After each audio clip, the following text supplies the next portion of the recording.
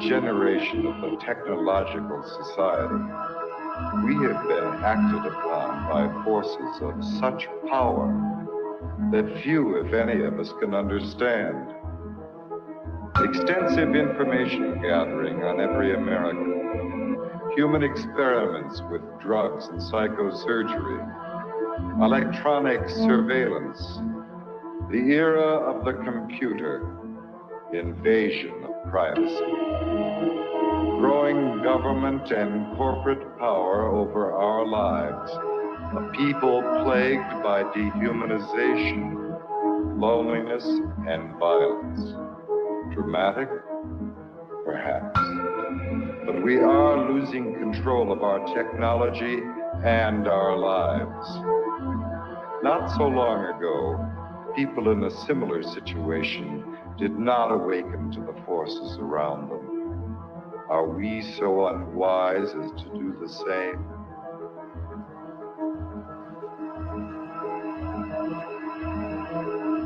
Behavior control.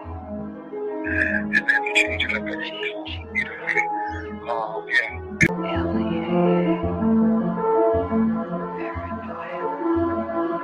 enemy list, wired death, dead acts, dossiers, medical records, social security number, credit record, national security. That was with another agent, Pat Webb. Pat was an explosives agent. So we kind of opened the door just a bit to the cabin. And as we opened the door, we were both pretty much overcome as we looked across the cabin at the shelves that were built on the other side of the door. We could see coffee cans and bottles and jars, and they all had labels on them, and they were very meticulously done. You could see that some were labeled with the name of certain chemicals. One of the things we saw was a hooded sweatshirt, that was hanging up there.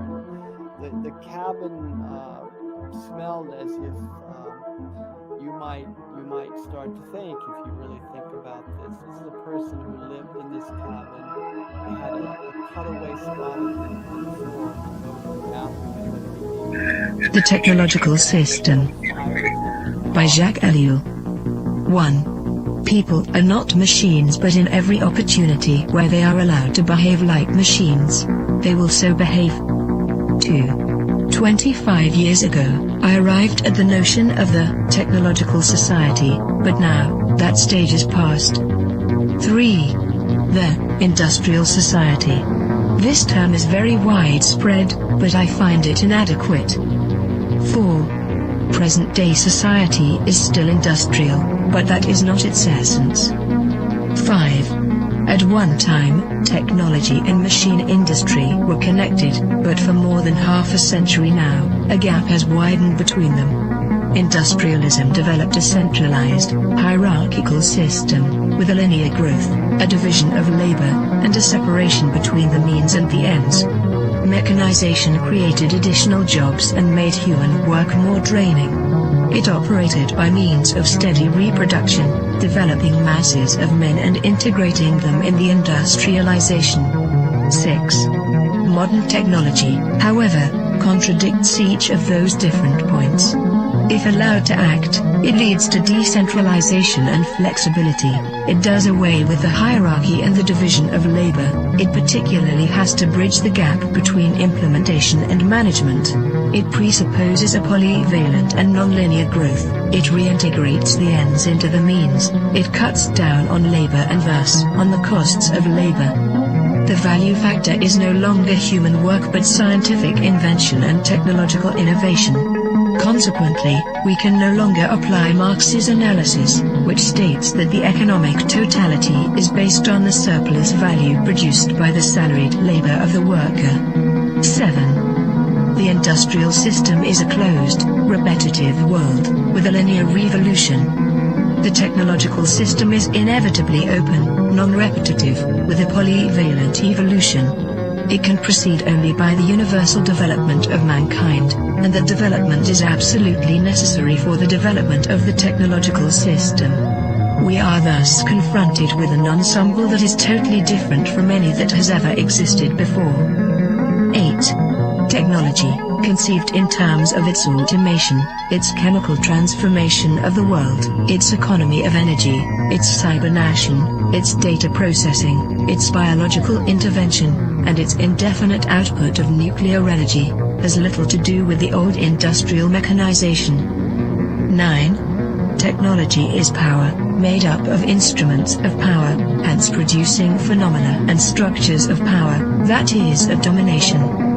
10. Terrain, in contrast to Bell, hesitates about a qualifying term. Thus, he speaks of a programmed society. In this case, I am far more in agreement. For he thereby joins the overall outlook of those people for whom the new thing about our society is the organization. He sharply distinguishes between the primary, capitalist, era of industrialization and our era. He qualifies this new society in terms of 3 features. 1. The emergence of new social classes, technicians, bureaucrats, efficiency experts. 2. The new trend of business, which is now based on organization and no longer on the relationship between economic power and productive labor. 3. Spare time activities. All 3 characteristics boil down to a reduction and to the necessities of the technological system, which, as Terrain realizes, transforms the social struggles themselves. They are becoming more technological and are no longer subject to a takeover by the proletariat. Turin adds one more essential feature of post-industrial society: the importance of the student movement with its deep contestation, its challenge, and its political weakness. But, as I have tried to show in my studies on revolution, I regard this feature as episodic and contingent. 11. What triggers consumption? Advertising, that is to say, the technologies of advertising. What is it that demands greater consumption? Mass production, which is possible only because of technology. What are we given to consume? Technological objects, because they are the things that are produced most. Hence, the consumer society, in all its aspects, is primarily characterized by various technologies. 12. Spectacle is a complete way of life. Consumption is a spectacle, so are political activity and leisure and work and family life and revolution. Modern man watches everything as a spectator. Everything is supplied to him as a spectacle, including the things he believes he is most deeply contributing to or participating in. 13. Technological activity is, by nature, spectacular, excluding all internal reality. Technological activity is what waters down all serious things, since no action can be performed any longer unless by way of technologies. 14. Z. Brzezinski, Between Two Ages, America's Role in the Technotronic Era, 1970, also figured he could add something absolutely new by coining the term technotronic. He lists a number of differences between industrial and technotronic society. In industrial society, the machine plays the essential role. The dominant social problems are unemployment and employment. Teaching is done through human relations. The ruling class is plutocratic. The university is an ivory tower isolated from reality. Reading favors a conceptual thinking proper to ideologies. Political conflicts are intrinsic. The masses are organized into trade unions. Economic power is personalized. Wealth is the object of activity. 15. Technotronic is a portmanteau word combining technical and electronic. Come now. Isn't electronics technological? Does the word add anything to the early definitions of technology? Once again, technology equals the machine plus industry. Fine, then there is something new according to the famous definition. In a machine, there are material parts that move. Electronics operates with no moving material parts. Granted. But if the computer is not a machine in the normal sense, then in what way is it not the product of a certain number of technologies? In what way is it not integrated in a technological system? There is no reason to distinguish between technology and electronics. 16. Man can no longer be a subject. 4. The system implies that, at least in regard to itself, man must always be treated as an object. Today, this phenomenon is far more important than the renowned Marxist interpretation of commodity. 17. Nothing can have an intrinsic sense, it is given meaning only by technological application. Nothing can lay claim to action, it is acted upon by technological process. Nothing can regard itself as autonomous, it is the technological system that is autonomous, as we shall demonstrate. 18. No technician claims to be ruling society. There is no need to regard technicians as technocrats or to believe that a class of that type actually exists. 19. Colin Clark's classification is replaced by a different one, at the bottom, the unqualified functionals, then the functional operators, and at the top, the rulers, researchers, conceivers, with perhaps a fourth sector for the activities of operational research. In other words, the social distribution is, already, less and less in terms of activities applied to the economy, and more in keeping with the technological capacity. 20. The era of clerks, and these clerks are the decision makers in all domains because they have the knowledge and use of the technologies. Like it or not, and Hetman shows this so well, the experts, the specialists of diverse technologies are to be found everywhere, from business to administration, from government to agriculture. They form the true grid of society, the network holding the various pieces together. It is the technological coherence that now makes up the social coherence. But this is not a technocracy in the true sense of the word. 21. The discovery of the technological system normally seems like an attack against technology, a criticism of technicity per se. Any shedding of light on the technological structure is always received by technologists and intellectuals as an indictment of that structure, even if absolutely no value judgment has been expressed. 22.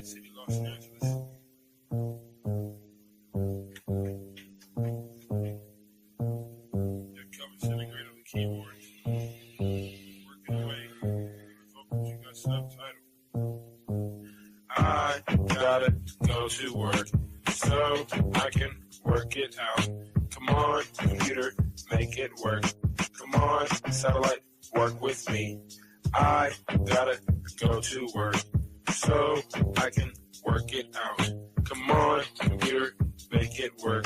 Come on, satellite, work with me. I gotta go to work. Who would have thought that I would starter these jerks? The first full-time clock and serial microphone rocker. I used to jump on the stage back in the day wearing a stocking. I won't conceal my identity in any stereotypical venue. Never will I reveal the serious way that I feel. I'm on job time, all I do is talk into the steel. Use my style to hide and conceal, profile and be cowed while I smile and just say that I'm real. Bad luck strikes in 3, all of you will agree. I didn't have a heat shield, they rained triplicate on me. But it's squares versus circles, then any of you can compare front and back are differentiated by a 90-degree squared circle. If you know what I'm talking about, you know the code, work it out. Forced entry, I was disguised as a sentry. I gave not a care, life is an adventure to me. I obtained secret money and manufacture inventions, fracturing the line between space and time dimensions. Restructure the torque and the structural integrity, so I can walk on water while it retains surface tension. This making me an acolyte of the greater unknown, the word shark, king of these murky seascapes. Within my patriarch society, you cannot dethrone the intricate degree and climate that I seize from the police state. I gotta go to work so I can work it out. Come on, computer, make it work. Come on, satellite, work with me. I gotta go to work so I can work it out. Come on, computer, make it work. Come on, satellite, work with me. I still wish they made more girls like me, intelligent, beautiful, and rich like but they don't, so I stay fucked up like King Keeper. She's the type of person that will still rock Latigre. I'm the type of person that will still sport feelers. I found this pair of size 15s out in Pasadena. Those are my work boots. I insert this into these jerks' necks, giving them a virus that will destabilize their hardware. Now I can tap in just in my onboard wet works. Plant the hidden charge there. It's a cellular reconfiguring program consisting of integers, turning human beings into kindling, whittling the psyche into an apparition, place it back into the skin. Now it's the ghost in the shell. Should I boast? Well, no. I stay on the west coast of hell, where hell's bullets this I know so well. I have my work cut out for me. This has its perks. Just then I realized life is mostly hard work. And why not get your car pulled off under you? It won't get sorted back from that dumb desk clerk. And who's the one to stop for you? I didn't know what to do, so when in doubt, go to work. When I'm 25, I'll contract myself out once now I'm through. Then it's just books and beats for me. I'll leave the rapping to my crew. I'm a good scientist in a world gone cuckoo. Imagine how it is to watch them turn crazy around you and then look over at you like you are the insane one. That's how it is. It's okay to meet the controversy bubbles and flattens out like this. Like my little kids. And I've got to go to work so I can work it out. Come on, got to work for me. Come on, got to make it work. I've got to make it work. Come on, I can work it out. I've got to make it work. Come on, let it work this way. Come on, let it work it work. Come on, take it.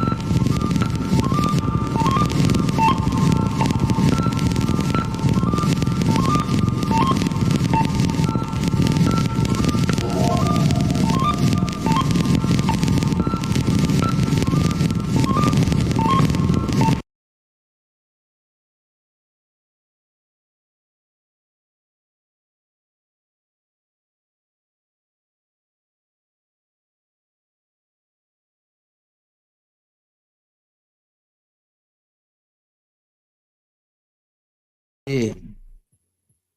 Shit is real on the motherfucking hill, God. Times is hard, bitch, you blur. Infamous, like, yeah.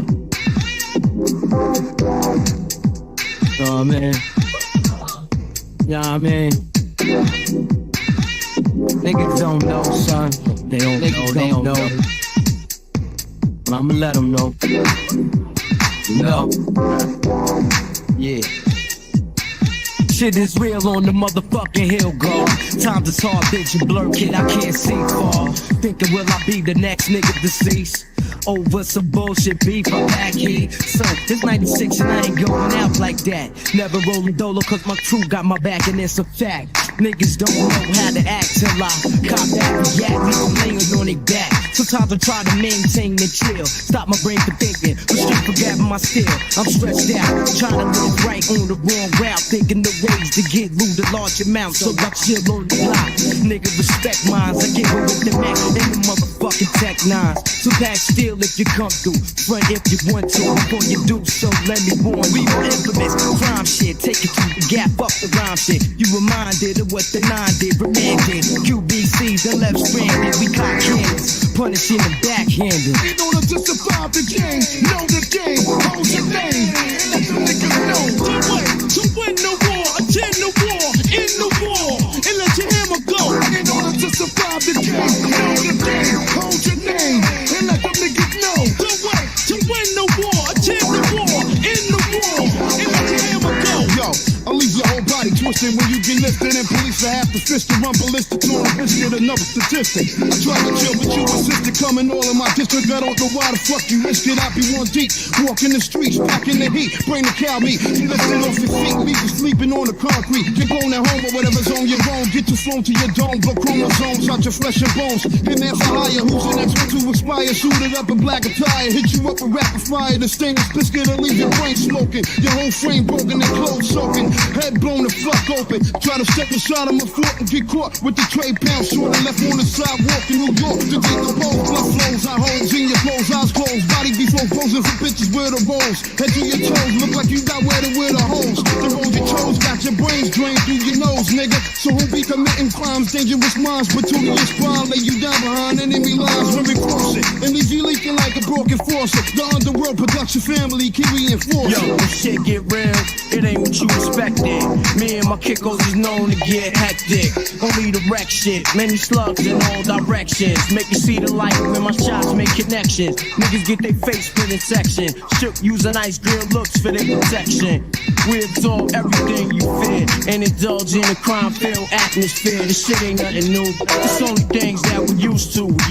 Stick niggas on the F through to the E train. When it's time to recruit, I humble on the D train. See my man D only to purchase my cocaine. Word to my newborn seed. A nigga gotta make loot to support greed. On the wild side of the fence, so shit is on the verge of explosion. It's so cold you might get frozen if you leave yourself vulnerable. And time lapsing, fools collapsing and caught up and gun clapping. No matter who you are, if you know many faces, I don't discriminate. My shot blade all races and cultures. We sorta like vultures, eating your inside like oceans and pause niggas close, nigga. In order to survive the game, know the game, hold your name, and let them niggas know the way to win the war, attend the war, in the war, and let your hammer go. In order to survive the game, know the game, hold your name, and let them niggas know the way to win the war, attend the war, in the war, and let your hammer go. Why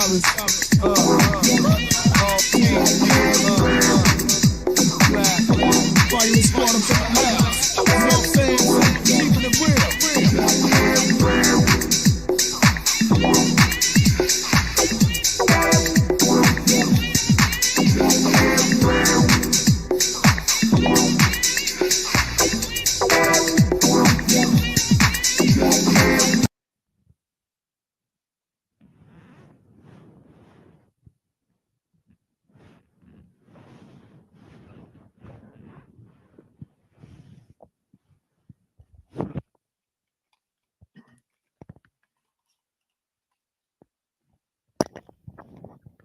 Welcome to the Machine Lines, where we talk about the lies of the machine on the machine that lies.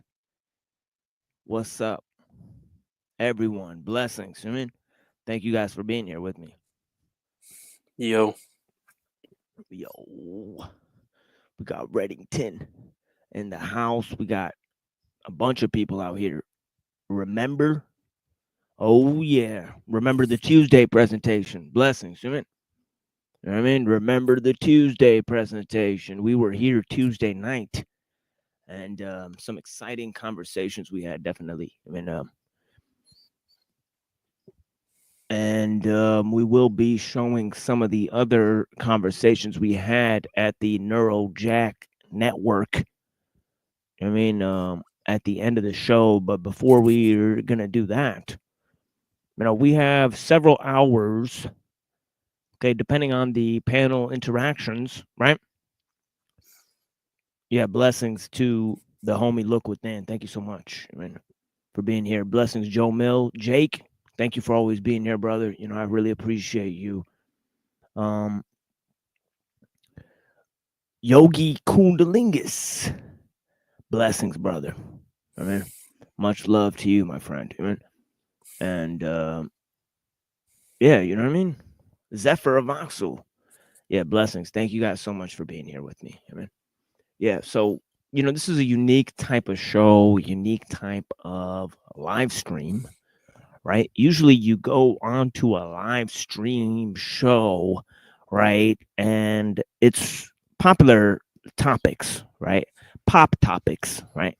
And usually the ideas are going to center around personal relationships or bonds or, their internal dialogue between the various members, some type of internal joke. I mean, type of improv shows, right, that they have. It's like a bad, version of some of those improv shows. And of course, the characters on there totally fake. Characters on most of these shows that they don't even put their name behind. They're too afraid to put their name on anything they do, right? So, it's just a controlled atmosphere. Many of the people are surprised, right? Because the entire show's a lot like reality TV show, right? Where it's just a facade of real human interaction. Right? Exactly. Whose lie is it anyways? Right? Right? But this is a little bit of a different experience in that, I'm not really hiding who I am. Right? My name's Muhammad. I'm from Detroit. Right? The thing is that, I am a Pakistani American scholar on a range of subjects and themes. Right? And I've increasingly been paying attention to this medium. And, this is a sort of way that we can eloquently catalog the types of propaganda that are available and the types of information that have been unveiled to us. So, it's a totally different show in that here on this show, right, all of the comedic moments, right, all of the philosophical insights and all of the personal issues are real. All right, but they're only as real as you want to make them, right? Because the median is the message, right? And we are mediating our interactions, right, through modes of experience, right? And those modes of experience, right, they seem to lose a lot in translation, okay? The man texting a person, sending an email to a person, calling a person on the phone, they embody the medium that they use to send the information. Hence, we have a different type of speech we use for text. We have a different type of speech we use on social media websites. We have a different type of speech we use on internet panels. We have a different type of speech we use depending on the application, right? Okay. And the mediation of words and symbols and ideas, right? That comes to a a sort of idea that is extremely important, right? And that is the idea of, you know, mediating through the use of symbols, right, as I like to call it, right? And mediation through the use of symbols, 90% of our activity is comprised of mediation through the use of symbols, right? Okay, 90% of our behavior that's about survival, right? Okay, is about mediation through symbols, right? So the arts that are concerned with symbol making, right? Okay, and there's been many arts that are concerned with symbol making, right? Okay, but I feel that the arts that create other arts, that those are architectonic, right? So this is a special show, right? In that, we seek to address the architectonic, right? And we seek to go beyond the use of symbols, beyond various forms of mediation, right? Okay. By looking at the various forms of mediation that are propagated, right? Okay, and through the execution of certain themes, right? In order to explore and be aware of the presence of those mediums, right? So awareness of the limitations, okay, is how we can get beyond the programming, right? Let me read a line from Ellul that is very, very important, right?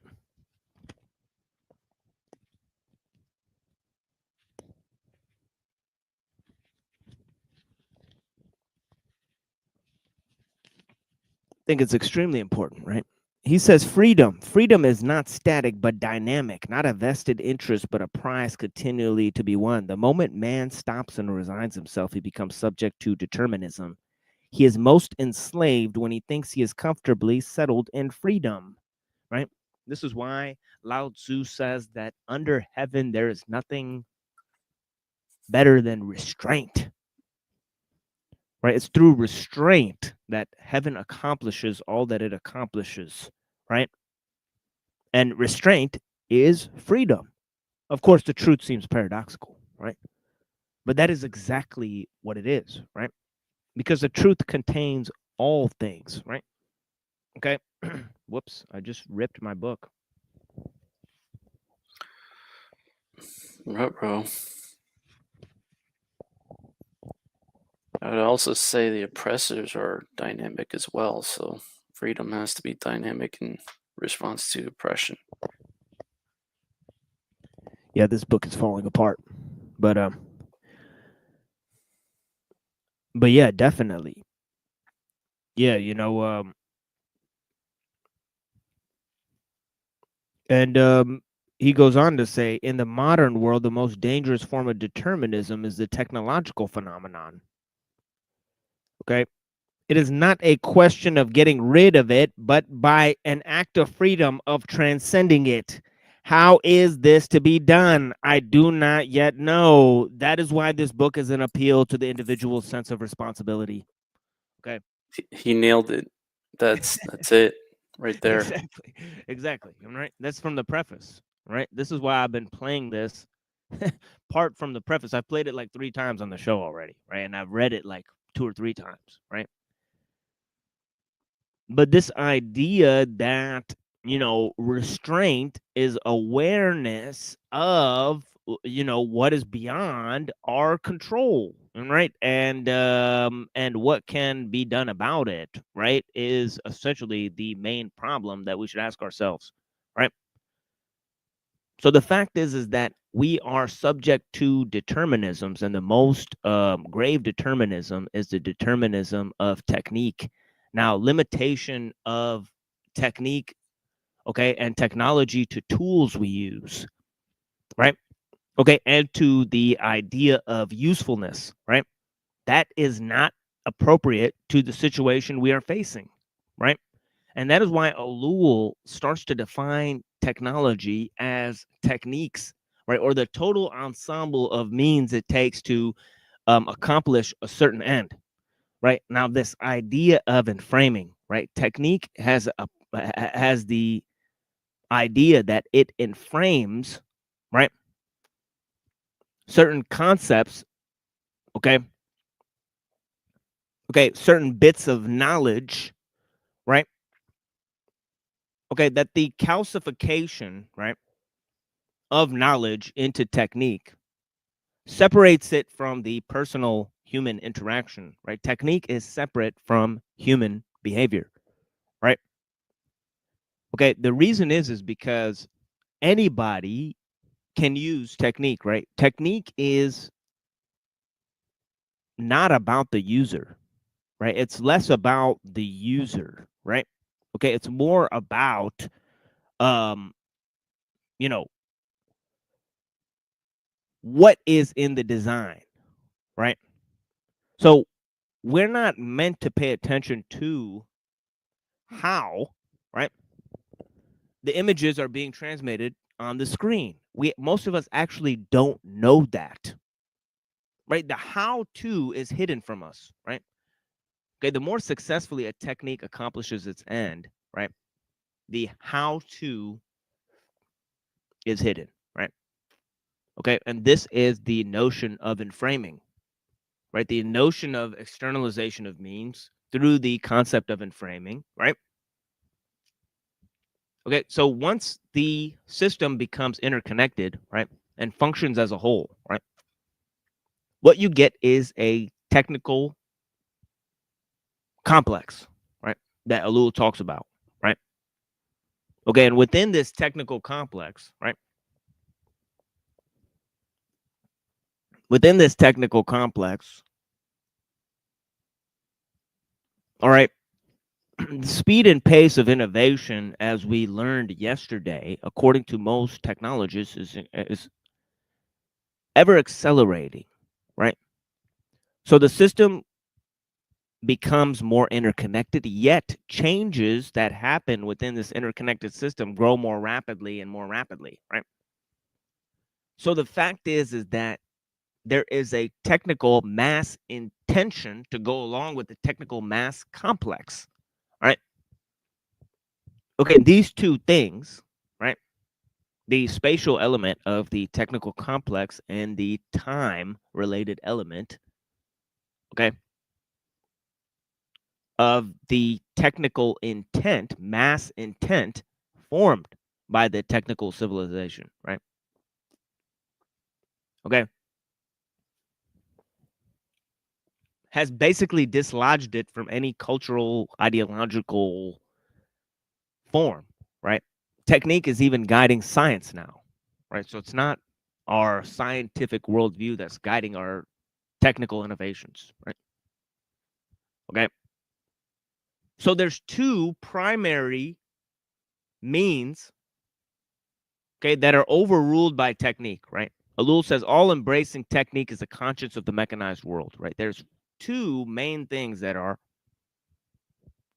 okay,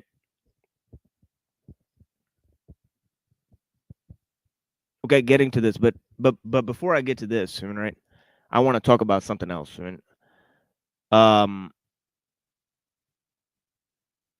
You know, and for that, I will pick up Ellul here in terms of explaining these 5 points that he's trying to make, right, about how the system operates, right, and the ideas within the system, right. I think it's more important to talk about that right now, right? In terms of you know, how he says that this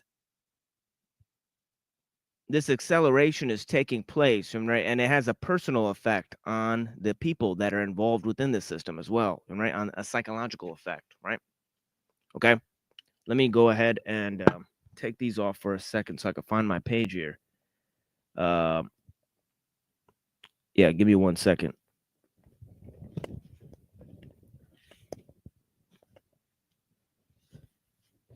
And there's several factors he mentions. I've listed them here. He said there's a link between the final link between science and technology, right?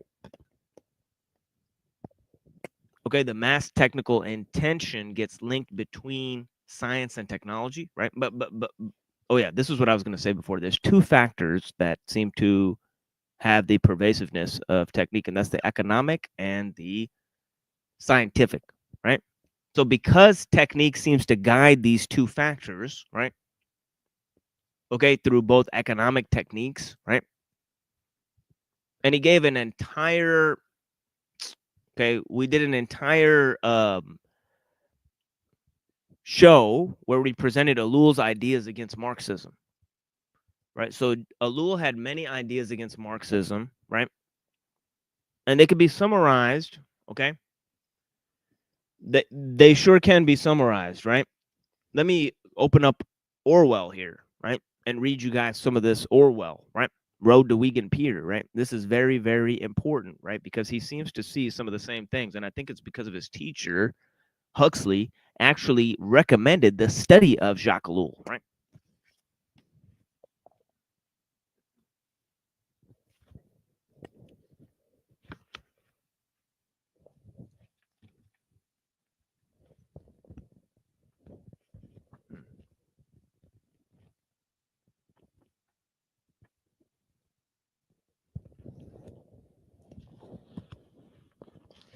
Okay, here it is. Yeah, it says socialism is bound up more or less inextricably with the idea of machine production. Socialism is essentially an urban creed. It grew up more or less concurrently with industrialism. It has always had its roots in the town proletariat, the town intellectual, and it's doubtful whether it could ever have risen in any but an industrial society. Granted, industrialism, the idea of socialism, presents itself naturally because private ownership is only tolerable when every individual or family or other unit is at least moderately self-supporting. But the effect of industrialism is to make it impossible for anyone to be self-supporting. Even for a moment, industrialism, once it rises above a fairly low level, must lead to some form of collectivism. Okay? And this balance between collectivism and atomism, this is what creates the plasticity of the social milieu, right? Okay, it's not liberal concepts that just fall from the sky and everybody starts believing in them. All right. It's objective factors of power. Okay, the objective factors of power, right?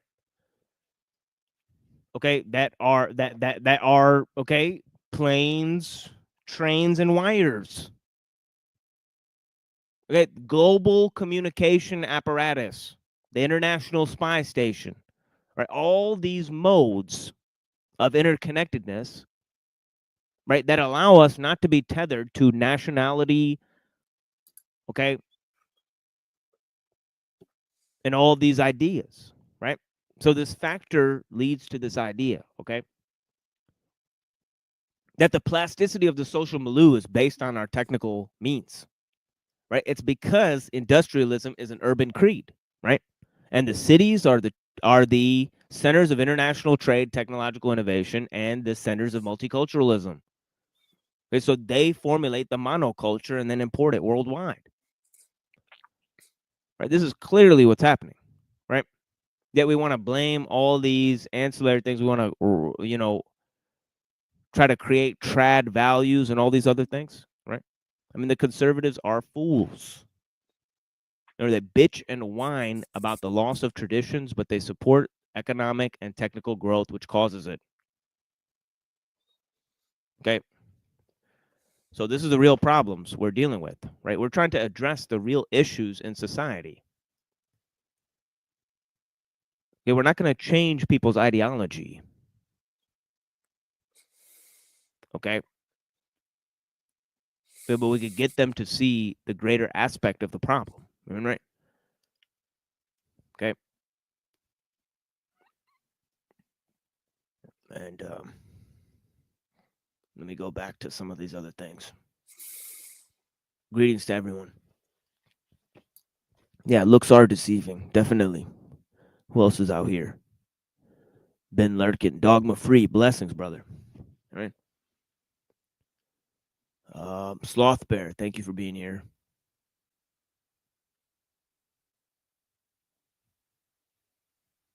Aaliyah, thank you for watching. Blessings. Yeah, thank you. Office of Secular Quranism, thank you for watching. Rules are the restraint we need to keep us good and safe. Yes. I agree with that one. Fake and gay, exactly. All right, let's move on. Thank you guys. I don't know why I just went on for another 15 minutes. I didn't need to do that. But yeah, what I'm trying to talk about is this these two factors that cause the plasticity of the social milieu, right? Increased forms of collectivism and increased forms of individualism, right? Okay, and of course, if you could isolate the individual, make him more interconnected, right? Okay, then this is the thing. Okay, about feelings of inferiority and over socialization, these two factors, right? Okay, voyeurism and escapism. Okay, everything blossoms from these two negative poles. Right? But yeah, individualism and collectivism. He said industrialism, once it arises above a fairly low level, must lead to some form of collectivism, not necessarily to socialism. Of course, conceivably, it might lead to the slave state, of which fascism is a kind of prophecy. And the converse is also true. Machine production suggests socialism, but socialism as a world system implies machine production because it demands certain things cannot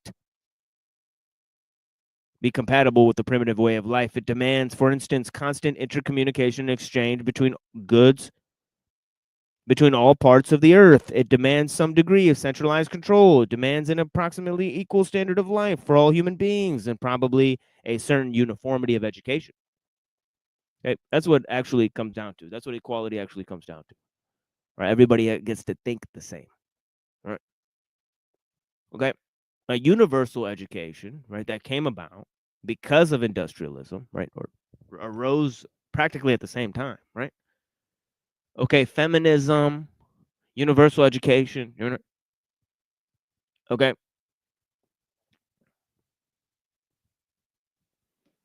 Okay, all these ideas arose at the same time, right? Okay, now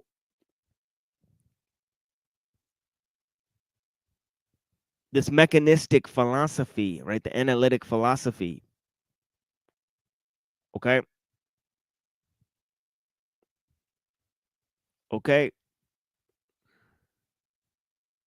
universalism, right, the onslaught of universalism, the onslaught of utilitarianism, okay, that utility would ever be a basis for ethics, that analyticity would ever be a basis for philosophical notions, right? Okay. Okay, all of these mechanistic philosophies arose after they had understood that, as Newton said, right, the universe is a machine, right? Okay. Not only are we separate from nature in terms of Descartes, but universe is a mechanistic machine, right? According to Newton, right? Okay. Animals are machines according to Descartes, right? Okay. Deus ex machina, right? Okay. But yeah, you know, what else we got here? We got the ideal of progress, the myth of progress, right? That things are going to progress, right? This idea that was never seen in ancient times, right?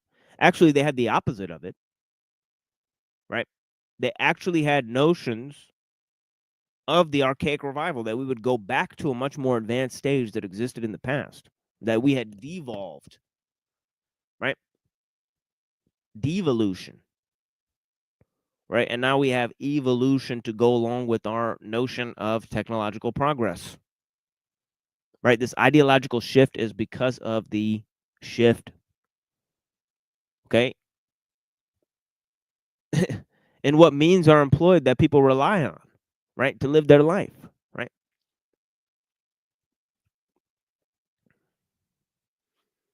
Yeah.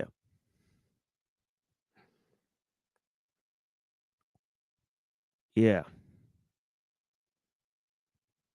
Technical culture. Okay. The rise of a technical culture. Okay, I've talked a little bit about that, right? Tech optimism. Okay. Population growth, right? The growth of the population. Okay, and I said that there's many factors that relate to that, right? Okay. Many factors that relate to the population growth, right? The two main ones are about population expansion, right? And population density, right? Okay, that there's not just more people, but they're able to be packed into a smaller space because of the technical capacity, right? And also, okay, so this is the notion of population density, right? There's all sorts of psychological effects from that, right? Okay, lots of harmful psychological effects for that, right? But anyways, there's other ideas, right? There's other ideas too, right? Okay. But yeah, I'm just gonna move on here because I'm going extremely slow here for the time. I mean, but yeah, there's economic factors, right? Okay, obviously the economy is part of the technical complex at this point, right? The plasticity of the social milieu, I talked about that. Okay, the rise of individualism instead of natural groupings, right?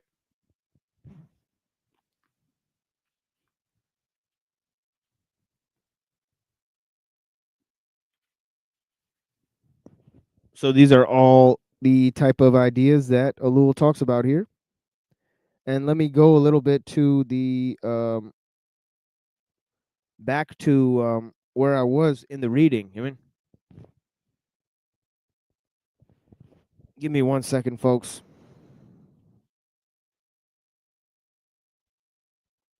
But yeah, we're going to be reading Ellul here, right? Then we're going to be looking at the Tao Te Ching, okay, Stephen Mitchell translation. And we'll read through that and read some of the main parts there that I think are of extreme value in terms of philosophy and ethics, right? And also metaphysics, right? So there's lots of ideas in the Tao Te Ching that relate to many different ideas in philosophy, right?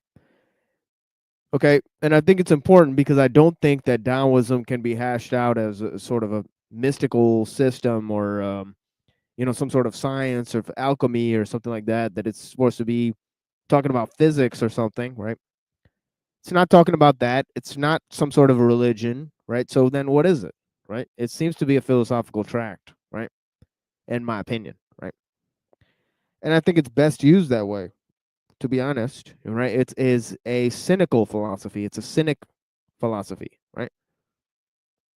Okay, in terms of and when you get to the Shangzu, it seems extremely cynical, right? But I think through its cynicism, it seems to be attacking both egoism and Confucianism, right? In terms of looking at the essence of what virtue is, right? The Tao itself, essence without form, right? Now, we'll reflect on some of that, and then we'll move to some news and some panel interactions, hopefully, right? If we cannot attain to that, right, then we'll sort of just move on to looking at Kurzweil and Kaczynski, right, and looking at some of their ideas, right? Okay, and I apologize. I said I'd go grab some videos of Ellul, but I just don't have them today. Maybe we'll do that on Saturday. You know what I mean? Today we'll just read some of Ellul. The introduction to this chapter is going to be a real slammer because we've now made it past his introduction, right, where he introduces these topics and says basically what technique is not, right? So that's going to be the show, and of course we'll have music for you guys. Blessings.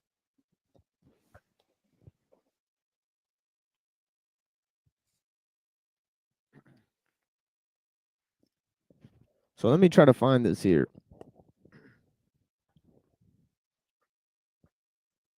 Okay, 5 factors, he says. He says a joint occurrence of 5 factors we have briefly analyzed. Okay, I took out a few more, right?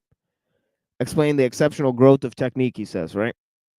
He says never before had these 5 factors coincided. Okay?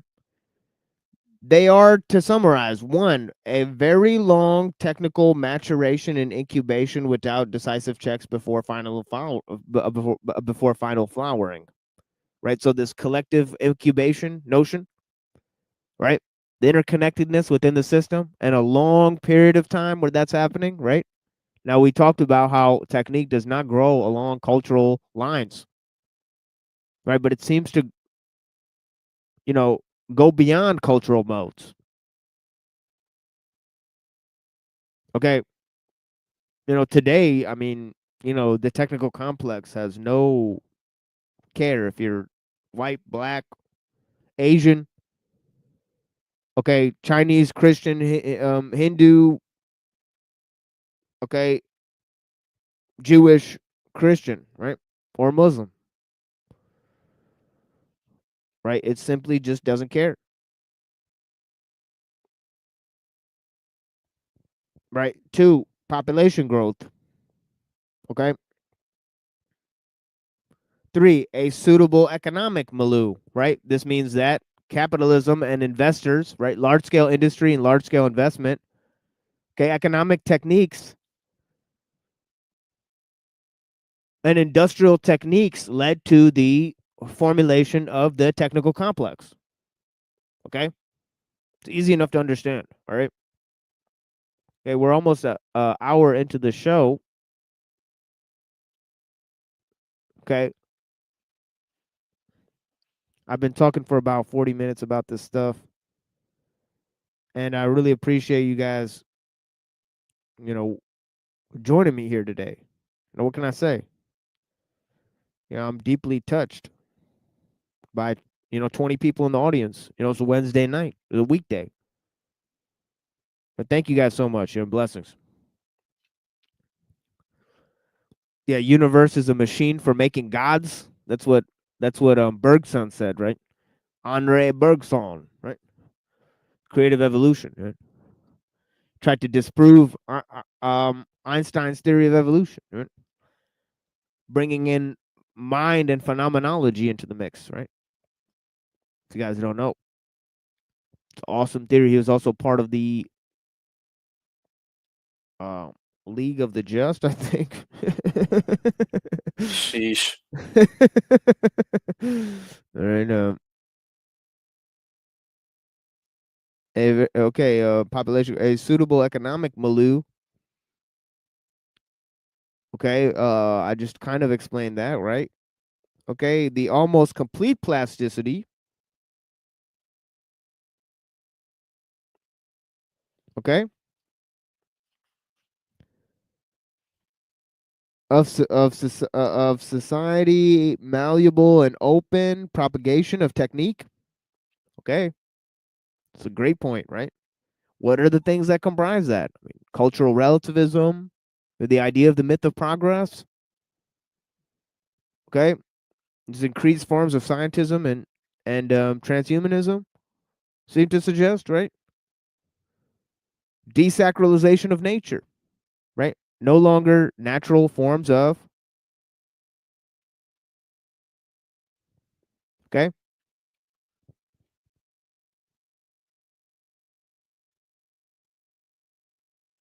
Of human connection, right? Not natural human groupings, right? But human groupings that are formed through the technical complex, right?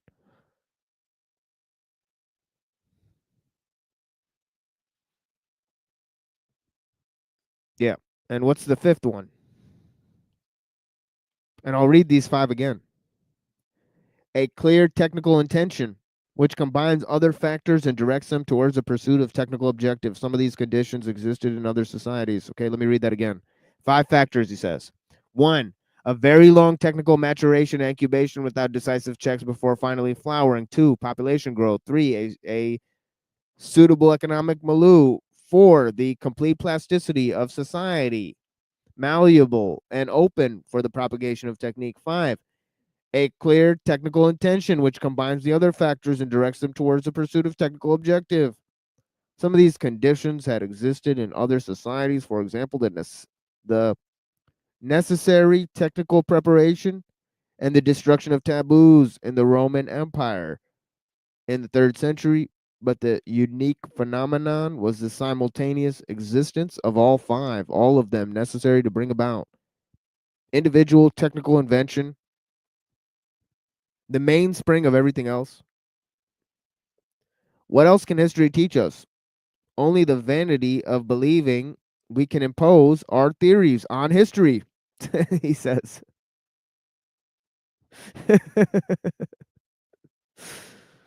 Any philosophy which asserts that human experience repeats itself is ineffectual. Yep. That's idealism, right? Okay, any philosophy that cannot take into account historical patterns is subject to idealism.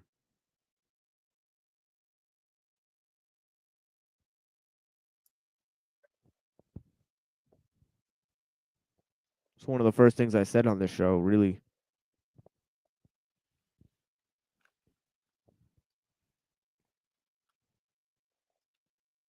All right. I've been having tons of trouble sleeping, so I may cut this one short. It is what it is. And, but we'll have at least a 9-hour recording today. I mean, for the people.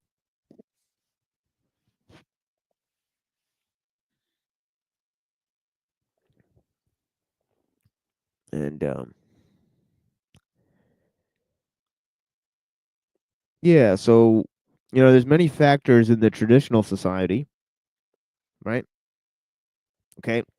Traditional society are limited by their natural capacity, right? Okay. Okay, they have small variety of means. Okay, they're inherently local. And there's choice of participation.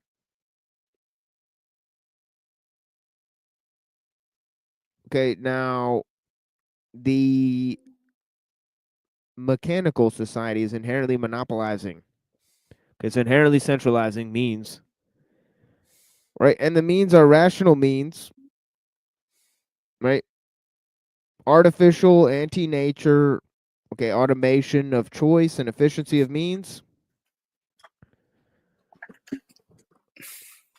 is a collaboration that happens there. And finally, self-augmentation.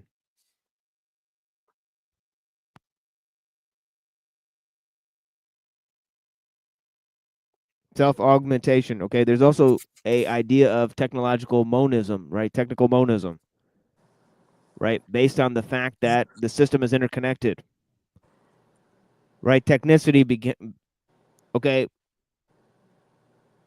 starts to have its own character, take on its own character. Okay. Then there's the idea that universal means are applied no matter the cultural setting, and that leads to an increased form of automatism. Okay. In terms of the growth of the system, right? Which is a clear attack on human dignity and freedom. But yeah, I'm gonna move on and start reading here. Blessings, Unseen Warfare. Blessings, brother. What's up, man? Yeah, what's up? What you reading, man? Ellul? Oh yeah. Yeah, I'm with it. Yeah, Ellul.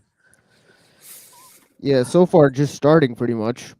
But yeah, I've explained it to death here. Maybe an hour of explanation here. So I need to actually not an hour, like 40 minutes of explanation. So I really need to move on and start reading this before it gets too late. But yeah, he says, but yeah, we're starting here at chapter 2, the characterology of technique. So he's really going to define now what technique is. As I said, chapter 1 is mainly consisting of what technique is not. He brings out all of these ideas, okay, to show us what technique is not. And finally, he looks at history. Okay, I think he points out some objective factors in history, right, that led to the rise of technique, right? And yeah, I mean, says, man, I've been crazy dreams the last couple nights, and same, yeah. Holy smokes. Yeah, getting visions out here. Yeah, I'm gonna be taking mushrooms soon. I keep delaying this experience, right? But I'm sure that'll help the visions. yeah, I mean, yeah, definitely. But the thing is that yeah, I have not been having them in much dreams, mainly because I've been having lots of trouble sleeping. Right. Tons of trouble sleeping. But yeah. Well, I think pot kind of limits your dreams. I know when I smoked a lot of pot, I couldn't really dream much. Yeah. Yeah, it could be that too. It definitely does do that, but I still have quite vivid dreams, but it just just no sleep, but yeah, blessings. Yeah, shout out to the lurkers. Yeah, exactly. I appreciate you pinning my channel down there, brother. Cool. Oh yeah, definitely. Yeah, blessings. Yeah, but yeah, it says in discussing technique today, it is impossible not to take a position, and the position we take is determined by a historical choice, conscious or unconscious. Okay, conformity in our age is nothing more and nothing less than conformity to the technological system, as Ellul says in another part of his book, right? He says, acknowledging that the technical phenomenon is a constant in human history. Is there anything new about its present aspect? There are two distinct positions on this question. The first maintains that there is no more real technical innovation in the modern world than there was in the Stone Age. Gene Forresty asks humorously whether prehistoric man, the first time he saw a bronze sword used, did not feel as menaced by it as we feel by the atom bomba. It would seem then the technical innovations have always had the same surprising and unwelcome character for men. This is as inexhaustible source of jokes for motion pictures and cartoons. If we become frightened, we are merely obeying ancestral instincts. There is no more real reason to be frightened. Okay? So I think that's interesting, right? Okay, I think it's interesting that humanity rejects innovation on a base level. Okay? And I mean, you can see this, right? I mean, human culture in every age has limited the growth of technique, right? Okay, for example, but yeah, human beings, if you'll examine their behavior, right, they're extremely extremely likely to develop patterns that they'll take on and repeat. And if you try to give them a new way of doing something, they often resist it big time. You've seen most human societies go through this, right, at one point or another, right? So the fact is that, we're not necessarily, see, I really detest this notion that human beings are built to, like, gain knowledge,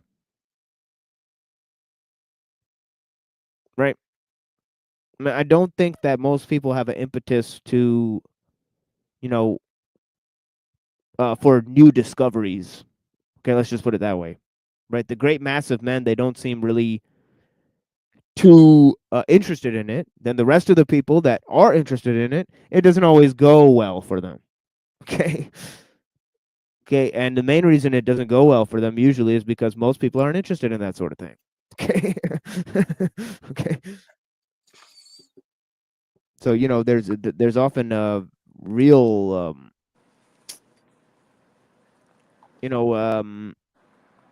I mean, you can't distinguish genius from crazy, because all genius means is you don't know how he did it, and all crazy means is you don't know why he's doing it. So it's a little bit the same, man. Yeah, a lot of these innovations too, it's because like these scientists are being funded by, universities or whoever's funding them, to do what they're doing. It's their job and they don't want to lose their material, their instruments in some way. And a lot of times they don't have a choice in what they're really diving into. And it can be extremely dangerous for all of mankind, but they sort of just go along with it because they're getting paid. It's a weird thing.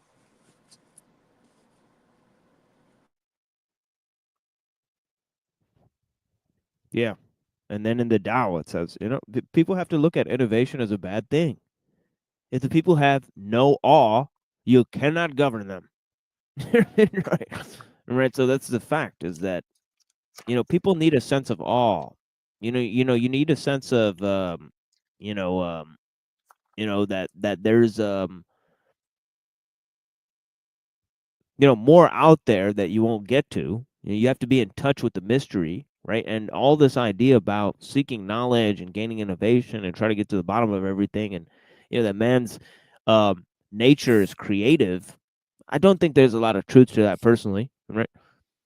But you know, but I digress. But definitely, I'm always looking at the dangers of knowledge and innovation. Right? I don't think it's true that these are, you know, um, inherently good. But yeah, let's go to this. It says, there is no more real reason to be frightened, he says, Ellul, by atomic bomb than by any invention thousands of years old, which, as we see, has not destroyed the human race. The technique of today has the same characteristics as all preceding techniques. This normal development, however rapid and surprising, cannot be of danger to us. In opposition to this resolutely optimistic position, there's another which maintains that we are confronted by a genuinely new phenomenon. I think it's really important what he says here, because it's obvious that this is his view. He's not going the optimistic route here, right? So he's going this route. He says there is nothing in common between the modern technical complex and the fragments of which are laboriously sought out in the course of history to demonstrate that there's always been technique. Okay, if you look at his historical analysis, okay, it's pretty obvious that he thinks that the characterology of technique in our modern age is very unique process, right? That's coming to fruition, right? Okay. And let me go on. It says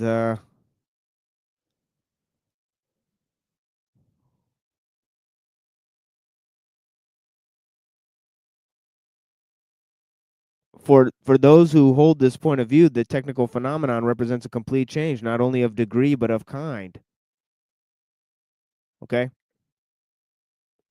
Modern society is confronted with a transition heralded by Marx and particularly by Engels. Okay, I can't stress this point enough, that they called their theory scientific socialism. Okay. This is what Engels called Marx's theory, right? Okay, which involves a change of quality as a consequence of the change of quantity. This postulate, which Engels applied to physical phenomenon, holds true for sociological phenomenon as well. Beyond a certain quantity, the phenomenon, even though in a sense it remains the same, does not have the same quality, is not of the same nature. One cannot choose between these two theses in a subjective and a priori manner.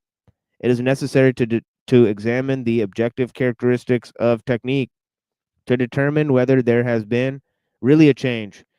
But what characteristics shall we examine, he says, right? Okay. What characteristics shall we examine? It seems like these people that always have this like idealistic idea of saving mankind end up destroying it in some way. You notice that? It's I don't know. Oh yeah. Yeah. Do you think you can change the world and improve it? I do not think this can be done. All right. Lao Tzu, you mean? Definitely. Right. I mean, the people who want to impose their ideas on others, and of course, the ideological people are much more ferocious, right, in their lack of restraint, right, than the people who are just materialistic. You know, Right, they're that. usually really cold people. You know, there's not a lot of warmth there. And you said it before, the mechanical heart. It really does turn out that way, doesn't it? Oh yeah, yeah. That's from Shang Tzu. Yeah. He says he says he says I've heard from my master that people who use machines develop a mechanical heart. Right. So yeah, man. Definitely. We're in the age of the mechanical heart. Yeah. Definitely. Mechanical turned digital. Yeah. And it goes to our conscience. The tongue is the reflection of the heart, as they say. So it's obvious that, this idea of information overload, paralysis by analysis, moral paralysis, right? We're facing an age of moral paralysis, right? Because people are inundated with too much information, right? So, right, they're stopped dead in their tracks. And this is the problem. People need to simplify things. They need to connect things. They need to put things under more simplified range. They need to look things in a more clarified view, so as to not confuse things, muddle things. And we need overarching concepts to connect those things. So this is the problem that people are having. They can't get over the hump and see how things are connected, right? Because they don't have overarching concepts and ideas to explain it. I don't know why I don't know why I keep forgetting to, because Chris is so down there on the list. All right. Give me 1 second, Chris. Oh shit. Oh, son of a bitch. Can you guys still hear me? Yeah, I can hear you. Yeah. Son of a bitch. I'll have to come back in. Give me 1 second, folks. All right. I'm trying to get Chris the link. Just kick me out of my shit. Give me a second.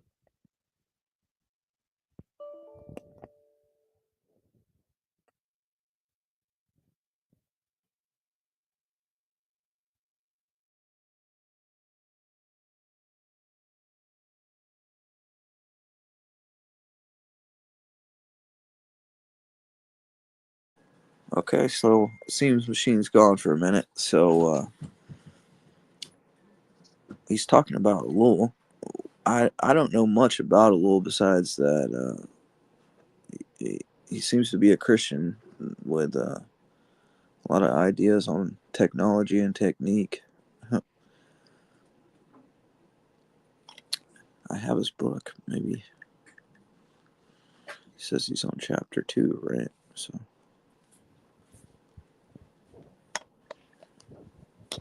we could find that. Oh, he's back. No use.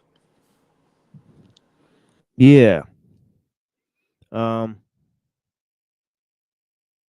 me see where I am.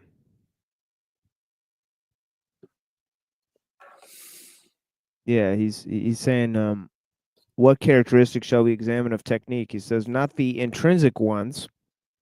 These do not change. If we consider intrinsic characteristics, the first position is right. The mental operation by means of which Archimedes constructed certain engines of war is identical with that of modern engineer who improves a motor, and the same instinct impels a man to catapult stones to construct a machine gun. Likewise, the same laws of propagation of technical invention operate no matter what the stage of technical evolution. However, these identities are not at all convincing. Many men who have studied the problems posed by different techniques admit that there is radical difference between the traditional situation and the situation we face today.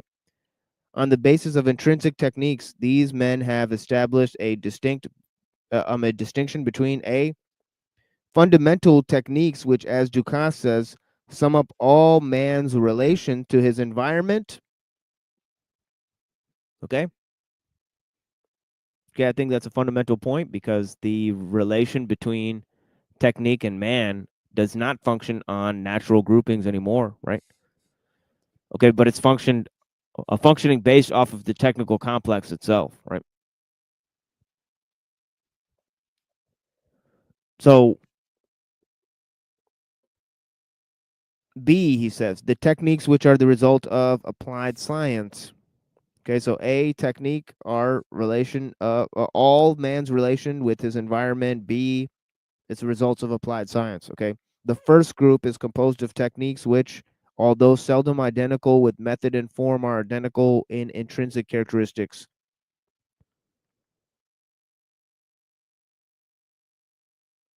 Okay, they constitute the complex of fundamental techniques which sociologists such as Leroy Gorhan usually study, and on the basis of which they elucidate the laws of technique. Primitive technique have no reality in themselves. They are merely the intermediary between man and his environment. Okay, so this is a great definition of primitive technique. Okay, it says that that all primitive techniques are mediation between man and his environment. Okay, this single idea is what separates primitive techniques from modern techniques, right? Okay, that obviously modern techniques are going to be man in relation to the technical complex, right? And the rules and application of the methods of scientific inquiry, right? Okay. So it says the techniques which result from applied science date from 18th century, characterize our own civilization. Okay. So see, he just says that right after, just like I was saying. The new factor is that the multiplicity of these techniques has caused them literally to change their character. Certainly they derive from old principles and appear to be fruit of normal and logical evolution. However, they no longer represent the same phenomenon. In fact, technique has taken substance and become reality in itself.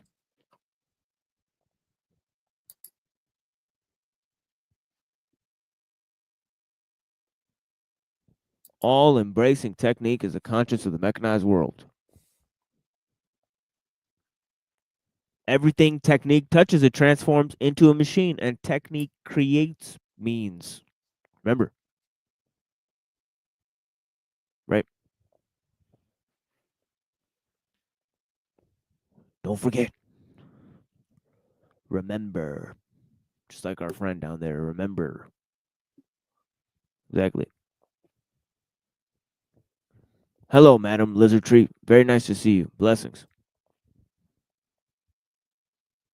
Rock E. Shepherd. Good to see you, sir.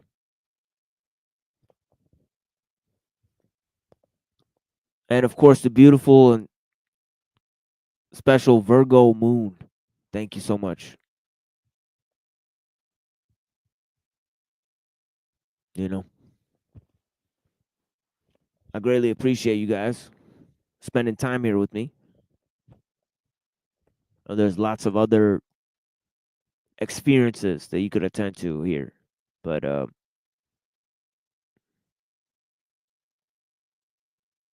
take it that the people watching here, some of them at least are aware of the problems I'm talking about. I mean, even if 2 or 3 of people here are realizing that, then I'm doing a great job.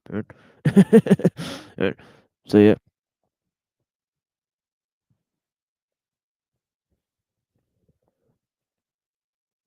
But yeah, primitive techniques have no reality in themselves. They're merely intermediary between man and his environment. But he says today, technique has taken substance, has become reality in itself.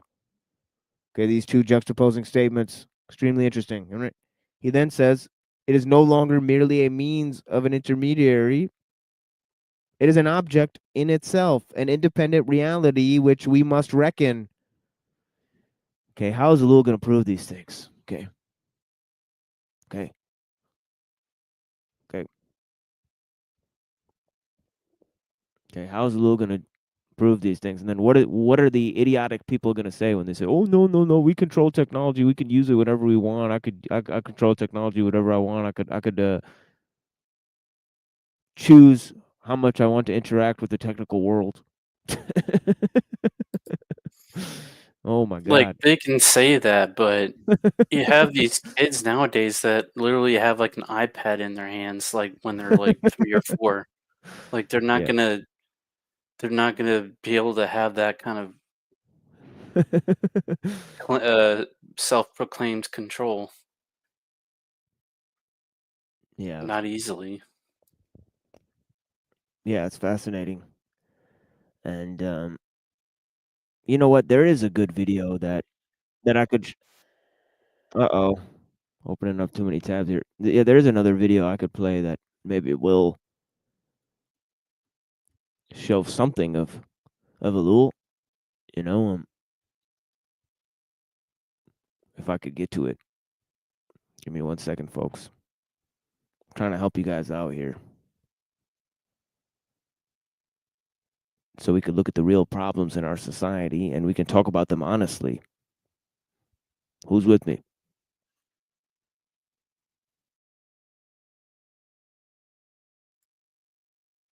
Yep.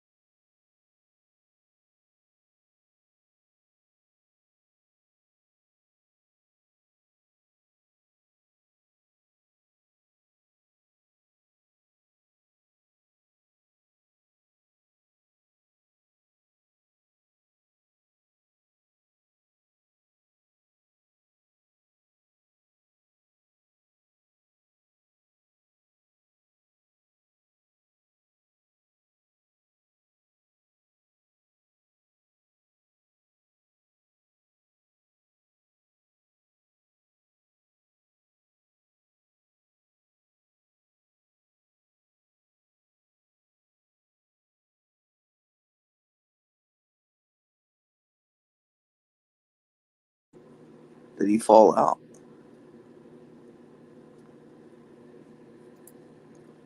Yeah, looks like it. He said Okay. something about too many tabs. So where he left off, and of course he's going to read this again, but just so we're not just left in silence, it says, however, this is often admitted difference does not seem to be characterized conclusively the singularity of the technical situation today. The characterization can be challenged because it does not rest upon deep historical experience. It is not enough to simply declare, by drawing on everyone's experience. All right, here he's back. No, go ahead, please. No, okay, all right. So it says deep historical experience. It is not a simply.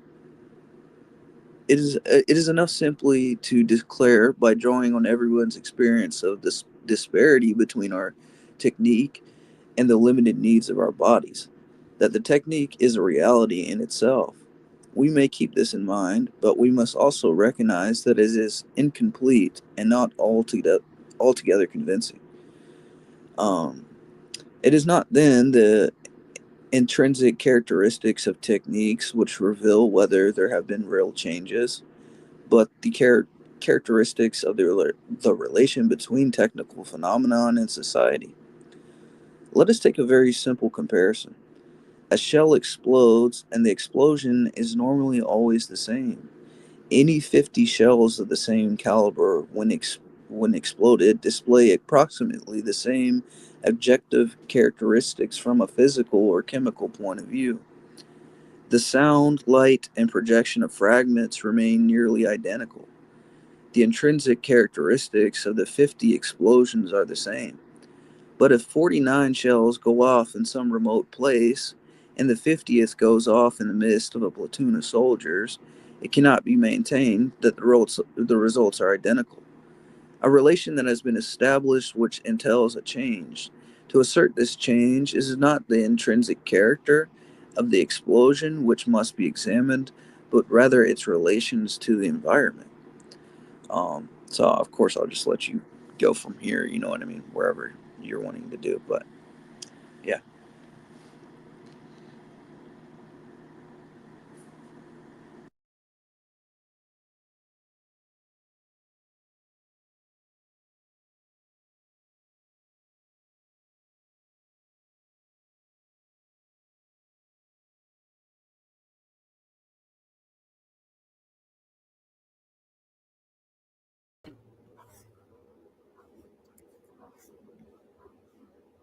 Are we still connected?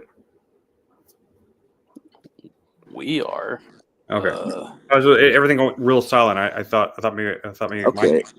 So he fell out again. So I'm just gonna pick up and try to help him out here. So, in the same way, to learn if there has been for a man a change in modern technique in relation to the old, we must assess not the eternal characteristics of the technique, but the actual situation of technique in human society. To go beyond this and to imagine, for example, what might have been the physiological reaction of primitive men when faced with technical intervention is purely fantasy. The question put by, it says, Jean Fouraste, strictly speaking, has no meaning. The working of the mind varies according to place and time. We cannot project ourselves with any assurance into the mind of primitive man. In order to remain within the limits of what can be known, we must be content to study the relation between technique and society, a relation which has advantage of being meaningful. And since he's back, he'll start at technique and civilization. Yeah, I had to sort of reset my laptop there, but it is what it is, man. Yeah. Yeah, exactly. Amnesia. I mean, but yeah, blessings. So yeah, don't worry, I'll get a new laptop at some point. But this whole idea, you know, uh, is really getting cooking here. He's going to start talking about sort of an organism of technique, or a technical environment. Is sort of what he's alluding to, that it's become a replacement for nature. That obviously society created the mega machine, right, through tools, agriculture, and some sort of political technique, right? Although it was primitive. Okay. When we get to the autocratic age of the autocratic state, classical liberalism, right, you have much more defined techniques developing, right? But this whole notion here, we're gonna go on, right? But ellul is really getting cooking in terms of the technical complex, right? Okay, or in other words, the technological system, right? For a system to be complete, it has to be closed off loop of information, right? But yeah, let's go to this clip and then we'll play some of our ideas here. I mean, we're gonna play a clip of ellul talking, and then we're gonna play some music, take a musical break, right? And I'll show you some of the mixes I made. Okay, and then we'll go ahead and look at ellul again, right? So this is what we're doing, and by then I'll also have dropped the link.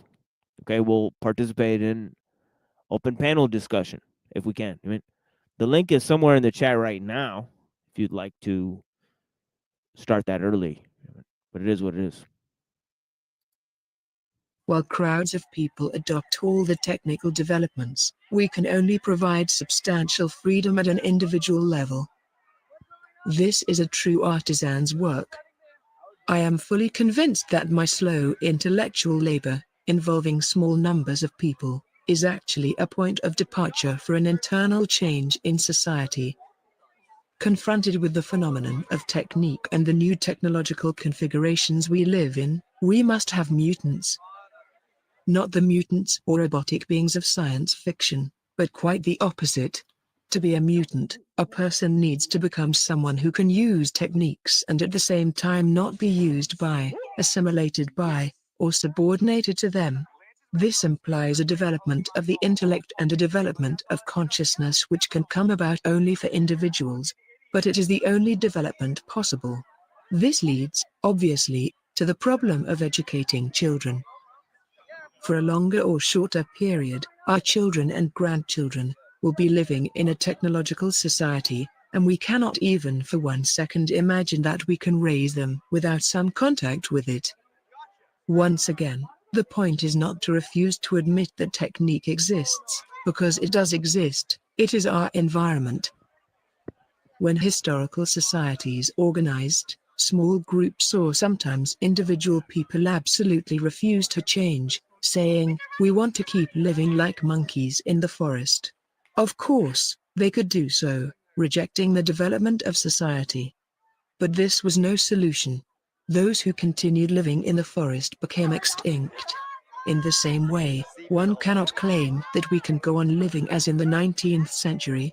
We cannot bring up our children as though they were ignorant of technique, as though they had not been introduced from the first into a world dominated by technique. If we tried to do that, we would make total misfits of our children, and their lives would be impossible.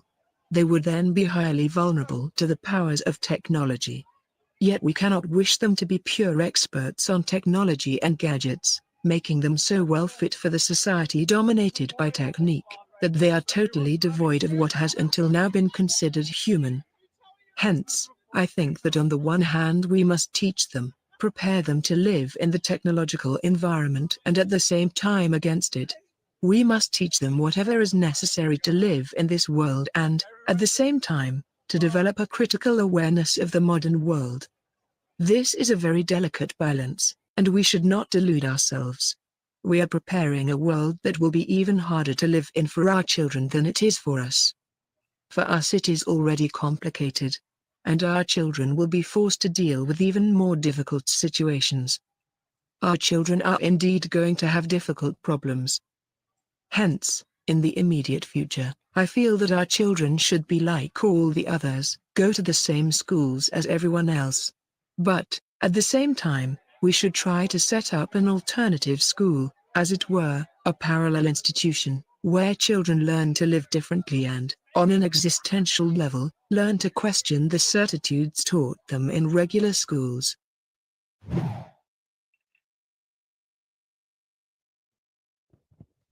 Yeah, I mean, I'd hope that that would be enough as a solution, but I'm afraid the situation has gotten much more worse than ellul predicted, and the solutions are going to have to be much more radical at this point. He didn't know about Pokemon Go apparently. Indeed, he had no idea the confusion that would be unleashed. But looks like he predicted some of it there. You know, these mutants. You know? That's true. But yeah, let me play some music for you guys here, and I'll be right back. Blessings. Yeah, you know, this song actually. Mutations. Yeah, exactly. Yeah, this song kind of is a lot like this whole, you know, the main lesson here. You know, this technological complex, this technological world, this technological slavery cannot last, will not last. Babylon will fall, right? Tower of Babel will fall, right? This Babylon is how it goes. shall fall. Exactly. Yeah, but how do you get from Christianity to anarchist and communism? He's not a communist. We went over that last time. He's okay. deeply opposed to communism. Yeah, he's deeply opposed to communism. I just spent about 10 minutes reading Wikipedia. I have to do some more research. Yeah, all right, Machine, I'm gonna head out it's for a little bit. I'm Yeah, taking a flight out, brother, but I might come back in a little bit. I don't know. For sure. I appreciate you as always, man, and I'll try to tune in a bit, man. Yeah, thank you, brother. Yeah, blessings. Later, brother. Yeah. Easy road. Later, Rocky, and everybody else. Later. See you. Yeah, there's a homie. Yeah.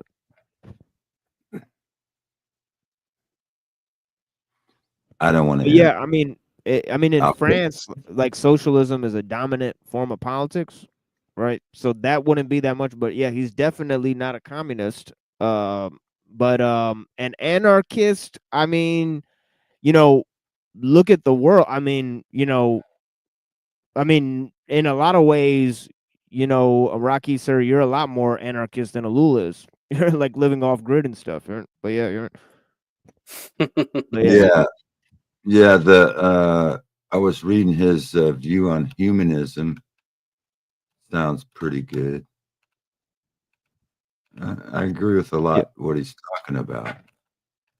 Yeah, I mean, you can't really be a Christian and live in today's society. I mean, Unseen's not here anymore, but but I don't think it can be done. I have a hard time believing that somebody could be a good Muslim and live in today's society. I just Yeah, and that's what I raised my kids kind of off grid, out of society, but I realized they had to,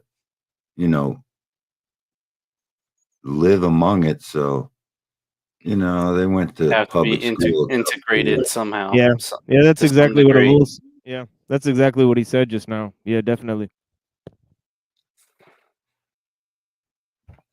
But they still fit in because there's no way I could stop them from getting a cell phone or there's no way. I tried as long as I could, but the school, you have to live among the world, try not to be a part of it, just live in it. It's a strange Yeah, situation to be. and that's why I could see Christian anarchism because obviously it's right there in what you just said. You know what I mean? Like, you know, Christians more than ever, I feel like they're not really part of society. They're not of the world. Right? So there's explicit commands in Christianity to not really join in what everybody else is doing. Right? So and also to live a quiet and simple life, not really draw a lot of attention to yourself. That's why I like the song Leonard Skinner. Simple man. Yeah, that was one of my favorite songs. And then, you got to live in the world, and if you're in Rome, you got you got to live. But the Christians were never told to revolt and take down Rome.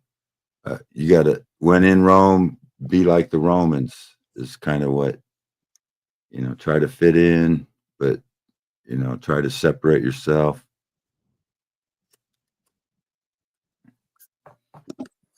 Well, that's what my pastor teacher taught me. I think he was pretty smart. Just a bit. I don't know how he thought. Yeah, I don't know how he could think we went to the moon if he's so damn smart and knows Greek, Hebrew. But it's the compartmentalization of knowledge. Yeah, he died in 2010. And so he didn't, and he was from Houston. So, and he was a lieutenant colonel in the Army Air Corps. So he's probably kind of brainwashed into a lot of stuff, but he was a good Greek and Hebrew scholar. But yeah, you got to let go of some things. And then pastor teachers, once they believe in, we could be living among the planets and big, huge universe. We just believe that God did the banging, God banged the earth, big spinning ball, landed on the moon bullshit. Imagine living in Houston, going around saying we never went to the moon, NASA is right there in Houston. I used to live in Houston, and I visited the NASA Center, and I saw that big rocket. Damn, that thing was huge, made out of steel, rusting. How the fuck they get it? Never made out of steel. That's bullshit. Yeah. Anyway. Yeah, bless him. Sorry. Yeah, thank you guys for being here.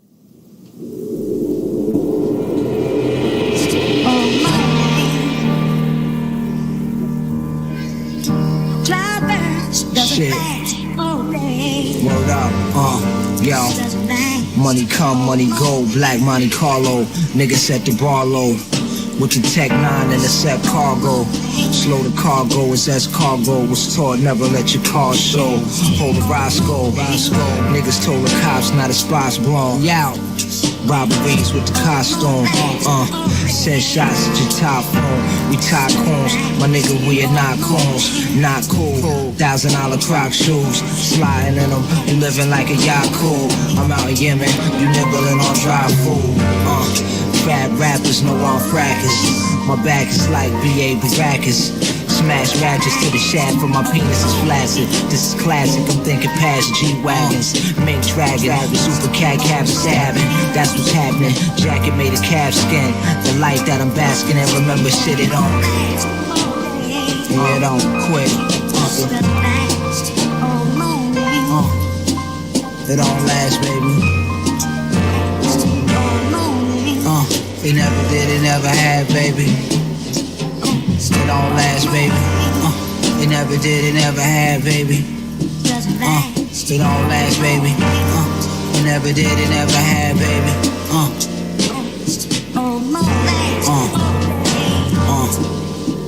We rap small change, coin the phrase. The Ralph Lauren shit on sport, Mississauga base. Your whole coil like a snake, scandalous like Watergate. Skip the court date just to fornicate. War pain face, your mixtapes done in 4 takes. I'm watching horses race, coordinate, whip the quarter to 8, slip your horse to bait. My shit is more than great, what I orchestrate. I my niggas to all be straight. Swear all fillet, it ain't called for cake. Used to book niggas for chains and levers. Cocaine, now I grab the wood grain. Game is a lesson. My breath ain't got knocked for possession. After I was stressing, move with discretion. Peace to Mexican niggas to carry weapons. Them big butt bitches and leggings and 5411s. Smith & Wessons, I captured the best essence. Thirsty hepatitis, past the refreshments. Or Fresh Prince, wipe the hammer down, I think I left Prince. Nigga.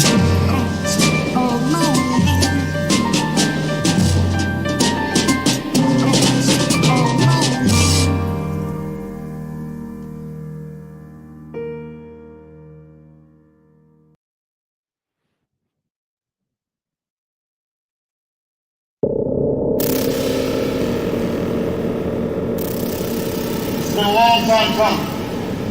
But tonight, because of what we did on this day, in this election, at this defining moment, change has come to America. Yo, Mr. President, the world is watching. You're gonna hear it often. The last administration left us coughing. 9/11 dust bringing death to us. The health is privatized and hospitals won't tend to us. And it's rough getting laid off, knowing CEOs are paid off. Big scam that crippled me and my fam. And you seem like a good brother, but I gotta wonder you're in DC with some of those that put us under.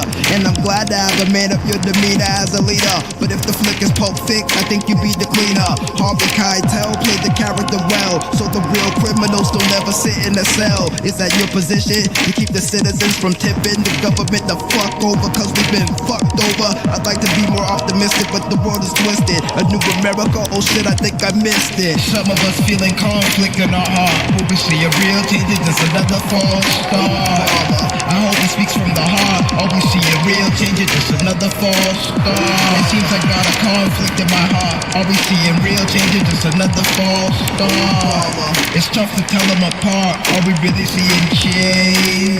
Now I hate to be the bad news agitator, but I was sent to be the large crowd captivator. I'm a natural, I never use no activator. It's hard to find the realest people cause we're after paper. Chase the shit like rats in a maze. My perspective is reflective what the headlines say. Ways view, plus the stress in the air made you lose your mind again. I'll say these are tumultuous times. Since the campaign was hoping change, I feel it's open range for us to think critically. critically and then explode the game. Construct something better, eliminate the cheddar. Cause when wealth is involved, it seems our morals weather. My hopes are so high, I see my own sky. The possibilities are limitless, but don't flies. If you want something different, rise up. I gotta see it with my eyes before my time's up. Some of us feeling conflict in our heart. Will we see a real change or just another false start? I hope he speaks from the heart. All we see a real change or just another false start. It seems like got a conflict in my heart. All we see a real change or just another false start. It's tough to tell them apart. Are we really seeing change? All these charades and shenanigans made us a fan again. Don't you see the system's got the upper hand again?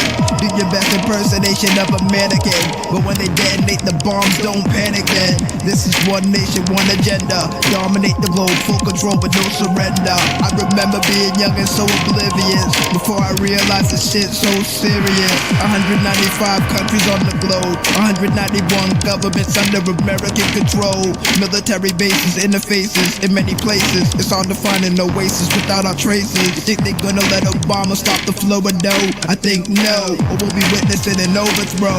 Bankers run this shit, don't get it twisted. Ain't nothing personal here, it's just business of They got us feeling conflict in our heart. Will we see a real change or just another false start? I hope he speaks from the heart. All we see a real change or just another false start. It seems like got a conflict in my heart. All we see a real change or just another false start. It's tough to tell them apart. Are we really seeing change?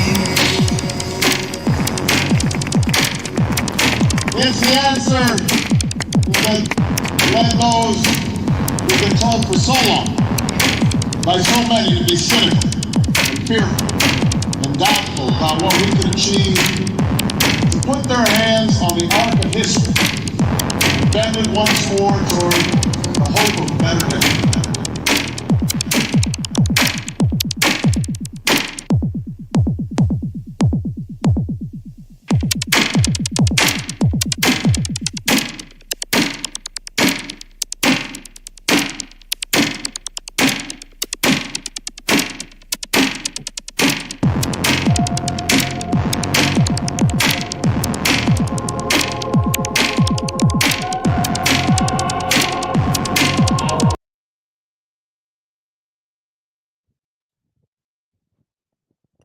Yeah, Doppler effect. You know what I mean? It's Baraki up here. Blessings. And I'm going to continue reading this for a little while. And then we'll move on. And we're on page 62, 63 in Ellul, right? So, I may read a few more pages here, before we conclude this. But I also see that another section begins in another page. So maybe I won't read that much more. I'll read another page or so, right? Move on to the Tao Te Ching, in which we're reviewing most of the ideas there by looking at a different translation, right? And, so I'll be reading much more quickly than the first time, right? The first time I just wanted to introduce certain ideas and concepts, right? So we'll be moving rather quickly with the reading this time. We'll be now looking for extra receipts, right? For a lot of the other statements I made during the first, it's now been well over 10 episodes of explanations of the Tao, right? Of the Tao Te Ching, right? So I haven't shorted anyone, in terms of explanations, right? Okay, but the fact is that now when we're going and moving through the different readings, it's going to be a little bit more quicker, right? So if you want to go back, right, this series with the same title, right, covers the same topics, right? So, I try to go through the show titles. They're different series that cover similar topics, right? So, we got this one here, but yeah. And, so here is this. It says, so he was talking about primitive techniques. Now, I'm going to read this line again. He's talking about technique becoming, the conscience of the mechanized world, as he's saying. And he's saying technique has taken substance, has become reality in itself. It is no longer merely a means and an intermediary. Okay, so technique that is, in one sense, pure mediation is no longer on the level of just mediation, right? Okay, but that system of mediation has itself become autonomous, right? So that is a main thing to realize here, right? Okay, it's not based on nature and it's an interconnected system. These two factors, right, he said, form the technical complex, right? Now, what forms the technical mass intention is a little bit different, right? That is how technique within the system subdues the human element, right? Those were those things that we were mentioning earlier: myth of progress, mechanistic philosophy, plasticity of social milieu, right? Those sort of ideas, right? That it imparts on, you know, the individuals, right, who are part of the system, right? And yeah, let me move on here. Blessings for a little while. It says people are part of the system. That's right. That's right. NPCs. NPCs. Yeah, exactly. Yeah, people are part of the system. Exactly. You know, this is what Ellul is saying. You know, this is what Ellul is saying. People are part of the system. You know what I mean? You know, it's not like, you know, humans, you know, some bad group of humans that are, you know, using the technology, and if we had the good humans in charge, they would be using the good technologies to help us all. You know, this is the delusion that everybody's living under.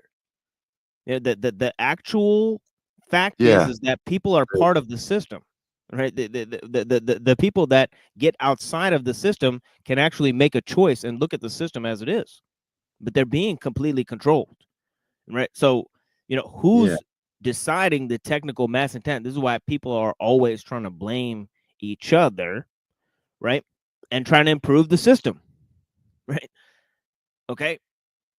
And what do we get? We get an autonomous system that we can't control, okay, that people can't influence, right? Okay. Let me get my game player. Need to get my game player back. And you know, they got kids playing games with their fingers, you know, they got these games, and the games are like war games, how to kill, you know, the bad guys. Okay. Pick which side you want to be on. And then they got the avatar. Yeah, for sure. The avatars. I mean, that's got to be part of it, right? You can be anyone you want to be, right? This idea of plasticity of social milieu. I mean, talk about an avatar being a representation of that, right? And then if you research the etymology of, what was that word? Anunnaki, or not, archons. Yeah. Research that. That's a Greek. Comes from a Greek. Archy. Yeah, exactly. It means, that's where the word archetype comes from. But yeah, anyways, here is but yeah, I'm gonna start reading here. It says, however, this often admitted difference doesn't. He says technique has taken substance, has become reality in itself. Sorry, this is where we left off at, right? Because I kind of lost my mind when he said that, right? Because it's a fascinating statement, right? And one that most people are not willing to get behind, right? But you know, as we saw in the public debate we did, right? But yeah, it says it is no longer merely a means of an intermediary. It is an object in itself, an independent reality, which we must reckon. However, this often admitted difference does not seem to me to characterize conclusively the singularity of the technical situation today. The characterization can be challenged because it does not rest upon deep historical experience. It is not enough simply to declare by drawing on everyone's experience of the disparity between our technique and the limited needs of our bodies that technique is a reality in itself. We may keep this in mind, but we must also recognize that it is incomplete and not altogether convincing. It is not then the intrinsic characteristics of techniques that reveal whether they have been real change, whether there have been real changes, but the characteristics of the relation between the technical phenomenon and society. Okay, and that is why this book is called the Technological Society, right? Okay, I'll read that again. It says, it is not then the intrinsic characteristics of techniques which reveal whether there have been real changes, but the characteristics of the relation between the technical phenomenon and society. Let us take a very simple comparison. A shell explodes, and the explosion is normally always the same. Any 50 shells of the same caliber, when exploded, display approximately the same objective characteristics from a physical or chemical point of view. The sound, light, projection of fragments remains nearly identical. The intrinsic characteristic of 50 explosions are the same. But if 49 shells go off in some remote place and the 50th goes off in the midst of a platoon of soldiers, it cannot be maintained that the results are identical. A relation between 50 shells. Okay, if I bought 200 shells. Here, hold on, Rocky. Just 1 second, Rocky. Let me finish reading this, and then we can comment. Blessings.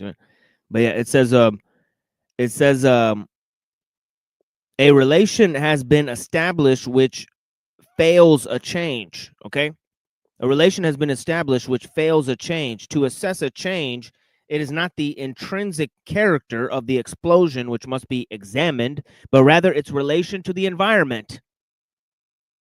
Okay, he's saying the relation to the environment. In the same way, to learn if there has been, okay? In the same way, to learn if there has been, and I'm almost done reading, for man, a change in modern technique in relation to the old, we must assess not the internal characteristics of technique, but the actual situation of technique in human society. To go beyond this is to imagine, for example, what might have been psychological reaction of primitive men when faced with the technical invention is a pure fantasy. The question put by Jean Forestier, strictly speaking, has no meaning. The working of the mind varies according to place and time. We cannot project ourselves with any assurance into the mind of primitive men. In order to remain within the limits of what can be known, we must be content to study the relation between technique and society, a relation which has the advantage of being meaningful. Okay? So it's obvious that primitive man, they develop technique under extremely different conditions than exist now today, right? That's a point that he's making. And he's also talking about, okay, the phenomenological approach, right, of seeing the technical organism, okay, and it's no longer just a epiphenomenon of the relations between the humans and the society, right? But it's actually has substance in it in and of itself. So we're examining the character of technique on its own terms. Yeah, if you guys want to say something, blessings. Rocky, I know you were trying to say something, blessings.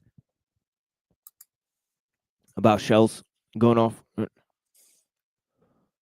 Yeah, doesn't have nothing to do with what he's probably saying. Yeah, it's all good. I'm done reading it now, but you can say it. But there is a correlation between military weaponry and technology, and there's also a relationship between NASA and 100%, yeah, because whatever they're using, yeah, because the space and the military and the police are all linked. I mean, right? They're all using computers, right? So the their space technology, their technology that they're using for their commercial interests are now going to be linked, right? So this is the fact, is that they're doing all sorts of means. I mean, already we have space technology. They got really good computers. They got really good computers. Yeah, satellites. Yeah, satellites are a means of. They got green screen where they can fake. They can fake like going to the Antarctica and doing a final experiment or something. They got some, Yeah, that was pretty fake. Yep. It's like, oh, I live in where it's 30 degrees, you know, just 30 degrees, and you always have breath coming out. It's not just once in a while. They're supposed to be in like 30 below or something, and they, oh, well, it's dry up here. It doesn't have nothing to do with the air. It's coming out of your body, your moisture coming out of your body. It's like, well, the air's dry up here. That's why we don't have. Yeah, definitely. But the main thing that Ellul's trying to point out here is the distinction between scientific and natural techniques, right? So, you know, I think he's done a good job there. But I'm going to go on here. It says traditional techniques in society. What was the position of technique in the different societies which have preceded ours? Okay. Most of these societies, by the way, it's an open panel. Anybody wants to come up and talk about these things can come up. I really don't care who it is. All right. Most of these societies resembled one another in their technical aspects. But it is not enough to say the technique was restricted. We must determine the precise characteristics of the limitations, which are 4 in number. Okay, it says there's 4 in number, all right? And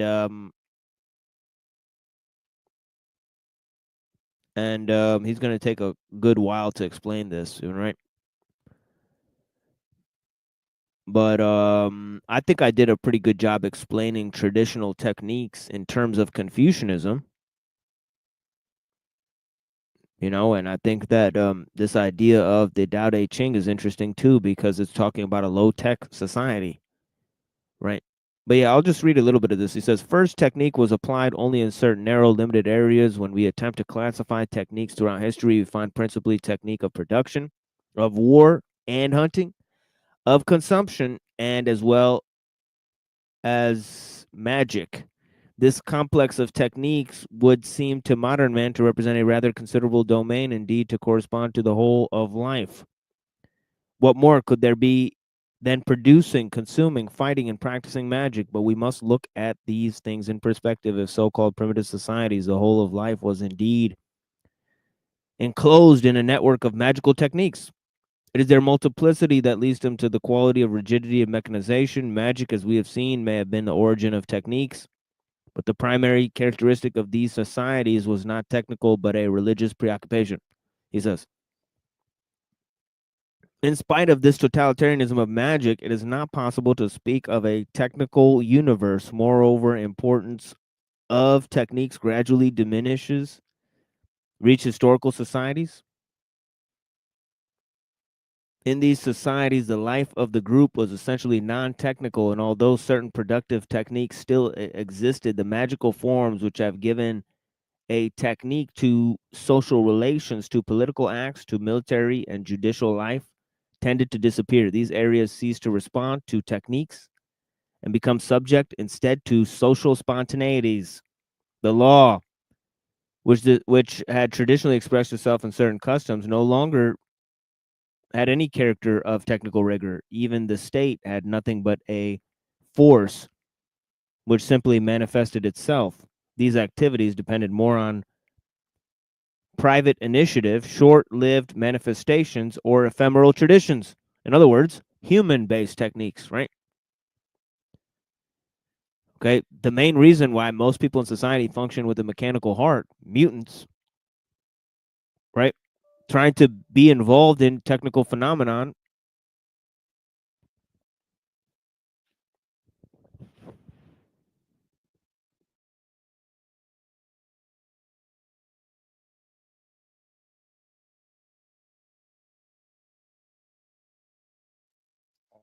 Fell out.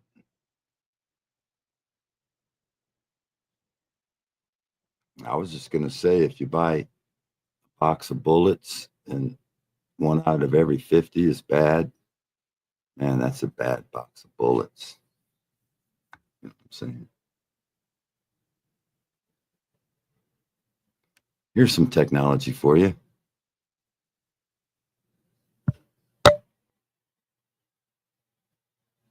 $5. Get one of these. Okay, someone's got to buy. Yeah, Melanie. the main, the main reason why people are, not involved in, this thing today is because they're both, like Ellul said, they're mutants. They're not involved. They have to go. That the best type of people in the society are the ones that can use technology but not be affected by it. But everybody has to train themselves to be this way, right? So it's no longer a choice. So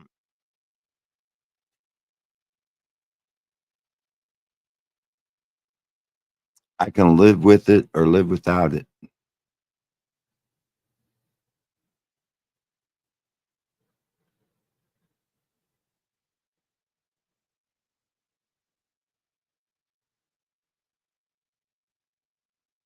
Oh, I think he went down. Someone needs to buy TML a new laptop.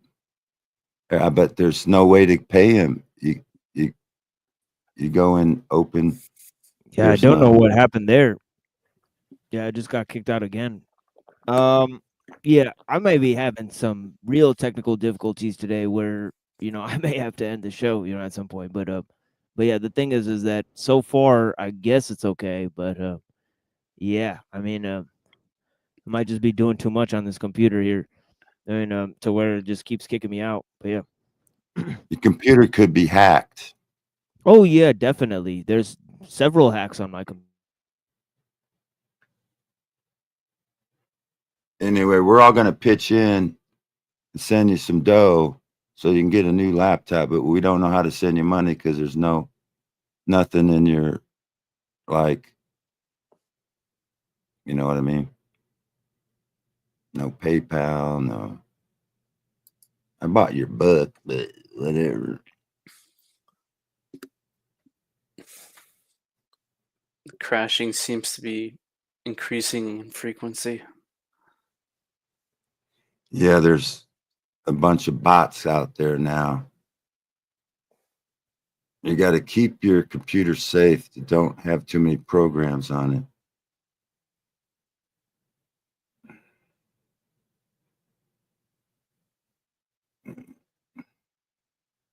it.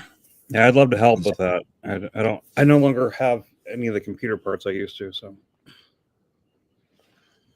I remember 4 Yard Stream. I mean, this is pretty incredible shit we can do here. Meet from around the world and live.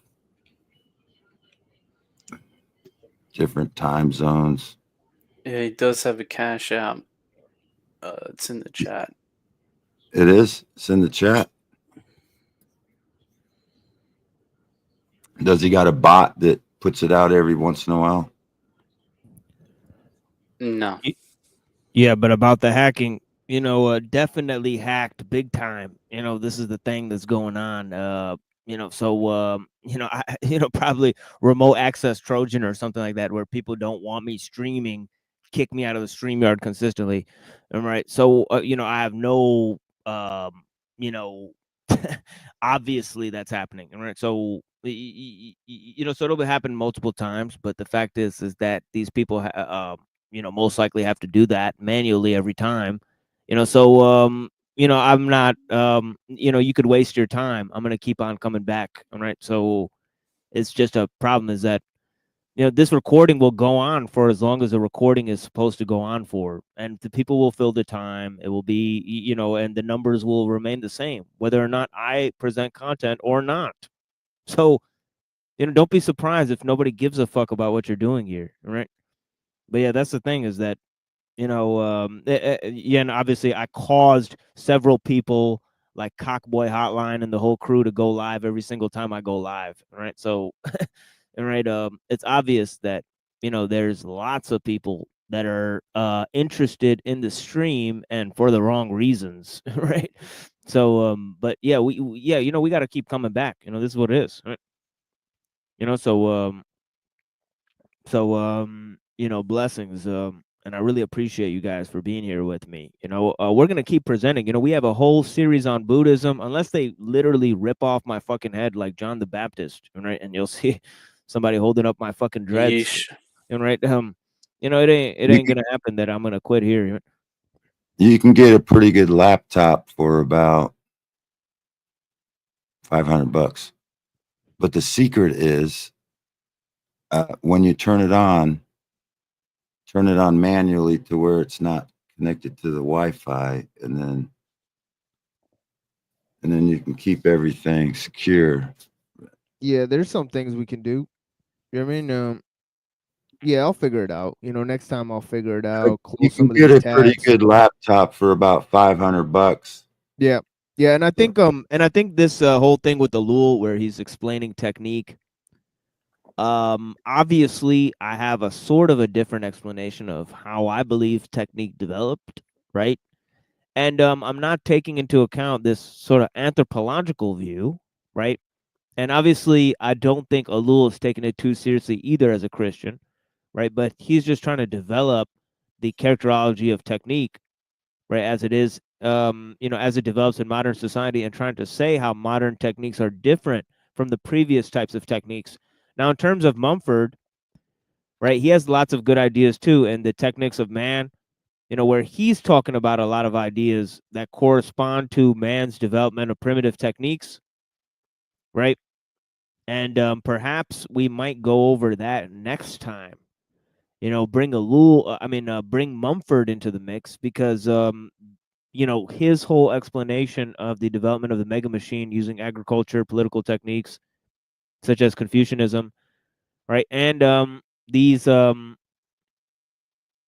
simple tools, right. This is a huge thing there too, right. But I'm going to read a little bit more of this, as I said, and then I'm going to drop it like it's hot and move on to the Tao Te Ching.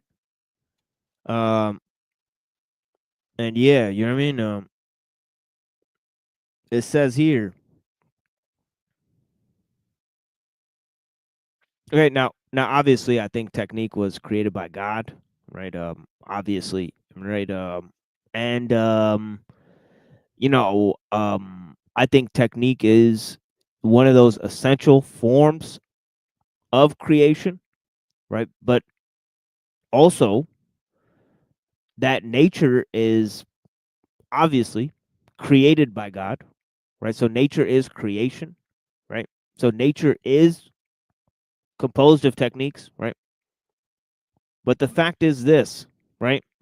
That techniques in nature function a little bit differently, right? So God made technique seems to simplify means to a plethora of ends, right? Similar to the way that the Tao functions, right? Right, benevolence, simplicity, right, harmony, right, and by being hidden, right? So obviously, nature hides the gifts from man, right? The same way that mommy hides the cookie jar, right? It's the same type of thing, right? Right? Seems to be, right? Blessings, Joel. Yeah. Yeah, so, nature is God-made technology, right? And the technology that we make is man-made nature, right? We recreate from what is already there, right? So I understand what Ellul is saying about the technical system being autonomous, right? And being a parasitism on human society, the same way human society is based on nature, right? Now, once this different form of human, once technique creates a different form of human, humans don't need to function on natural relations, right? So it's almost like technique created its own form of human, right? This mutant, right, that functions in conjunction with technique, right, so that they don't have to rely on natural groupings, right? And this is a new phenomenon, right? So this is characteristic of the new phenomenon, right? Where am I going with this? I think that's all I had for now. Right. You open it up. The link is pinned. We got Twilight here. all technology and science birthed from forcing nature to reveal her mysteries. Yeah. I mean, there's some truth to that. Yeah. I mean, there's definitely some truth to that. I definitely sympathetic to that point of view. The only thing that trips me up is my own lack of knowledge over the issue, right? But yeah, I would like to know more about that. All right, definitely feel like nature is helping us some way by keeping us ignorant, right? And you know that that it kept us together for a long time that way, right? And I do believe that nature is an intelligence, right? For example, in the book of Enoch, right? And I know not everybody is on board with that. I'm just giving an example of Jewish literature in the 1st century, okay? Not of some type of canonical resource, right? So anybody who doesn't see it that way, I deeply apologize. But the fact is that it says that the earth cried out, right? For the earth was alive before it had inhabitants, right? The earth had a direct connection to God, right? Through which it could intercede on behalf of humanity. Okay. Now, I don't know if this is true. Again, my knowledge is what trips me up. I don't have the knowledge to know things, right? But the fact is that if you don't believe that nature is intelligent, I don't know where you claim or think that intelligence came from. But it's pretty clear that nature is a living spirit, in my opinion. Right? But and I've said that many times on this show. But it is what it is.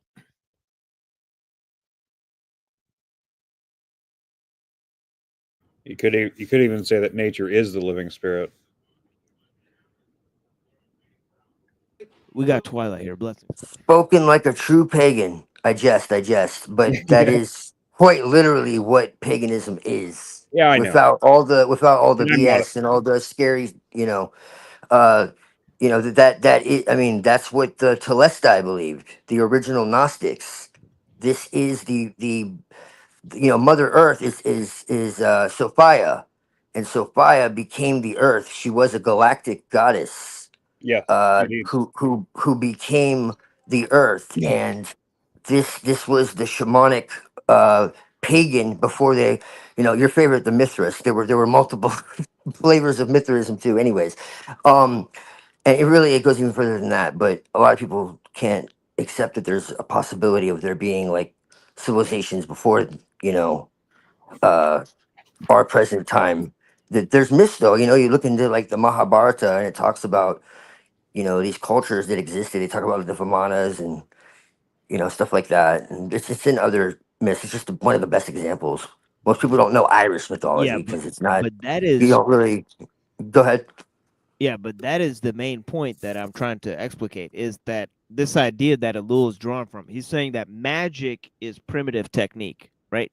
He's saying that the technique of primitive man has a characterology that's different from modern techniques, right? Because modern techniques are not based on natural phenomena, right? Well, they're actually linked together. It's just that it's kind of been forgotten over time. Yeah. And it's been occulted as well. So our ancestors had a better understanding, and it was kind of put into mythology as well. This is and I mean, it's not just me, but this is my understanding of all of this. And so when we're talking about like different cultures, mythology and all that, people think mythology, they think that means fiction. No, it doesn't. It means it's written in such a way that the people who wrote it at that time understand what it means, and you don't. Because we've taken on, unless you like study like comparative mythology or something. Yeah, but what I'm trying to get to is this main concept, and then we're going to move on to a music break. But I would like you guys all to comment on this main concept. Is that if there's a characterology of technique that separates the characterology of technique in the previous ages from the one today, okay, and there was harmony with nature in the previous times in a low-tech society, right? Then you're talking about the divinity? Okay. Yeah. Then could it be that our present technological civilization has caused us to lose our harmony with nature, and therefore disabuse nature of her gifts? That's the fall of man. That's my definition of the fall of man. When we fell, quote unquote, I don't see it as, I do believe it has something to do with morality. Actually, I think that part is true. When we fell, nature fell too. Okay, and that's because we are a mirror of nature. Okay, and this gets into the mythology. See, it's all connected because these mythologies are telling you what happened, but they're telling you in a mythological language. Okay, this is what I believe. All right, so yes, we were connected. I was talking about this with someone else. Like the it talks about how there was a time where there was like no division between humanity and animals. Like we were almost like telepathically linked, you know, and there was no like fighting really.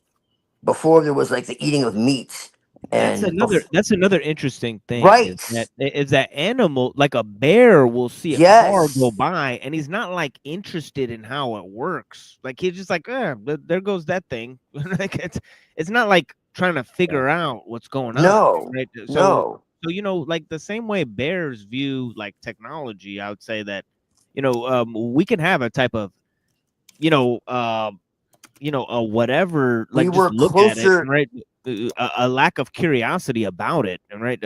In general, so I mean, something that's in harmony with nature doesn't necessarily seek out techniques, right, or seek out the way things work or anything like that. So Right, this is actually fascinating. we were closer to what was natural. Yeah, we were, because we Yeah, were and then all we were if you all on could the think same of page yeah, basically.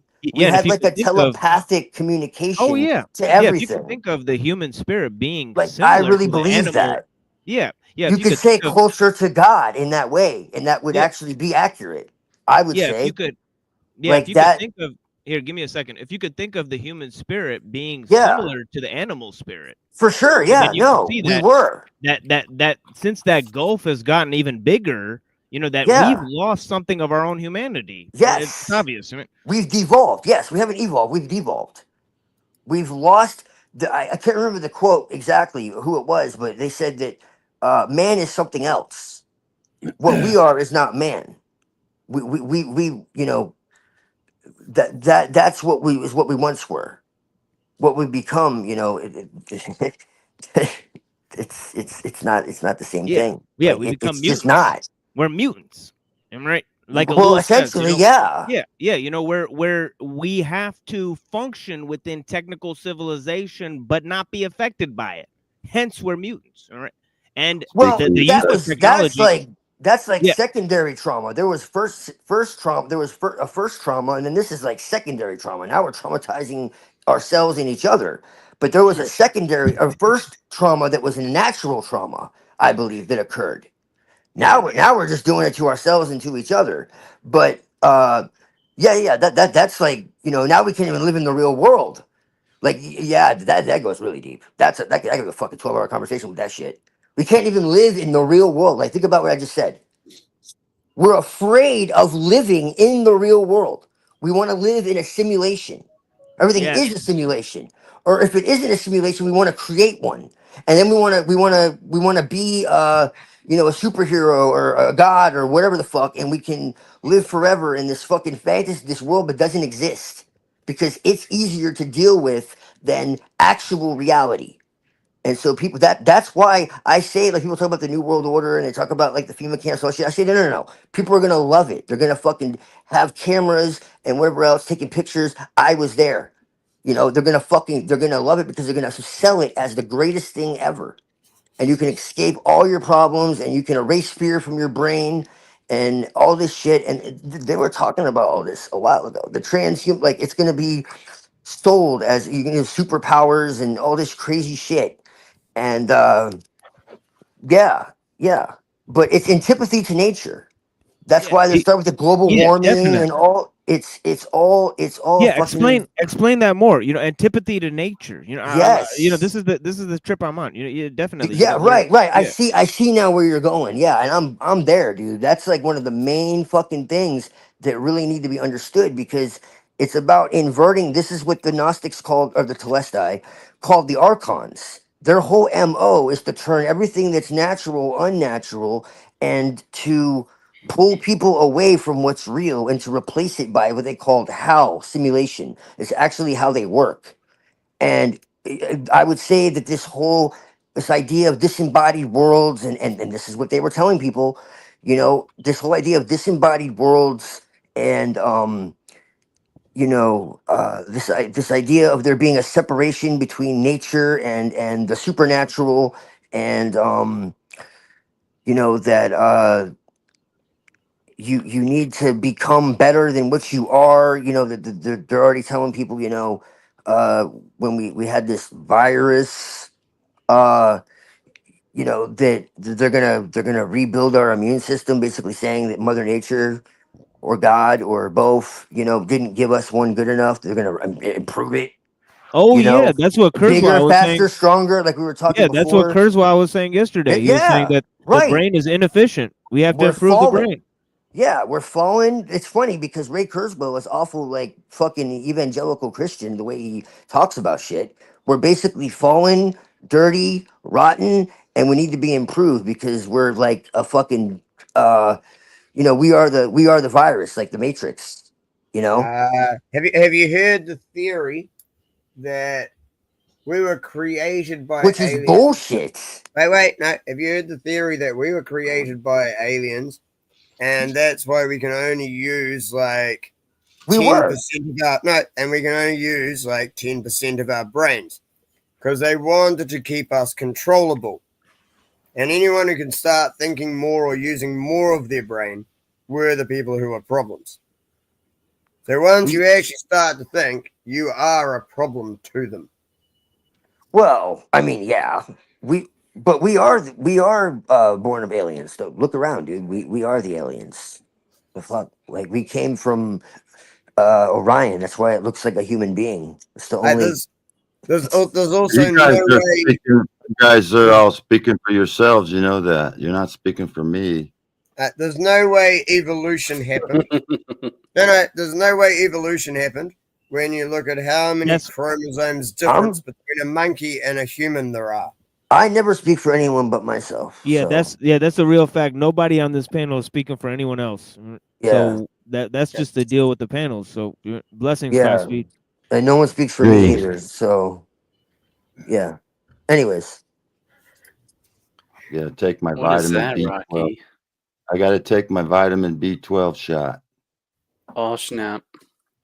Now fuck. I don't fucking take injections for anyone.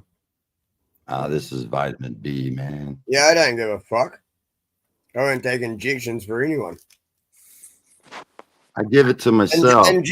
Injections avoid your body's natural immune system. Yeah, we can't say shit like that. We can't say shit like that on YouTube. Right. How many fucking times do I gotta say it? There's medical advice. We can't fucking say that shit. You're not giving medical advice here. You're not a fucking doctor. Let's just leave this shit alone. You know, I don't support injections. I don't support vaccines. You know, all that stuff. I don't support all that stuff. But you know, everybody has their choice, and the medical system has its thing. And you know, whatever, dude. Yeah, no. All I was pointing out is when we should all have freedom.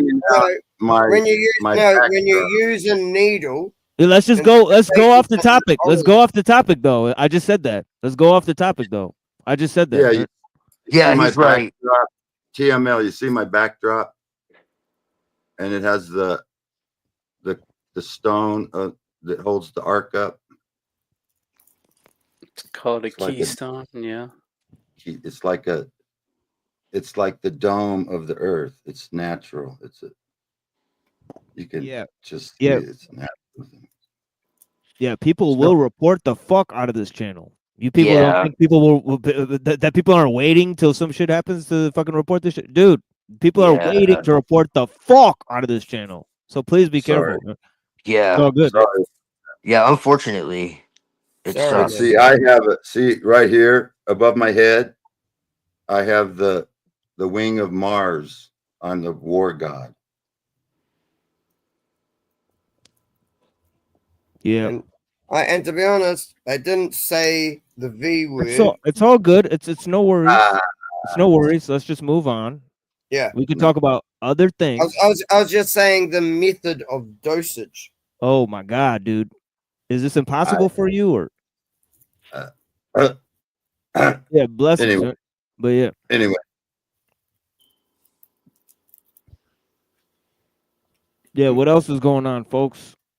I'm about to play some music. We're about to do some other things. But yeah, the fact is that technology is a real menace. It's not just medical technologies that are going to be combined, genetics, nanotechnology, robotics, right? But it's Yeah, it's lots of really other. it's really one technology. Exactly. It's genetic nanotechnology that also is robotic. Like it's fucking. That's what I said yesterday. That's what I said yesterday. Yeah. Yeah, it's called biotech. Yeah. Biotech when Okay, they I'm are just gonna play some actually, music. I see that you guys are moving a your little bit stuck here. entire Yeah, you know what I mean. But yeah, blessings, guys. My time to play some music. Yeah, thank you. Yeah, No, that's yeah, you guys what know what I'm deep saying. You know, not technology is. everything's one subject. You know, right? You know, there's a plethora of subjects related to Hey. technology. You know, right? So He's brought up the technology is genetic everything. technology, and I said they want to go into biotech. Fucking yo. It's also transgenics. They want to actually meld computers with brains to create shit. That's what I'm getting at. Yeah. Yeah, exactly. Yeah, we got. You know this. what I find interesting, TML? What's up? You know, I was listening to you, and I posted that in the comment about the elements of design in the creation through the communications and the operations of strategy, and that being in good faith or not. I think that's really the big question on everything that we do out here or Yeah, real anywhere talk, in the yeah. world, any paper or anything. And you know what I find real interesting is the whole Hollywood deal with the Diddy shit. Is government has an acronym, COMS, and it stands for Contractor Operated and Maintained Base Supply. There's also another one that stands for Commodity Operations Management Business System in Military, Government, Army. And then it goes on to stocks on hand, elastomeric, which is money, something to do with coin, material solutions and supply. All of this is tied. I believe we are actually all one, and we should be building on our communications and lifting each other up. It's just I believe the whole thing is a record. There's a record label, and each one of us is an instrument on that record. And everything we say and do is on the public record. That's just my belief. And I believe a lot of people here believe kind of the same way I do. Yeah, definitely. I don't see what's more to ask now. After you ask those questions, what's the elements of the design and the creation, what we're trying to create, and the communications are coming together? And is those operations and strategy in good faith? What more needs to be asked? If it's not, it's it. It's done. People just have to say where enough. we go one, we go all. People have to say enough in great enough numbers in common ground You with know good what? faith. That's the only way Absolutely. that it's the only damn way. I'm glad someone finally. Yeah, You know what's more interesting? it's the only damn way. Is more interesting than that is I carry that last name, and my father was a Manning, and there's also an acronym for Manning in the management analysis and navigation, negotiation, innovation, and growth. What I find interesting is that in 1983, the chairman of the Board of Regents and the banking commissioner was one Charles Combs that was kind of unalived in 1983, him and his wife in Richmond, Kentucky. Now, who took over the head teacher at that point in 1983 when that guy was unalived and took over the banking commission? Because he held both spots. That's the head teacher in that school. Listen to this. That school, Eastern Kentucky University, when it was created in 1904 or 1906, the curriculum, it was Eastern State Normal School, and the curriculum they Wait, were that's when it was teaching the students. changed. Well, no, hang on. 1906, the curriculum was the teachers were teaching the students to be teachers. Right. That was a normal school. Now Earl Yeah. Combs, late Earl Combs That was held that before the Board of position. Education. Yeah, he held that position. He was a Yankee. He played for the Yankees in the 20s and the 30s. And come back and was the chairman of the Board of Regents of Eastern State Normal School. And then later his son becoming, because he passed on. And that school in 1966 became Eastern Kentucky University. Now there's your old school doctrine, the normal school, and now you They got used to the have smaller universities. classes.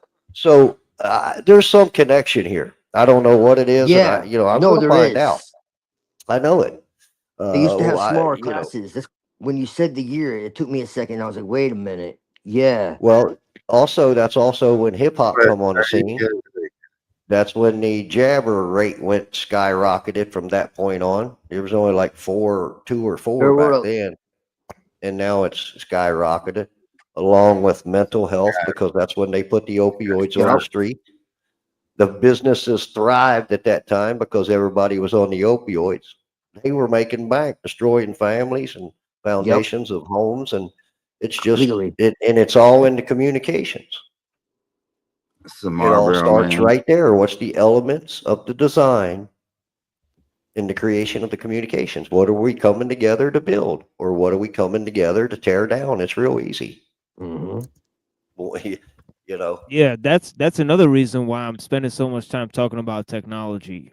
Is exactly what you just said. Is that if we understand how the technology is used, we can understand how we're being manipulated and how to use it.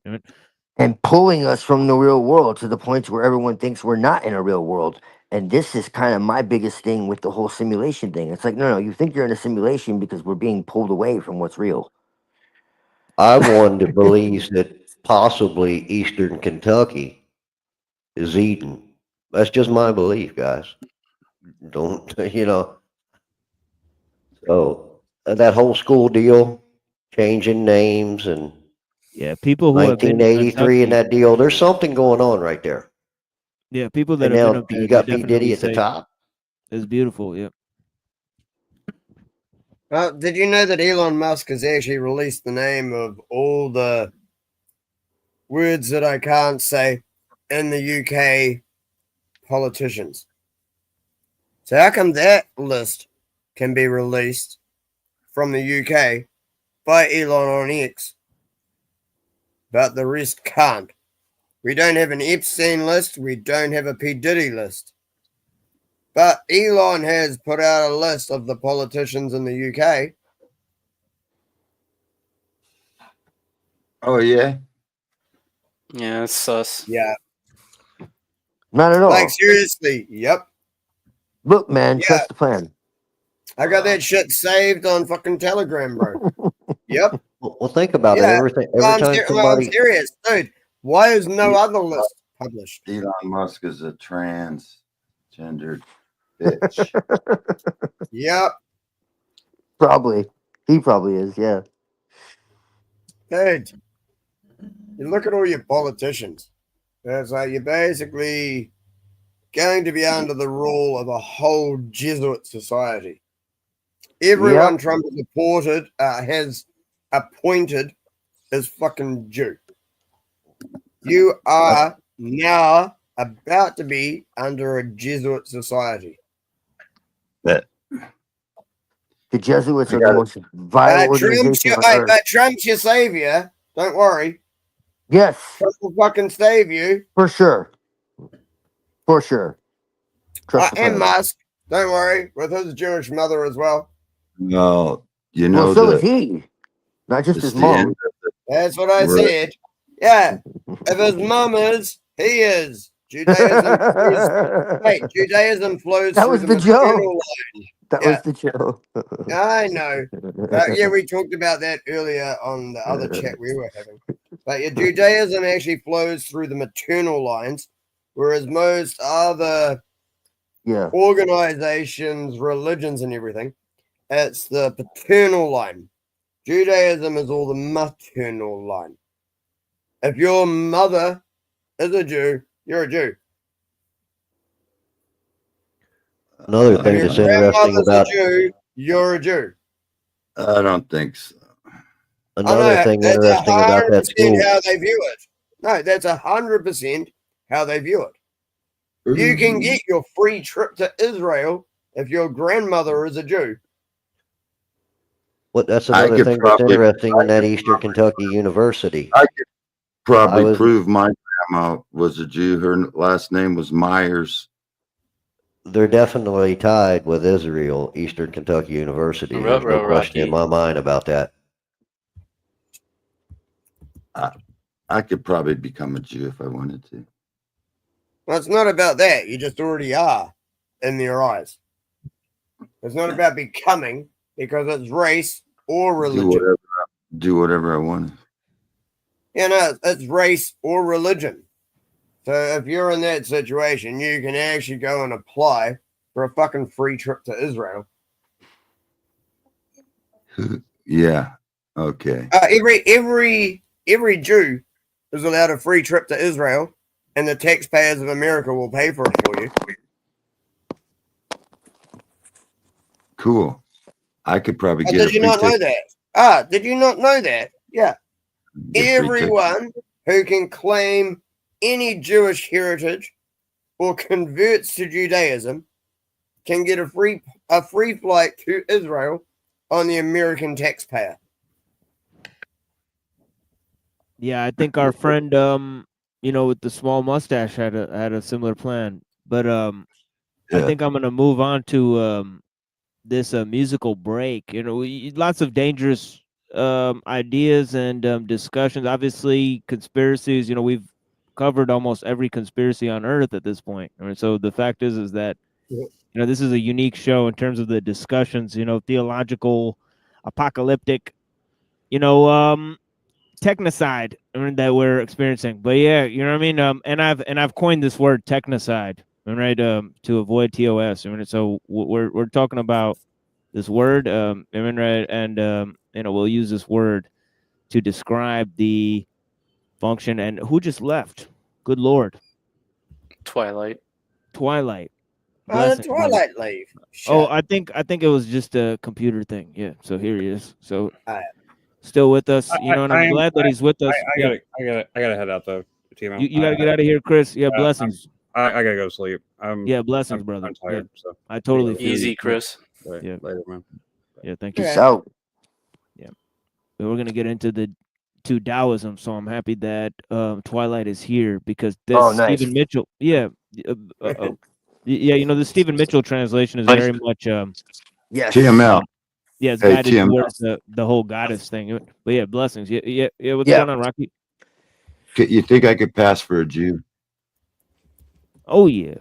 Why not? Yeah, you and DK. You just gotta get a small hat. Yeah, you guys could do it. All right. If I shave my face, cut my hair, you got to grow out the corners of your beard. Yeah. I could look like maybe a Sephardic one if I kind of shave my hair, cut my beard. I might be looking like one. To be honest, I actually watched a funny video earlier. It was a really short clip of someone shaving, and they make it all nice. They make it all nice with the bit of beard. You want to see my? And then they're like, "Shut the fuck up! I'm talking right now." Who the fuck asked you? And then they shave off the middle bit, and they're like, "Yeah, bikey." And they shave off everything except the mustache, and they're like, "Yes." Hey, what do you think about my? No, then they shave it down to the Hitler mustache, and then the kid walks in. Right. What do you think about my small mustache impression? That was a fucking joke, and you're just being a fuckwit. Holy smokes. TPC, total panel collapse. We are reaching. But yeah, the thing is I'm gonna play some music and I'm gonna skedaddle onto motherfucking the next tape here about Taoism. Stephen Mitchell translation. Yeah, blessings. Yeah, I mean, so here's some music. Thank you guys. Right. Goose rubber. Yeah. Exactly. Yeah. I don't even know what that means, but it is what it is at this point. I am on fire. I'm standing in water with live wire. I shouldn't be alive. I wasn't alive prior. My gun had live rounds. It hadn't died either. It's on a strict diet that's high in iron and fiber. I'm not love worthy. I'm fine in isolation. My murders and crimes are just fines and violations. I like being the brains behind the operation, but I'm bloodthirsty. I might die of dehydration, but I don't like charity. I'll recoup and recover. I live life vicariously through others. I'm living off the blood that I take from my true customers. If someone ain't pulling their weight, the group suffers. My gun's sensitive to the slightest of vibration. I gotta be patient and wait for the right occasion. I need enough strength to control my night cravings. I need a blood bank that can hold my life savings. You have a good soul, and I hate to give in good people bad news. Don't worry about it. As soon as you step outside that door, you'll start feeling better. You'll remember you don't believe in any of this fake crap. You're in control of your own life. I lived underneath of hell. I couldn't eat, couldn't leave the cell. I couldn't see, I learned to read from a speaking spell. It was everything I needed, I was treated well. Just another day at the office, I was Steve Carell. I couldn't sleep, I'd stand the entire task. A would-be king, the man in the iron mask. I was trapped, my capturer had the higher grasp. Till I snapped the bars and shattered the fiberglass. It was enemy territory, foreign sand. It wasn't heaven or hell, it was borderland. My birth parents must have had a more important plan. They left me on a porch, knocked on the door and ran. In the wrong hands, abandoned with calamity. I ain't have a chance or a family. I ain't have a plan B or sanity. I ain't have fantasies and canopies. Life is no guarantees or answer keys.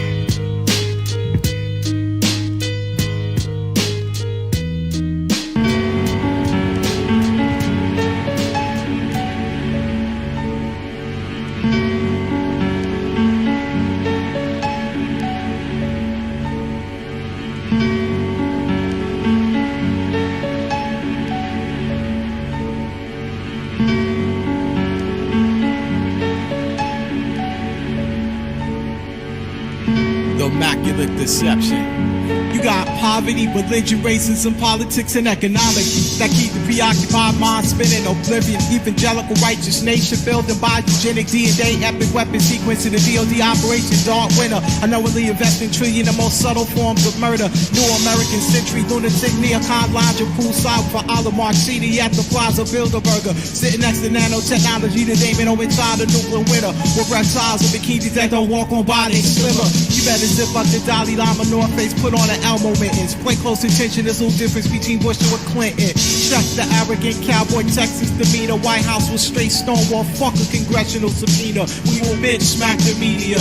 Lord Cheney, pull over Dark Warrior. With CIA orgs brought down the two towers. Who up on COG shadow government at Raven Rock, where the only legislative branch running is executive power.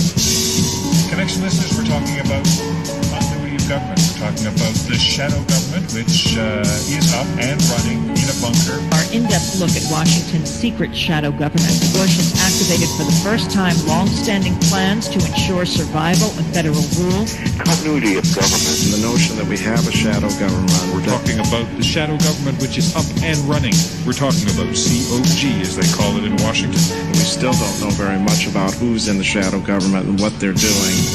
I think that the Bush administration is going to have to eventually give us a lot of information to clear the air here. And the notion that we have a shadow government, that there's some urgency about having a shadow government. It's actually a shadow government operating right now. Is finished. Master. Is my music really on some apocalyptic, dark and gloomy shit? Or my part of some now freedom music? Your perception to this rhyme reflecting your influence. The most dangerous person in the world is someone who don't do shit.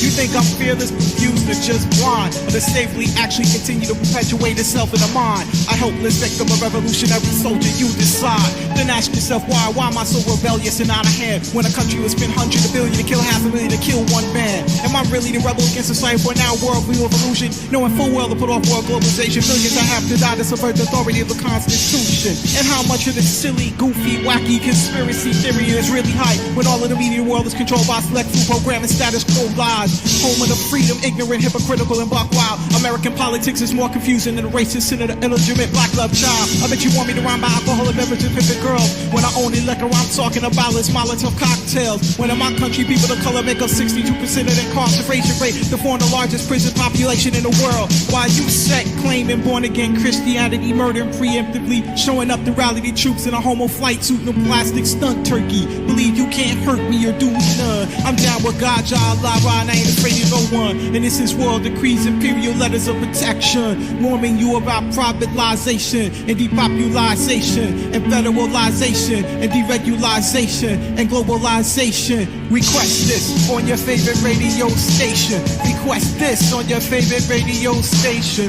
Request this on your favorite radio station. And I bet you it won't get nary rotation.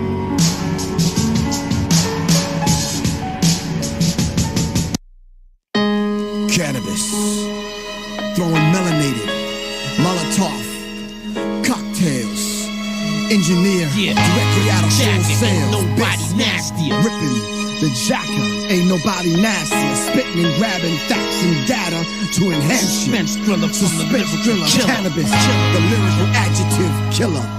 My melatonin magic is enhanced by the melatonin tablets. Come take a walk with cannabis, Ardipithecus ramidus. What the fuck is melatonin magic, bitch? I still ain't understanding this shit. Okay, my brain is a microchip. My two balls with a cane is a macro dick. I rap so sick, I created swine flu out of an infinite mix. You try to diss, but you can't even spit. You just stand there and wish with your hand on your hips. Man, you a bitch. Who the fuck is you to criticize a lyrical king? You see, that's my problem. I spit 1,000 bars, y'all was silent. I ain't heard nothing about it. I had to give you 3 years to recognize. And then I realized, can't nobody even fuck with my rhymes. The internet is an early telepathic building set. My lyrics are international nuclear missile threat. The blogosphere is where you vent frustration and discontent. But children don't understand the concept of consequence. So yes, it's immature to express disrespect. But no, I would not accept what the media says. They are the reason we are being misled. There are forces above them to feed off our stress, suffering, and death.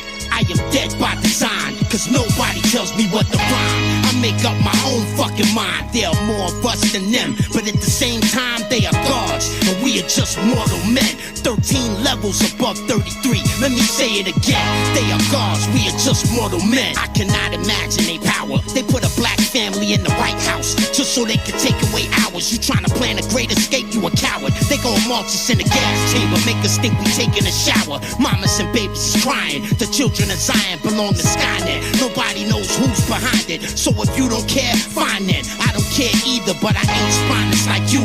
I'm a true believer in the metaphysical ether. You listening to the lyrical reaper, the spiritual teacher, empirical speaker. After this album, they gon' call me a leader, but I'm not.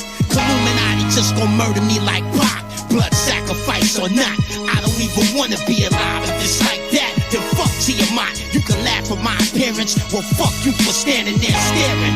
Fuck everything on this planet, including the evil spirits, notwithstanding the aliens acting like they don't hear us. There's no need to fear us, just come down and help us. I love James Brown more than I love Elvis, but that don't mean I'm selfish. Soft or hard on the outside like shellfish, crispy, crunchy, black, crawling out of hell's pit. You scream for hardcore, I felt it. But what you gon' do when they kill me on some Eminem and L shit? You won't do a motherfucking thing.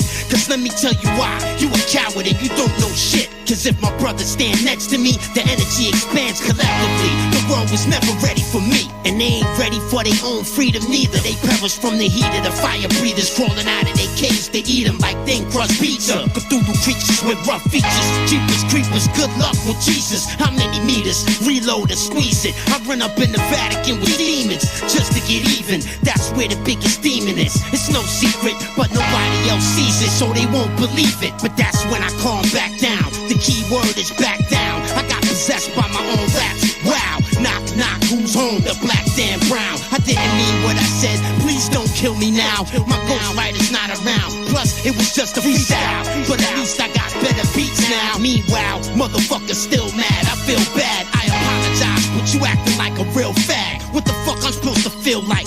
12 years later, I still don't get acknowledged for the shit that I write. When I don't wanna talk to you now, it'd be a motherfucking miracle if you even see me walking around. They still ask me about second round, even now. Cannabis, can you tell us what happened Look again? at this fucking clown. Can't get over it. They ask me a loaded question and act like I'm the one that's promoted it. Hang up on them. You a cyborg unit with no soul to it. Stupid surrogate. 12 years later, I'm on some other shit. And so is the whole world. Look at the mother shits. And so is the whole world. Look at the mother shits. After this album, they gonna call me a leader, but I'm not. The Illuminati's gonna kill me just like they did Pac. Blood sacrifice or not. It's Professor Griff, ex-minister, signing out. Yeah, blessings. I appreciate you guys being here with me. I haven't heard that in a minute, bro. Oh yeah, that's a fucking killer. Cannabis? Yeah, it's been a while, man. He did Well, a few that's- songs with K Reno too. Seraphim Revolver. That All was three Cannabis songs too, though. Had that piano though. You know what I mean? I was trying That to was bring Cannabis the though too. I know the I Doom heard piano. Cannabis. You know what I mean? Y'all notice the Doom piano? Green. Oh yeah, that was him.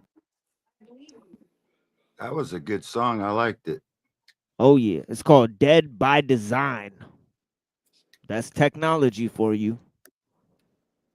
You know what I mean? You know where it comes from. See, they put up the. I'm dead by design till you get it through your motherfucking mind. Anyways, blessings. Is that Memento Mori? Not Mori, like Mori, but more Mori. And that Seraphim Revolver, obviously, Big Justolium, and motherfucking Nephilim modulation systems. All right? Excellent shit there. Obviously, Therapy by Just Law. All right? With the Matrix sample. This shit goes hard with the motherfucking Oracle from the Matrix sample, man. They did songs with Jedi Mind Tricks. Yeah, exactly. Yeah, but I know The I heard first album. Cannabis, man. I wasn't hearing shit. Yeah, that's the last one. Yeah, but yeah. Yeah, see, I know.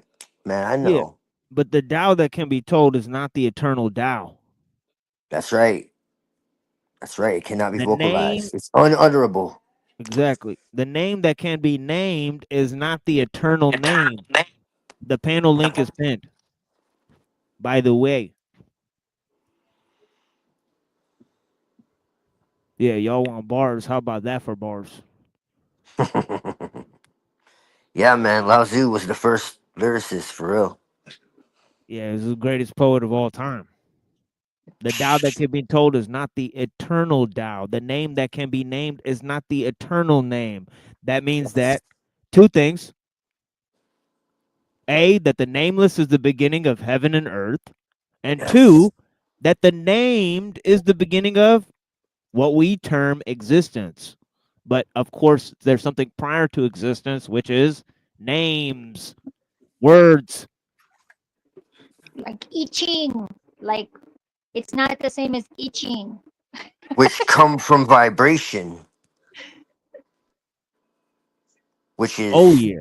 which is the Cymatics. word, the logos, the Actually, it's funny what Zephyr said because in the I Ching, the dude got the patterns by boiling the turtle shells.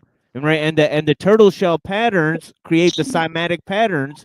And those 64 cymatic patterns, the 64 tetrahedral thing is basically the motherfucking it's the science behind Jesus.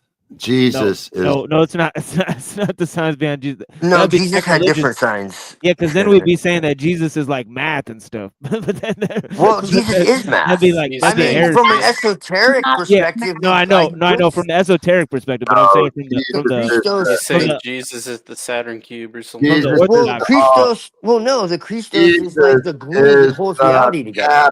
capstone. Jesus is the capstone. Actually, yeah, I would agree with Right. that. Satchambone. Right, but the fact is that there's cymatic Your patterns behind all signs. creation. That's what Twilight is talking about, the vibratory pattern. Yes. Right. So the fact is that sound is, as I said earlier, sound seems to be, using time, because sound needs, time in order to unveil itself. The same. Yes. The Bible light says So Jesus does was light. the living word. Bible No. says Jesus was the living word. Yes. Yes. Jesus Yeah, but the light. created. Does it need space as well? Yeah, the light functions with space, right? Right. Right. Yes. there you Yeah, go. the light Yeah. Light functions is a more with product space. of space and sound. Yeah, because it actually because comes space about by because sound. because light works between space, just as sound works between time. Right? So Yes. And so sound gives birth to light. yeah, you Sound is guys got before light. We exactly. don't live in an electromagnetic world. We live in a magno-electric world. Oh There's a shit, difference. is And you there? have what's called space-time and time-space. Yes. I don't Huh? usually go here with people, but I know you'll get what I'm saying. Yeah, you have what I can wrap my mind around what you're saying a little bit. Yeah, yeah, definitely. Like space. where one is primary than the other. If you put Right. one before the other, you get a different expression. We Different. move through space and experience time. That's space time. Okay? Time space is when you It's move also through time and you are conditioned by space. It's also another more So fundamental characteristic, which is 0 and 1, or on and off. yes. Right? There's also Well, just two possible modes. Right? well, you legitimately the entire universe And that's is the thing one is that equation. is that you could take 0 and 1 and make an expression of almost anything, because in that Well, 0 and 1 you can create virtual space. So the thing is that through simple Binary code. combination, through it's simple combinations you can create complex systems. well, That's when true. you said Jesus is math, there is some truth to that. I know that sounds nuts, but like everything is demonstrated through math and Well, geometry. that's Okay, so yeah, definitely. But respectfully, that's your belief in natural law and your belief that Christ is not an actual person. But that goes to a much deeper discussion. That well, you know. Jesus could have been an actual person. I Oh just yeah, believe yeah. the story that we're Hey, given. what are you on But about? instead We of talked yeah, but about instead this of getting earlier. yeah, but Jesus wasn't Jesus an is actual person. He was a yeah, prophet. Jesus is The religion was created 100 years yeah. after he died. I'm gonna let DK finish his point. Yeah, DK, go ahead and finish your point. But Jesus is a major digression on the topic. We're talking about the Tao, and I want to You get know, back that's into the reading. what I said. That it was that But short. It's like Jesus was a prophet. The yeah, religion was created 100 years after he died. Jesus did not create Christianity. He's the figurehead that other people used to create Christianity. okay, that's fine. That's fine. Thank you so much. Yeah, yeah. From historical analysis, there are major works that would agree with you, but I don't know. You're right. But yeah, the fact is, we're talking about something more fundamental. We're something primary, like the prologue of John. Think of something like that. Yeah, well, Okay, that's I'm why talking about I yeah. wasn't talking about the man. I was talking about the Christos. That's Right, but what I'm talking but when about you said about the this concept of ontological transcendence getting and the how yes. something can be used to create through, right? That we can create through something, and that there's a primary thing that functions on the level of creation itself, and that is the logos, or you could have to say that it's going to have to be either mind or language, Yes, right? well, the mind Because operates through language. That's how that's how it's able to communicate with us. Okay, so it goes back again to what it can be named is not what it is. That's the point. exactly. All abstractions are meaningless, essentially, There is you what go. he's saying. It Yeah, is excellent. unutterable. It cannot be named. It is Mediation. unseeable. It is unmanifest. What was there to name it? For there was none before it to give it a name. This is all in the non-commodity. Yeah, It's we got him. it goes We into got this him too. back. If you read the Sophia of Jesus Christ, if you get All into right. the gospel of truth, all that, it talks about that. How it Yeah, is definitely. not, it is fullness and it is greatness and it is peace and it is love. It is not that it needs these things to complete itself, but it is all these things and more. It does, it doesn't need anything to complete itself, but it gives completion to all things. And it just goes into this long, like, you know, and basically saying like Yeah, whatever you long can think ass to thing, try like a to fucking, put like the to ass of a whatever. centipede. Yeah. So there's nothing. So what? And the point is to tell you that it's impossible. It's unfathomable, and that's the point. Is that everything that the mind can create to try to put around it, as soon as you try to, you've already lost the point. And so That's a that's good point. really Yeah. what it Yeah, is. you It's can't impose it's yeah, that's yeah, that's right. right. You can't impose concepts onto Yes. nature, because nature Yes. it functions through spontaneous forms of creation. So you can't put Yes. labels on it. So that's It's the thing, is that negentropic. you can't boil technique or creativity down to one No. essential element. So that is the thing. And I'm going to move on here. It says the unnameable. Yeah, it's only humans that they can push agendas onto. Animals Right. won't fucking listen to you. Right. Yeah. Right. And I'm going to move on here. Nature is negentropic, which means it sustains itself by itself through itself alone. Exactly. No matter Exactly. Exactly. what So you happens can't. to it, no matter what the natural cataclysm Yeah, there is. distinctions are not. Yeah, let me talk. Yeah, distinctions are not part of the natural process, right? So this is the whole thing, is that nature functions as one cohesive system. But here we go to the next thing. It says the unnameable is the eternally real. Naming is the origin of all particular things. Okay, so that explains essentially what we were just talking about. That once you start dividing, right? Once you start naming, once you start making distinctions, right? That you have to separate kerchlunk this thing from the rest of existence, right? Right. But that form of separateness is essentially an illusion. You're not looking at Yes. what's real anymore. You're looking at a particular thing, right? Yes. So he says, the unnameable is eternally real.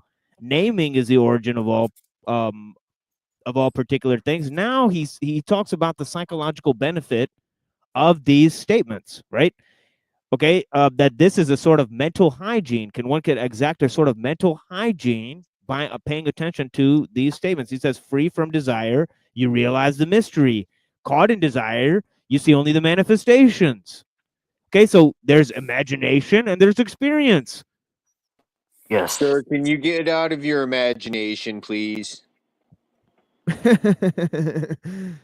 Yeah, we're out of the imagination and into the Tao, right? The imagination is itself mysterious, and right there are, obviously, we're experiencing the full brunt of the imaginative process, today. In the form that our creations are creating things, right? So what we create creates. And that means that we've lost our capability. In other words, the imagination has run amok. We fail to perceive the mystery, right? Because we're focusing too much on the manifestations. You see, here. Wouldn't we be manifesting ourselves to a godlike status if our creations create? Well, yes, in a sense, but in another sense, it's a type of way that we're trying to imitate God, because we cannot become like God, right? So the fact is that the imitation of God is, necessarily going to lead to a flawed type of existence. I could see it that way for sure. Well, wouldn't that be the overlay of corporate policy over, like human rights and No, freedoms and this is more about same difference? no, this is more about just the epistemological level that the mind functions. For example, if you zoom in on a leaf, right? If you zoom in on a particular leaf, you cannot pay attention to the tree. If you look at the tree, you cannot examine a particular leaf, right? So it's this thing of there's two aspects to things, right? In one, you take in the holistic aspect of things. You don't make distinctions. In the other way, you look at a particular thing, you examine the real thing on its own terms, right? So he's almost giving an epistemological perspective of two different methods of thinking. He's almost saying like, look, there's induction, there's deduction, right? Type of thing, and right. So Right. what he's focusing on is much more fundamental, right? But then he says, yet mystery and manifestations, and he does sort of focus on economics in a later stage. Yeah, he will be talking about that. There's a little bit of echo there, Twilight Blessings. But yeah, it says, yet mystery and manifestation arise from the same source. Okay, now this is where, you know,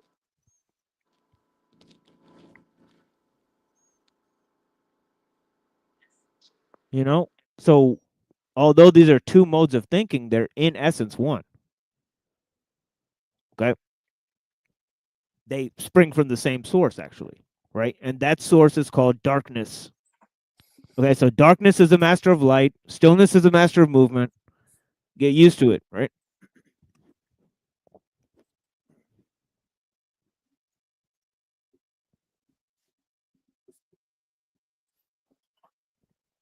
Any comments? That would be the first chapter there. Really do enjoy that book. Oh yeah. I have a question that's always puzzled me. Yeah. I may not have the answer, but yeah, blessings. Do we accept that the sun and all these planets, all these stars exist in our sky? I don't accept that. I don't have firsthand account knowledge of that, Yeah, so it's speculation. Since we've been alive, they've been able to project images into the sky and all that. So I don't see any. To be honest, if it's supposed to be a firmament, the way it's actually described is everyone thinks it's thin. The firmament could be fucking miles thick, and it says all the planets and stars are in the firmament. The sun and moon are under it, which theoretically, strangely enough, as fucked up as this sounds, if the sun and moon are actually under the firmament, then people should theoretically be able to land on the moon. If the moon was outside the firmament, they wouldn't be able to. So that's the only thing that contradicts these two things for me. If the moon is under the firmament, we should be able to land on it. I know, there's something that fucks with people, eh?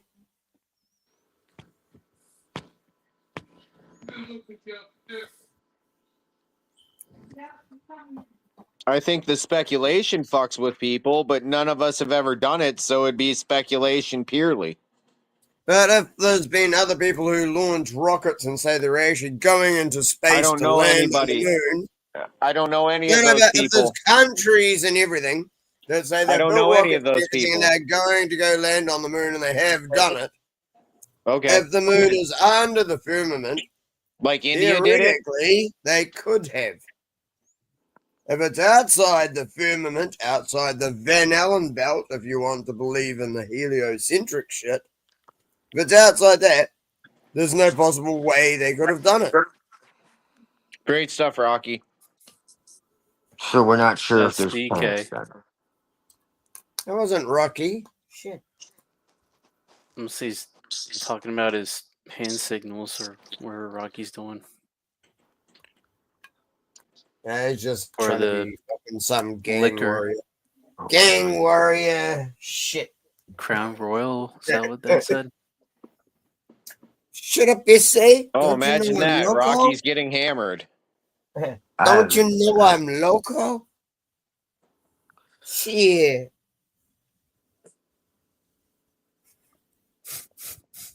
Oh yeah.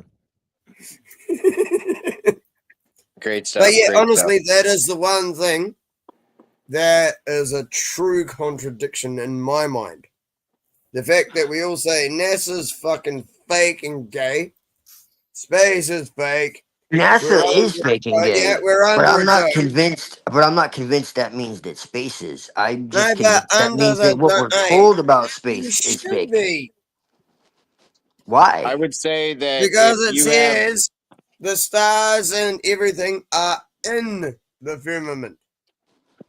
do you It have doesn't say personal they're firsthand outside knowledge of it. that though? It doesn't say they're beyond it. Yes. I mean, I don't necessarily see that as the only option. I don't know.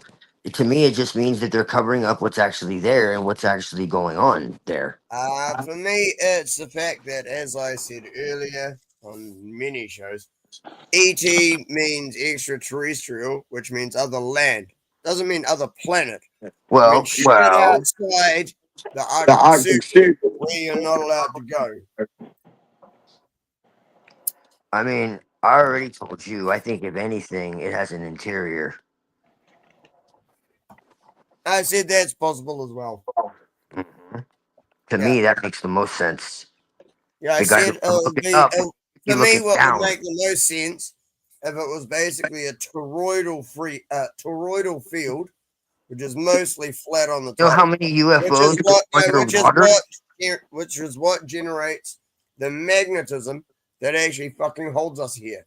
Because Do you know how many gravity is UFOs go underwater and under, like, they got everybody looking up, and there's plenty that disappear into the water or under, ground, and I just, it was a very accepted theory at one time, and then all of a sudden it just kind of vanished into the ether, and then you find out who was behind these other theories, and it's like, oh, Jesuits, right, of course.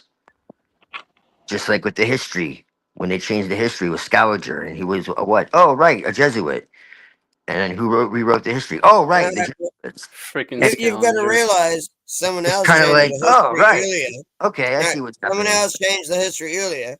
They already Well, believed in here's flat one thing Earth. that I think you should really keep in They already believed in flat Earth, and You know someone what they- else had do to you know what they- promote heliocentric Earth to actually change what was All right, already believed. all right. Hold on for a second, though. They believe that in the Kabbalah. You know this, right? Like, they believe in the flat Earth in the Kabbalah. Just by the way. Dude, every pilot knows they're on a flat Earth. I- NASA, the Air Force, everything, I'm all just- their patients say a vehicle operating on a flat plane. All of their patients blatantly say this while they lie to the public.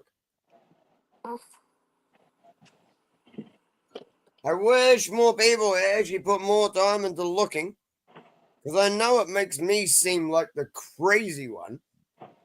But that's only because I spend all my time looking into this Look, shit. I don't think that's what makes you sound like the crazy one, man. Look. I don't necessarily believe it's a ball either. I just don't necessarily believe it's flat. I don't really know. I just think there's an interior. And I think that there's a lot of lies, and we're told a lot of lies, and we're misrepresented a lot of things. And so, therefore, I just straight up don't know.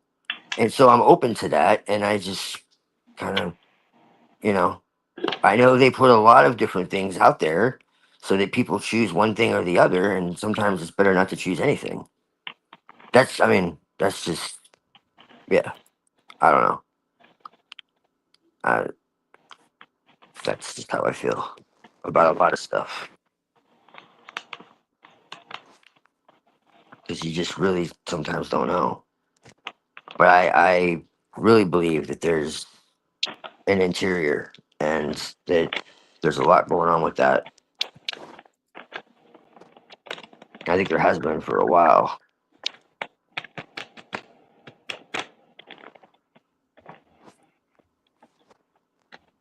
think it goes further back than that. Of course it does. I think there's a reason that the Vedas talk about. Yes. I think it's the Vedas that they talk Yes. about the Mayans, and like I think there's a lot more to it. Of course there is. A lot of There's people a don't want to go reason they there. rewrote the history. There's a lot of things that people don't want to get into because, like I said, it's mythology. But says who? Says who? Says the people that got to write that it was Right. mythology. Exactly. Exactly. Exactly. And when all these cultures are talking about advanced civilizations that existed at one time, and all this, what would be a better secret?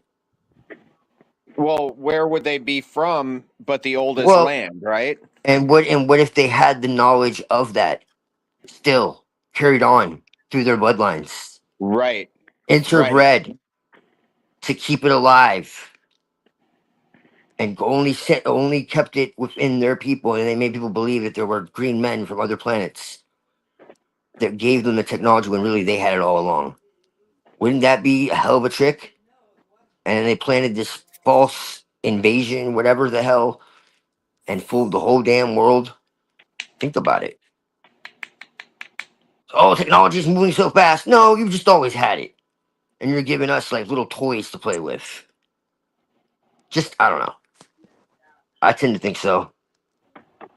I think there's a lot of, there's like the cover up of, the technology and supposedly of the UFO, phenomenon. But now everyone in Congress is talking about it. And you got FBI and CIA. We're like, we're telling you the truth. Yeah, okay. You've been lying for 80 years. Now all of a sudden you're going to tell the truth.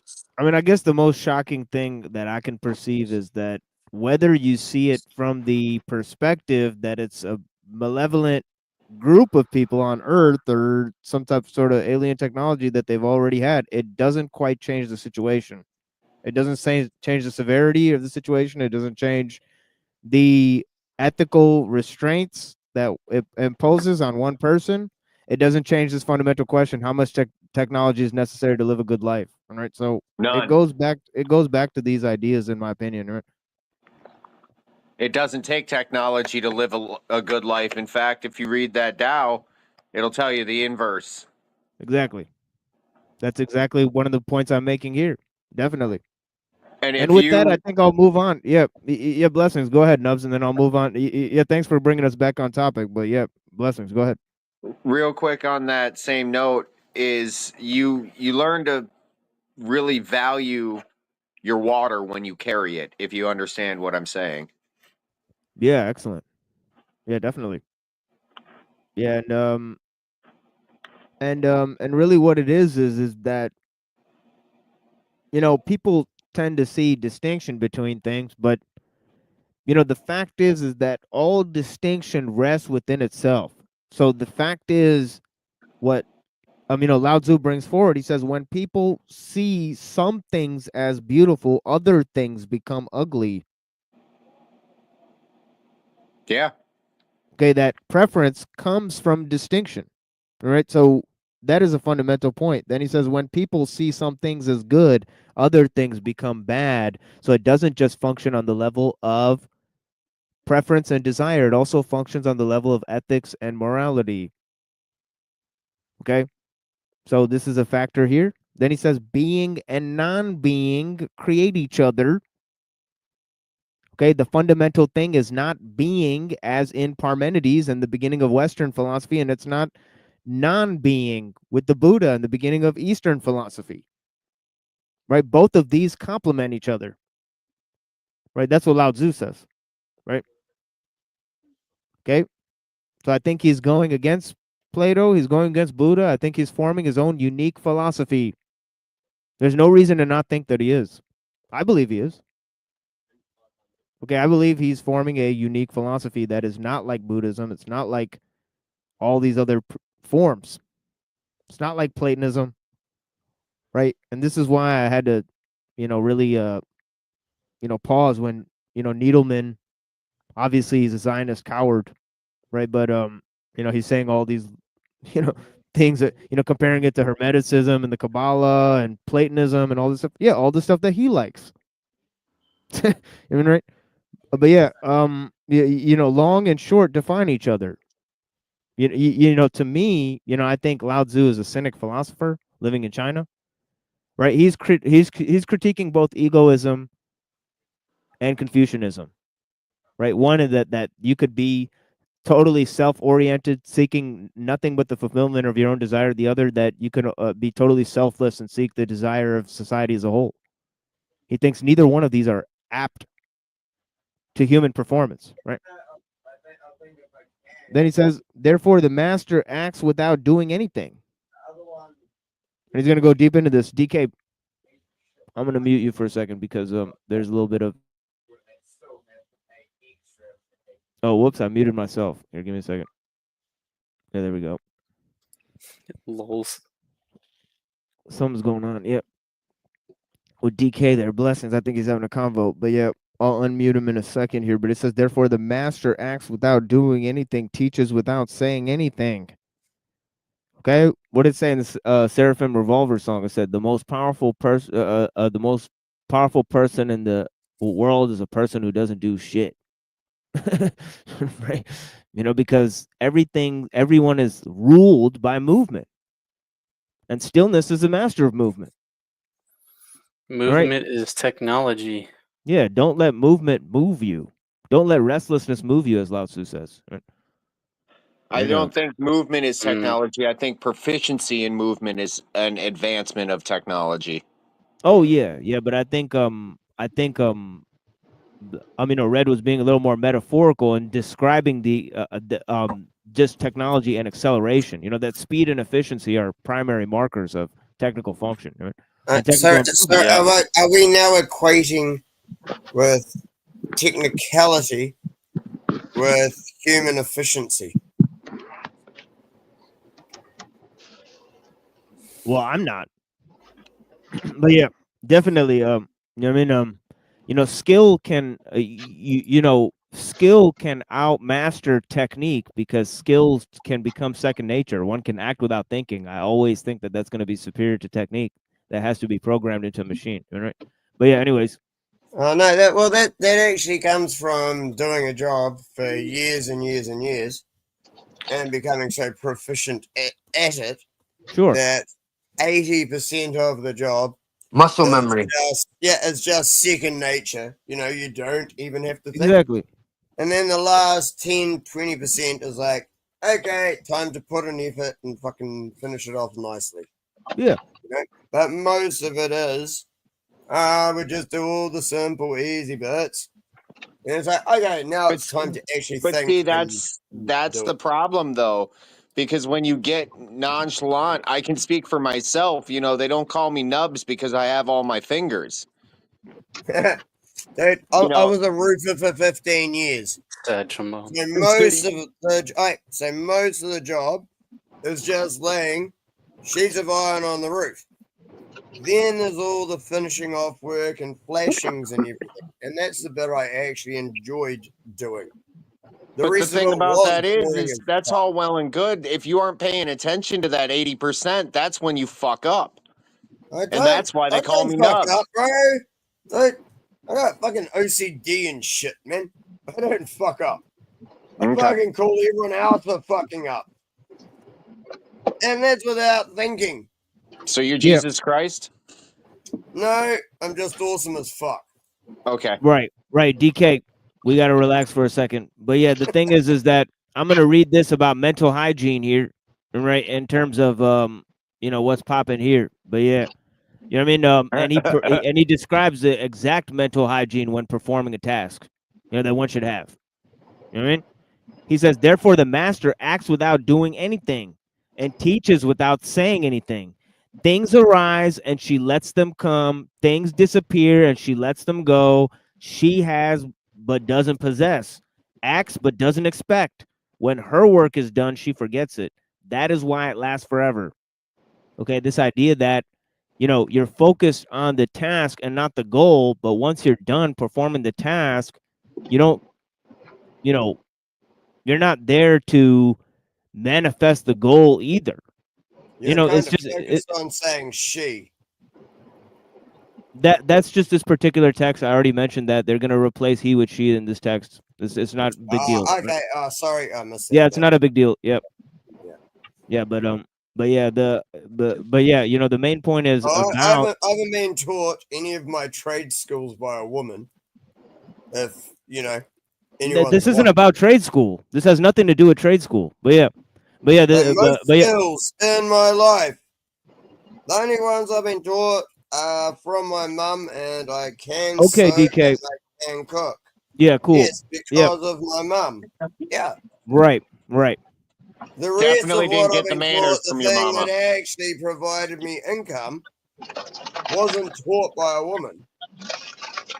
Yeah. But the main point is this is about, you know, abandoning, you know, the goals. Once you're done with the work is just a vessel to get to the goal. Now, once you have the goal, you can abandon the work. You know, the fact is that the goal is not necessarily important either, because you don't want to focus on the goal when completing the task. All right. So this is the whole thing, is that, you know, it's about a sort of mental hygiene when performing a task, not getting involved in it, letting the actions work as second nature, not trying to work through praise and blame and labeling things, not seeing one way as good, not seeing another way as bad, knowing what you have to do and not relying on, you know, the feeling of success and failure while you're performing a task in order to get you there, right? So all of these are very Those are important. principles of magic. That's That's what's known as actually spontaneous. ridiculous That's as what's fuck. Here, hold that's on, what's DK. known. Let the other guy talk. Yeah, go ahead. That's what's known as spontaneous illumination.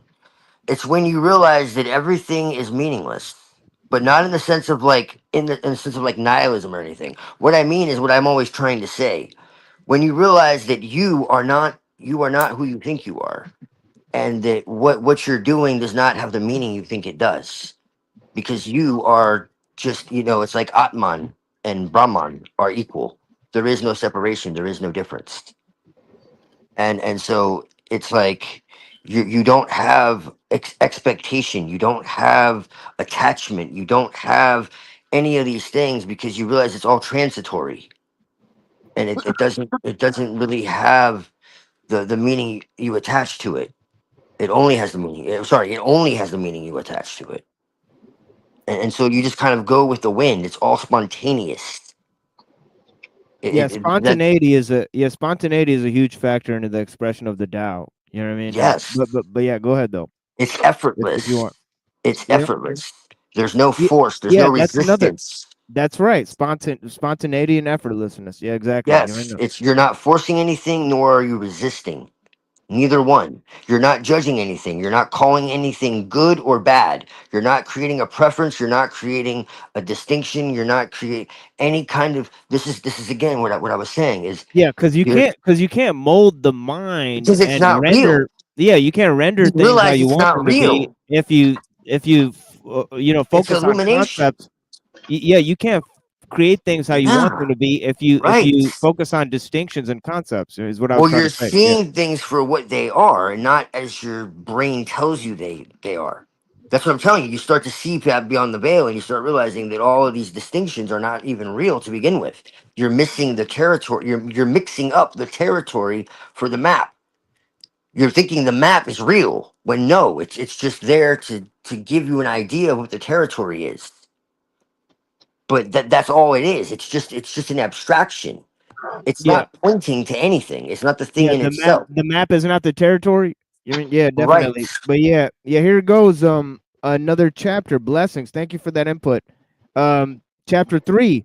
And yeah, I'm trying to move along speedfully, but yeah, we'll see where we get with it, because of course it's an open panel. Please click the link and say whatever you want. I'm not in any hurry to go through these things, so please go ahead and interject. If you, as long as it's you know, I mean, it doesn't Of have to be value. related, but yeah, exactly. As long as it's of value, it doesn't necessarily have to be related. But yeah, it says if you overesteem great men, people become powerless. If you overvalue possessions, people begin to steal. The master leads by emptying people's minds and filling their cores, by weakening their ambition and toughening their resolve. Okay. Helps people lose everything they know, everything they desire, and creates confusion in those who think that they know. Practice non-doing, and everything will fall into place. All right. So this is talking about the ruler, right? He rules by not imposing concepts, right? By emptying people's minds, right? He doesn't allow them to have their own ideas, right? Okay, he weakens their ambition, right? But what he does is he strengthens their capacity for survival, right? He makes them, essentially unbreakable, all right, strong bones, all right, and satiated as well, right? So this is the facts of the matter, right? That these people don't have a want of anything, right? But they know nothing,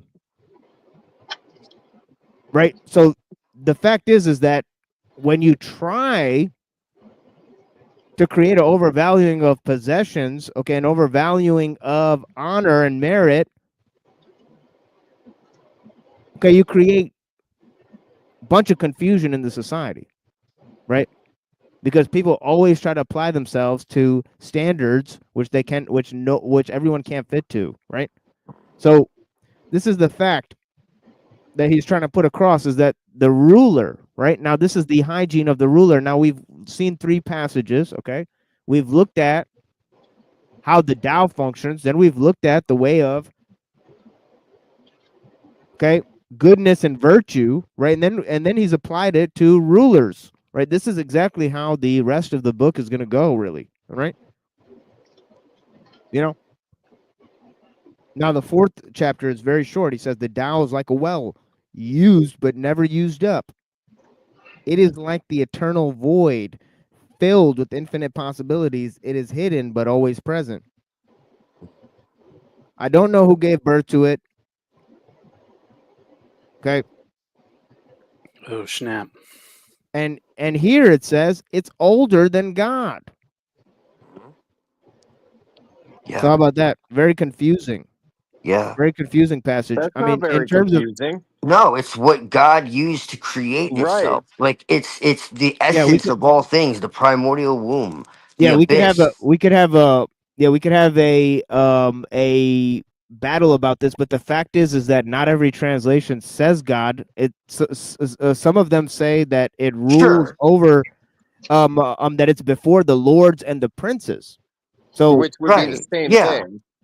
Well, it's just in The Taoism, creator. they look at the immortals. They have a different way of interpreting the kami, because Taoism came out of a shamanic tradition that's pre-religious. That's why it's so deep. It came out of an indigenous tradition that's older. Same with Shinto. Like it comes from an older tradition that was part of what was known as the Jomon culture. It goes back to like the Ice Age. yeah, some people might say that, but other people might differ, right? The battle is between Taoism and Confucianism, as we saw in our introductory, explanations, because we did an entire segment on Confucian philosophy before we looked at Taoism, and of course, contained within that is the meeting of Lao Tzu and Confucius, right? Yeah. So this battle, so both of them draw on these earlier works called the Spring and Autumn Annals, right? So which we discussed, Right. and there's also a idea from 2000 BC, right? That they had a idea of a one all-powerful deity, right, within Chinese philosophy. 1D. Right? Yeah. Yeah, exactly. Yeah. So Yeah. we talked But about all that. They Yeah. acknowledge that there's a link at the very least, whether it was like a whole part of it or not. There's an acknowledgement that it comes from an Yeah, older we talked about tradition. all that. Yeah, we talked about all Yeah. that. But Yeah. but yeah, but it's just a general characteristic of Chinese philosophy and of Hindu philosophy, because the fact is that Yeah. and of Persian philosophy. So we talked about that actually, Egypt, Persia, China, Mm-hmm. all these places, they had a distinct tradition from 2000 BC, and obviously Plato mentions the same thing, through Critias and all this stuff. So it's obviously palpable that the Greeks had a similar concept going back to 2000 BC. So The Pelagasians, they were the pre-Greek Greeks. Yeah. Yeah, Because so there there's a were lot of ideas. Yeah, so there's a lot of ideas there. You know, the major changes happened, you know, more so along that development, what we now term, you know, to be 2000 BC. But yeah. yeah, it goes Yeah. way back. They just don't like to acknowledge it because it gets in the way of their history that But that they've also, well, no, it makes sense partially because it goes back before recorded history. Yes. Right? So anything that Yes. remains 2,000 years ago, it's fucking dust. All right, so doesn't matter anyways. Right, so you know, that's a fact as well. You know, so you could see why. You know, I mean, I could see, I could perceive why, you know, God would send prophets through successive stages. All right, but here it goes. It says the Tao doesn't take sides. All right, it says it gives birth to both good and evil. The master doesn't take sides. She welcomes both saints and sinners. So have you shifted your religion to Taoism?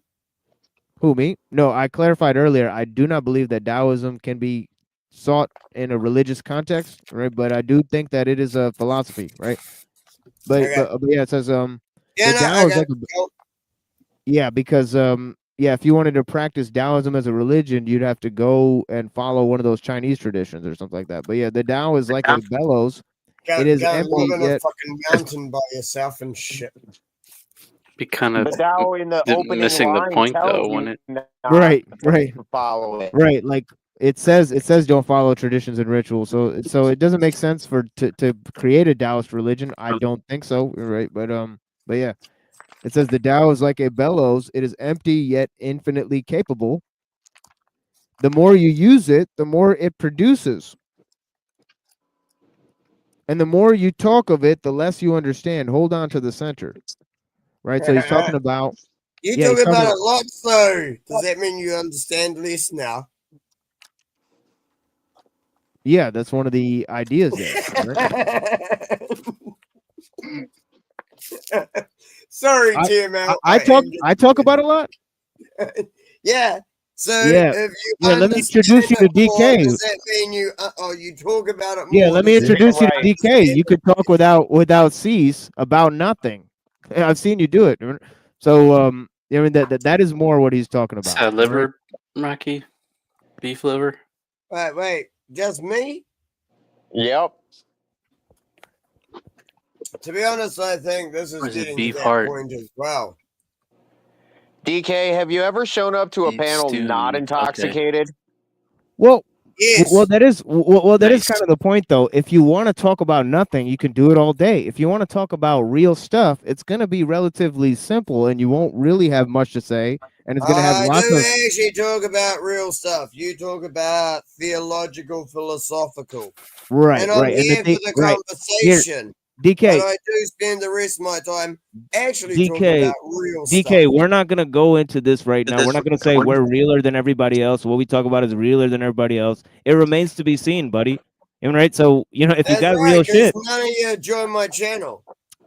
yeah, I definitely did join your channel, but this fucking show right now is not about your channel, and we're not gonna get drunk and talk about ourselves and yell about ourselves here, right? We're not gonna go into that. So don't I get wasn't blackout. trying to do that. Don't get blackout drunk and fucking start yelling at me and then start telling me how much smarter you are than me, and then I'm gonna have to fucking kick you off the panel. Then you're gonna start bitching in the chat all night. So let's not do that today.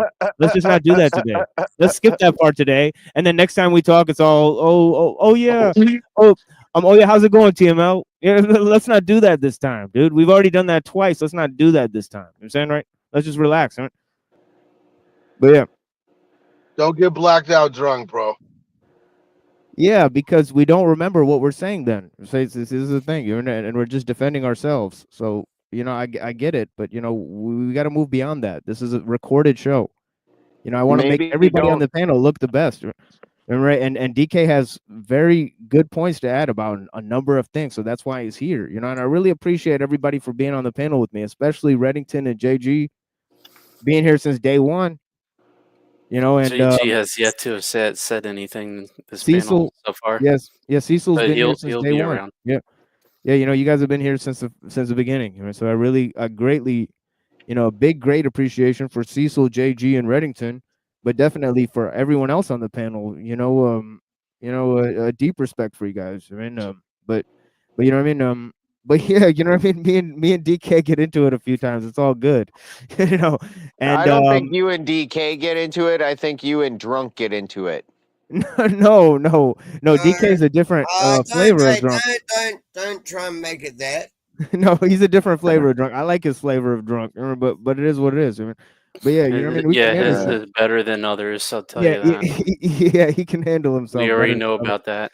Yeah, so Yeah, if I'm definitely. gonna deal with Drunk or not deal with Drunk, I'm gonna not deal with Drunk because, well, yeah. No, you saw me. Hey, you saw me do that toilet bowl earth thing. Exactly, he destroyed him. That's right. We sent him over to toilet bowl. He was telling me about that. Well, I mean, in all fairness, TBE destroys himself. So yeah, that's true. He did make it easy for me, I must admit. For quite the same reason. Tranny handler walked in wearing a dress made of a curtain. Hell no! Hell no! That shit ain't gonna happen. Yeah. Hell no! Hell no! That shit ain't gonna happen. Yeah. Man, two of them were going. Ain't nobody got time for that. You want to talk some shit? On the spot. Hundreds of niggas is waiting for your motherfucking call, and they all talking shit about you right now. In a world of pure imagination. Yeah, I said some shit. What? The hardest niggas is standing by, ready to pick up that phone. Asian niggas, white niggas, Suck my dick, bitch. Fuck you. classic niggas, racist niggas, mystery niggas, psycho niggas, Jewish niggas. You got some motherfucking nerds calling me out Shabbat on some little bullshit ass nigga. Better calm that shit down and come around here and show me some fucking respect before me and my Jewish niggas come up here and beat your ass, nigga. Off top. Racist niggas. Don't say that again, Cecil. You know what it is, man. But yeah. But yeah, you know what I mean? We've seen lots of characters out here, you know what I mean? I so want to get you on a D-Live show where there's no censorship. Oh yeah, man. The shit's about to pop Fucking off. hey, bro. Dude, I want to do this on like a platform where it's not censored. And everyone actually gets to say shit. Yeah, we get to take our fucking yarmulkes off and do the deal. Yeah. Yeah. Yeah. But yeah. Stop The pretending Dow. you're a Jewish count. Yeah, that's a good start. Yeah. Yeah, but here it goes. It goes. The Tao is called the Great Mother, empty yet inexhaustible. It gives birth to infinite worlds. So the fact is that nothingness is infinitely full, and it can be used to create anything, and once it creates, it doesn't own what it creates, so similar to the discussion I was having with Nubs about what creates, right? So this is a fact of, the living spirit, right? And also, which in here it's sort of describing as the mother of, of the 10,000 things, right? So it's talking about something that came into existence through the formulation of the primordial, the primordial essence of all creation, right? So that's really discussed in chapter 42, right? How it's talking about how, this idea of heaven and earth coming into existence, right? In successive stages, right? Okay. But it says here, it says it is always present within you. And that's why the terms that they used earlier in the translation that they said it exists before God, it really doesn't make any sense because there's no ontological transcendence, right? So something to be beyond that, right? I don't think that would necessarily make sense in my opinion, right? But you know, I think what it's going to is it's talking about successive stages of creation, and also that once creation settles, right, it doesn't necessarily have to you know, guide its own creation to be what it is, right? To become what it becomes, right? Okay, and it says the Tao is infinite, eternal, right? Why is it eternal? It was never born. Thus, it can never die. Why is it infinite? It has no desires for itself. Thus, it is present for all beings. The master stays behind. That is why she is ahead. She is detached from all things. That is why she is one with them.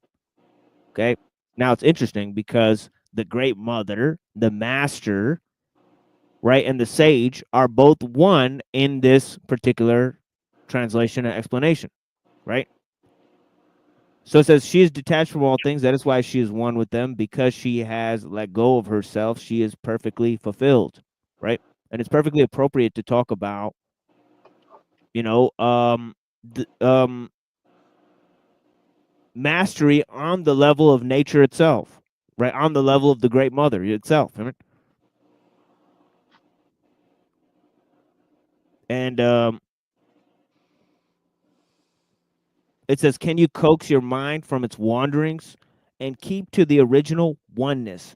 Can you let your body become supple as a newborn child's? Can you cleanse your inner vision until you see nothing but the light? Can you love people, lead them? Can you love people and lead them without imposing your will?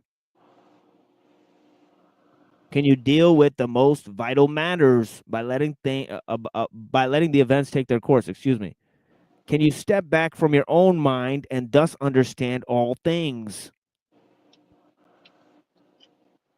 Giving birth and nourishing, having without possessing, acting without with no expectations, he says, excuse me, leading and not trying to control. This is supreme virtue. Okay, I'm going to move on to 11. Can you name any leader that's ever done that? Oh, yeah. Can you name who's leading you now? They're doing it now. They're doing it now. Like, to be honest, at the moment it's beer. That's what's leading me right now. No. What got you? What allowed you to go get the beer? If you were living in a Muslim state, you wouldn't be allowed to drink. They allow you to drink. They allow you to drink. At what point do I And think who's they? that I want a religion to govern my Who's the rulers? Who are the rulers, DK? they're controlled by the WEF. They're all pieces of shit. What's their names? See, this is the point I'm making. I know my prime minister's name. Yeah, they don't impose their will. Names, I know. They rule. Yeah, the point is this. The point is this. Goes to above them. The point is this. Me and Twilight. Okay, I'm gonna cut you off, for DK. Quite a while before we got. Okay, DK. The point is this. The point is this. You don't know who's ruling over you. Please don't talk over me, folks. You know, you don't know who's ruling over you. They impose their rule without their will. So can I name who's doing it? Of course not. That's the fucking point. We don't know who's ruling over us. That is exactly how they rule and why they rule.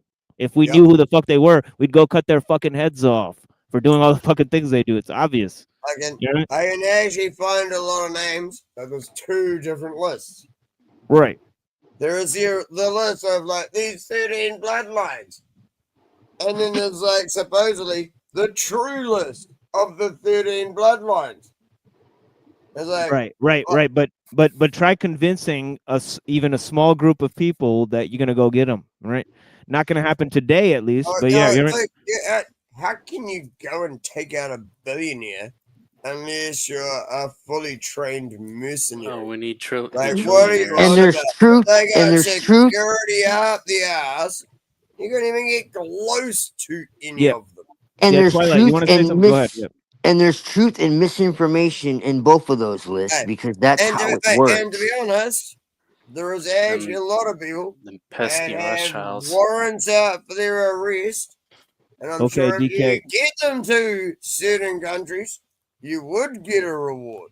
Right. Let's take a break with that for a second. Let's take a chill pill for a minute. You know what I mean? But yeah, you know what I mean? Chapter 11. You know what I mean? We join spokes together in a wheel, but it is the center hole that makes the wagon move. We shape clay into a pot, but it is the emptiness inside that holds whatever we want. What do you think about that, DK? You got any opinions on that? Say that again? No, see, that's what I thought. No, let me process that. Say that again. For sure. But I wasn't being serious. Please don't interject. I'm gonna move on. We join spokes together in a wheel, but it is the center So hole. now you don't want me to Here, say hold on. anything. Here, hold on. Yes, please don't say anything. Yeah, we join spokes together in a wheel, but it is the center hole that makes the wagon move. We shape clay into a pot, but it is the emptiness inside that holds whatever we want. We hammer wood for a house, but it's the inner space that makes it livable. We work with being, but non-being is what we use. Okay, in the other translation, usefulness comes from what is not there. Profit comes from what is there. Okay? This idea of working between things, right? Working in the space between things, right? Using nothingness. Relying on what is not there, right? That all forms of creation, right? They got this 1 and the 0. They got being and non-being, right? You have both essence and form in terms of Aristotle, right? So Aristotle, the Tao of Aristotle, right? There's a Tao of everything. You can get the Tao of every philosopher. That's how deep Lao Tzu is. You can study every philosophy in terms of the Tao, right? It actually goes into weird shit because in every philosophical system, there's like 2 ass things that are in the beginning of everything. Right?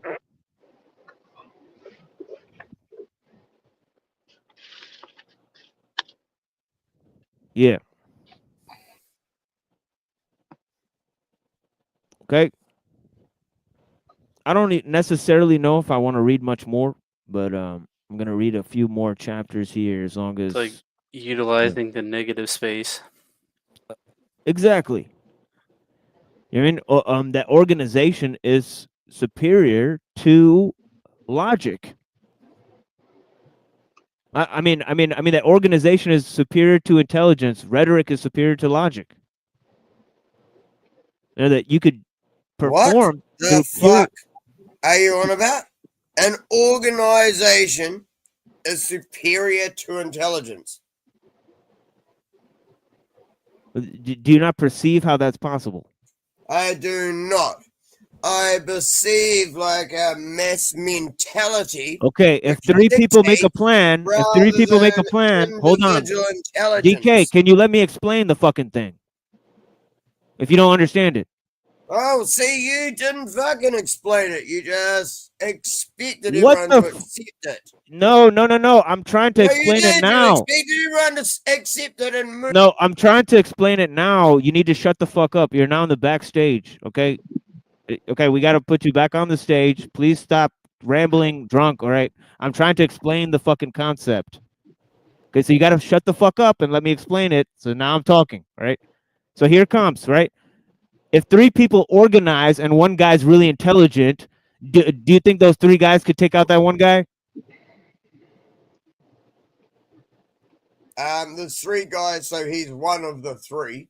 So what you're saying No. He's not one of the 3. Listen to me again. If one guy's really smart and 3 guys make a plan to take him out, do you think that one guy can be taken out even though he's very intelligent? No. Yes, if they try hard enough and he doesn't know. Exactly, DK. Exactly, DK. So just in that one example, organization beat intelligence. Let me just move on. Okay. Oh, is that how you're gonna do it? That's how it goes. What happens if the intelligence That's how it already knows goes, that they're DK. being looked for? DK, that's how it goes. We use logic to present arguments, and then we move the fuck on. Once you're wrong, it's over. It's over then. The person who's intelligent. No, we got to move on. We got to move on. Looked for. We got to move on. We got to move on. You're in the backstage. We got to move on. Give me a minute to read. 14, look and it can be seen. Listen and it can be heard. Oh, wait. I skipped a couple chapters. Whoops. Yeah, and this is good. This is not going well, DK. You got to calm down. You got to simmer down. More quietness would be nice. Let's just be quiet for a while. This ain't the DK show. Let's just be quiet for a while. Thank you. Simmer down now. Yeah, You colors. thought you proved me wrong and wouldn't let me Holy respond. shit, dude! You can't let it go, can you? I'm gonna stop with that. Can you let it proved me go? wrong and wouldn't let me. Can you let it go? Guess not. Okay. Colors blind the eye. Just a fucking loop. All right? Colors blind the eye. Sounds deafen the ear. Flavors numb the taste. Thoughts weaken the mind. Desires wither the heart. Okay, now we think our heart desires things. We think our mind thinks things, right? We think our taste flavors things. We think our ears pay attention to sound, but the fact is that none of these things are true, right? Okay, it's not use. Okay, it's not activity, right? That functions as the essence of the thing that we're trying to experience, right? But there's a mediation between our desires and what we're trying to experience, right? And there and there could be an overwhelming, right, of the thing that once something is used to accomplish a certain task, it can be overwhelmed by the accomplishment of that task, right? If it gets degraded by completing the task, right? So the fact is that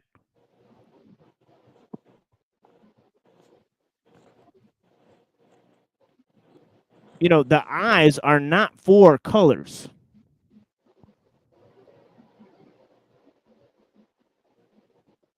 You know what I mean?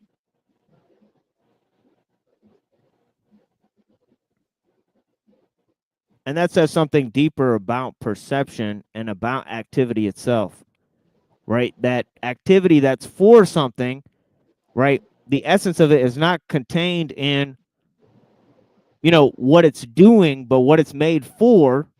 And what it's made for can actually exhaust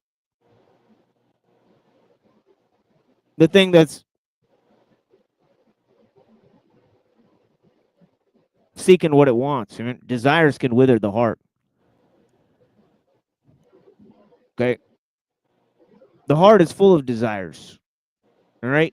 But the heart doesn't need desires. The heart is not for desire. Right. And desires can overwhelm heartfulness. Right. Oh, sorry, DK. Blessings.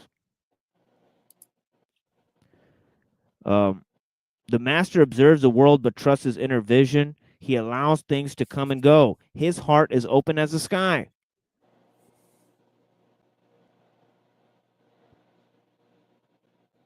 Okay. And I'm sort of free balling here. But yeah, the thing is that I've read these works so many times.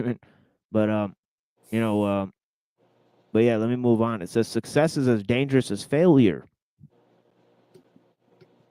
See, just a totally paradoxical line. On the face of it, it makes zero fucking sense. Right? So this is what Lao Tzu is doing. Okay, it's like he's fucking trolling the whole fucking work. That's why it's a very cynical philosophy, right? Well, I mean, if you don't learn from either, He's then showing you how worthless your concepts are. It's kind of Right. like what Krishnamurti did.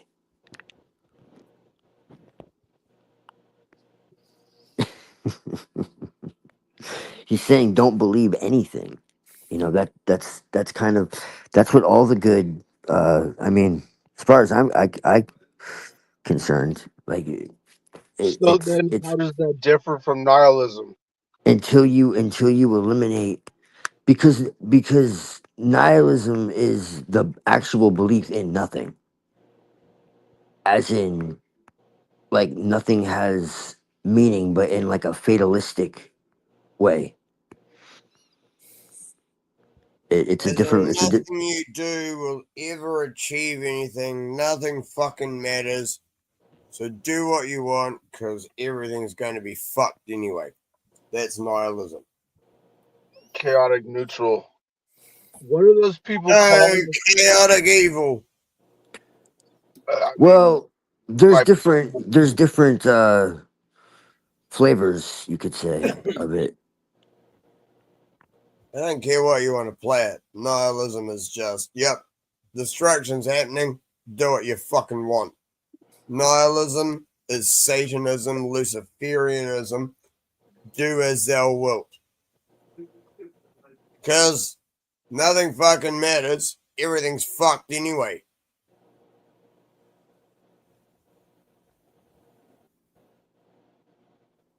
What are those people called that they don't actually have a belief structure of their own? They do.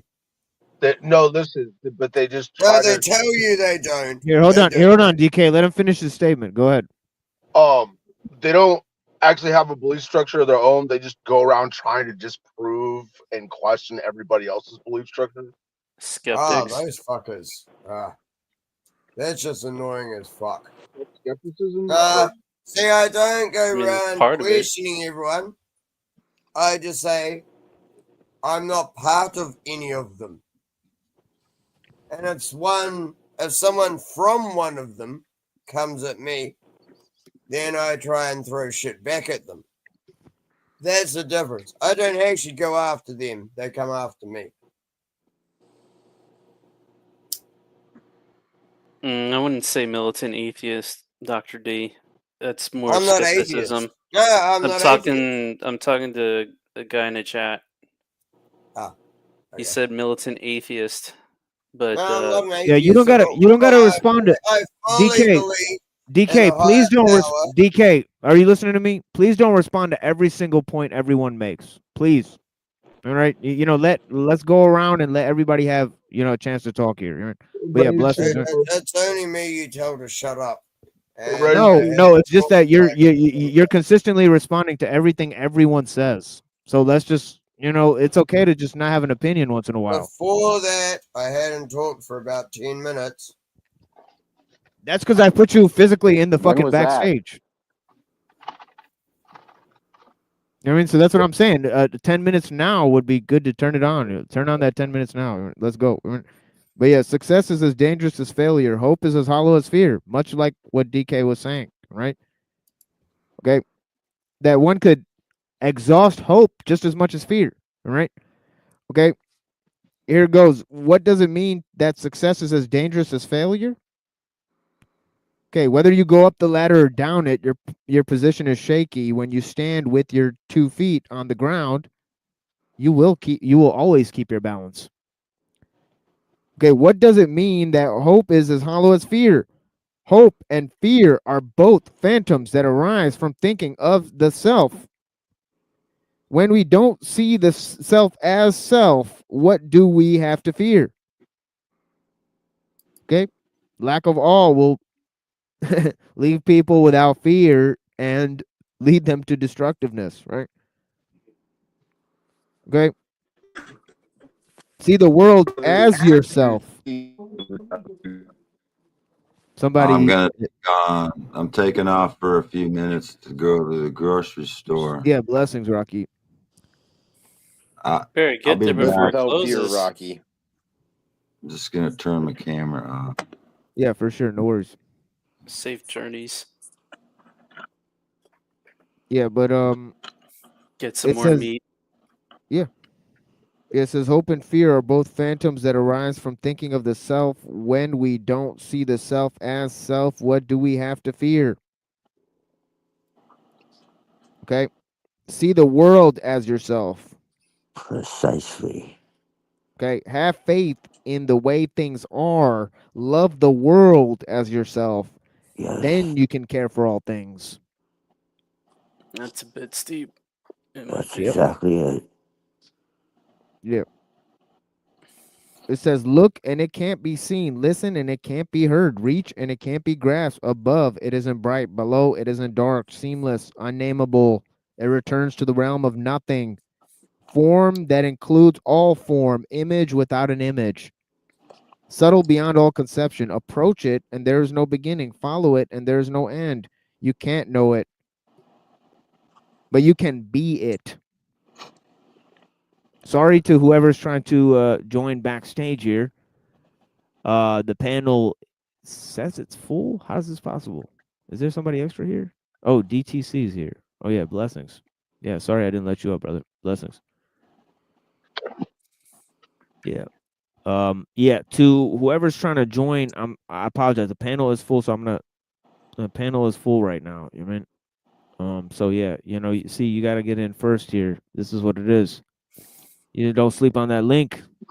I mean, earlier there was almost nobody here, and we were saying so many times, we dropping the link, we dropping the link, we dropping the link. So I'll jump down. this is sort of first come, first serve type of thing. Yeah, it's not necessary. You're welcome to stay, No. friend. I'm getting tired. Hey, same as well. If there's other people who want to jump on, I'll fuck off now as well. No, only one person has to leave, but so one of you. No, like, yeah, well, dude, I know you want it to be me, so get fucked. No, I don't. No, I don't. I never said that. I'm just not interested in being talked over. You know what I'm saying? Yeah, that's what I said. I know. Yeah, you that's want for it to the be moment. me. You don't have to take it personally. That's because I okay. got to move on with the show. I don't take shit personally. I said I'll leave so you can let someone else on. For fuck's sake. That's up to you, bro. Stop Go ahead. fucking crying. I'm not fucking crying about anything. Much You do what the love, fuck you want. no fear. Okay. Easy. Jesus. All right. Yeah, but the thing is that people assume things, assumptions. It's path to path of misery. Never assume, folks. The fact is that I gotta move on. I got it's 4 hours. Okay, it's been 4 fucking hours. I gotta move the fuck on. I'm not gonna be here all fucking night.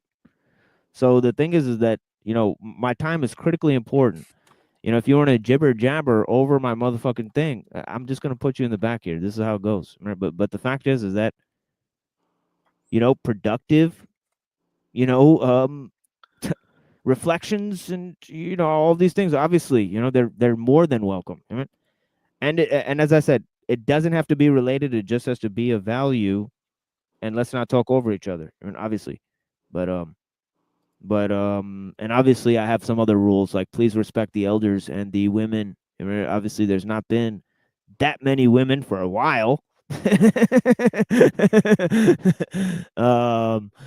yeah. But we had some women on the panel earlier, but yeah, the fact is that there's certain ground rules here that may not be observed on other panels and stuff like that. But yeah. I don't even remember. And also here's another weird Zephyr's rule here. I have. Yeah. Oh yeah, Zephyr's here. Blessings. You're right. But you know what I mean? Thank you, Zephyr. But yeah, the fact is that yeah, but the fact is that we need to essentially hold people to the truth. That's another thing on this panel that I want people to say, is that if a motherfucker comes up here on another panel lying or some stupid shit like that, just tell them they're a fucking liar to their face. I don't give a fuck. All right. So this is the thing, is that I really don't care what these other fake shows are about. We're here, our standard is the truth. None of this fake antics. And you'll notice a lot of these LARP shows, where they're playing characters and they're playing house, they don't really come here. All right. So, you'll notice that. Yeah. They're not really interested in coming here, even though we've been over there, and not in any type of form or character. We just went up there and talked to them about Gnosticism, conspiracy theories, technology, philosophy, and sometimes they even invited us. So, you know, I don't want to blow too much smoke up my ass, but that is what happened to it. Yeah, and but it says here, you know, so yeah, we're willing to engage with people on our own terms, and that's perfectly fine because people are willing to meet us halfway. All right, we got the homie right here. Blessings, right? Yeah, rock and roll. You know what I'm saying? Exactly, precisely. You know, Sarah came up here because I said there's no ladies. You know, blessings. You know? It is what it is. You know what I mean? Hope your voice is doing better, Ezra. Yeah, exactly. I mean, blessings and good health for you, sis. You know, and Thank you. Sorry, I had my shit mixed up. Excuse me, with between my mic and my camera. But thank you, brother. Good to see you guys. And yeah, I just wanted to back up Zephyr, so she's not the only rock and roll female in the house. yeah, let's put them up top here. Let's put Cecil down here next to us. Or Bucktooth Princess. Yeah, I was gonna say Cecil is the Bucktooth Princess over here. Yeah, exactly. He's a I love cool. his. Yeah, I love his subtitle there. Fuck technology. Exactly. That's exactly the point. Right? But yeah, you know what I mean. I'm the only one here now. Thank you for showing up. Yeah, fuck the system. Just stop. Just Yo, I gotta stop. represent you, girl. Bun the Yeah, system. exactly. Yeah. Just stop stealing everything from Mother Nature. They just need to stop. Bad copies, all of it. Everything But, is legitimately taken from animals, and they just copy it all, and people people don't copies notice. of copies. Yeah, well, it is. They're simulations of simulations, and it's just So absurd. are we not sure that it just isn't like a game, a holographic game played in front of you, like a little like puppet play? In front of you saying like, hey, look at over here, like you're distracted with this. You think that we're trying to totally segregate you when really nature's just interjecting itself and whatever. I'm just not gonna like completely play into the fact that we're being you know, manipulated to the point that we have no interjectory, or that nature or God has no interjectory. Sure, I would agree with that. Because we are. I think that it's made to appear that they actually have more power than they do, and that we are the ones with the power. I strongly believe that. Yeah, so that people don't actually do anything. Potentially, like the more we play into this idea, the more we're actually perpetuating or quote unquote manifesting. Yes. Or yeah, and the idea that creating this is the some chaos kind of within itself. and this idea that it's some kind of matrix that needs to be escaped and all that, I think that's part of it too. The natural world is very real. Right, And or the shape alive. of what you're living on. Isn't that all a potential manipulation? Well, I think again, you know, like if it's this way, then you're this way. If it's this way, then you're this way. Well, again, I think this is layers and layers of programming, just to make people doubt everything, to where, you know, again, you get to the point to where reality itself is doubted, and it's just like, you know, it kind of demoralizes and desensitizes people to where you got to think, you know, if you get to a point to where you're legitimately questioning everything, there's a good to that, but there's also a negative side to that. And so Exactly, 'cause, it like, kind if of opens you up to attack. And so, and that's why I was saying earlier that there are some things I just don't know, and I know I don't know, and I don't try to know. It's just you know, I'm skeptical about some things, but I just don't take a paradigm at all. I just, you know, I follow things like raw data, and I don't really make a conclusion. I see what other people make their conclusions, and sometimes it's like, okay, well, this makes sense. But there's other times it's like, no, I don't agree with any of these conclusions. None of them, zero. So getting back to what our brother here, Mo, was getting into about balance, especially, and Yes. I'd like to hear a little bit more on that if we could kind of get back to that. No offense, but just you know, redirecting to some extent.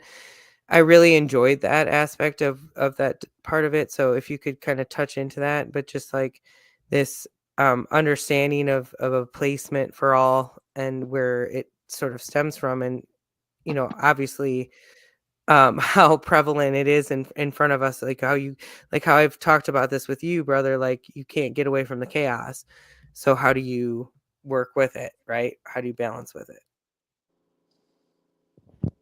Yeah, and you know, I'm gonna read these next 4, you know, chapters, you know, because it's perfect response to what you're saying, I mean, right? And then I'm gonna move on to music and some other things. I mean, and also play a little video here. I mean, I actually have a video of Kurzweil today, so it'd be nice. I mean, I played ellul and Kurzweil today, so 2 Oh boy. videos.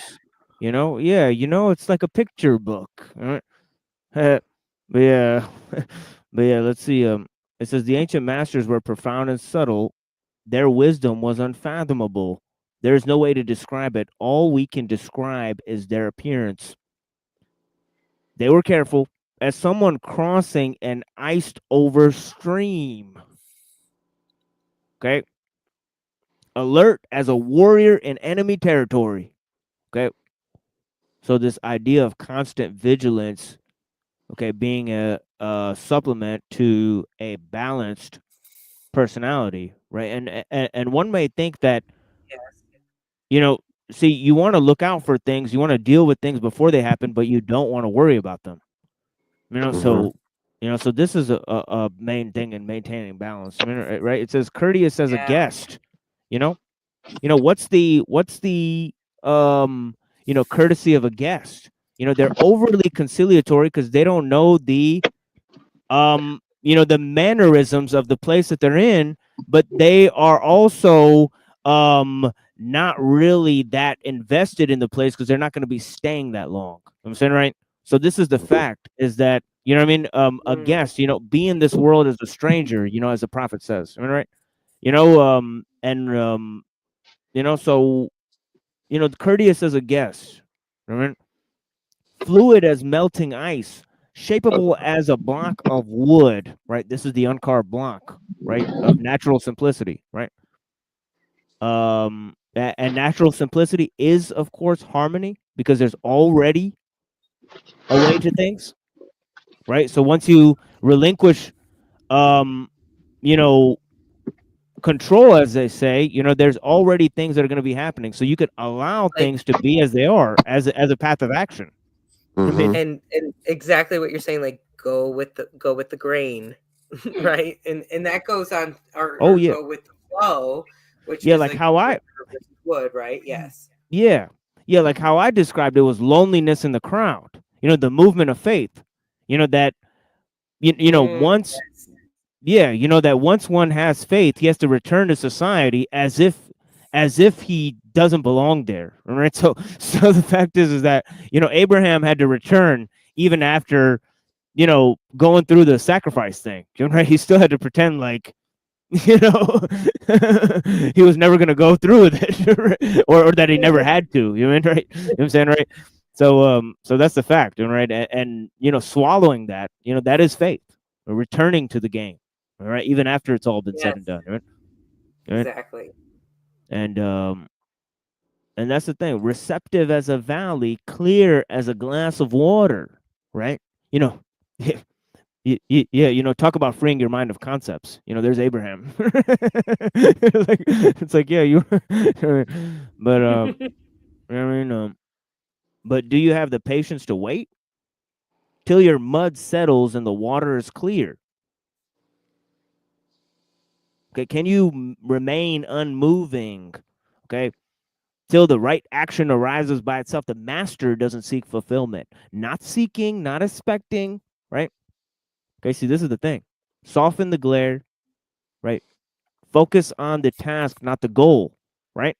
It's letting Not go seeking. of letting go of results. Yes. Yes, exactly. Yes, exactly. You're letting go of results, letting go of praise and blame. Yeah. Accepting the moment for all that it is. Yeah, because even with power of intention, that doesn't explicit that it's actually like you're not putting the expectation on anything. You're not setting that this has to be the ultimate outcome. You're allowing for that. Yes. It's open ended. It whatever it may be will be, and that's Yeah. enough for Because me. understanding that the minute you put that energy on it, whether it's positive or negative, you're ultimately influencing the outcome. You're Yes. ultimately influencing the timelines. Uh-huh. And as we discussed Like wave previously, function collapse, if time if that is even Yes. is real. Yeah. Yeah, quite literally. Yeah, exactly it's right. quantum. It's quantum. Yeah. Yeah, and then it says the last line. It says she is present. You know, being in the present, just as Twilight said. You know, what I mean? And can welcome all things. You know? So yeah, you know, what I mean? Definitely. I mean, so that's 15. So that's one of the 4 I was gonna read. See, this heavy shit. See, it's not gonna not be about balance. You feel me, Sarah? Yeah. This is the balance poem. Double Yeah? negatives. Yeah, this is the poem of balance. You know, for sure. -1 + 1. -1 Yeah. + 1 = 0. Exactly. It's Yeah, it's the dialectical monism, like I was saying before. Yeah, you could use nothing. Yeah, exactly. Mhm. Dialectical monism. That's Exactly. the equivalency of reality. Everything is exactly nothing, Yeah, but it's the not nothing. equivalent of Tao. Definitely. Right, You know what I mean? yeah. I mean, you know, what it's more trying to say is that opposition exists within itself. All right. Right. So, Exactly. yeah. So here it comes. Empty your The mind of pendulum all swung. thoughts. Yep. Oh yeah, I'm sorry. Go ahead, Sarah. What were you gonna say? No, nothing. Just you know, shooting the shit. Please go on. Yeah, my bad. Yeah, it's all good. Yeah, it's all good, folks. Please interject. Blessings. It says, empty your mind of all thoughts. Let your heart be at peace. You know, watch the turmoil of beings, but contemplate their return. Okay. Okay. Each separate being in the universe returns to a common source. Returning to the source is serenity. If you don't realize the source, you stumble in confusion and sorrow. When you realize where you come from, you naturally become tolerant. Disinterested, amused. Here's this mental hygiene again. Disinterested, amused, kind-hearted as a grandmother, dignified as a king. You gotta love Potentially, this. How about that? you know, That's a loaded the one right there. whole, like, I see no evil, I hear no evil, I speak no evil. Like some sort of dissection of this as you fall into these categories, and you sort of say, I'm not going to discuss that. That's not in my category. And this, is this balance of what I've been pushing at this whole like righteous warrior aspect. You can't, are you a vigilante? Are you too much of a pacifist? Are you the pineapple, as Rocky is displaying for us right now? You're just that thorny, hard-headed fucking pineapple in the middle that's not going to move, and you can't build the highway over it, you can't build it under it.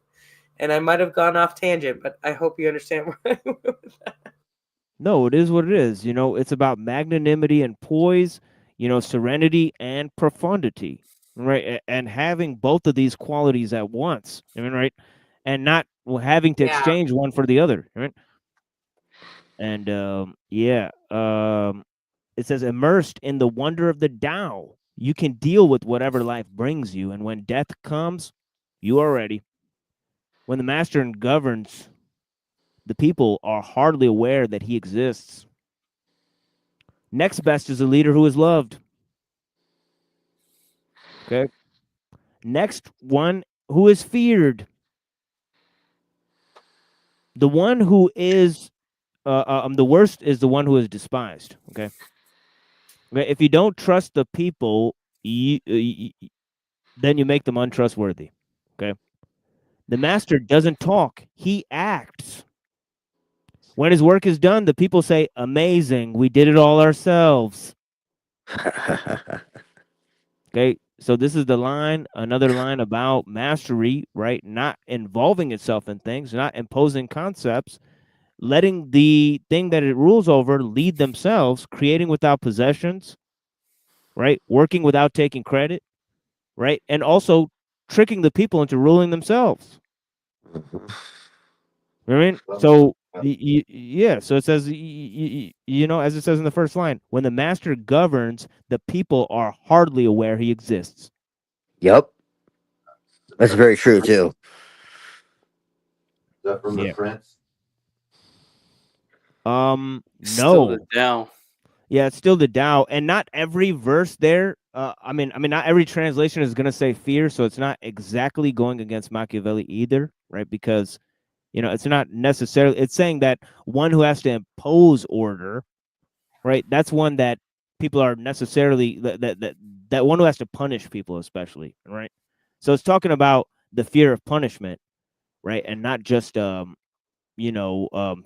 itself. Right? Obviously, you know, one can't, you know, if the people lack a sense of awe, they can't be governed. So you need fear in order to govern as well, right? So it is, I mean, also this Yeah. idea that, you know, that the leader can lead without the people knowing who's in charge. That seems pretty Machiavellian, but yeah, you And know what I wouldn't mean? you say, this like also includes toxic positivity? You can only actually go so far in one direction before, again, this like chaos Yeah. concept is going to come into Yeah. play and Yeah. disrupt the cycle to bring you back to balance. Yeah. Yeah, that's a great example. Yeah, Most definitely. Yeah. Yeah. And it says, and here's the last one, you know, so we just went on a balanced expedition. But here it goes. This is the last one I'm gonna read, and then I'll drop it like it's hot. It says, when the great Tao is forgotten, goodness and piety appear. When the body's intelligence declines, cleverness and knowledge step forth. Okay, notice how cleverness and knowledge are not at the top stage, as in Confucianism. Okay, and filial piety is not governing over the family relations. No, it's the thing that gets you to good relations. Why need it if you already have good relations? Is what Lao Tzu is saying, right? So, you know, and this is the thing that, you know, the thing that that something's made for can be exhausted by that which it's made for. I mean, you know, so we're not focusing on utility. You know, one who focuses on usefulness or utility alone is wrong. Right? But yeah, it says, you know, when there is no peace in the family, filial piety begins. When the country falls into chaos, patriotism is born. Okay. There it is. Yeah, I don't know why I said that twice today. Drop it like it's hot. That was kind of stupid. All right, but Like There's- old there's- shit that you probably used to say. They're sending you. They're sending you messages, man. Fucking cringe, man. Yeah. They're sending you messages. Yeah, you know. Shit. Yeah, I'm no toilet bowl earth, that's for sure. I'm not clever. Right. That's false. I would not say you. I would never say you are him in any Yes, means. And but I said that so but that you would I would say that, or definitely say somebody else that on the you panel are would say that. witty as fuck.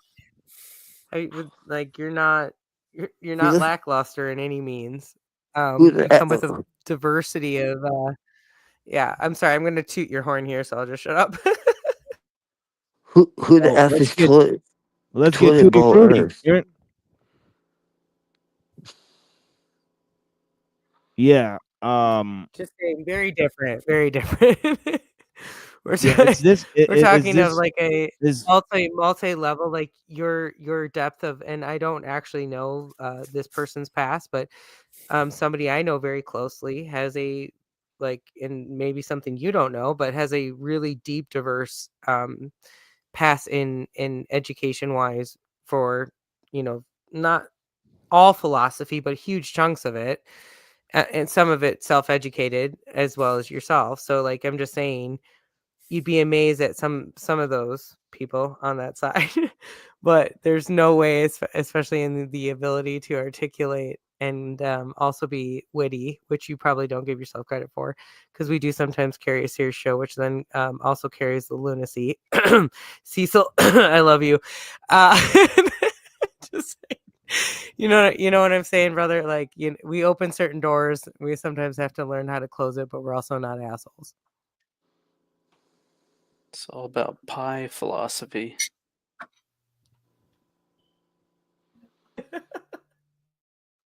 Everyone's just in their room, in their space, and your space is going to be this little fucking tiny little fucking square on a screen. That's going to be your space in the hyper capitalist fucking AI world. That's going to be your life. And as That's much what as I want I'm to gonna be remind you of, that I'll anti-capitalist, the see only you in the way to be woods. truly anti-capitalist is to be hyper-capitalist. Is to like let them, give them carte blanche and let it fucking die faster. Everyone in their room, in their pods.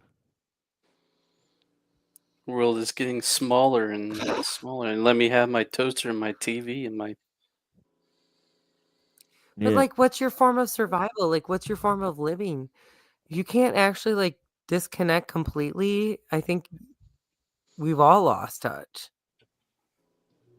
And this is someone who has already conveyed this to you guys, but literally spends several hours a day putting myself in that environment. And if you're not doing that, you're not. And I know it's difficult with obviously with certain circumstances, but you're not like actively searching for that. It's so much more affordable than we've ever put any time frame on it. And yet we keep over here like bitching, like, oh, it's this way. I don't understand why it's this way. Yet every day I wake up and I open my phone and I get on this thing and I watch this shit every fucking day and I do nothing else. I don't pick up a book. I don't go outside. I forgot what the grass feels like. Oh, look at this tree. It feels so good. I mean, seriously, fuckers. Like, just turn it the fuck off. Oh shit, I I do. know I've been on. I have to. I meditate. Touch grass. I meditate every morning. I have to. I'll go crazy. But Yeah, do no. it outside. Like, tell me you go Yeah, no. outside. I Like, take a walk. okay. Every day. Yeah. No, every day. I'll go crazy otherwise. What Yeah. is that, I mean, Rocky? personally, like, I Pizza? literally have to You go eating? outside. That's not pizza. Hey, I make homemade pizza from a sourdough starter from a bread? wild apple skin piece. So like you can have some really quality pizza that's healthy and not shitty for your system. We've just been perpetuated that cabs are bullshit, but there's a whole let's not go there. This and the last thing I will say, because you guys know me, that plants are sentient beings. So if eating a plant causes pain, then eating an animal, same thing, right? Like we all need to understand the balance of the system. Okay, thank you.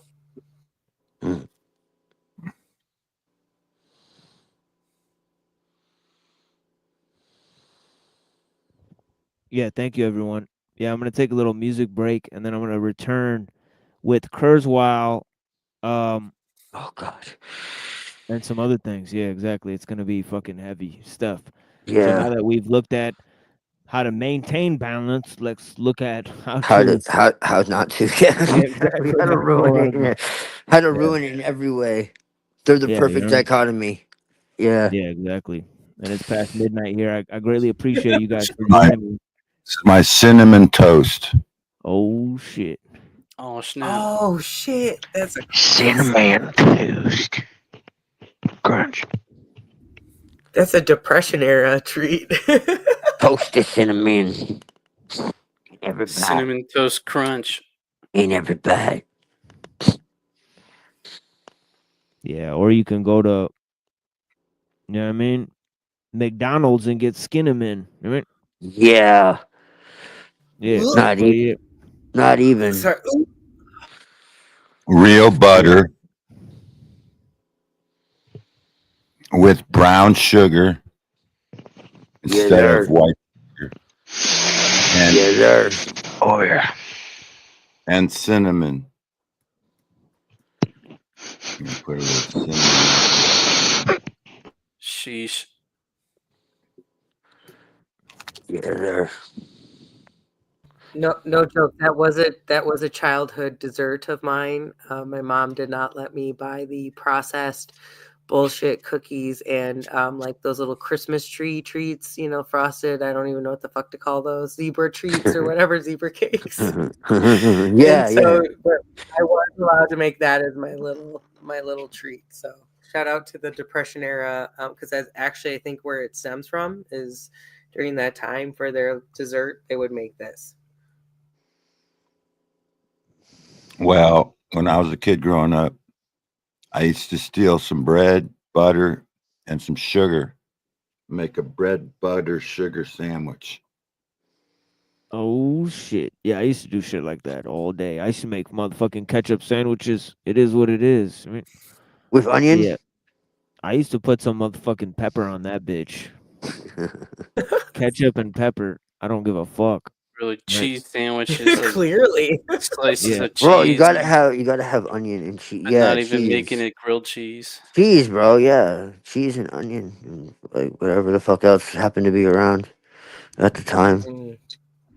Cause shit was rough at the time. Like shit. Yeah, shit was rough.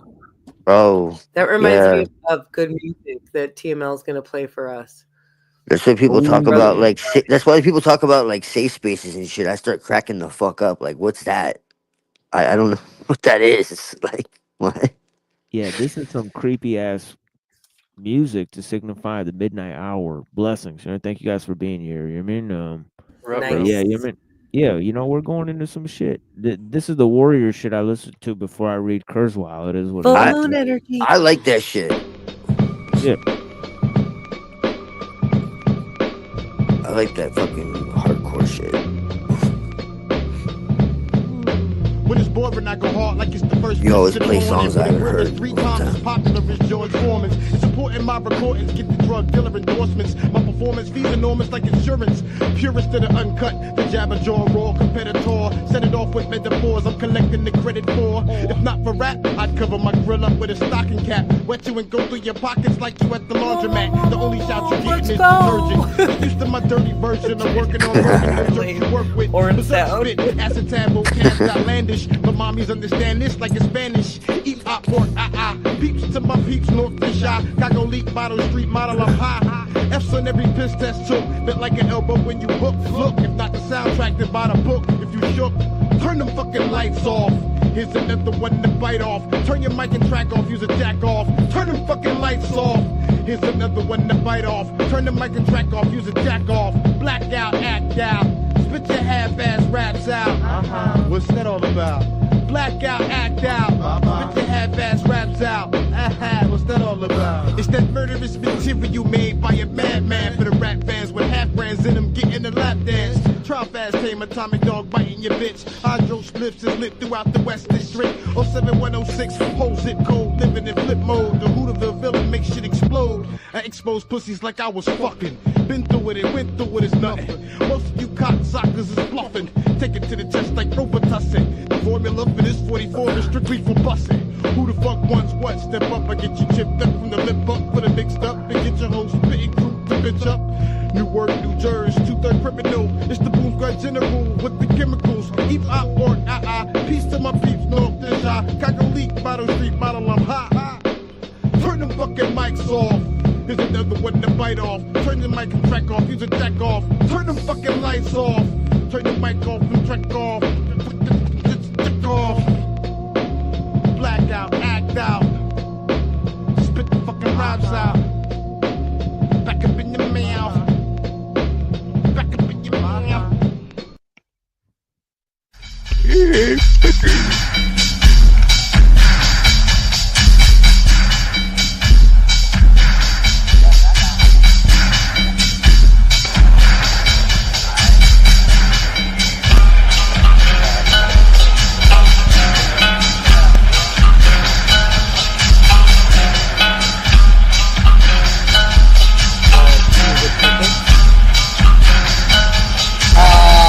Fuck a Nazi, what the Nazi? I come with Selassie. Bloody up in white sheets until they're soggy. to your posse. Your blood clot bloodshot looking fussy. I thought I told your cats keep your fucking eyes off me. Your cats acting like you got too much with the softy. Watch out joking balls, especially cause they double cross me. I'm asked before they lost me. My presence is priceless, just coffee. The whole fucking squad me some coffee.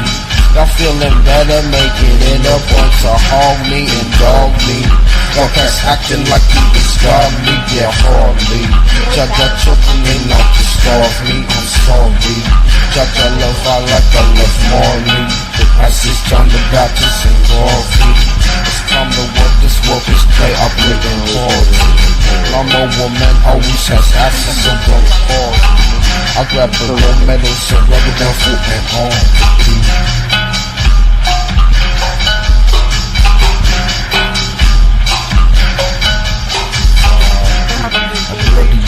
White sheets, ain't no white sheet. Get your ass up, boy. I'm sitting in my seat. I say, why recycle white trash when they get reason that we sidetrack? Let sun melt to no ice cap. Taking our life back. Empress of the sun who gonna strike black. Lion of Judah making your mic scat. Give me that mic back. I know y'all listening closely because my mic's tagged. Right in the rhythm like I was high-hat. Murder the sound who wanna sabotage my death. Fuck where you from, this is where I'm at. This is where I'm at. This is where I'm at. This is where I'm at. I'm fed to be.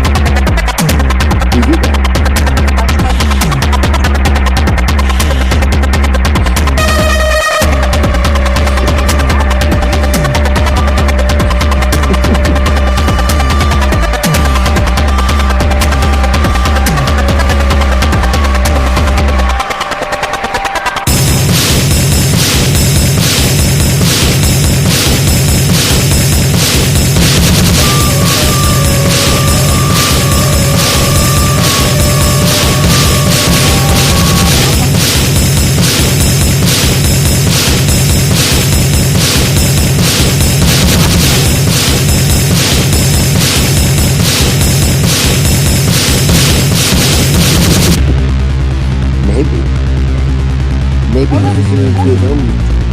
Maybe he's listening to his own music. I mean, love him. Right. In a loving way. I know what you mean. Yeah, I know.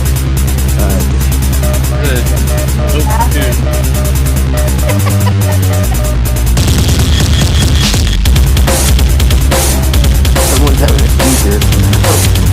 I know.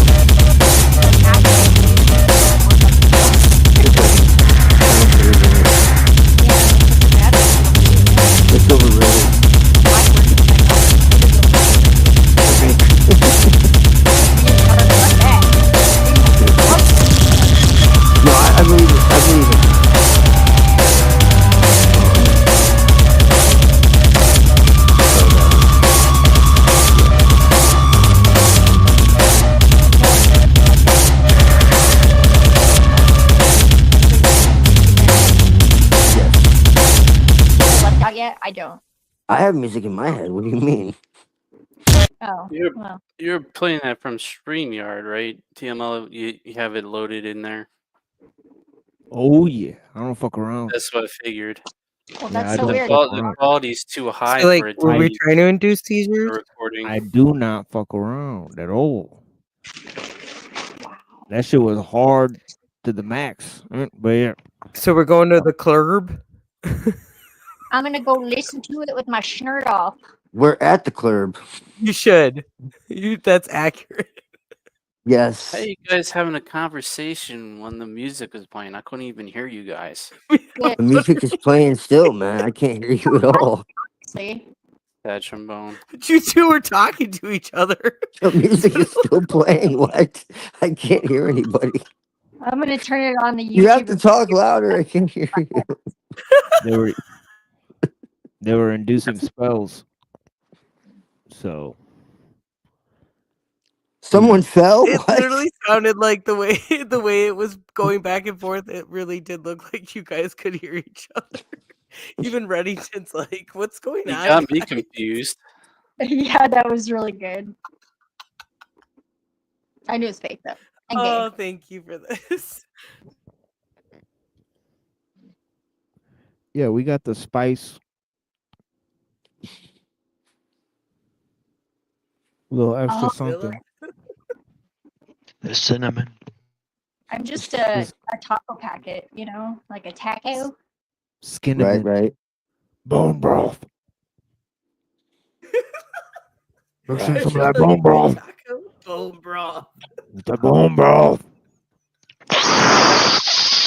Bone broth. Extra meaty. Extra meaty.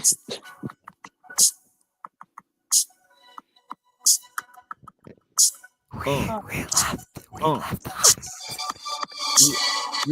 Yeah. What? Oh. Sick presence, unique essence, going in with 10 shit, yeah, now you can't see, yeah, classic, yeah, reminiscent, yeah, clandestine, yeah, now you can't seek answers, yeah, it's the man, without the presence, yeah, going back and forth, without the essence, yeah, plus blast you through, now you can't remember. You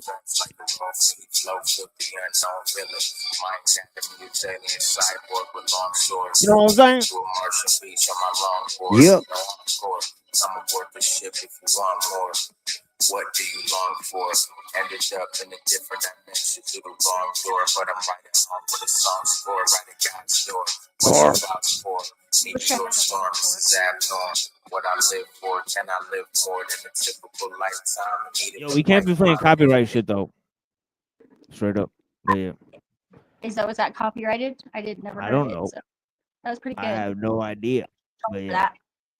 But yeah, make sure you guys don't play that shit. It's copyrighted. But yeah, that's what I'm trying to say. But I'm gonna try to open up a page, and I'm pretty sure that my StreamYard will shut down as I try to do that. We've lost 10 viewers. Fuck right off. All right. But the fact is that I'm gonna keep on proceeding with my presentation because I've paid for the StreamYard. So the fact is that I have a year's worth of recording time. So I'm going to use it. I don't care who's watching. The fact is that we have to use the recording time. We've already paid for it, right? So there's no stopping this train, right? But yeah, I think we blessings. lost listeners. I think we lost people with short attention spans. Right. Exactly. But we're gonna Yes. move in to this presentation, and if I fall off, I'm sorry, all right? And so I'll be coming right back in. Right? But yeah. So give me 1 second here. Let me try to Stop us now. Let me try to open this up in terms of a presentation I saw a couple of days ago. Excellent presentation I was seeing.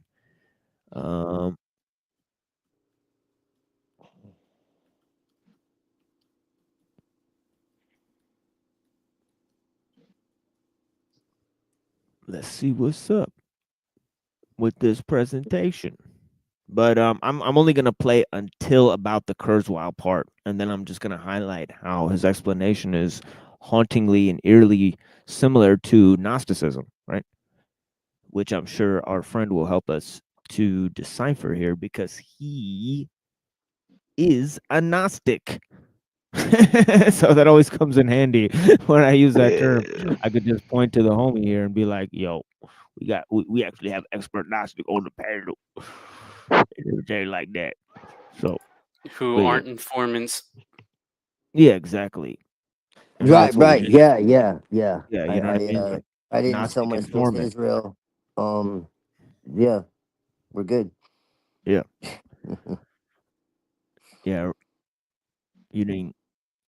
You earned Well, there's 52 flavors of Gnosticism, so yeah. Oh yeah. So yeah, but yeah, I know about quite a few different 72 ones. sects.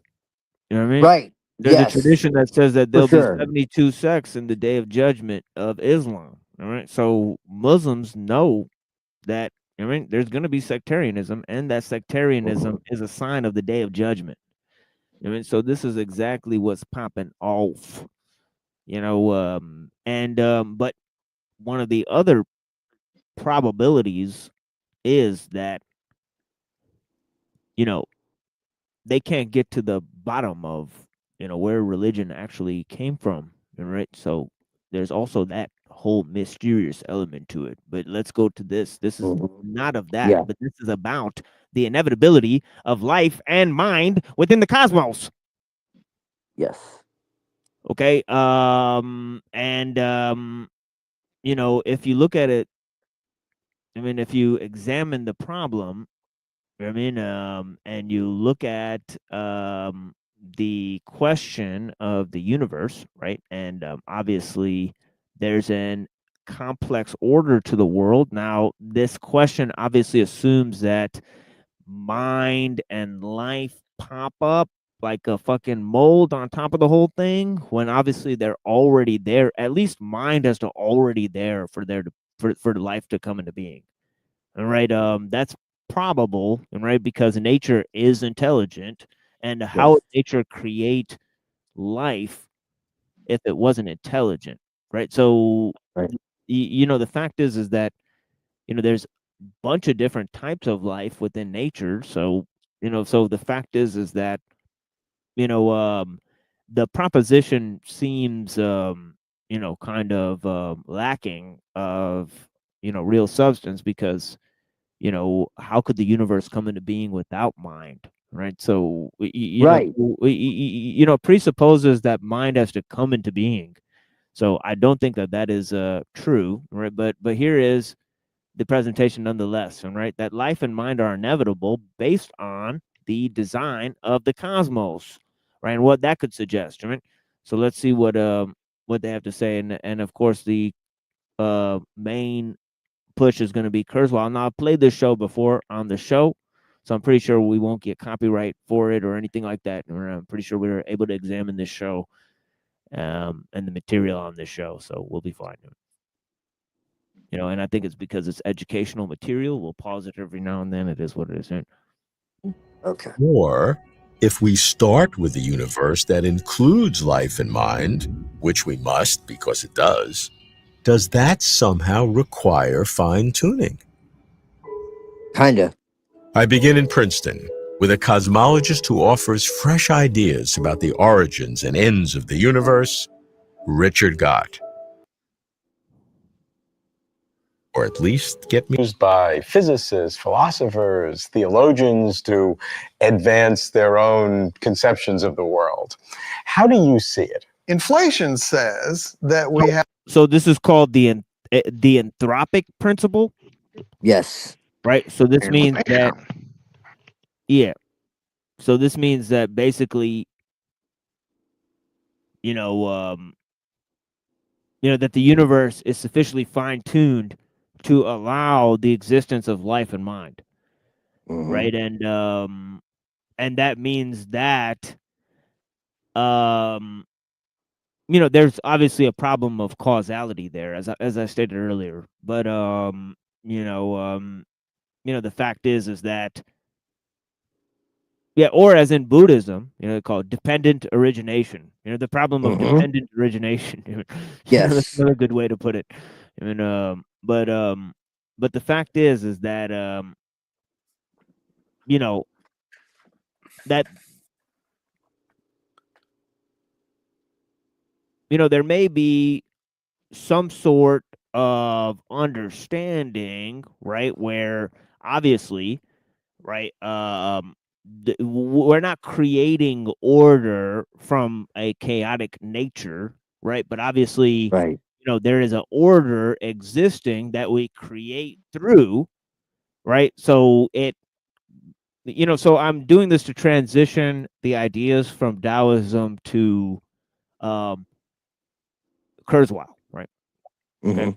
So I hope you guys can see that or appreciate that. Blessings. Have a multiverse, that we have many different universes that are formed out of one inflating universe, gives birth to many inflating universes. So there's the possibility for the laws of physics in these different universes to be different. So you have to live in a universe that's consistent with the development of intelligence. Now, see, I think he's postulating too many entities, right? Obviously, yes.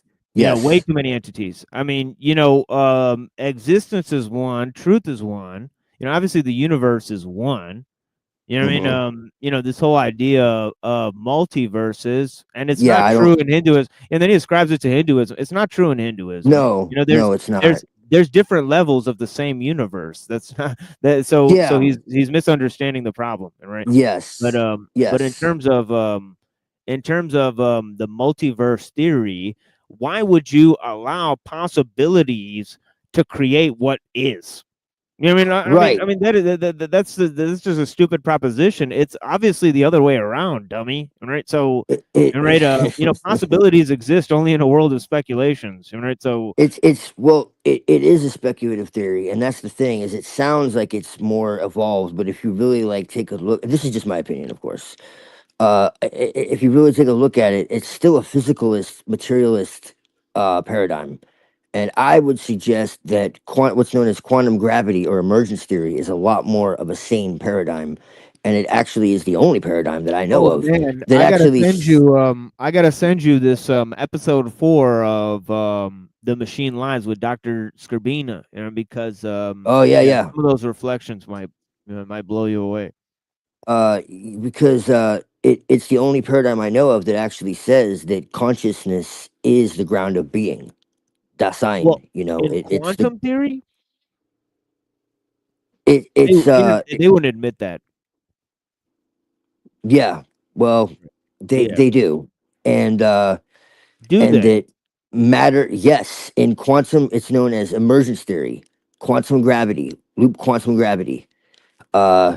It's the only this is thing. a I actually possible. posted a video. I actually Right. posted a video in the Right, channel. but this is but what you're saying is this is a possible explanation for the emergence of consciousness. Yes. Okay. This is a scientific theorem that is Right, a theory, right? not Yeah.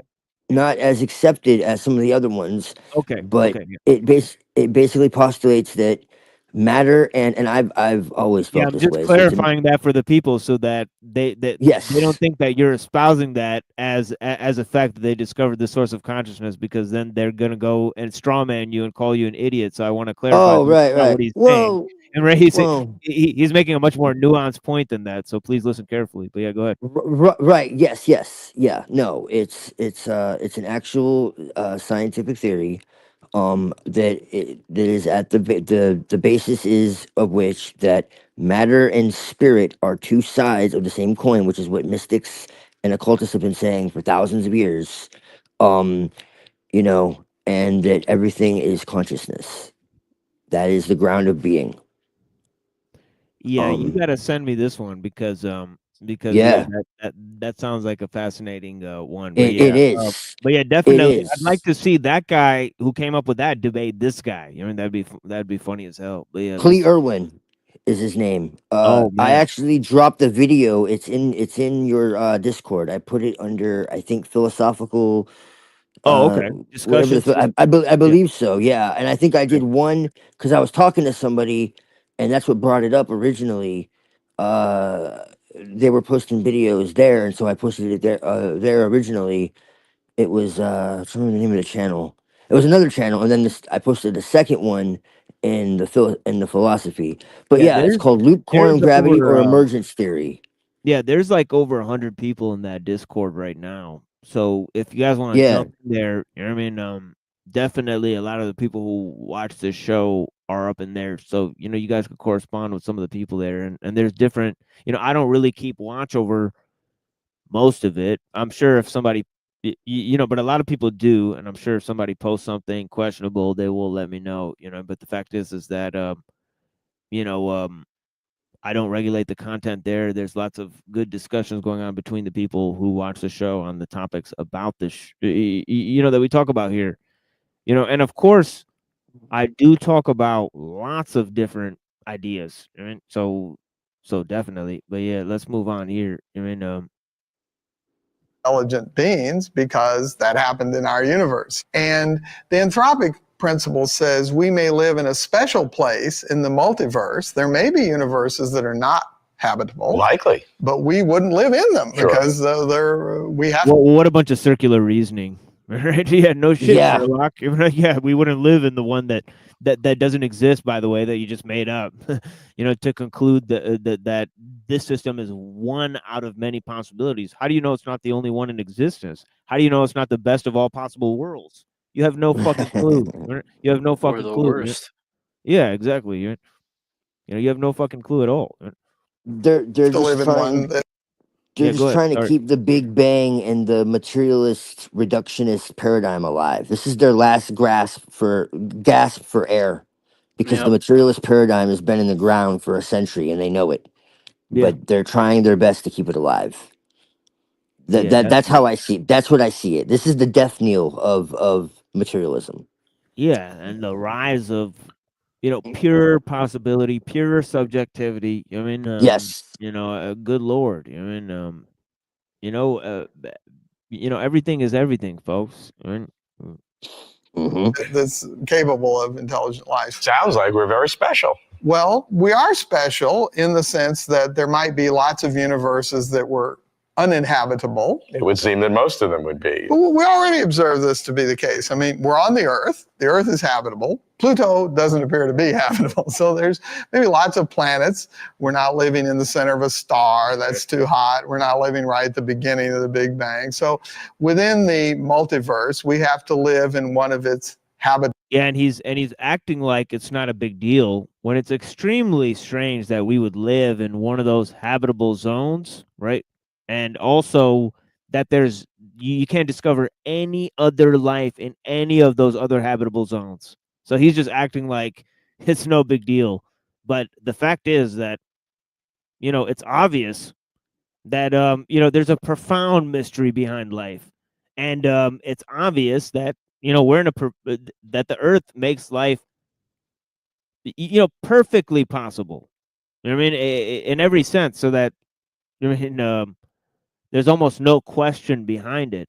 So the fact is that this dude's taking shots in the dark, about something he could barely comprehend, and then saying that he understands they it through fake something he it made up. all the time.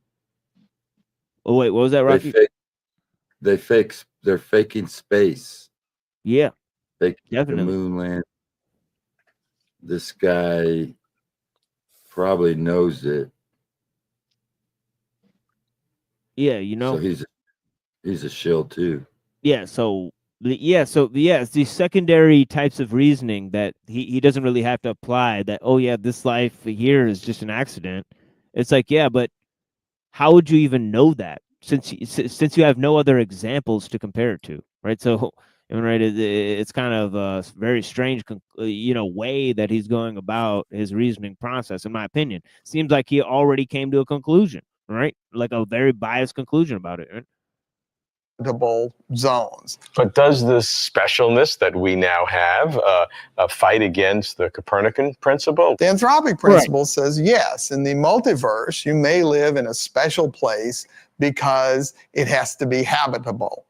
But the Copernican principle tells you that out of all the places for intelligent observers to live, you're likely to live in one of the non-special places. What do we then conclude about our existence? We have to live in a habitable place. So we're living at a habitable epoch in the universe when stars are burning before the universe is thinned out too much, and not at the very early universe and so forth.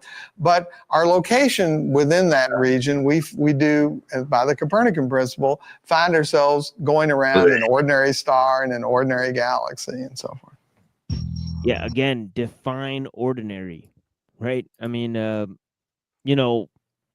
they can't. They try to give universal explanations and then blanket them in these, subjective terminology. I mean, so, Yeah. They try to tell you the sun is 93 million miles away. How the hell they know how far it is?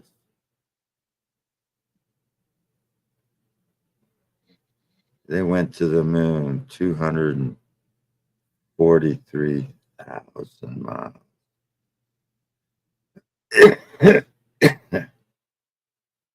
Uh-huh. Is that why they're both the same size in the sky? Because one is exactly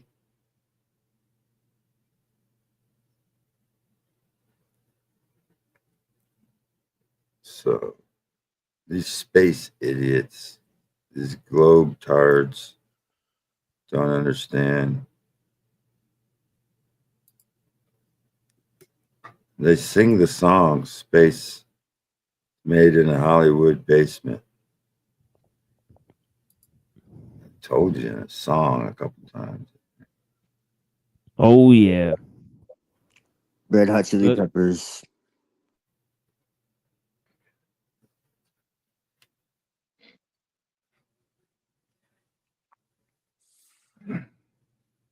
I like that one. I forget it's Cowboys. If you think we went to the moon. So what was it? If you think we went to the moon. If you still think we went to the moon. If you still think I'll have to look that one up. I like that song. If you still think we went to the moon. What's that song? Where is it? Where is it? I gotta put cowboy song in there. Cowboy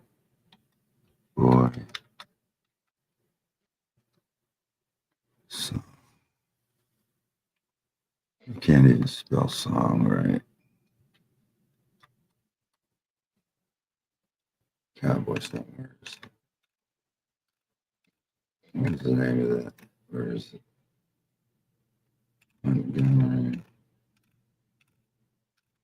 Oh, oh, God, they're hiding it.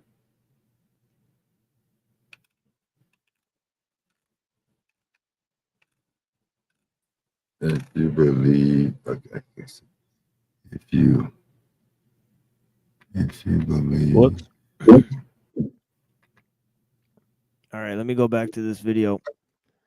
But yeah, I just fell out there for a second. But yeah. Or try to. What he's saying, machine, is just as abstract as any mysticism, and yet they have the nerve to call it science. That's right. That's absolutely right. Yeah. Yeah, I concur. But our ancestors were primitive know-nothings, and they're stars of knowing.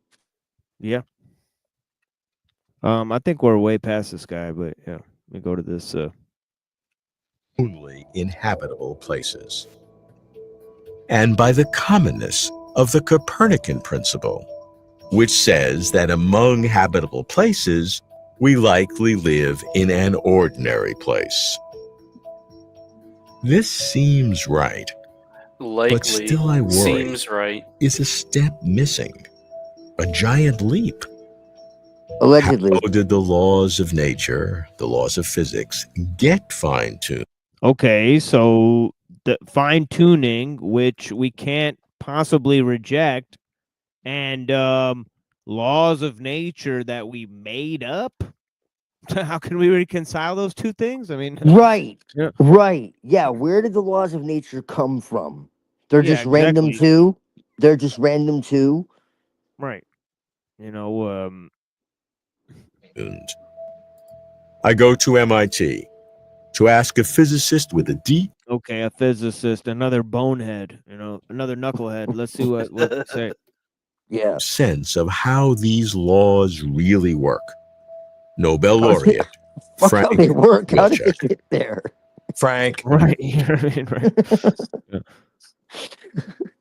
Asking the Talk wrong about damn enlightenment. question. Right. Test the Exactly. science.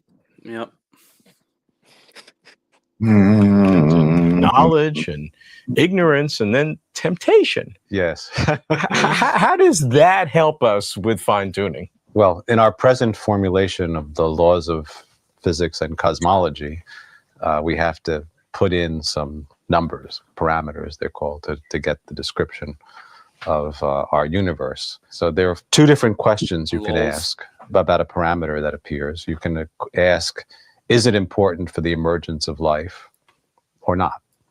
Some of them don't matter. And the other question you can ask is, do we have a good idea about why it might be constrained or not? So two questions. You can answer yes or no to either one. That makes four possibilities. All right. So one class of things is things that are important to life, and we have a pretty good idea of how we might explain them in terms of fundamental ideas. That I call enlightenment. Another class is So you guys noticing something very strange about his classifications? He's talking about temptation and enlightenment. I was just thinking that. Yeah. Is that what he said? I don't know if I heard that right. Did he just say Oh, yeah, yeah. enlightenment? And Yeah, yeah. he's gonna He use literally just said that. Yeah, he's gonna use Yeah. temptation and enlightenment about the sort of finding out the purpose of life.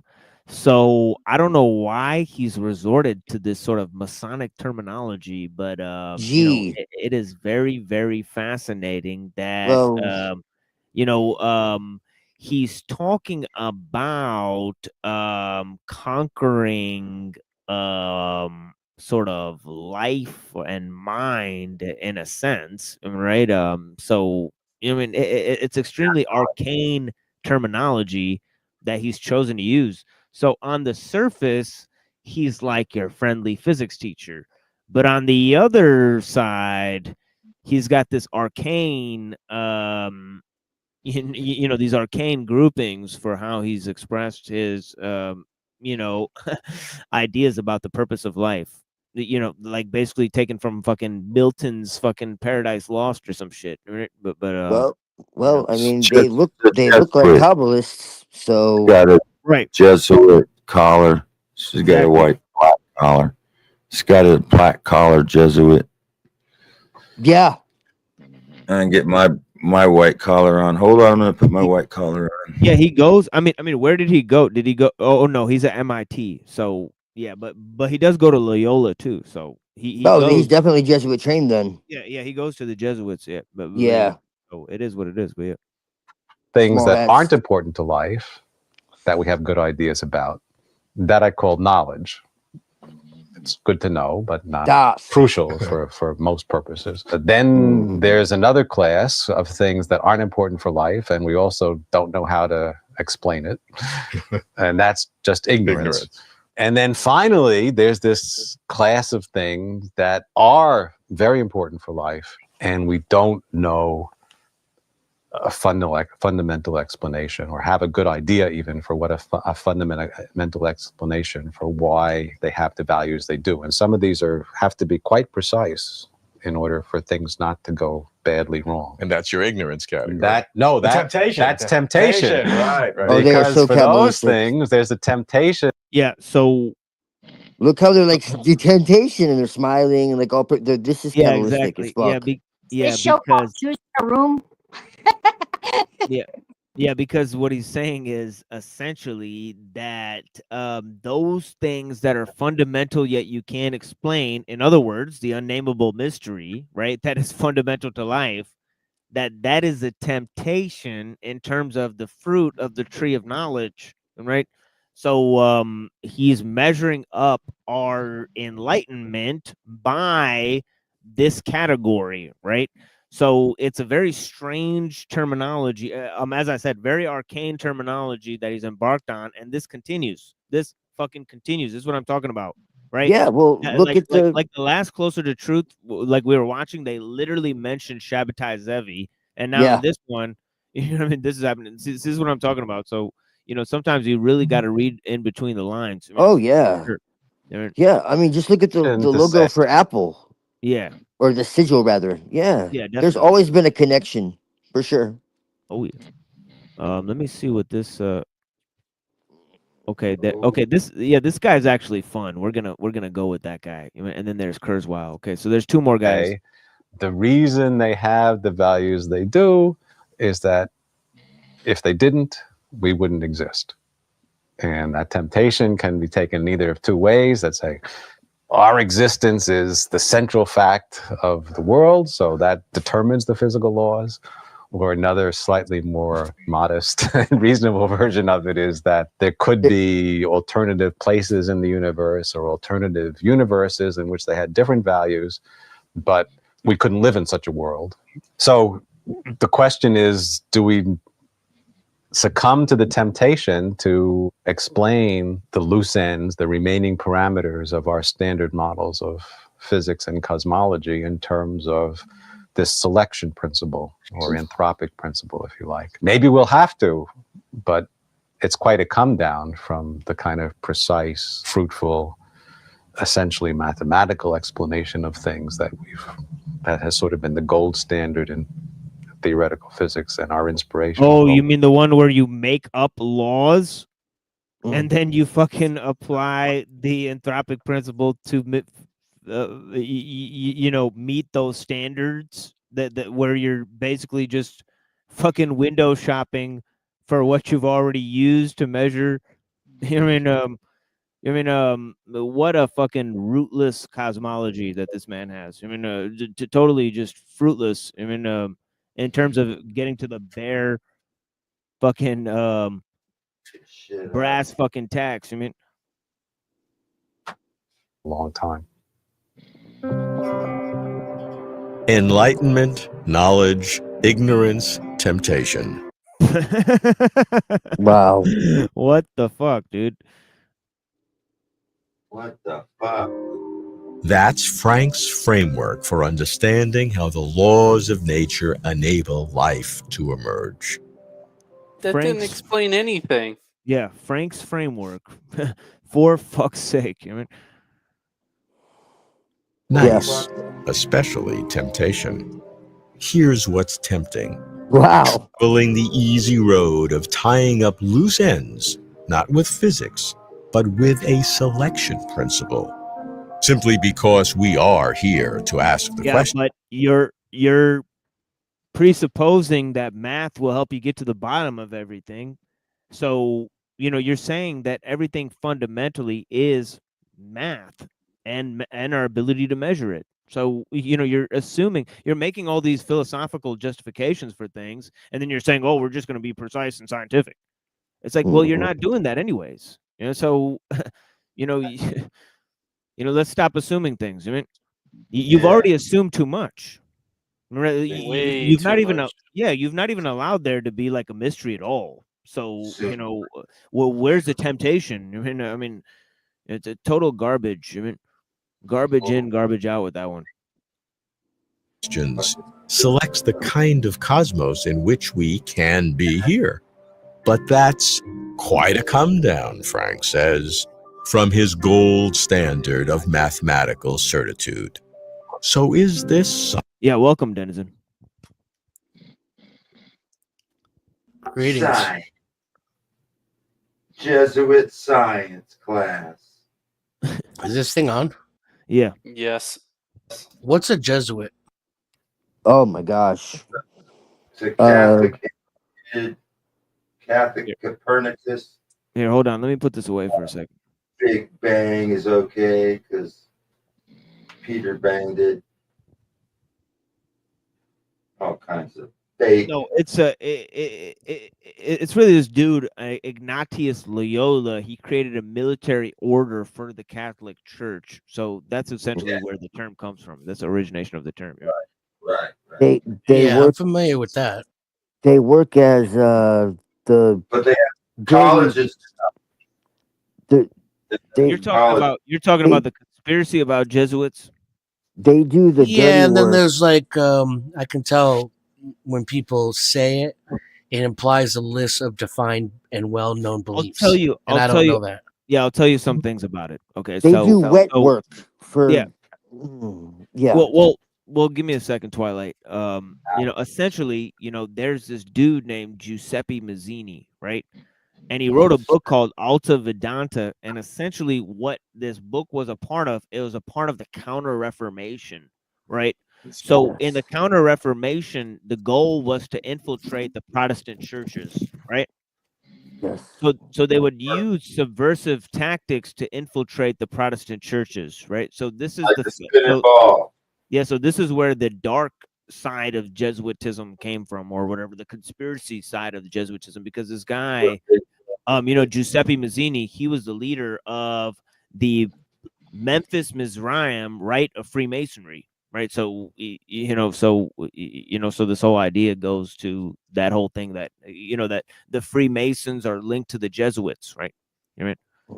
Especially through this organization called the Knights of Malta, right? So there's something They are there. a kind of Catholic, right? The Knights of Yeah, exactly. the Masons.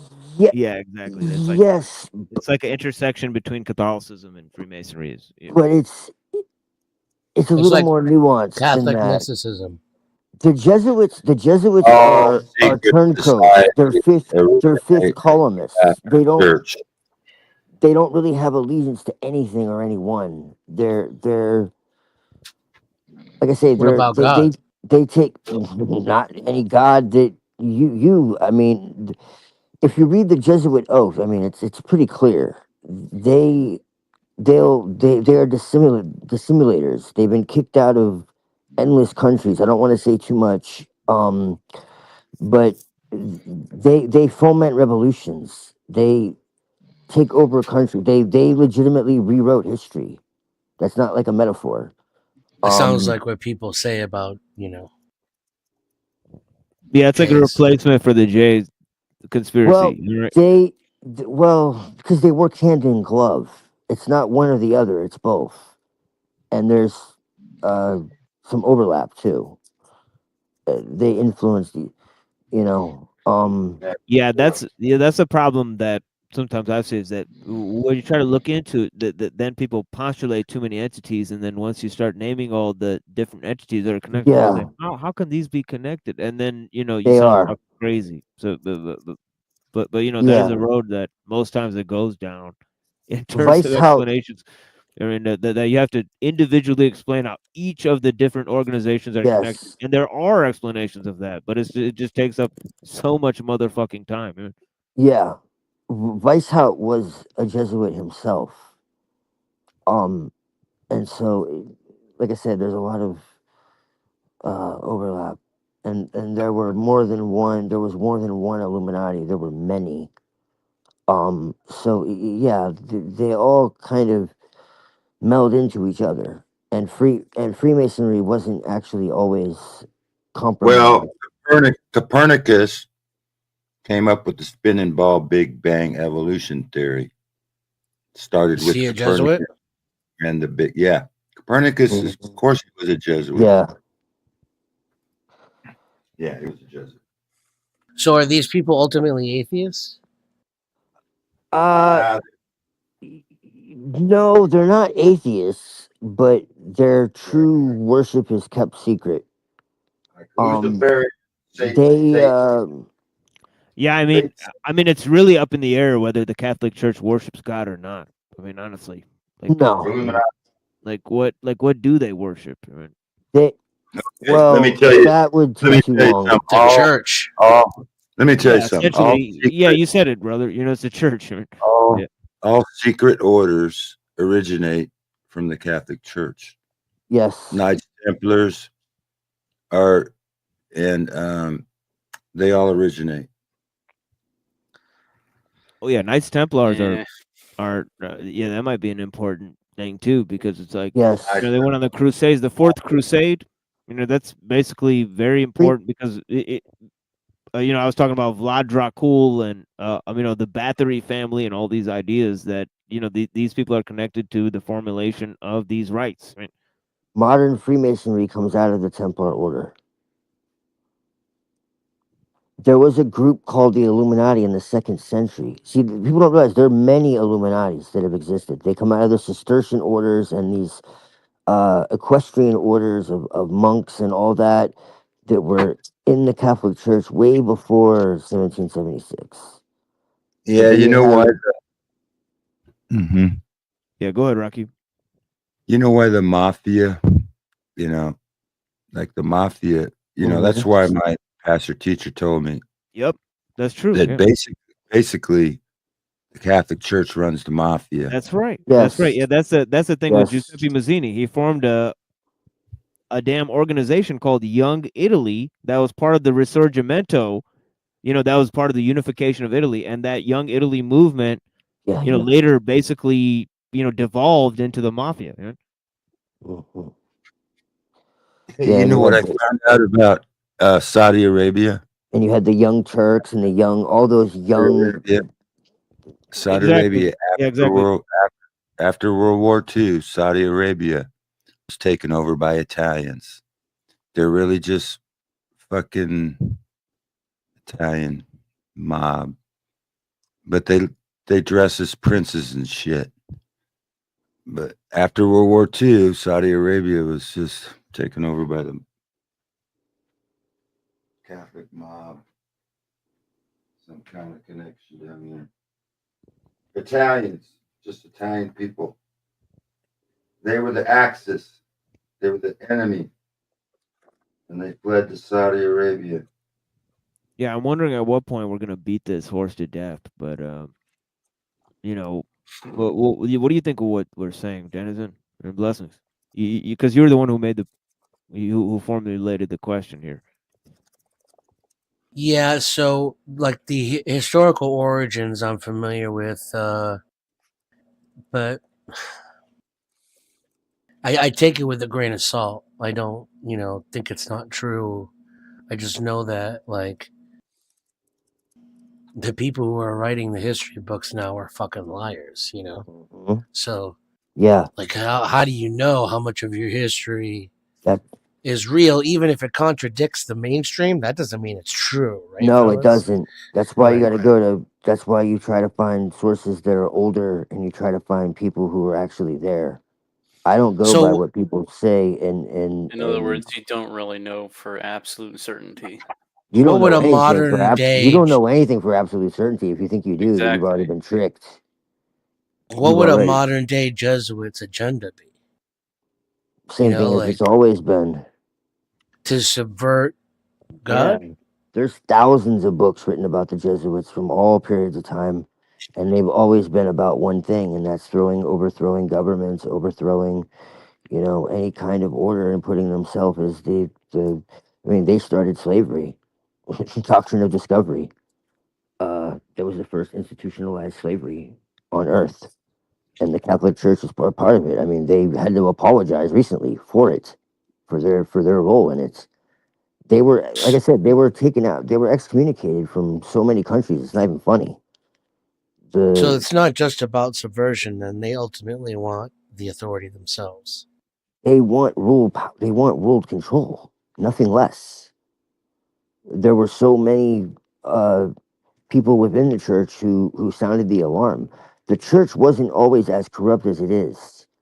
I mean, it was always kind of fucked up, but it got much worse. And the Jesuits, like I said, they were expelled from so many countries. It's not even funny. And how do you identify a Jesuit? And it was always by intrigue. Well, that's difficult because their very nature is to conceal themselves under every other name, every other. I mean, they got That's their whole MO, and it says that as much they in got their colleges. writings.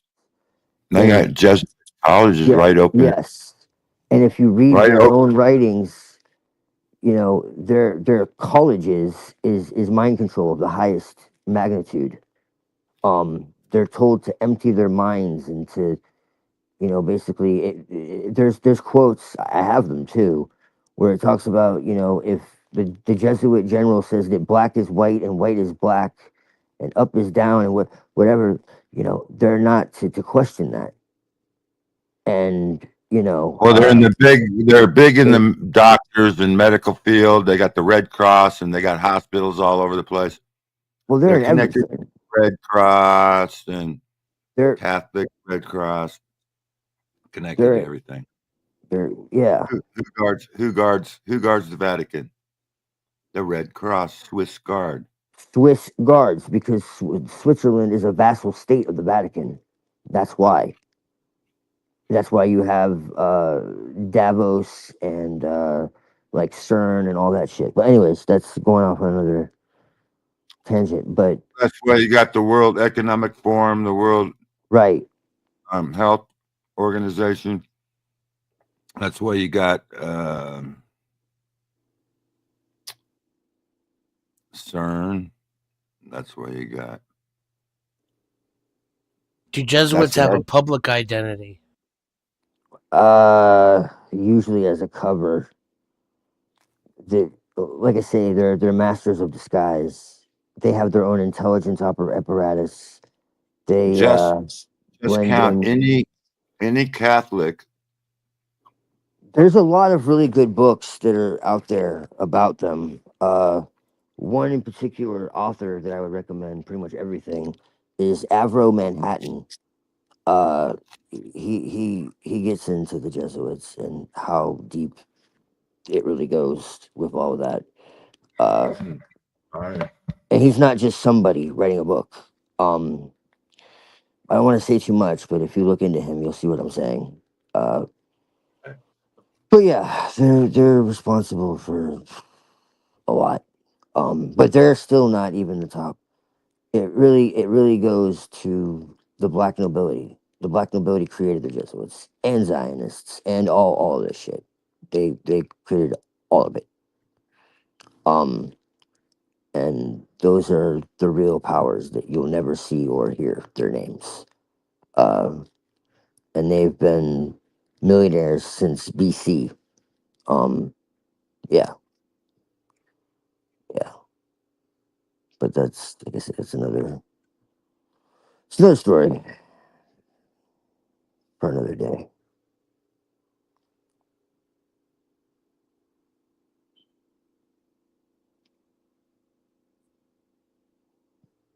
but they can easily be traced back to Rome. But they can go further than that. But like in detail, they can be traced back to the Roman Empire.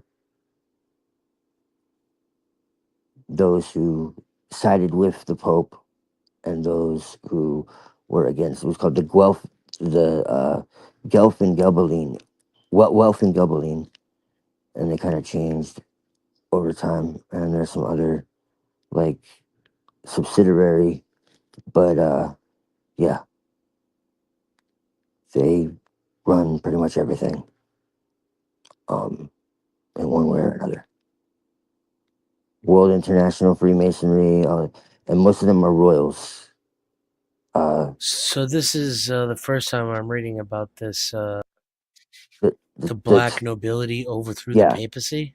That is yes, they overthrew the church. They overthrew everything. They took the real royals off the throne and put themselves on it. That's why they're called the black nobility. This is not someone else's name for them. This is their own name for themselves. They are the power behind the throne, quite literally.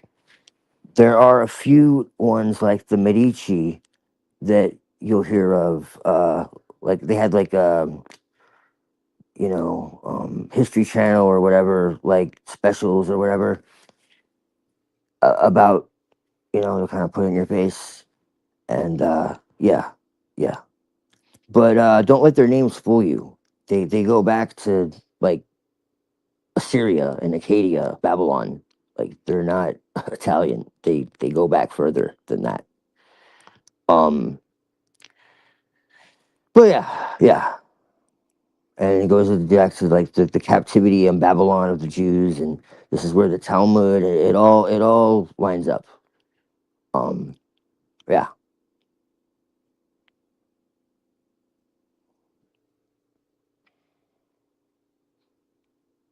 These are the real bloodlines.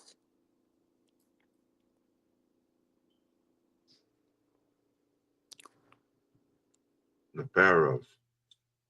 Yes. That's exactly right. They are. They were. I mean, it's the same bloodlines. Yeah. Jesus called them the Sadducees. It's the same people. They're quite literally the same people. Listen to the similarity in these two words. Pharaohs, Pharisees. Yeah. Mm-hmm. Yeah. Well, they believed that they could judge the world, and that's why he said that their traditions were vain, and they thought themselves wise and puffed up, and they would be confounded by those who knew they were. They were in captivity in Babylon. Yes. And so they like to keep the Babylonian laws, and then they like to keep the Egypt. They wanted to go back to Egypt, so they kept some of them things, and so they were always going back, and forget what was I going to say. What I was going to say, but they So, given all that, we presume this guy, this physicist, talking about the unknown unknowns. Yeah. The what did he call it? Temptations. This guy's definitely a Kabbalist. Yeah. He's a Jesuit. For sure. Well, the reason I was going to say Egypt and Babylon, Jesus called Jerusalem Egypt and Babylon. Yes. Because he called them that. There's actually a place in Egypt called Babylon too. Yeah, That's I mean, where from my Israel came from. perspective, yeah. Yeah, I mean, from my perspective, it's not either or. The thing is that I simply pointed out that very strange terminology that he's using and where it's commonly used. Right? Yes. Now I allow everyone else to draw whatever conclusions they'd like from that, right? Because I simply just don't know. But yeah, it is quite interesting because the flow of how the conversation, sort of goes in this particular episode. And in the previous thing we looked at, is very interesting because he started talking about the theology of tech after he mentioned Shabbatai Zevi, and they never Right. connected the two sections together. Of course not. So it's almost Right. like, okay, we're going to mention this major religious figure before we talk about the theology section of this, but we're not going to say that the religious figure has anything to do with our theology speculations. Right.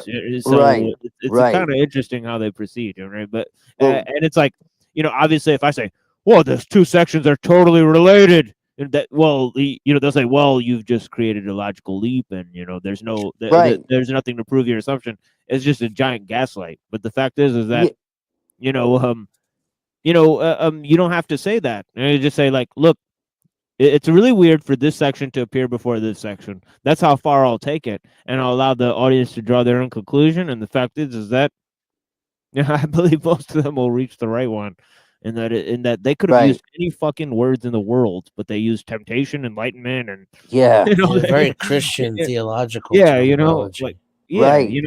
But and they're inversing supposedly the meaning. materialist atheists. Yeah, not only so yeah, and not as only the and not only just materialist atheist, it caught my ear. yeah, and not only just borrowing the terminology, but then inversing the meaning. It's like he actually did both. Right. So I'm not like, even holy religious, smokes. man. Exactly. And now that is fascinating to me. It's like, why would you, like, A, why would you borrow the terminology? B, why would you reverse its meaning? And C, you're a freaking physicist. You have nothing to do with any of this stuff. Right? Right. You don't believe any of that. You believe it's temptation to even ponder these deeper questions. So I mean, so it's interesting. Because they're not. They're not. It's only for the masses that they say this shit. They know the truth. Yeah, all I'm saying is read I'm between the damn lines. convinced. The atheism is only for the crowd. They know. Yeah, devils. Well, in the my high details. school science teacher was a Christian. Right. We used to discuss, evolution and physics. And he would just say it's God's blueprint, Right. And yeah. That made perfect sense to me. But then right. I would have to challenge him on his biblical assertions because you can't have both, in my opinion. But you can certainly let go of the text from I the think Bronze Era, and I think there's proof that there is some proof, because in terms of universals in particular, see, the church seemed to have distinguished these two things. Now, even made by Jim Bob, when I talked to him, he said that God can only act on primary causes and not secondary causes. He's talking about that God influences universals and not particulars, right? So this factor is what actually led to the idea of empiricism, because they said that, this world is a fallen world, so we can observe it. It's constantly decaying. The world that's, not subject to change, that's the world that exists in the mind of God, right? So they were able to construct this analysis of nature, right, and understand becoming on its own terms, right? Because and also the certain other concepts came from this idea as well. But I do feel that there's a reason why, that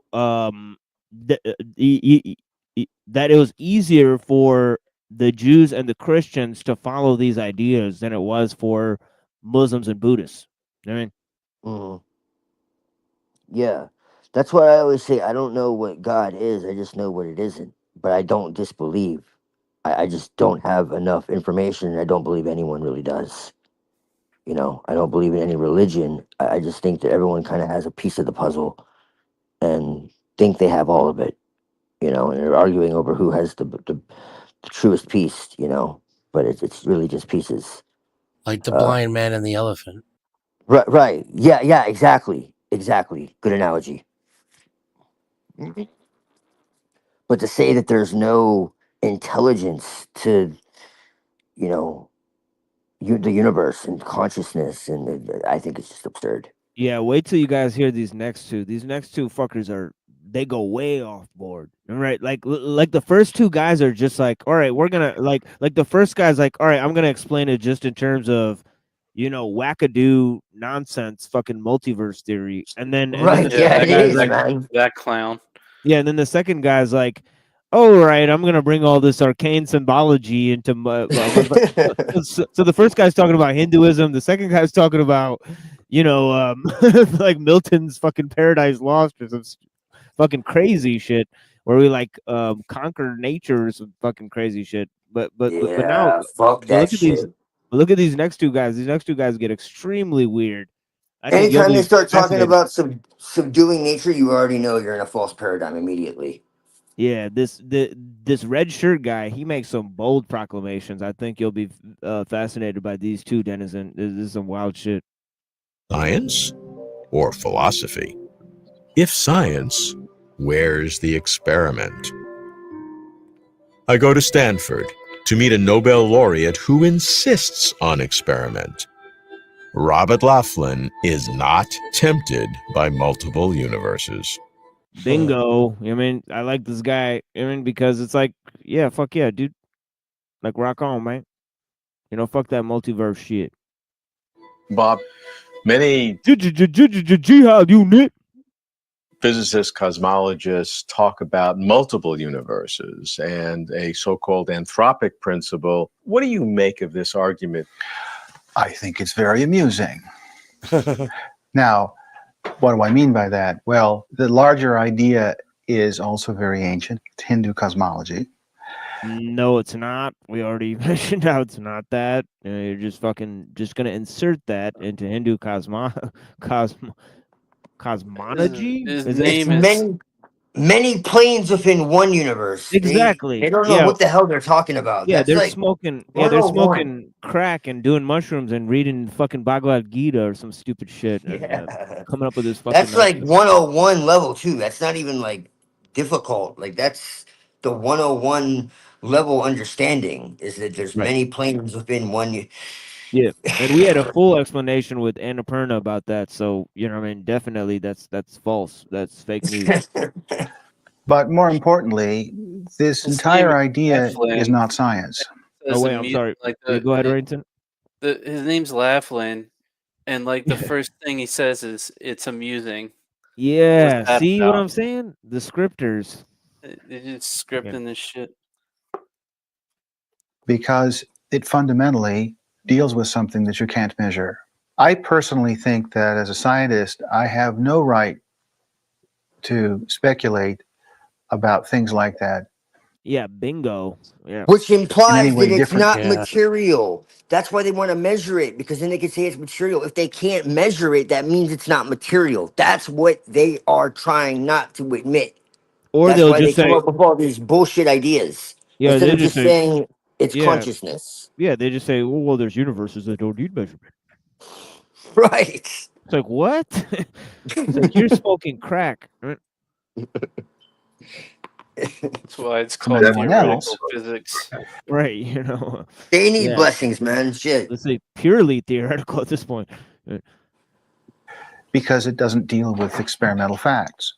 My only expertise is with experiments. Well, I mean, it's bingo. It's a real problem because you're not willing to accept this as a methodology of thinking.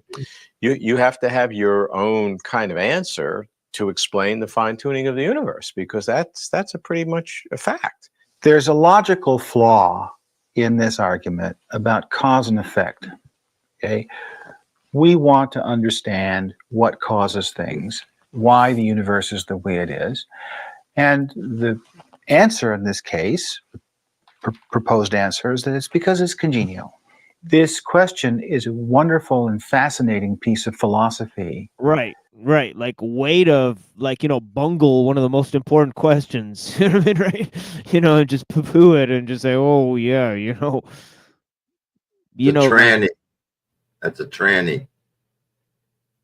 1,000,000%. 1,000,000%. Transvestigations popping off. What, this guy? But it isn't physics. Now, you say we must have answers to that question. I take issue with that. I live every day with many, many questions I cannot answer. Remember I remarked about Hindu cosmogony? Yeah. Why don't we consider that too? Maybe we should. Indeed, maybe we should. In which case, we're having a religious discussion, not a physics discussion. Well, now I love religious discussions, and I'm happy to engage in them, but I don't want to mix them up with science. I like this guy. Word. He's almost made every Yeah. point I've already made even during the course of the first two guys. Can't mix the explanations peanut butter with the Why chocolate. don't you take like a 101 class before you start espousing your fucking so-called knowledge? Like, Yeah, but the problem is that, see, the assumptions they're making are rife with philosophical explanations. Now, I think he's wrong. I don't think we can get beyond the problem by simply just put your religion here and put your science here. How does that help? Right. He doesn't want to mix his, because he's got two religions. One is science Right. and one some kind of Exactly. That's a great point, Rocky. Agreed.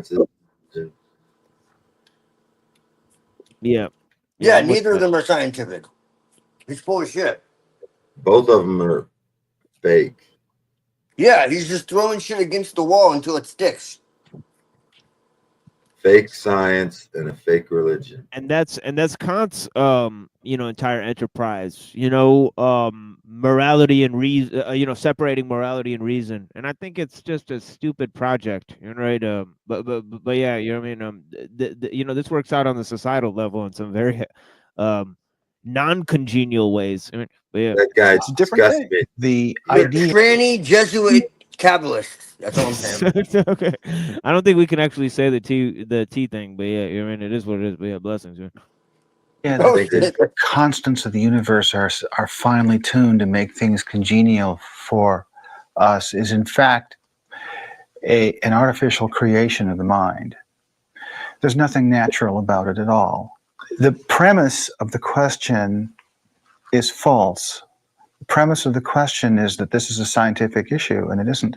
So in summary, then, my response to the anthropic... Yeah, but he's just drawing another solution to an ungotten conclusion. I mean, and the fact is that, separating the two and compartmentalizing the two problems, it may not help solve them. I mean, I get what he's saying in his initial thing, but his conclusion that we should separate these two problems is retarded. I mean, but yeah.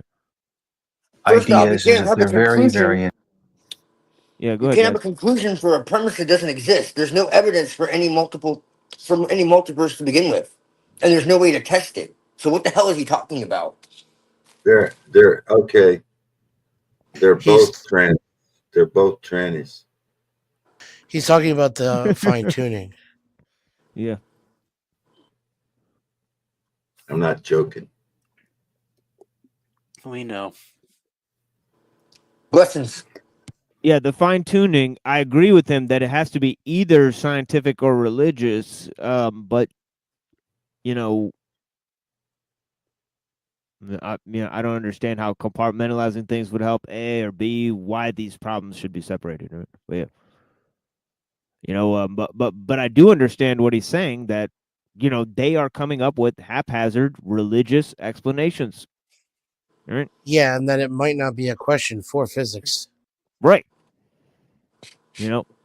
Or at least in its present scope. I mean, They, them. Interesting, like many other religious ideas. And I pay attention to them. But when I really want to understand the universe, I walk away from those questions towards questions that have concrete experimental answers. Bob rejects multiple universes and the anthropic principle, And that's it. because they do not reside in the domain of science. But must everything in science be determined by experiment? It's all about the gate. Yes. Your father knows. Uh-oh. They got the Fed commercials. Kinda. That's what science is. What's Yeah, up, they're trying to Feds? get they're trying to get these It's a weird flex, all right. Colored people, yeah. Holy shit, Brave bro. is it's a dip of Chromium Join the army? browser. Comes with a built-in automatic ad blocker, and it works great for YouTube. You just use Brave. You don't have to do anything else, but just use Brave as your browser, and it blocks the ads. Well, on that note, my StreamYard is crashing. I will be right back. Thank you guys. Sad Chumbone. No way. The feds got him. Feds got him. Mossad got him. I never understood the presumed logic in the fine-tune argument. Catholic mob. Like Douglas Adams pretty much put that whole thing to bed. To me, explained it in the best way I've heard, which is it's like a puddle after a rainstorm, looking at the hole that it finds itself in and thinking it was made just for it to exist. You know, we're here in this iteration that we are as a result of how things are. And it could have been no other way. But there's like some kind of presumption of like a deliberate anthropic reason for that, and I just don't see that being necessary.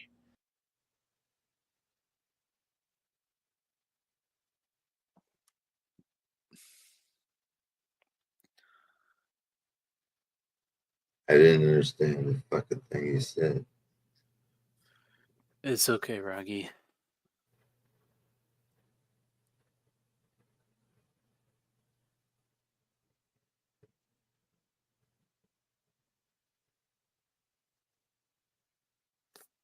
I almost want to read his Scarpina quote, but he might get back here soon.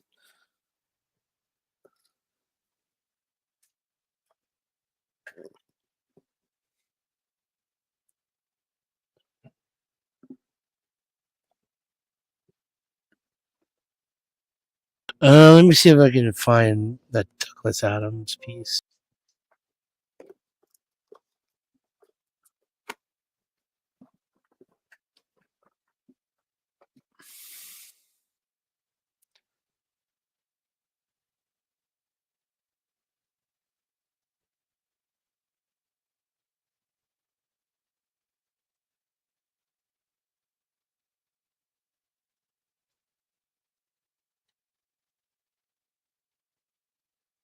I could read a couple books.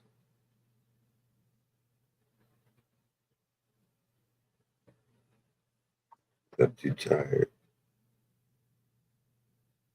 It's about nap time.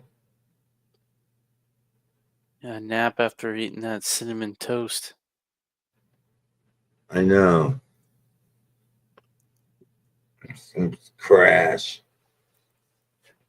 Brain crash.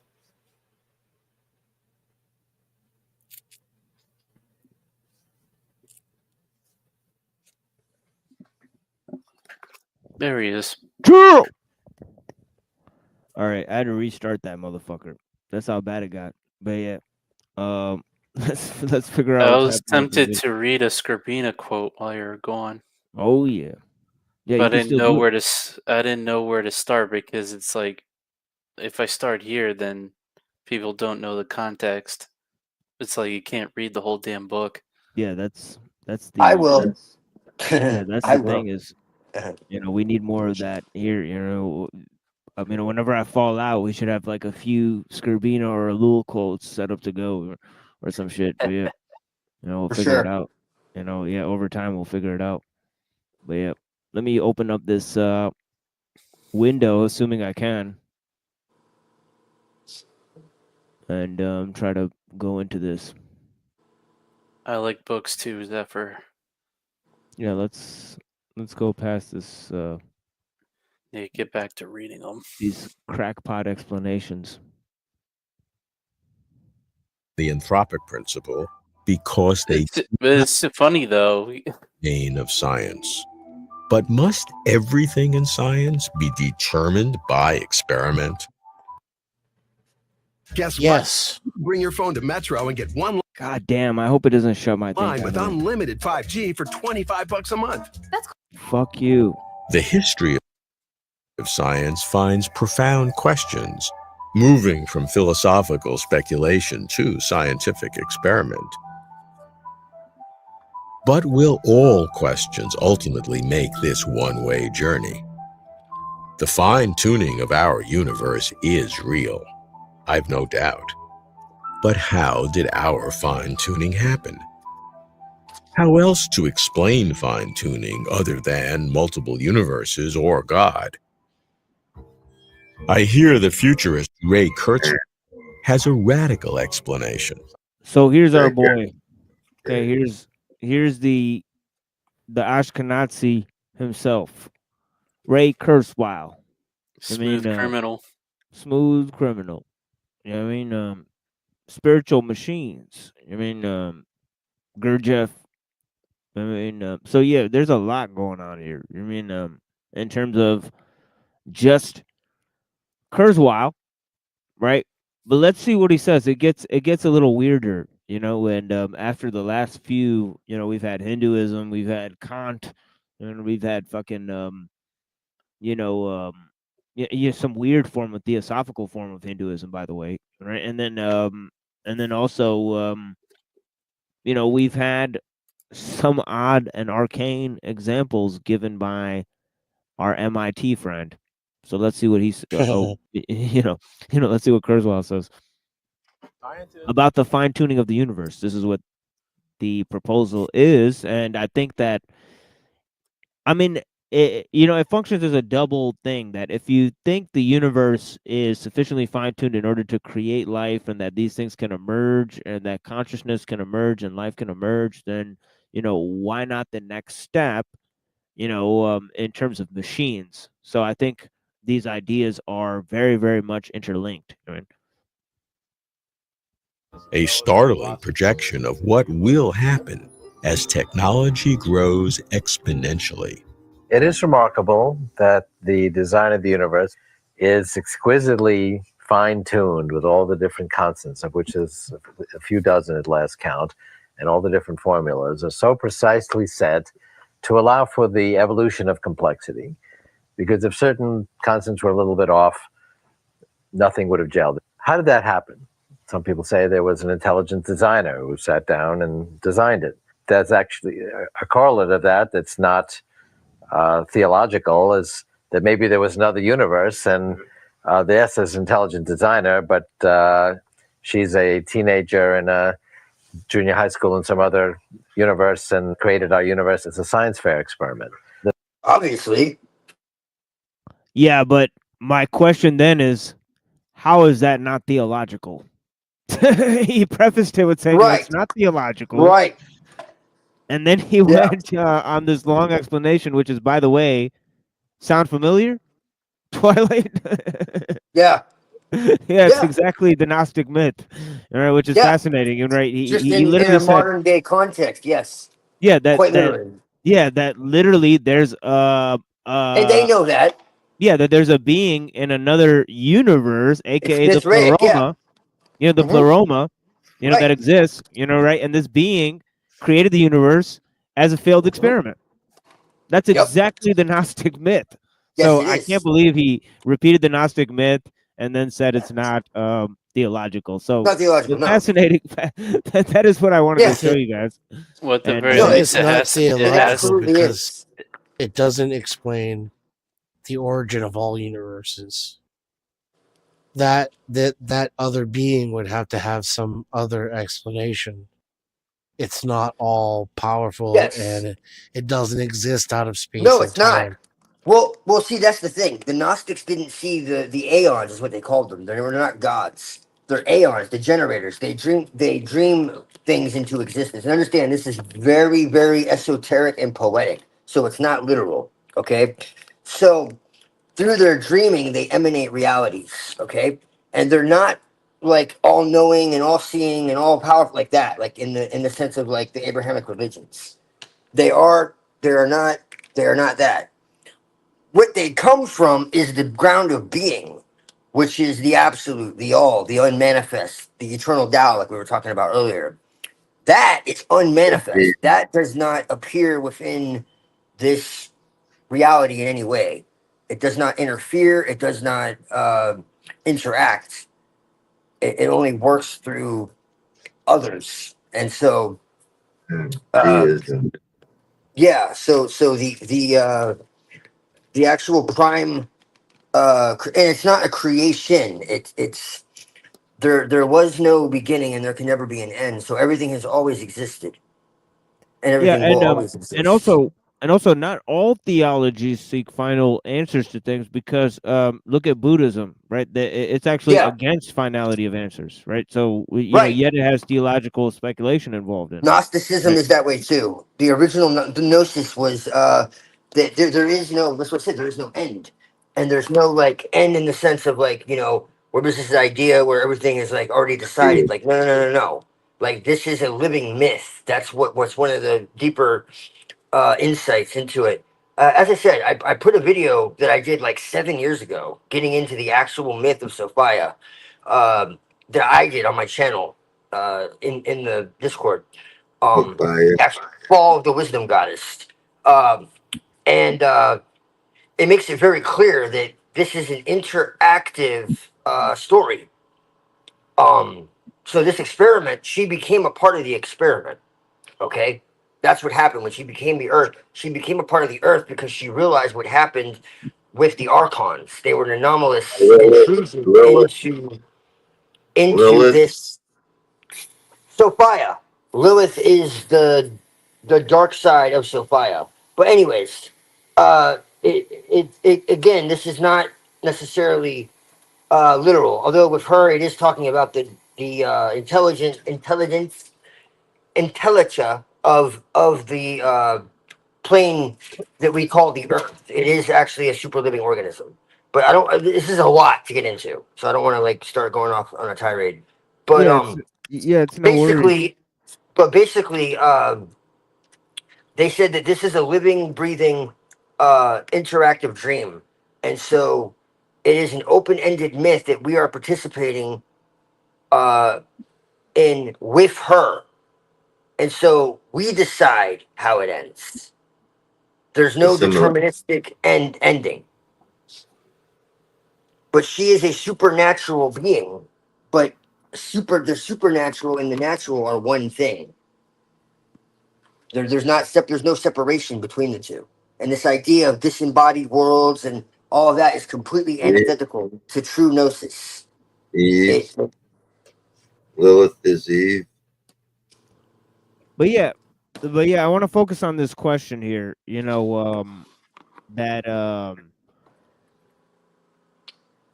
you know, that he said it's not theological, right? But it seems to parallel, you know, this Gnostic concept, and then he's adding technology into the mix.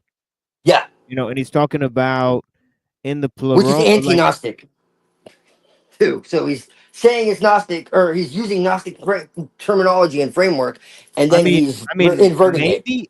Maybe because some of the transhumanists they do like this concept eminentizing the eschaton, you know, and all that type of stuff. So they have that role to That's play. archontic. Yeah, so which they is would what the Gnostic spot. So they would be against. using Gnosticism in some ways. I mean, because but the whole thing the Gnostics was warning against were the archons, which work through simulation, and that was one of the main things that they were trying to warn people about because it was very serious. Yeah, so it can be used for evil. The way that Kurzweil is using it in a very evil sense here. But yeah, let's continue a little bit here. I mean, may not be theological, but it's definitely metaphysical. Exactly. Right. Exactly. You know what I mean? Definitely. I mean, but yeah, let's look at this evil, you know, dark Gnosticism that's going on here. You know, let's check this out. Right? Yeah. There's another theory that the constants and the whole formulas of this universe evolved. Some theories of string theory have a almost unlimited number of solutions, and so there could, in theory, be other universes that have different. Okay, so he's going with multiverse again. So how many people have thrown out multiverse? I think the last guy was wise to reject it. I mean, I'll just say that. This is much. all a misuse of the term universe, too. Yes, Exactly. it is. Right. Yes, it is. Yeah, please explain, Denizen. Well, like, even if you have these multiple dimensions or planes of existence, they would all be contained within the same universe. Yes. Right. You know, like what? Uni like, literally means one. Right. Yeah, and the whole idea, the reason why they get away with claiming they're not making religious proclamations is by referring to the universe as the ultimate container. It's not some kind of metaphysical thing.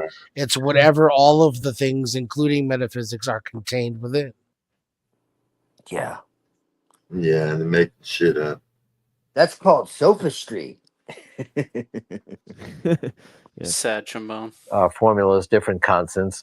Most of those would not evolve into anything interesting. So by the anthropic principle, we wouldn't be here talking about this issue on one of those universes because no life would ever have been created. Oh my God, this loop again that the first guy pulled. I mean, good lord. Very disappointing, Chris Wilde. Total loop. Even, but yeah.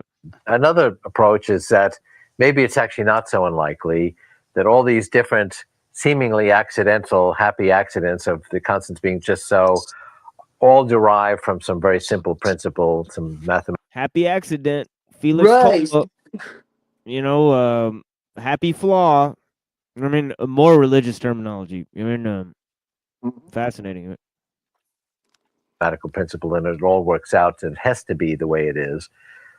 We don't actually have any understanding of such mathematical principles. When you look at the exponential growth of technology, does that give you a different way to look at the fine-tuning or the so-called anthropic principle? Now, see, this is why I played this, is because it leads right into his exponential view. His view that technology is accelerating exponentially. You know, so it's fascinating, you know, because he kind of just asserted it. I noticed that. Yeah, but this guy's a just dude. I think they're both fucked up. Two idiots in each other. Yeah, definitely. But it's interesting to note that there's some metaphysical assumptions baked into his calculation. So I'm going to conclude that it's not very objective. But yeah, let's move on here. Which seeks to answer that. It does give credence to the possibility of, if you look at our destiny, we will become extraordinarily intelligent. We'll expand our intelligence by trillions of trillions. And if it's possible, in fact, to engineer another universe. Yeah, exactly, Sepher. Exactly. He's positing these type of things. Noosphere. Exactly. He's positing. Yeah, dare we say the Jesuits again? Another universe. Did you hear him? Yeah, but dare we say the Jesuits again, you know, with the noosphere. Oh, yeah. Right, yeah, noospheric, exactly. You mean, yeah, you know what I mean? Who said, oh, Zephyr, of course. Yeah. Yeah, yeah, but, you know, she's referring to Teilhard de Chardin. I mean, that this is a, pseudo-religious conception. Yes. Definitely, you know, that's thought of dreamed up by a Jesuit. Imagine that. Universe, and based on what we know already, it doesn't seem to be impossible, then such exquisitely intelligent civilization. Okay, here we go. We got ankle flameo blessings. Yes, Shafo Famo. Okay, for sure. Yeah, thank you, brother. Cooking on them flames. Yep. Exactly. Yeah, precisely. In the future will actually figure that out and probably do it, and therefore create a universe, and it's likely to create one that works well. It's not going to create a degenerate universe that just sort of spirals into nothingness. So we'll create one that can in fact evolve into something interesting, and maybe that'll be an experiment that it watches. So if you have that observation, then you can think, well, maybe in fact we're in such a universe, that some other similarly evolved civilization in another universe. Yeah, you know, I'm a scientist doing experiments, and, you know, God's got to be a scientist doing experiments. What a coincidence. So, right. Yes. Here's the issue. here's the issue with people going down Kurzweil's thought process. They never take the time to define a universe. Yeah. I don't think he knows one. You wish what you were one is here to like a define it. minute ago, Hank. I don't think he knows what one is. I know who we can ask. We can ask Captain Kirk. He'll tell us what a universe is. Yep. Yes. So I think I defined it for them. Let me check my file. Captain Kirk. Yeah, I think I defined. Beam me up, Scotty. Did you know he never actually said that? Yeah, he said, Scotty, beam me up. Yeah. He always said, Scotty, beam me up, never beam me up, Scotty. The Mandela. That's a Mandela. Okay. So I define universe as a set of objects that have physical presence with each other. So that's a quiet assumption. Yeah, I he remember makes. when you came up with that definition. Yeah. So it's a quiet assumption that he makes, which is why he extrapolates, but he doesn't come clean with it. That's what. So the stuff he says makes more sense when you contextualize it that way. That's why you could say God's a scientist, because he's just in his own ego, pretty much. That would still be the same universe then. It would be local for the scientist. Yeah. Right, like if I created a universe, then the substrate or the hardware which I created it on would be local to my own universe and local to the universe I created.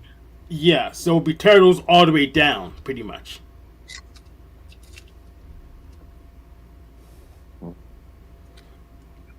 But the implications makes it so that his anthropic principle is kind of irrelevant.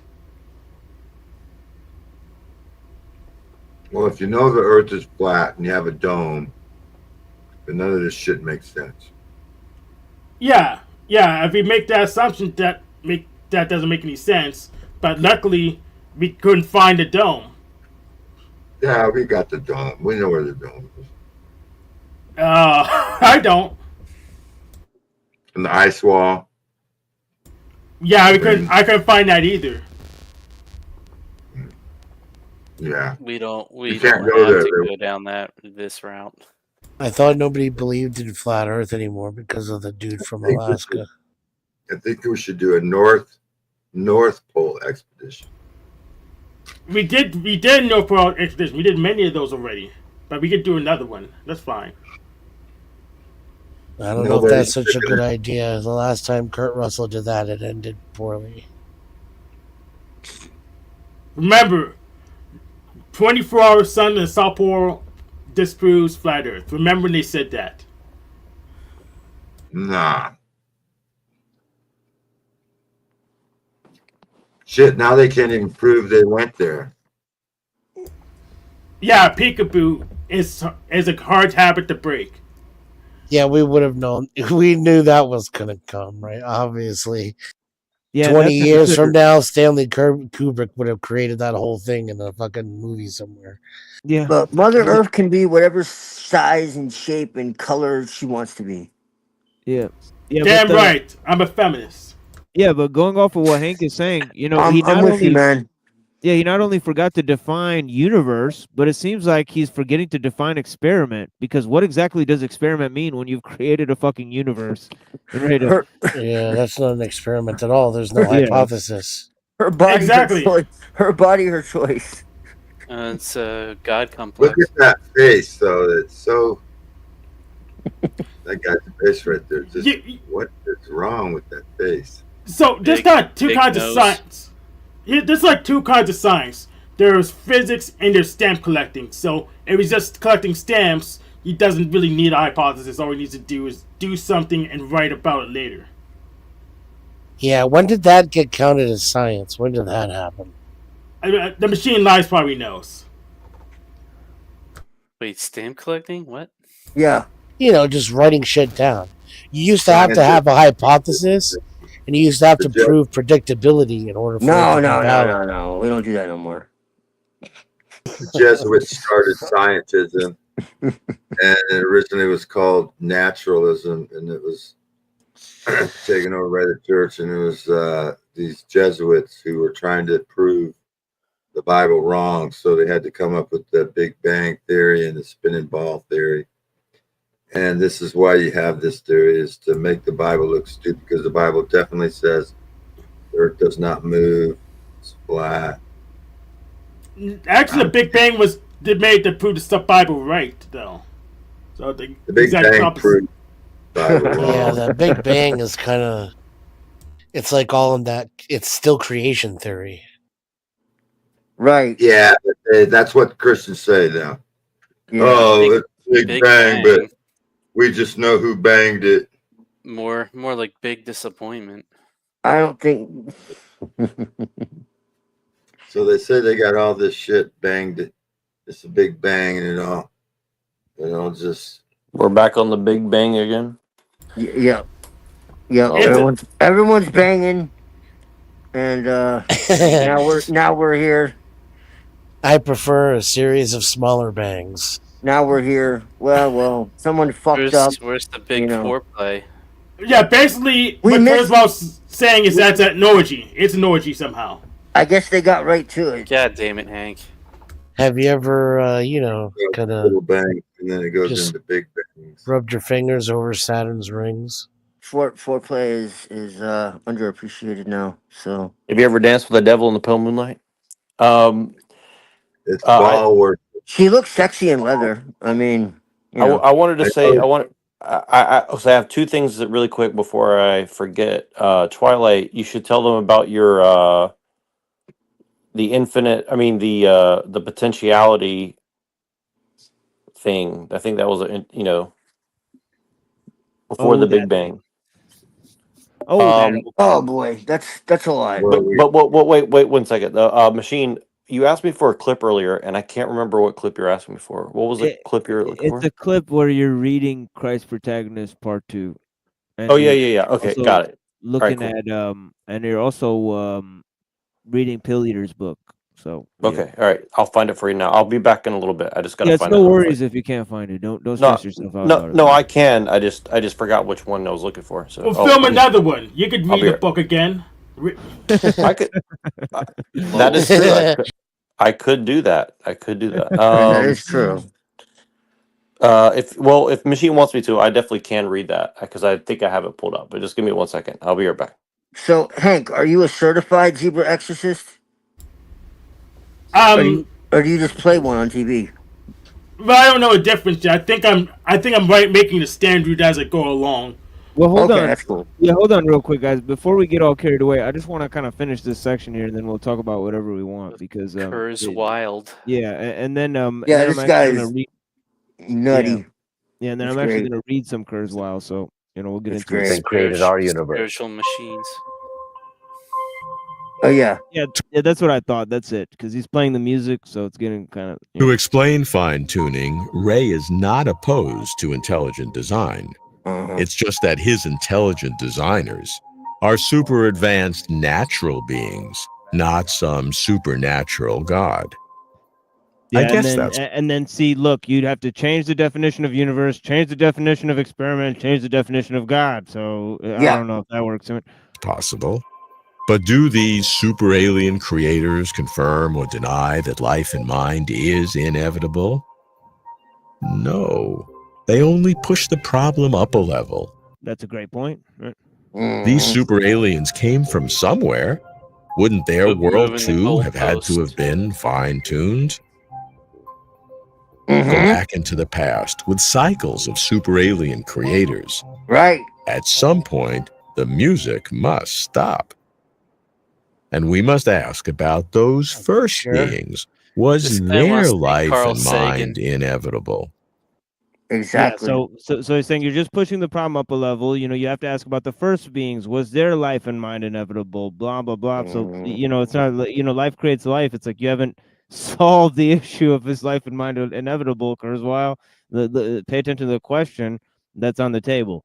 So Yeah, so but what he has come up with is a bunch of metaphysical assumptions that he's used to explain his idea that that technology is exponentially evolving.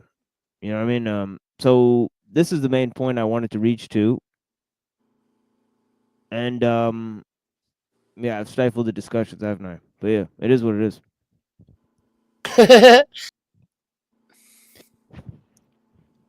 Not really. They didn't really give us much to go on there, though. They kind of cut Exactly. that off Like right with when it was the- starting to get interesting. It's all about it's any God but the God of the Bible. That's all it's all about. Well, I I mean, mean, but- the last part. You have alien Not God. really, It's not gonna get better. I mean, but you know, That's perfectly valid to someone like me, though, because the I more think it was- descriptive you get, the more chance you have for error, Yeah, and the the more next thing ways you in go- which I can observe how you're incorrect. yes, I think yeah, I think yeah, it was a definitely. ductile But- platypus from the seventh dimension. I Yeah, think but that I'll makes give a as much spoiler sense. alert. flying Yeah. spaghetti monster. Yeah, it could Yeah, be. definitely. But I'll give a spoiler alert for the episode. He goes to church. So I don't think you guys want. I don't think you guys want to see that. But you know, the next thing he does is he'll say, "Hey, let's go to the theistic explanation," right? Because see, he does this in every episode. He says, "Well, philosophy, you know, is in the middle. Caught in the middle between religion and science. Science, he starts off with science. He says science can't solve the problem, so let's go to the deeper questions in philosophy." And then he'll finally end up at the theistic explanation. But then, as we know, he'll go off the deep end and just go like to the east. All right, so he'll go like Christian, and then he'll go east. And then when he goes east, he's fucking, you know, Up the creek without a paddle. exactly. Yes. Yeah. Spoiler Like, alert. that's like New Age crystals and shit, right? Yes. And Yeah, here's I mean, yeah. For a Jew from New York, I mean, yeah, pretty much. here's a spoiler alert. Science is also religion. Yes. Yeah, we already covered that. I mean, it's become one. Yes. Scientism. Yeah. I would like to reserve that place for experimentation and the elimination of impossibilities. Yeah, the scientific method. Yeah, the Not scientific method can't tell you what is true or what is. It can only tell you what isn't. You can Right. rule things out, and you can make predictions about the future. That's science, but that's not what we work with today. Now we just have. I mean, well, it's like American corporatism, right? It's got Jesus and Einstein all in the same. Right. Yeah. Yeah. Pretty much. But like with that Laughlin guy, like he's talking about, oh, we can do measurements and experiments, and then he moves to like the next section. It's like, well, why didn't you ask him what kind of experiments he was doing? You just leave it hanging like that. Well, they send rockets to the moon and shit. No, it's not really an experiment. That's supposed to be a flex on America's part. Supposedly. You think space is fake and gay?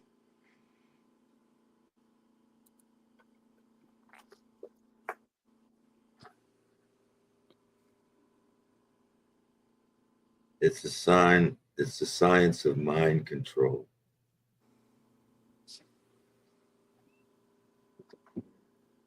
I think that within our lifetimes, we'll travel to the moon will become commercially available. So you think space is real? I mean, that's kind of like a,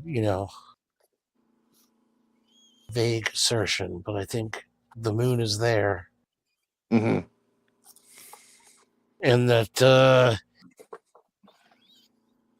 they really do plan to colonize it. It's not just for show. Right. Well, it is just for show, but that it is just for show. There will actually be people up there, though. It reminds me How of come you can, that how come apathy you can, verse. how come you can see through the moon? I can't see through the moon. You're special. Well, no. If you have a moon and it has a sliver and it's black and you see a star where it should be, so you think the moon is a rock. It's all black. You The can part that land on you're a seeing is the sun. Depending on what No. wavelength you're seeing in, you can see through other rocks. You know, I used to get fucked up about the moon too because my science teacher was wrong.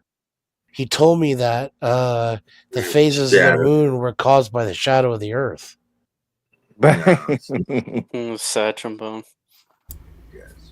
Fail. That's fourth grade physics. Kind of plasma. Yeah. I mean, fourth yeah, grade, you know. Okay, so that's some not- people still believe that space is real. It's not a ball. Yeah, I know some people think that. not too advanced with fourth grade anyway. Yeah, I was told in third grade. I was told in but yeah. third grade that the sun didn't rotate, and that was damn wrong. Remember the Well, the moon Red Bull is guy? always there. You never see the other side of the moon. They say it rotates at exactly the opposite of what is it. So bullshit. Yeah, it's called tidal locking, Rocky. It's all bullshit. The moon don't rotate. It's probably a disk, some kind of plasma light. But it ain't no fucking spinning fucking rock. So you mean like the structural disc from Dragon Ball? That's what you think the moon is? Definitely. Oh, okay. I mean, it could be, but these machine might have crashed, Neuro. this requires additional I think it's actually assumptions made from of. my perspective. I think it's actually made of cheese. No, I'm here. So like it takes never mind more. then. How do you make it more specifics in order to prove Rocky's theory? How do you make it a structural disc out of cheese? Use pepper jack? You got the dome. Cooper probably Sharp, is. man. See the Cooper dome Sharp. right here? Good stuff. There's Y'all the ever dome had right- black pepper jack? Yep. No. That shit's fucking dope. I don't know where to get it I'm from. gonna try some of that. It's good, yeah. It's making me hungry. In Soviet another America, space believe in you. Yes. Sad Space does trombone. believe. Do you believe in Right. space, Jack? Or Or do you think it's there's freaking gay? I think there's something up there. I don't know what it is. Don't plead the fifth. Right. Right. Well, do you believe in planets? I mean, I think there's something up there, but I don't believe what they tell us about it. Right. Okay. Yeah. That's what I'm saying. Yeah, I don't either. Have you But guys I ever do- used really powerful telescopes? I don't believe that there are Yeah. what No. they Yeah. tell us. Depends I on have. what you mean by powerful, but I have. I've seen the moon through a telescope I have. before. Yeah. I Powerful took a enough to where you can look at Jupiter and watch the storm go around the center. No, that doesn't. No. That's all CGI. No, I'm not saying that it's not real. I'm not saying that there's not something there. I'm just saying, like, Right. I just don't believe the narrative of what they're telling us about Exactly. that stuff. Yes. Is, No. basically, Yeah. That's my stance too. But I believe it's real. I mean, what I'm also like, I would just say briefly, like, I think that stars and stuff like that are definitely something important from what I can tell, but I don't necessarily believe that what they're saying. Like, I'm not saying that it's impossible what they're saying, but certainly I think they probably know something much more than what they're telling. So, Oh yeah. you know, There's no doubt about that. at the very least, put it that way. Yeah, Like, no, that's Jack. definitely what I think. Stars are important because we use them to make our first calendars. Yes. They're probably plasma. Everything I mean, is plasma. I think everything is conscious. So Everything is plasma, and yes, everything is Well, conscious. don't be going down the Tom Campbell route, right? I would say everything is conscious, but would not say everything is plasma because plasma is a well-defined state of matter. I think the stars are inside the dome somewhere. And then you got the keystone right here. That keystone is the throne room of God, sits above the circle of the earth. Pennsylvania? Dome over That's it. where I am. That's where I am too. So I mean, God's right above here? Oh, really? God is Yeah. from Philly? I guess so, yeah. Damn, I'm in See, that Pittsburgh. explains cheesesteaks. I know, right? I love cheesesteaks. They're so good. Damn. And then you have the flat earth. Freaking So wait, South don't know God's how a to make native? them, man. Right here, this is the flat earth. Wait, God is They're a native? Hold floppy up. ass bread. I'm from Pennsylvania, so I know what a cheesesteak is. Oh, Wait, you are? everyone's Interesting. like, wait, how is everyone like from Pennsylvania all of a sudden? What the fuck? We're all from Pennsylvania. It's the origin of the universe. The fuck, man? Yeah. It is. Apparently God's from there too. Are you guys Amish? No. Of course, man. I'm That is pretty weird that like 5 people are from Pennsylvania. Yeah, If Philly there's was here, it'd be 6. 4. JG, Hank, me, Twilight. Oh, Who else? I thought Dennison was saying he was too. Okay, sorry. That's pretty wild, man. No, I just love cheesesteak. Okay. No, Well, he doesn't disclose his information. So I really quick 2 things. Machine, I sent you the clip, and I'll tell you my basic. I'll give you the closest I think that I could get in secular terms. I think in a secular term, I would say like David Icke's like holographic. I know he didn't invent it, but I think Yes. the holographic thing is about the closest I would say for sure. He's mostly right in that, I would say. When he starts talking about the simulation, he loses me a bit. But I understand what he means. I just think he uses the wrong terminology, really. Well, he gives himself an out, and I think that he's smart the way he gives himself an out. So like I just Yeah. so yeah, So I we think already live in like a Dyson sphere? Well, what he explains is a simulation. The way he explains it really isn't a simulation. well yeah, he And says so basically it's kind of it's like, go ahead. No, I'll just say what I understand he said because I read his book. His book is pretty good, but I think Yeah. that basically the way he described it is it's like holographic in the sense where like Mhm. we are a projection from something else, and so everything we're Yes. seeing is a projection of Yes. God, essentially, something like that. I think that's. Yes. I'm not saying I'm not saying 100% agree with that, but I think that's a pretty good gist of like the basics of how reality works, something like that. Well, this is actually what emergence theory says too, and this is what I'm saying. And they don't believe in a simulation at all. It's essentially that there's an 8-dimensional quasi crystal, a dodecahedron, that is reflecting. So there's a higher reality that's being reflected upon a 4-dimensional, you know, from our perspective, and we're seeing that, you know, from this 4-dimensional perspective. But it's, and of course this isn't like exact, and it's not like literal necessarily, but it you know, and the basis of that, you know, the ground of being is consciousness, you know, and that's the whole thing. And so, like I was saying earlier, this is why they start with these like multiple big bangs and what happened before the big bang and multiverse, because they're trying to hold on to this materialist atheist paradigm that says that there is nothing but matter, and you know, everything can be measured and all this, you know, and everything's made of atoms, even though atoms are 99% empty space. So really it's 100%. They just don't want to concede that there is no matter as such, you know, because there's It nothing just boils because then- down to The ether. it all boils down to the fact they don't want you to believe in the God of the Bible. You can have many gods outside of this galaxy or universe, but you just can't have that one creator. And you got to have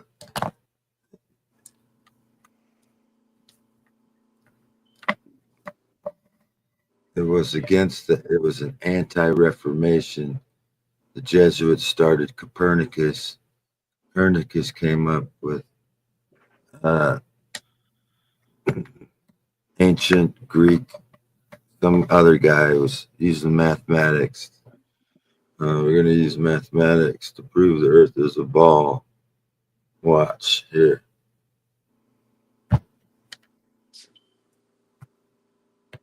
Copernicus was a Jesuit And then you had Pythagoras. Galileo, or who's the guy who dropped an apple? Newton. Yeah, I dropped an apple, therefore Who's a cabalist? this proves gravity. Watch. What? I thought he was a Don't- Gnostic Christian. Nope, he was a cabalist. What is that? A Jesuit? That's how they do it. They pretend to war with each other. Like Yep. they pretend to be against each other, but they're really pushing the same agenda. The same thing they do with the two-party system. They pretend to Well, war the with way I each other. see it is that they are at war with each other, except when it comes to us. Then Yes. they're united in war against us. Yes. So from our perspective, you know, they look united, but if you're on their level, you can see how fractured they are. That's true too. Yes. I don't know. I think it's compartmentalized. I have a question for Twilight. This is a serious question. What is the moon god Khonsu about? Is that Khonsu? Yeah, the Egyptian god of the moon. It's What do you want? producer by that name. Makes some Yes. beats. Self-begotten. What do you want to know? There's a lot. Okay, well, allegedly, this is the talisman that Mark Zuckerberg wore on Joe Really? Rogan on Joe Rogan show. So, Really? so that's why I'm asking. He wore it on Joe Rogan. Shit. What the hell? So that fucking guy is an alien from outer space. Yeah. Well, I'll send you the. There's I'll your send you the- artificial intelligence. I'll Yeah, send you the do link. that. I'll send you the link in the private chat. Hold on, I'll show you. Hold on. Oh. I don't think you think he cries. Do you think you I can remember feel love?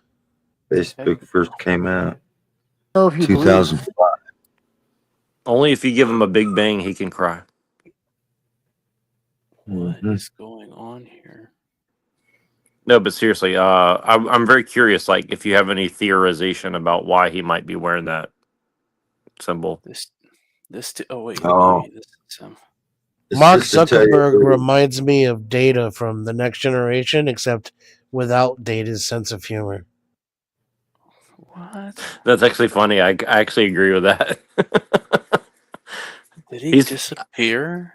I would like to have a beer with Mark Brent Zuckerberg. Spiner? Oh, Mark? That Yeah, scared me. I would have you tell me about it afterward.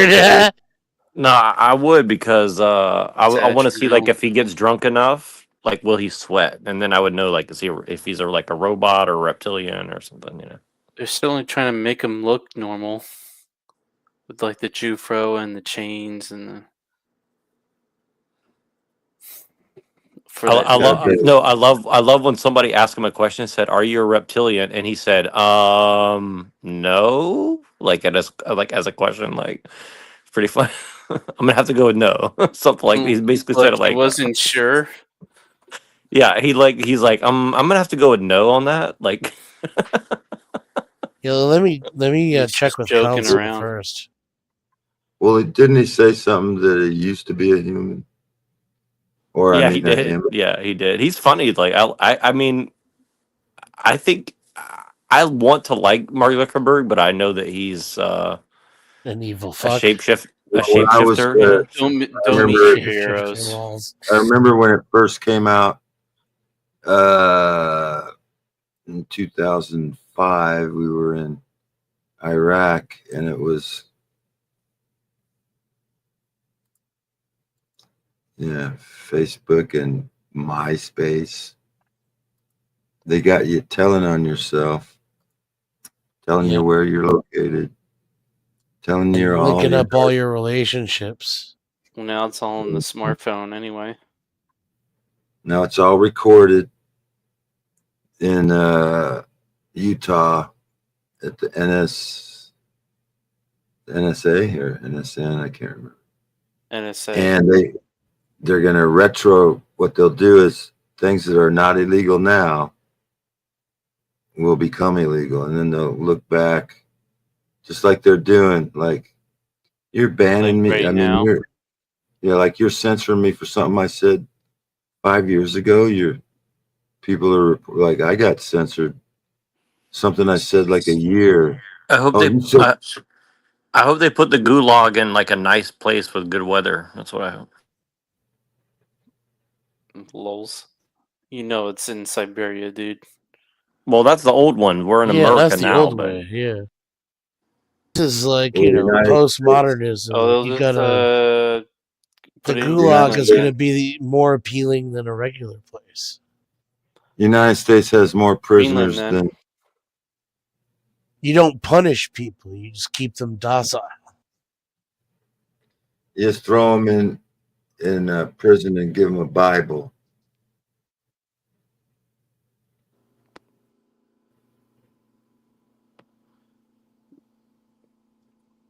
Just thinking of that apathy bar in the one tune. So we fucked up the planet and gotta live on the moon. I knew the moon I wouldn't was mind a going to Mars.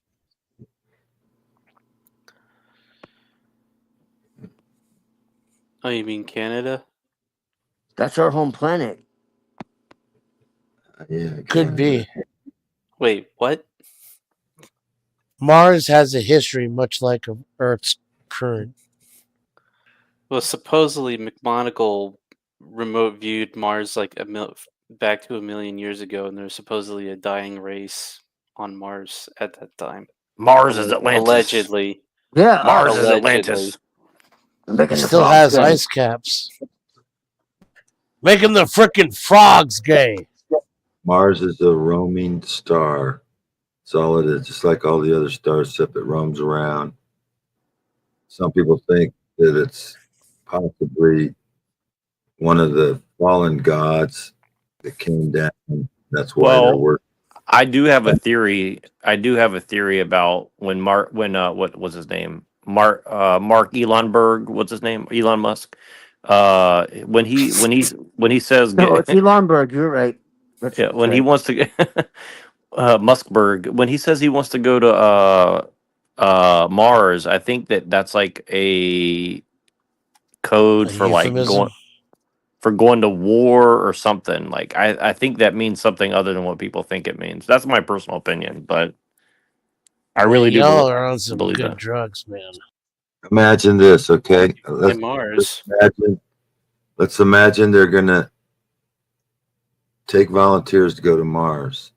So what they do is they get all these people to volunteer to go to Mars, and then they put them in one of those, and then they live Simulations. in their room. They live in their room thinking they can't go outside because there's no air outside. So they stay in their rooms and just live up there, and they don't realize if they just walked out the door, they could breathe. Yeah, that is the best. That is the best Arnold Schwarzenegger movie, I have to say. So, But yeah, I mean, if you did though, you'd have to leave the habitat. You couldn't stay in there all the time.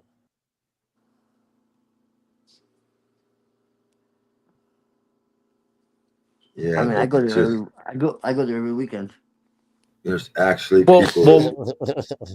well, There's actually Mars. people that want to volunteer to go to Mars. I think we should send I them. would. They would never take me. I'm not healthy enough, but I would in a heartbeat go.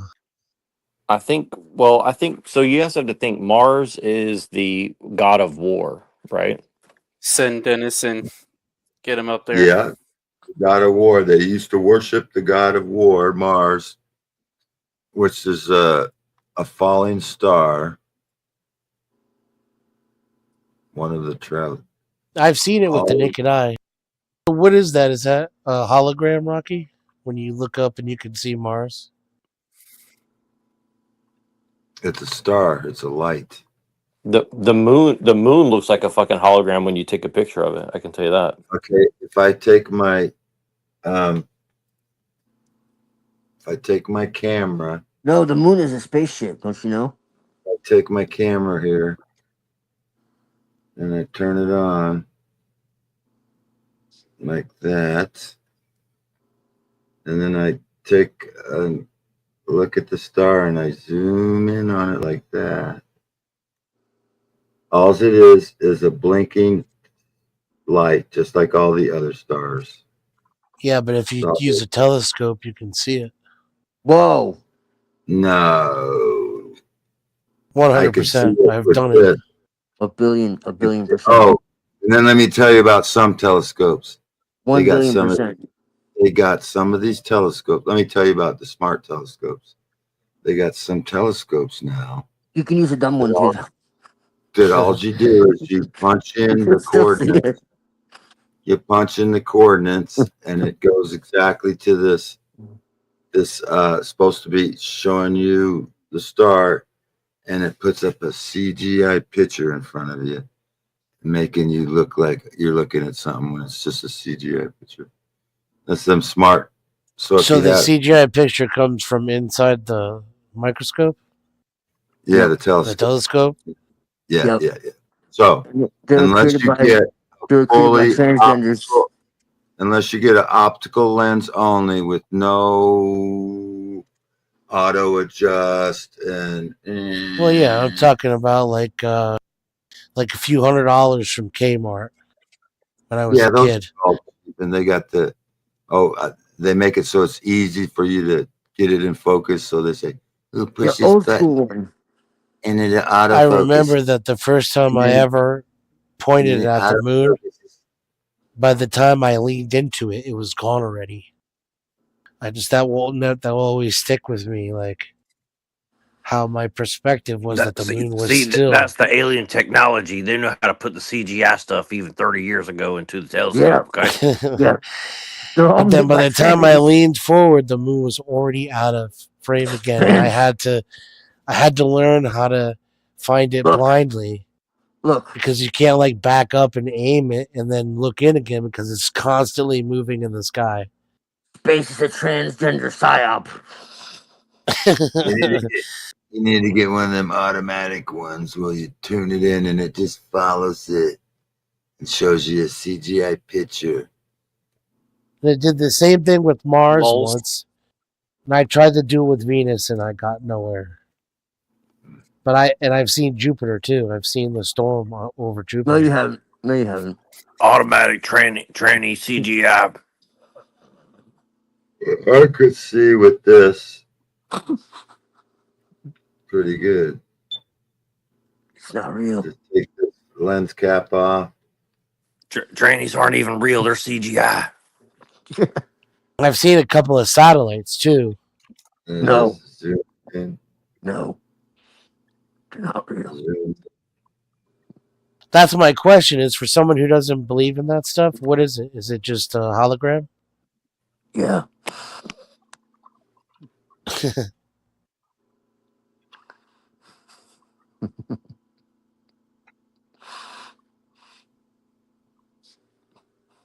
The moon is Noriega.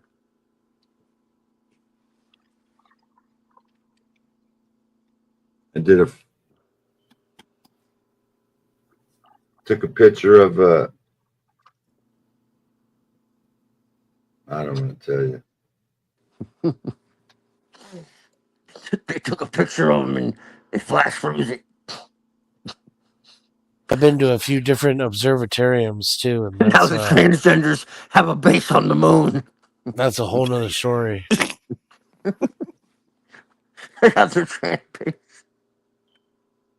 Trying to take over the world. Take the frogs game. Do you see when India went to the moon? Allegedly.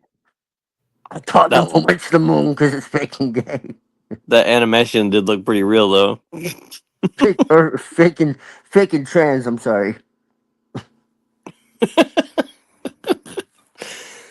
She don't even have real titties. Bullshit. But can I finish my inquiry, please, before you move off of it? If you masturbate with a wooden dildo, and that's conceivably fine, but having sex with a tree which is alive is not, then the only threshold breaker there is that the wood is dead. All right. That's the #1 Christian debater on the internet, in case you guys didn't know. Surprised he was And able to for say anyone that who's with a wondering, straight face. How do you win that honor? He still sounds like that much of a fucking retard, even when it's in context. For anyone who's wondering, How do you even win that? How do you even win that honor to be the #1? Well, What? I'm not making this up at all. But the next few lines he says is something about cutting off your grandma's head and having sex with that because it's dead.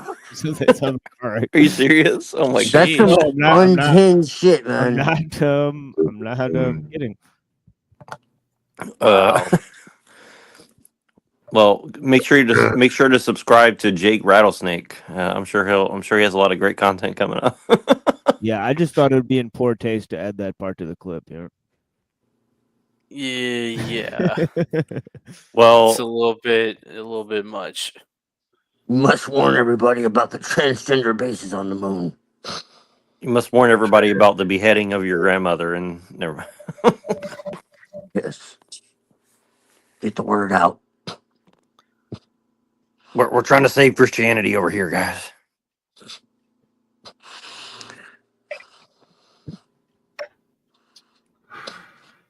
Buy our $50 shirt. Hey, I got to tell you, some of Alex Jones' products are pretty good. His T-shirts were very comfortable. Yeah. They're as soft as a tree. I can't say it. I got an autographed copy of what's it called? The fucking it's that last documentary he did. Look, guys, just trust the plan, okay? Terra Storm. No, I'm just kidding. That's the first one. Yeah. Storm, the Obama. No, it's Terror Storm was the last one, and then he did an Obama one, and but I don't count those. But yeah, it was Terror Storm. Yeah, Obama Deception was like definitely opened my eyes big time. And Endgame, Blueprint for Global Rocky, Enslavement. is that a Global whiteboard? enslavement, yes. The one that opened my eyes was 9/11 Road to Tyranny. Like that was when I learned that the Chinese own all our Holy ports shit, and Rocky, you got a infrastructure. whiteboard. Yeah, that's a good one too. And actually, Terror Storm is a good one too. I thought Terror Storm was a pretty good. Terror Storm was good, but that was by that time. For me, it was just like it's preaching to the choir. There's like by that time you're watching Alex Jones documentaries for 10 years and you know about all Only this see a shit. part of it, Rocky. Terror Storm is great for people who don't have any idea what the government does. Then you just give them that and you're like, here, look, here's all the stuff they admitted that they did. I kind of wish nobody knew who Alex Jones was, so you could just show him his videos and they wouldn't like react automatically. Genocide. You Yeah, I wouldn't know, get right? triggered like Right. Automatically. Yeah. I hear a lot that he is a Jesuit. He's Oh, probably no. a Freemason at least. It's Controlled opposition or whatever. It's very likely that what happened is he started for real and he got too close to too much shit, and they basically said, you can either do what we say and continue to, have your little movement, but now you'll work for us, or we'll kill you and your whole family. Now, here's what you have to factor in, though, if you're, whenever you're talking about Alex Jones, is that according to him, according to his own admission, his family was filled with spooks. Yes. His father was a spook. His uncle was a spook. Well, there you go. His grandfather was a spook. And now, he would say that, they actually believed in America, and that's why they, fought for it. But it's something that has to be taken into consideration. Yes. You would think at some point, if you were a true believer, right? Like, if I extrapolate, I'm not a patriot, but if I were, I probably would do spook shit. I would try to subvert Russia and even India and our so-called allies. Like, I would totally let the government pay me to fuck with other countries so that America always came out on top. Right.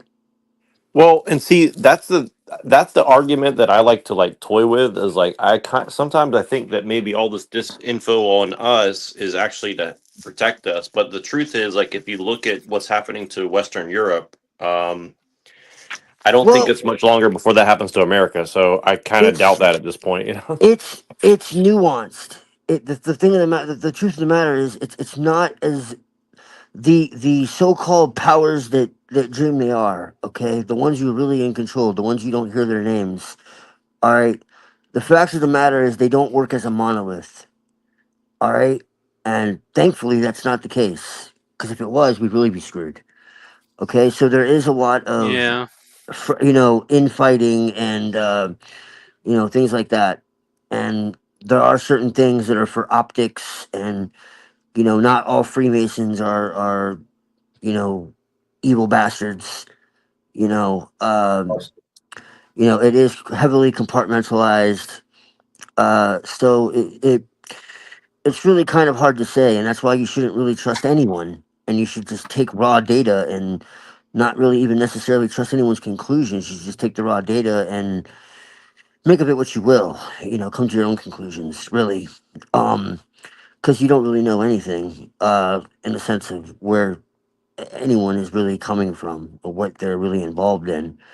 Because I mean, especially when you really understand the history of this movement. Now it's kind of taken for granted because nothing's really hidden anymore. But at one time, talking about this stuff got you killed, literally. Or thrown into some funny farm. They threw away the key. You look at like Bill Cooper and, people like him literally got shot on their lawn and said as much was going to happen. Or like Fritz Springmeier, they said that he was a terrorist and all this shit and threw him in prison, and then he came out and he wasn't quite the same when he came out. After he was in prison for 10 years for yeah. terror. Well, Alex Jones did a great interview with him. I started playing it on one of my Yeah, shows, and yeah, I really want to. I'm glad you reminded me because I'm going to play that again on my show sometime because that was a yeah, really. I remember listening to that live on Halloween in like 2011 or 10.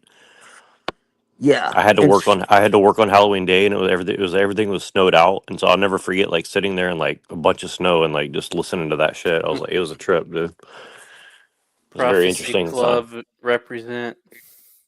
Yeah, yeah. Back in the day.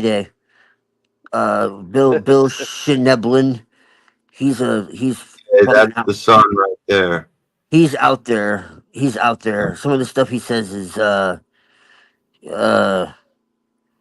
questionable, but at the same time, it's also obvious that he does know some things too. So, as like I say, you kind of gotta make up your own mind. And when people are just like, "This is definitely true" and "This is definitely false," like, no, you've already been deceived.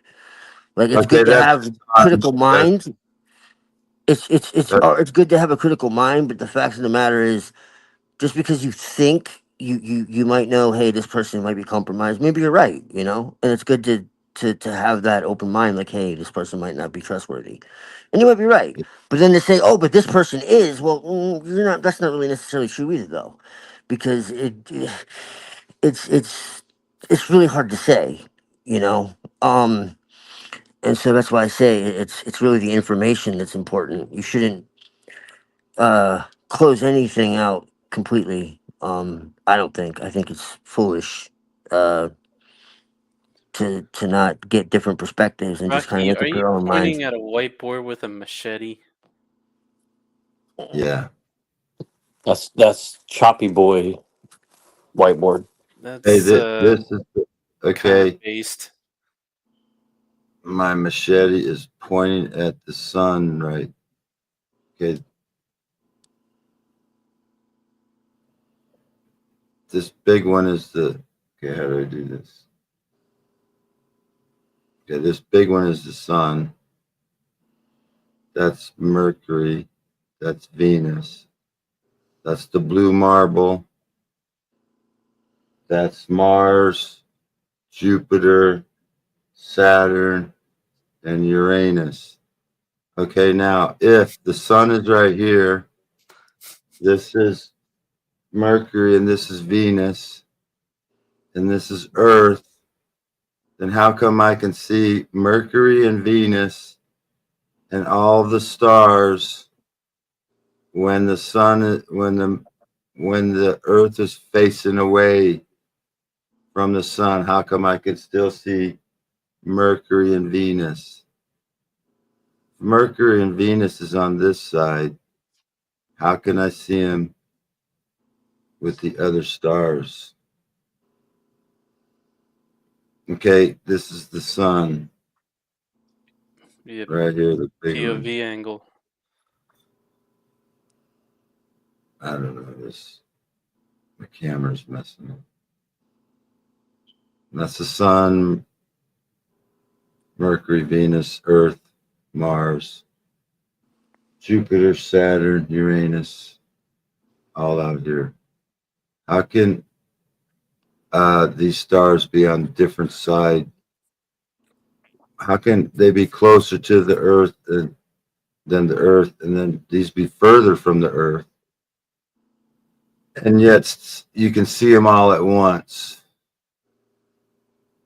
Shouldn't be able to see these two when you see these over here. Shouldn't be able to see these over here when you see these two. You shouldn't even be able to see these at all, because it's always going to be on the other side of the Earth. So your spinning ball don't work. It's all bullshit.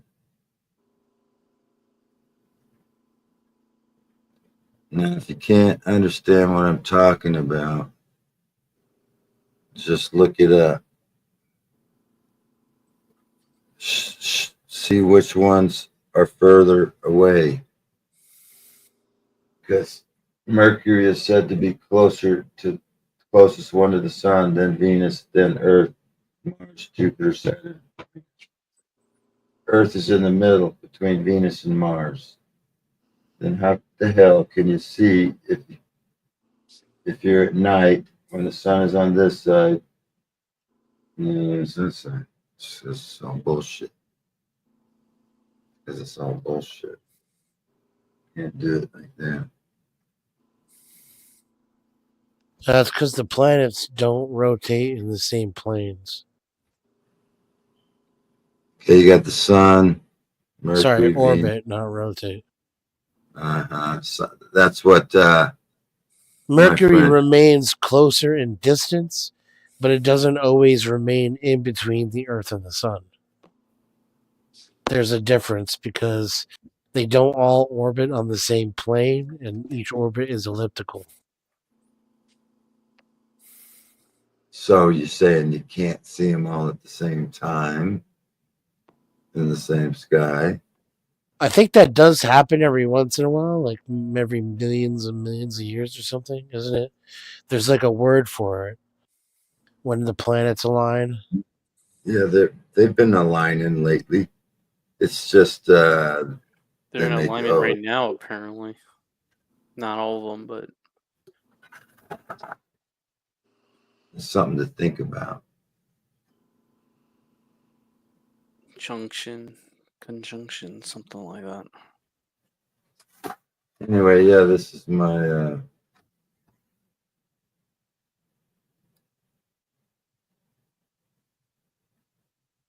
machete, and I have a steel cover for it. Keeps it from getting dull.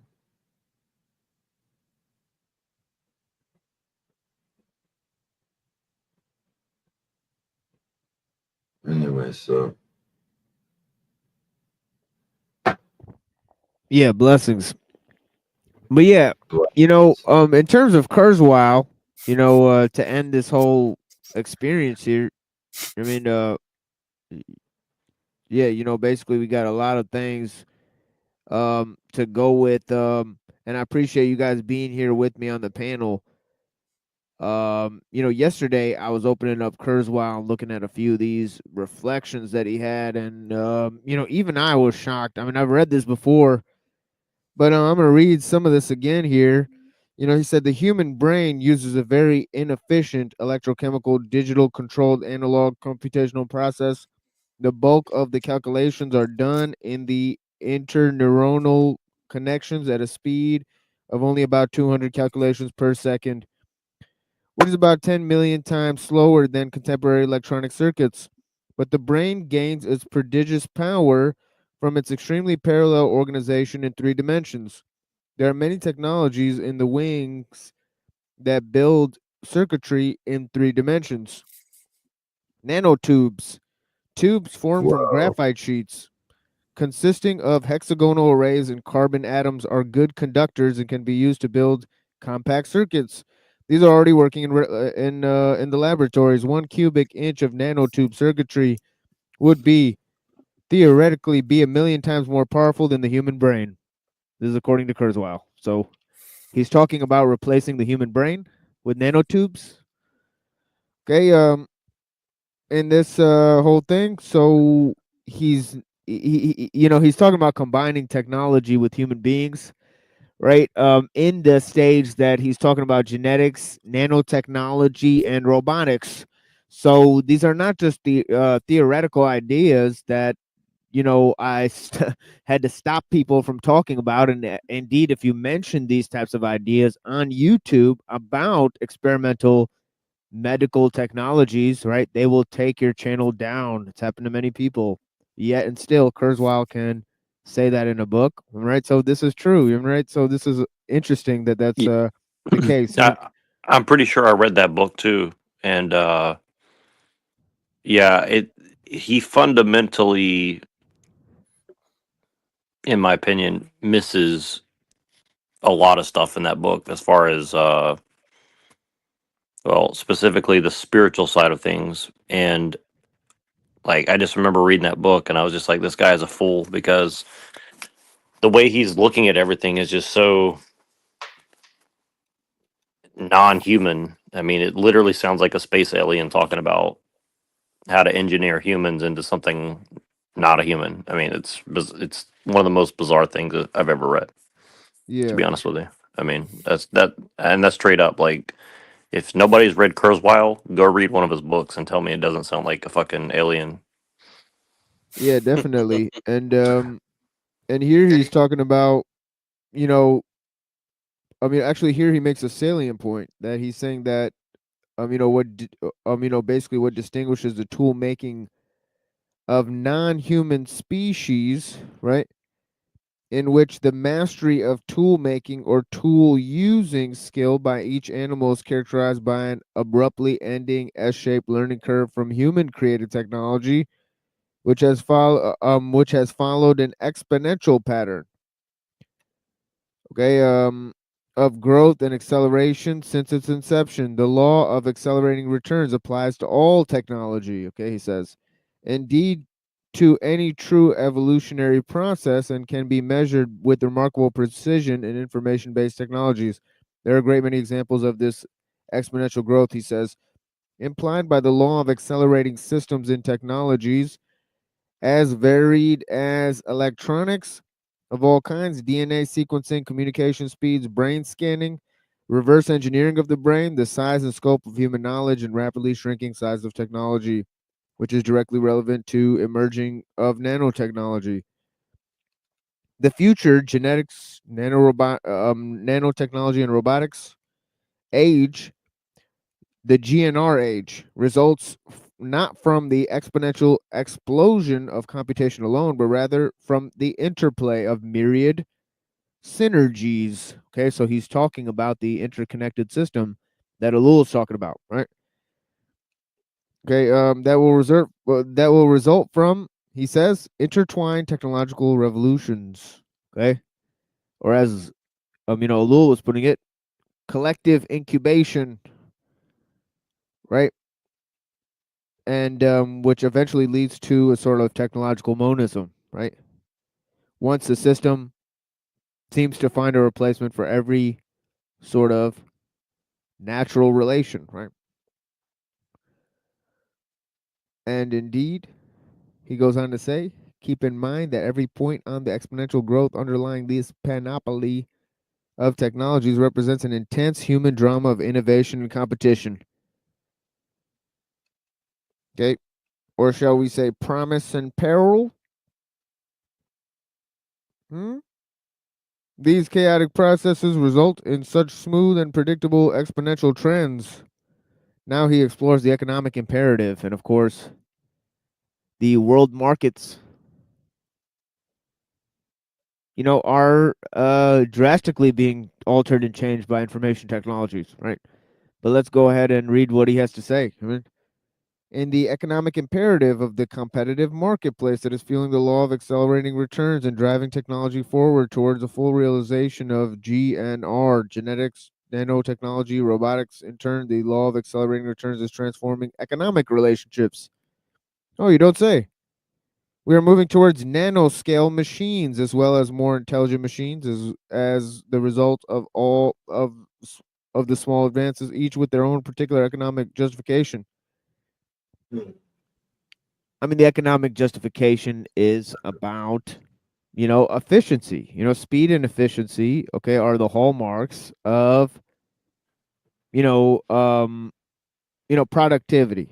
So the fact is that, technologies have been the main scale, like as ellul says, it's economic techniques that rule over, systems of value, right? So, I mean, the fact is that, he's talking about an economic imperative. I mean, the system around the world is interconnected, right? Yeah. Sorry to interrupt you. I just want to. No, it's You okay. reminded me. You reminded me when I read that book. What stood out to me is that he was basically saying humans are in service of economics because humans have to serve technology. I mean, that's basically what he's saying, in my opinion. Like basically, economics are or a means to the ends in order to progress technology at the expense of humans, more or Yeah. less, basically. Yeah, and it's interesting that ellul basically says that, large scale investors that built these huge industrial mechanisms, right? And then the need for efficiency, that was one of the needs for growing large scale technologies. So, even though they, in the end, have this centralizing and socializing effect, the goal was to increase in efficiency, increase in production, and increase in value, right? So that, they started off with with this capitalistic goal, right? And they built large scale industries, and in order to manage them, you need to grow the state, increasing, forms of regulation, right? So the fact is that the system grows and grows and grows, right? And it grows Well, more interconnected, right? So, yeah. yeah, and I think that a big part of that, and again, I'm a broken record about it, but the bioethics is like another, justification essentially for the collateral damage that is going to be inherently necessary. Number one, number two, you're going to see that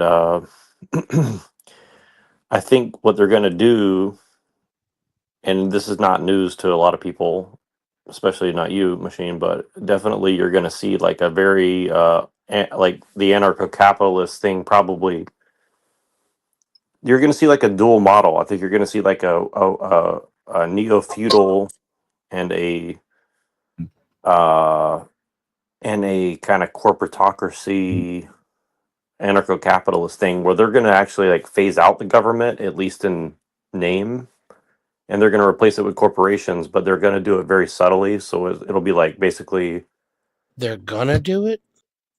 well, it'll be more overt, like more subscription based. It'll be like subscription based government essentially, but that'll actually mean like subscription based life, meaning like if you don't pay your insurance, then you don't really have the right to live inside of a city or something. I think that's my personal opinion.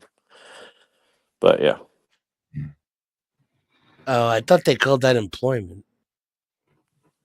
Well, there's a lot of homeless people living in cities right now, but I think eventually they're going to say, well, we have to handle this somehow. Therefore,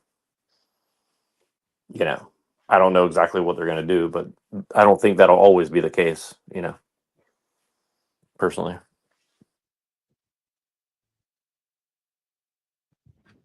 Yeah, so he's saying that, one of the main things he's saying is that, technological growth has led to economic growth, and, but the fact is that that's created large scale systems. It's created, urban sprawl. So the fact is that they have to maintain their way of life. So it's not that, that you need to maintain these systems.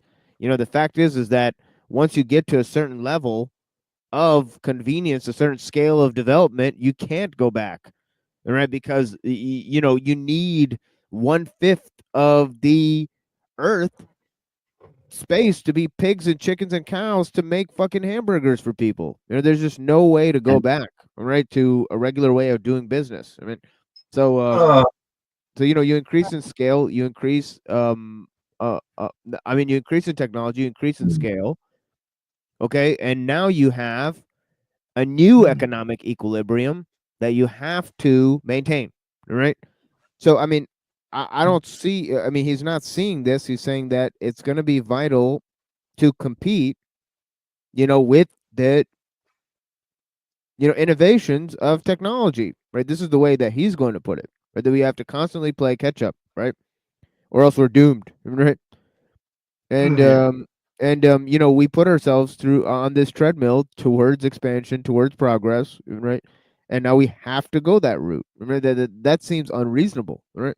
But this is what he's projecting. He says we are moving toward nanoscale machines as well as more intelligent machines as a result of a myriad of small advances, each with their own particular economic justification. There's vital economic imperative, he says, to create smaller and more intelligent technology. Okay, machines that can more precisely carry out their missions and have enormous value, which is why they are being built. Which is why they're being built. Yeah, but I don't Well, like that those. answers the reason why, huh? I like the simple machines. Yeah.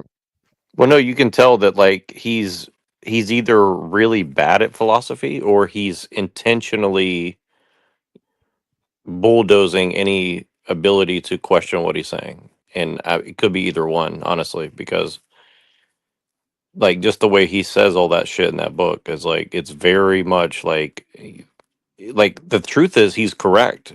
Like the way that they're doing this stuff, they have to hit the gas pedal. If they hit the brakes, everything's going to crash. And so Oh, they're yeah. thinking. So he's correct in that manner because Yeah, it's a house of cards.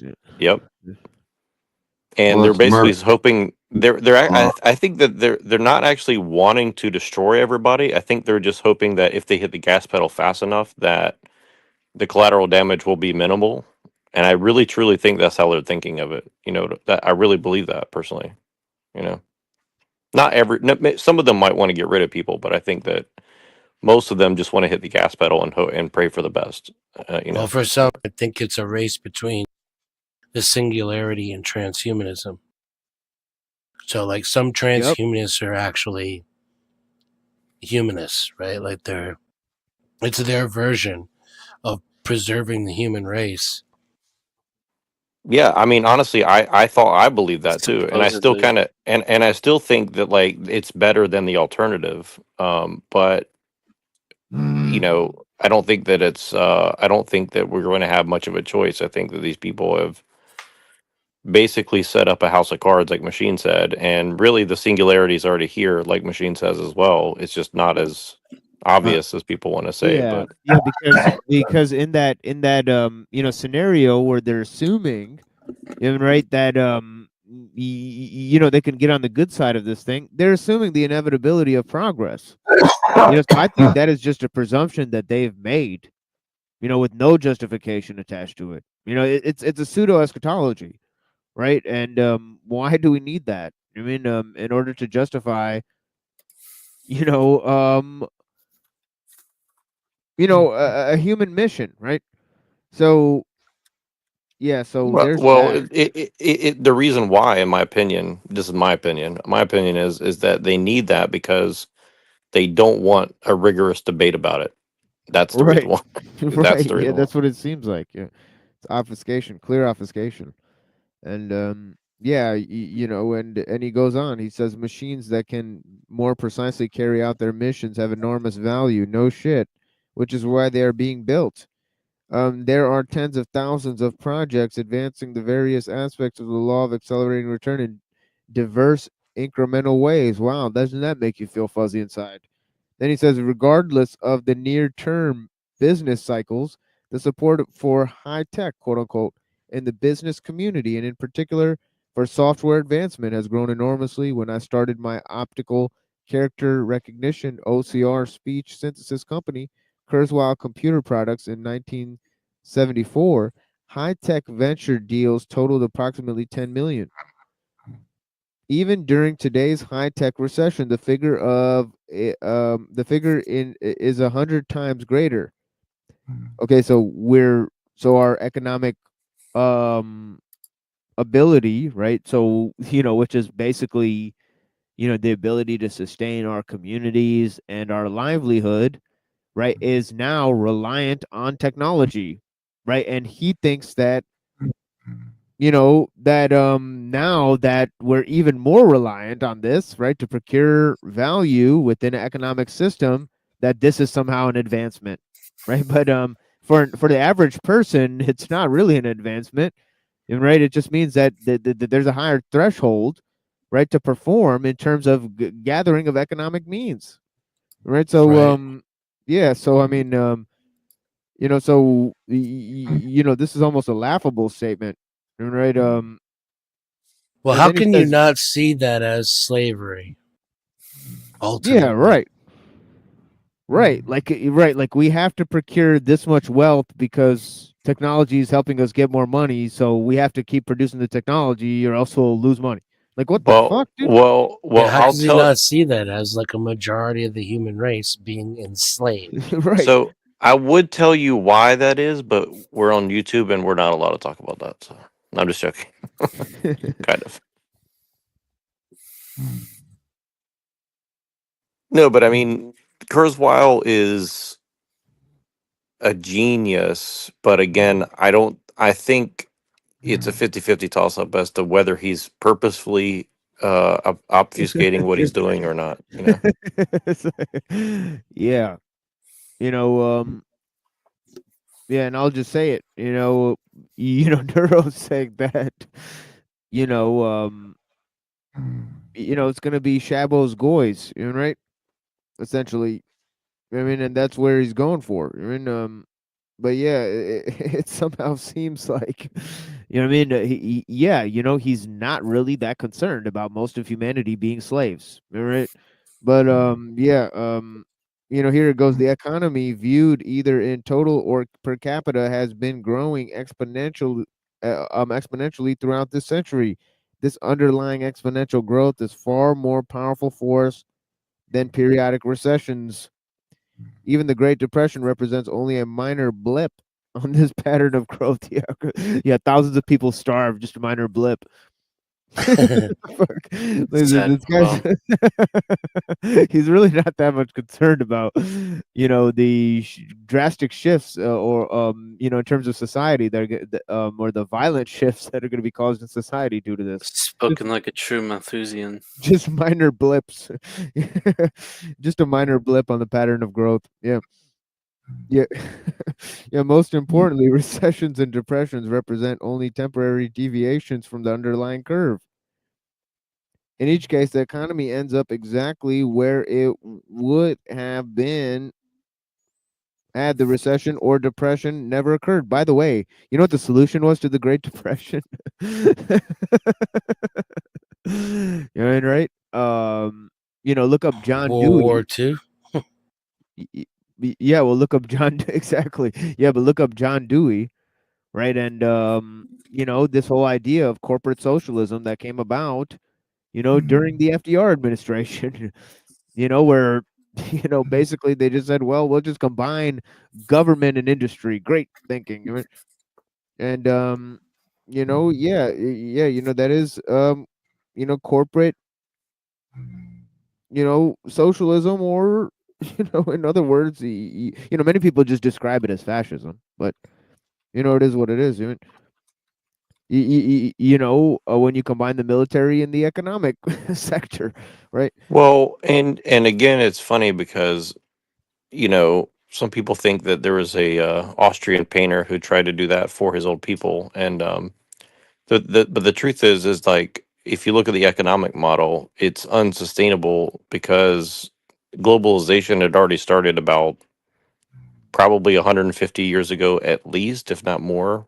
If you want to get technical about it, so people think globalization is like something in the 90s, but it's actually a much longer project, and you just can't. It's basically like whoever holds the power of the purse and holds the power of war machines, that's kind of who's making the rules essentially. So that's the problem with fascism. I mean, even if you could justify fascism, which I think people can and people do, including Ben Shapiro, literally, I'm not joking, go look up his video, but even if you could justify fascism, it's ignoring the set of rules that it exists in, right? It's not in a vacuum, right? And I think this is where people get it mixed up. They think that it's like we're going to put this fascism in this small territory in this small nation of people or whatever, but it's never going to work like that, as of now, at least.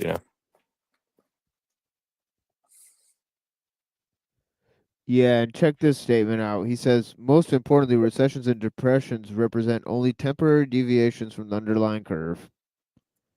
So don't worry about it. As long as it supports the overall push of progress, don't worry about the minor blips and deviations. We could Well, go through he's not. 5 years. Yeah. He's not accounting for the fact that humans might adjust to the opposite. Yeah. We could just as easily adapt to, a collapse of the technologically driven economic system.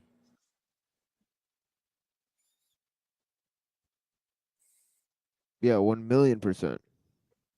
Well, but that's the thing is they don't see. It's weird, like when you read Kurzweil and these other guys, like to them, anything other than progress is like hell, and they won't ever explain why that is. But I think that is a very good question. Like, why exactly is progress, um, like the most important possible thing?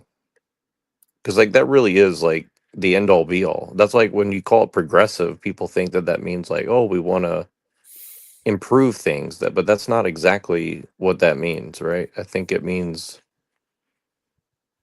You something want to grow else. the system.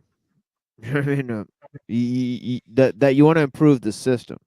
I mean, is essentially what it means, right? That you want to reform the system, improve the system. You know what I mean? You want better ways of doing things, but not necessarily that you want overall improvement on every scale. So this is the thing, is that they actually don't believe in something like that. Right? Well, yeah, it's a hidden set of metrics that you'll never know, and that's like that's my personal problem with it. Like, like even in like just take transhumanism in and of itself, like they're never telling you by what metrics they're measuring this all by, right? Like it's like this kind of thing of like that's why I say that like, it's kind of like a hidden uh language game that they're playing where like they say things that sound altruistic, right? But then when you actually start comprehending what they're really saying, it's not about altruism whatsoever. In fact, it's probably the complete opposite of altruism, right? Well, it But seems then, like yeah. like progress is just a rejection of traditionalism. So long as you're rejecting our past, you're moving forward.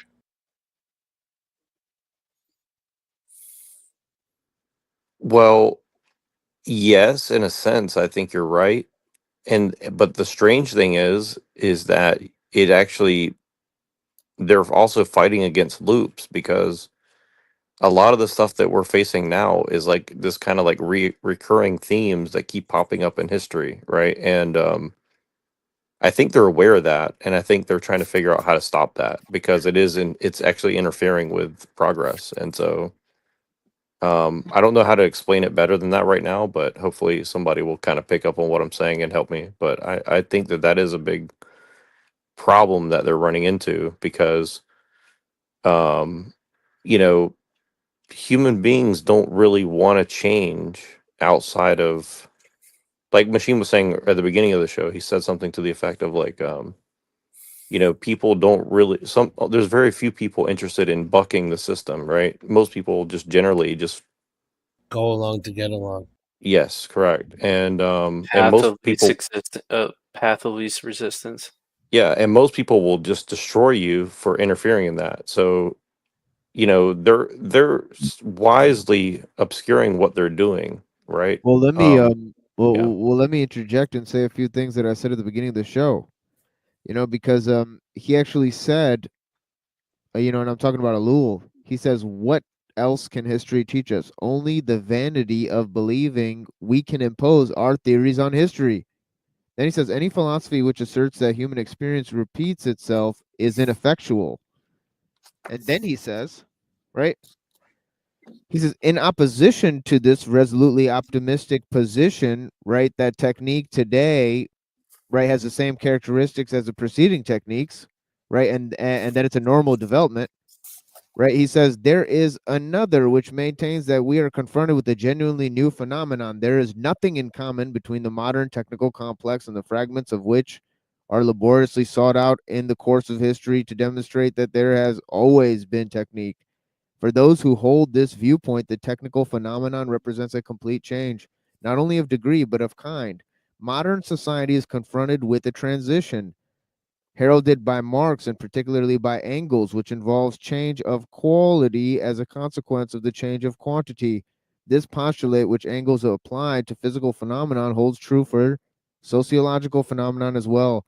Beyond a certain quantity, the phenomenon, even though in a sense it remains the same, does not have the same quality, is not of the same nature. One cannot choose between these two theses in a subjective and a priori manner, he says.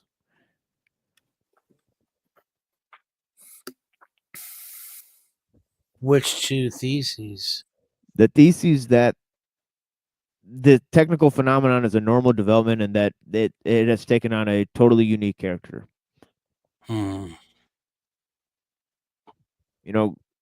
Going back to what you guys were rapping about, that maybe it's what is progress? Is it a cycle, or is it going forward?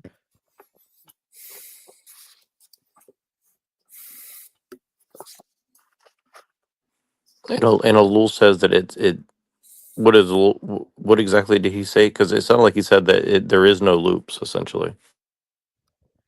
Yeah,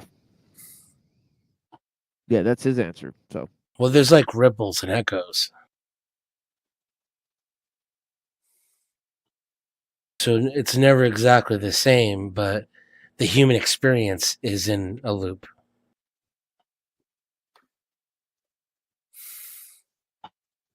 Well, And I definitely. kind of believe that to a certain extent, and I Well, would definitely agree with that's the what. progressives on that fact as well. Well, definitely that's what people like Giorgiani and other people like that are trying to get ahead of. Like they're that's why I think they are kind of like trying to normalize stuff that we can't talk about on YouTube, like genetic design. Let's just put it that way, if that makes any sense. Like Because Gattaca? something to that effect. Yeah, for sure. Because they're trying to overcome biology, and you've either got to update it or get rid of it, right? And I think that, like you said earlier, that's kind of the argument I think they're having. internally, right? Like, do we up and I think that's where I really disagree with Kurzweil, because he's saying we have to upload into machines basically, and I just don't think that that's possible. I think that if you wanted to actually do something like what they're trying to do, you'd have to keep the biology, right? And I think that the people who do believe in that, they don't talk very publicly about what they're trying to do, in my opinion. I mean, if they're out there, I don't know who they are, but I would be curious to find out if there's anybody actually like publicly talking about that discusses it in a scientific way. But yeah. Well, where it starts to scare me is that if I think about, eliminating the biology, well, then you've just skipped ahead as far as progress is concerned. You just eliminated, like, not only the reason why you can't progress, but actual steps of progression themselves no longer become necessary. Well, now you understand where I've been on like a 20-year journey of like getting like trying to like tell people like you guys need to start like paying attention, because I do think there is a big group of people who are thinking that they can just skip over the steps between here and there, like so. Yeah, I mean, yeah. Say socialized healthcare, for example, right? Well, for all machines, you don't have to convince people that communism works. Correct. You won't have a choice. Yeah, you don't have to merge between the corporations and the healthcare industry, and you don't have to convince libertarians to pay more taxes. So let me just give you a brief understanding. And again, like, I'm sorry to hijack your show machine, but I really wanted to say this when I Not have at an all, go opportunity. ahead. Yeah. No, but like, so like what they're already saying. So like, how they're putting AI and everything, right? The semantics and the stuff that they're already talking about from an ethical standpoint that they're looking to put into law at some point in the near future.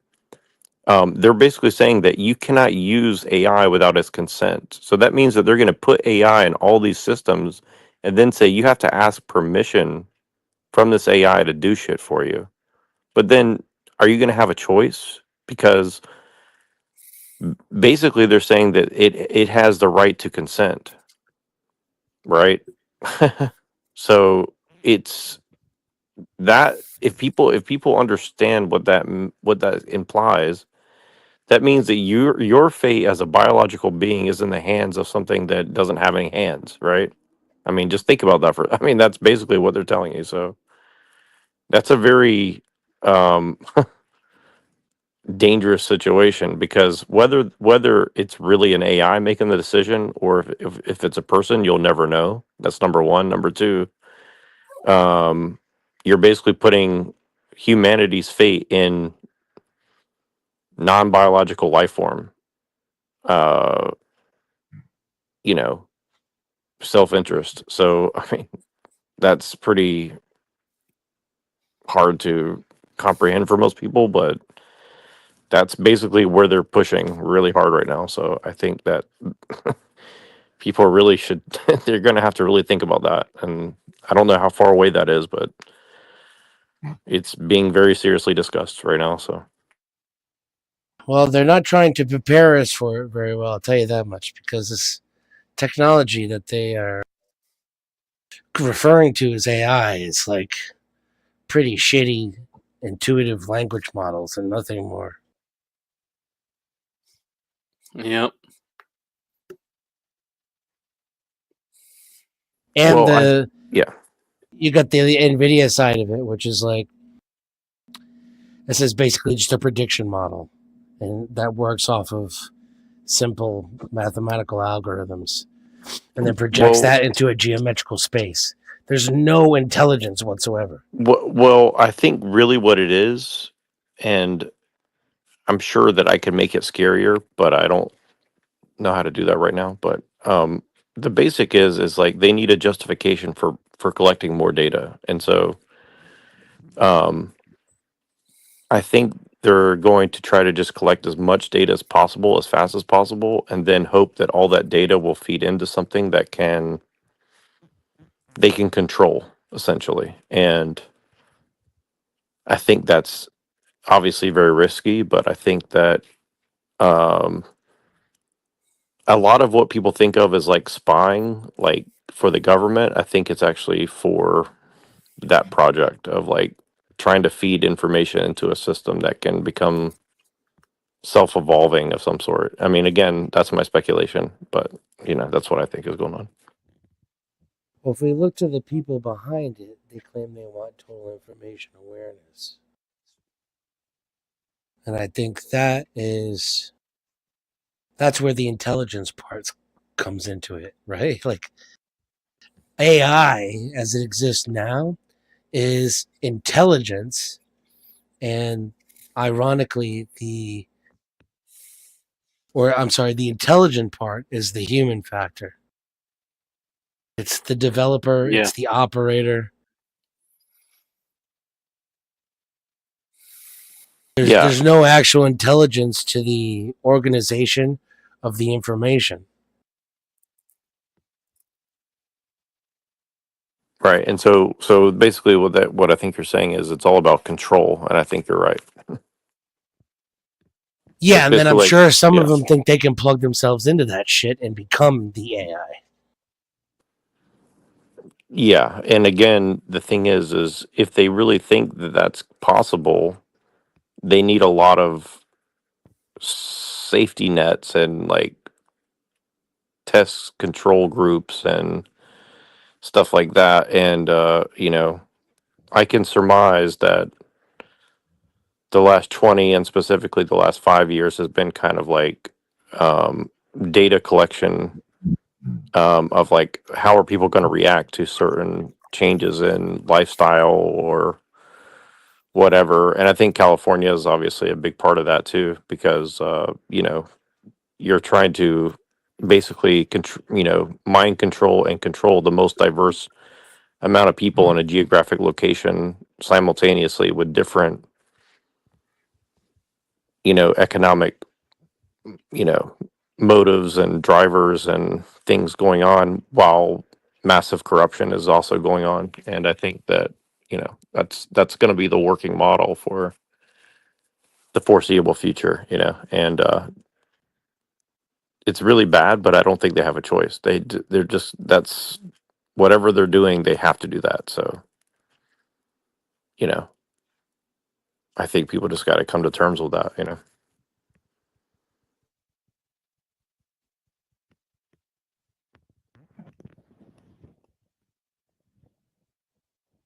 Yeah, that goes to another line that Ellul was saying at the beginning of the show about the mutants. I mean, that there's going to be a new type of human, and that type of human that can function within the technological system but not be affected by the technological system. That that people are not going to have a choice. So the fact is that it's going to create a new order of human, right? In that, the best type of human will be one that can live in the system and avoid it. So The prophecy tells of a man who was born inside the matrix. Exactly. So you know what I mean? So fascinating as well. You know what I mean? They probably stole that right from Ellul. I mean, but yeah, it goes to these last few sentences here, and then I'll have to close out the show. Thank you guys so much for being here with me. I mean, it says, even the Great Depression represents only a minor blip on this pattern of growth. Most importantly, recessions and depressions represent only temporary deviations from underlying curve. In each case, the economy ends up exactly where it would have been had the recession or depression never occurred. Well, isn't that great? What about the the people who suffer in the meantime, right? In the addition to GDP, other improvements include productivity, economic output per worker, quality and features of products and services. For example, of computation today is more powerful by a factor of more than 1,000 than 1,000 of computation 10 years ago. New products, new product categories, the value of existing goods, which have been increasing at 1.5% per year for the past 20 years because of qualitative improvement. So he's not mentioning lots of things. He looks like he's totally ignored the human factor. He's totally ignored the laws of skill, right? He's totally ignored, human beings, having to be trained for new jobs, and right. He's totally ignored lots of different sides of this, right? So there's a huge glaring perils that he seems to be avoiding here. Now he's going to go on and reflect about the benefits, okay, intertwined benefits of genetics, nanorobotics, okay, and I'm sorry, nanotechnology and robotics, excuse me. But then he's only going to reflect on the dangers for one paragraph. So he's going to go on for 3 pages about the benefits and then 1 paragraph about the dangers. And don't worry about it, it won't last that long. Yeah. And then he's going to go on and bash Uncle Teddy, and we'll be here. These are not the droids you're looking for. Yeah. So then after we hear him bash Uncle Teddy, we're going to hear Uncle Teddy's response. Oh, snap. And I don't know if you guys knew that Ray Kurzweil and Kaczynski had a little back and forth. Did not know that. Oh, yeah. Fascinating stuff, folks. And we're covering it here on The Machine Lies. So, yeah. Anyways, any closing statements from you guys? Whoever wants to go first. Blessings.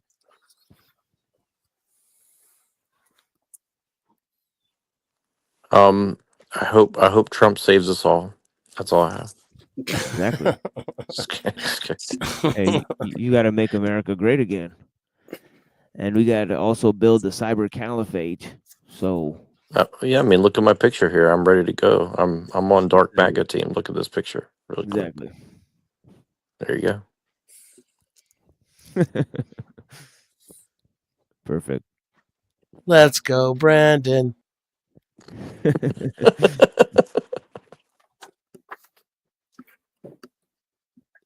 All right. Well, there goes our friend Neuro.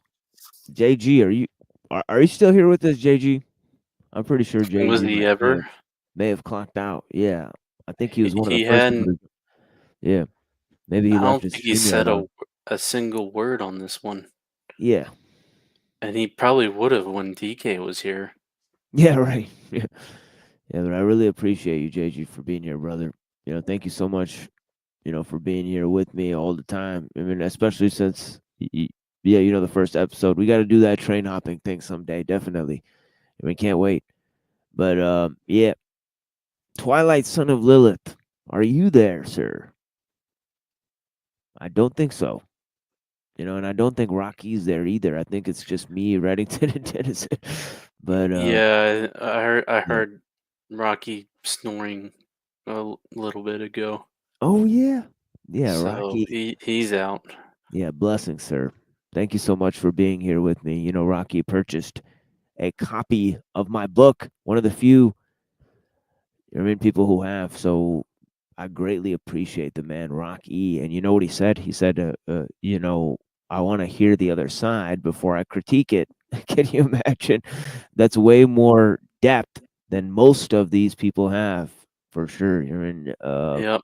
Yeah, so, a great blessing to be here with Rocky Shepherd. I mean, peace to you, sir. I mean, Twilight, I think you're gone. Otherwise, I'm positive he would have said lots of things at this moment. Said something. Yeah. Yeah, exactly. But yeah, Denizen, what you got to say to these people, brother? De-Google your life. Bury your cell phone in a tin box in the woods. Learn who your neighbors are, build your own house, grow your own food, and kill all the masters. Have some Faraday cages too, probably. Beautiful. Deep. an They excellent. won't take me alive, Kappa. Yeah, Shay. Man. You want to put a chip inside me, see?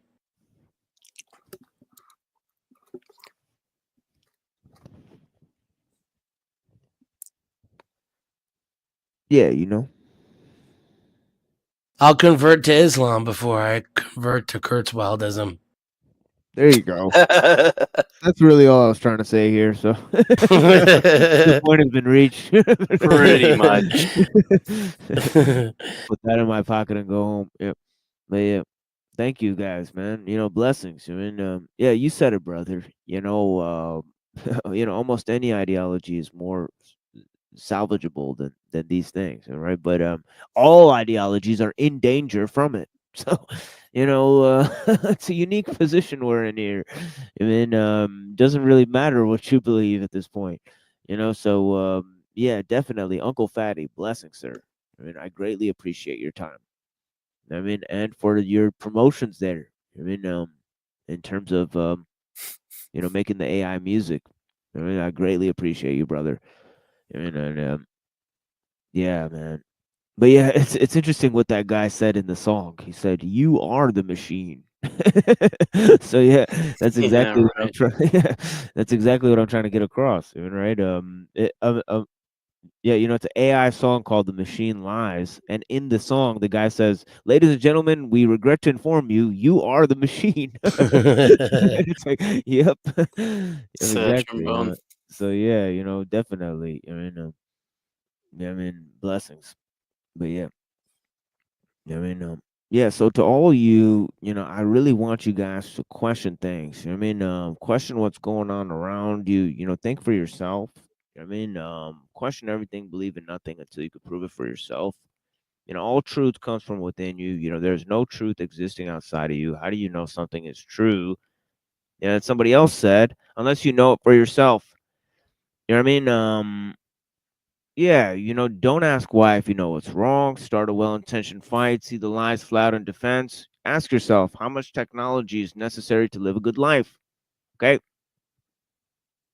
This is the machine lies. Okay. We've talked about the lies of the machine on the machine that lies. And the facts are here for you guys. You know, the first step to blinding somebody is getting them to open their eyes. And the first step to seeing beyond the programming is to realize how you've been programmed. Okay, that's why we're engaged here in looking at the machine through the eyes of the machine, looking at the machine on its own terms. Okay, and you know, as Ellul said, you know, all embracing technique is the conscience of the mechanized world, and conformity in our age is nothing more, nothing less than conformity to the technological system. So yeah, thank you guys. I mean, that's it. That's all I have. Peace. Yeah, Maybe, peace, brother. Yeah, yeah, peace, friends. Yeah, thank you. maybe that Scribina quote. Oh yeah, definitely. Go ahead. I'm just gonna have to jump in here. Carnap famously declared his quote rejection of metaphysics end quote, and Popper argued that metaphysical theories are being non-falsifiable are of no value. Philosophers ever since have largely followed their lead. In truth, however, it is not possible to avoid metaphysics, even to declare that there is no intrinsic nature or metaphysical reality behind phenomenal appearances is itself a metaphysical claim. To state that reality is wholly and metaphysically mechanistically physical is to adopt a metaphysical position. To be an eliminativist is to hold to a metaphysical stance. And I couldn't have said it better myself. Why? Because that is my teacher. So how could I? Yeah. Right, but you know what I mean. Kind of hard to argue against that. Exactly. Yeah, you know, blessings to Dr. Scribina. You know, if you guys want to know more about that, please go check out, episode 4 of The Machine Lies featuring Dr. David Skirbina. And the thing is that we have over 1,000 views. I'm proud to have over 1,000 views on that one video. I mean, I don't even care how many views I get on any of these streams or anything like that, but that is one of the most watched videos on the channel. And I greatly appreciate that. But yeah, everyone here, I mean, you guys have a peaceful night, and man, I'll have to show Dr. Skirbina you reading that quote. It'll blow his mind. But yeah, I mean, Oh, I think I might plan on reading the whole book and just Yeah. put it into videos. Oh yeah, yeah, that would be a great service to humanity. I mean, I'm just not really good at speaking, to be honest. yeah, but yeah, what are you talking about? The sound of your voice, or? Sometimes I stutter and stuff, so Oh, That's what yeah, editing I'd is have for. to. Yeah, just take some, just microdose some. It's like everybody's just doing like, hey, make AI read it for you. Yeah, It's just like I don't microdose. even want to do that. That would be kind of like a slap in Skirbina's face to have AI read it. He would, yeah, he wouldn't care. And I actually love the things of Ellul being read by the AI, as I include in the beginning of the show. It sounds awesome because of how robotic his explanations are, because yeah, so the guy is a fantastic writer, but the way he explained things, and the way he explains the redundancy of technique itself, it does sound pretty robotic. And yeah, so I think it does its service to hear the technological system being read by an AI. I mean, somehow, even though it's horrifying, but but that's the thing. I mean, we're not in the pleasure business. We're in the fear business here at the Machine Lies. So, definitely, there's lots of people here in the pleasure business. We only have so much time. Must not sleep, must warn others. Trust blocks creep where the dust storm hovers. Exactly, exactly. And we'll leave it at that, my friends. I mean, yeah, peace to you, my brother Denizen. Peace.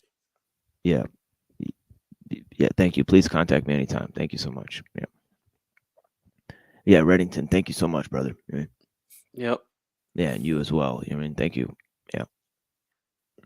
Yeah, easy. Yeah, easy, my friend. Blessings, brother. Yeah.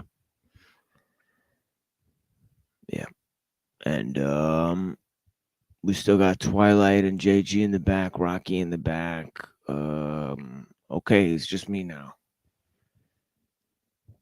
Thank you for being here, friends. We got lots of loserish cowards streaming at the same time as the Machine Lies. One of their fucking weak ass, bitch ass streams got shut down. Okay? We infiltrated that stream many times, and we'll be here to fucking watch this shit. People taking advantage of mental illness on their streams. Okay, we're talking about Cockboy Hotline and Ebitard, right? We're coming at you, dumb motherfuckers, with lots of attack videos. Wait and see. And we're gonna be watching your shows, right, and what you've produced, right? So just wait till I go and creep up on you dumb motherfuckers and watch your stupid shows and break down how dumb you people are. It's going to be fun. We got lots of reviews coming, right, for people, right? So we're going to be given lots of ideas. People are not cut out to do the same type of thing. Commentary on issues, themes, okay, architectonic, okay, religious, spiritual, right? Occult themes. They're just not cut out for this type of analysis, right? So we have to embarrass them, right? Okay. They try to subdue our analysis, right? Okay. But it's not going to happen, right? We're getting prettier, smarter, okay, faster, okay? We're growing in numbers and scale, right? So yeah, this operation, right? And now we've done over 24 episodes in terms of you know, Confucianism, Hinduism, Buddhism, right? We've covered many topics. Okay, back in the past, we've done Nietzsche, Kant, Hegel, feminism, right?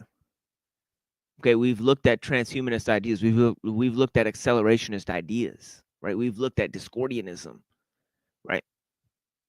Okay, we've looked at Gnosticism, right? We've discovered the origins of all of these central themes and concepts. Okay, we've talked to rabbis, okay, Kabbalists. Okay, we've talked to people who are, you know, of several different types of Christian background, right? We've talked to different, you know, people who have Muslim beliefs, right? Okay, we've talked to different people. Okay, we've talked to Mormons. Okay, we've talked to Hindus, right? We've talked to all sorts of people from all around the world, right? So the fact is that we're going to come back on Saturday night with more of our analysis on Lao Tzu, right? Okay, we're going to have more Kurzweil, right? And of course, we'll have ellul, right?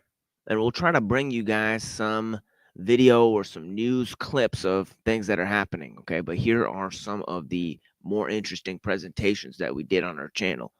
I mean, I'm going to play some music and then get to some of these very, very interesting presentations. You know?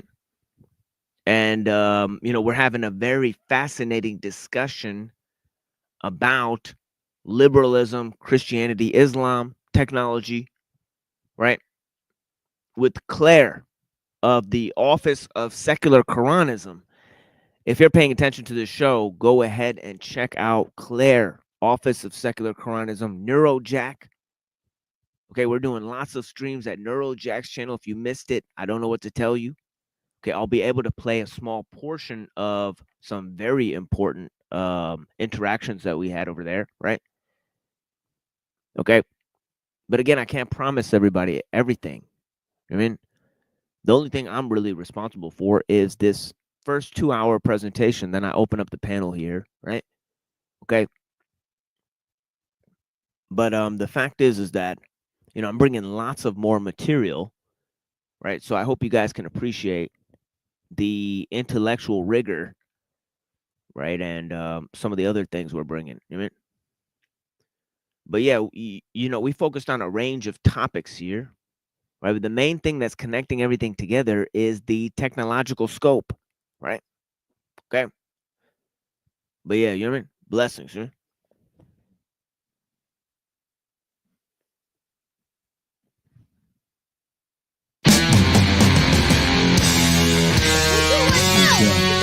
Close my heart and hope to die. I was born. I've been waiting for a long time. Right. Here it go, Killer Priest. Come on. 9-7. 9-8. Y'all know something? It's the Byzantine King. Supreme. All kneel, kiss the ring. Into it, Elohim. I blow steam from the families of the Maccabees. Smack them seas, watch them scream your majesty. Make them suffer the capacity of tragedy. Hold the crowd down like gravity. Back the fuck off, stop grabbing me. Hands off me, niggas starting to bore me. I'm getting sleepy, I need some coffee. Me and my woo bandits, we bury niggas deep in the canvas. Body bandage like some mummies. You fucking dummies, you can't take nothing from me. It's the longest waited, the most anticipated. The album hesitated. Scream the name out, Killer Priest. I leave the blood spilling in the streets. I'm from the dark hills of Brownsville. Descending shield, throwing windmills across the killing field. Never forget it, tell them rap critics I speak in arithmetics, so they can never get it. I'm too scientific, lyrics explicit. I roll with thirsty niggas, thieves and killers, tigers, gorillas, faces like Godzilla. We start rappers that smile like a car dealer. The God iller, cross my heart, hope to die. We multiply by the hundreds, fucking by the thousands. See me outside the show browsing, beating up your soundmen, playing haters and platers. We give them cold stares. Any last prayers? Yo, concrete techniques, bomb beats and cause casualties. My faculty, hold it down like gravity, rapidly threaten like weapons to adolescents. Ghetto residents, quick to pass tension presence. State of the slums, kill four-bladed crumbs, fake ones. They force with smiles and snake tongues. I'm deep into this, I sometimes gasp for air, daily warfare. Hot blast Cops and cold stare, shots flare like fireworks on July the 4th. Weapons get tossed, fugitives slide north. My forces combine, New World 2009 digital. Criminals, we make mills and cybercrime. It's all planned ahead, 2 times. I see the signs through a great mind. The heaviest chains cannot bind. Stare you eye to eye, we tell the truth, no lie. We cross our heart and hope to die. High-ranked officials and armed tanks with missiles, blood bristle. Simple fact, you slept on the issue that before you started jerking off joysticks to Sega, I was rocking off 100-watt amps and Sherman Vegas. The true fine-tuning and shipping up units. Some C's ass who be those rhyme killers in mass. No doubt, difficult task to last in the square. Beware, infinite amount of darts is in the air. I'm victorious with no opponents and blast through components with microphonics. Watch the whole world live the moment.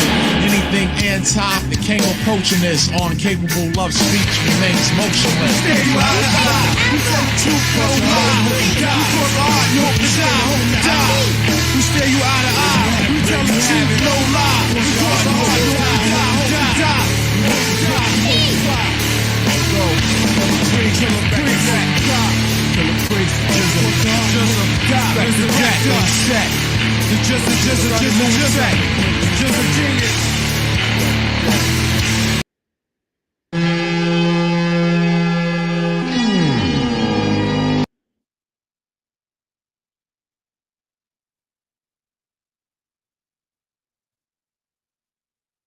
From invading your family.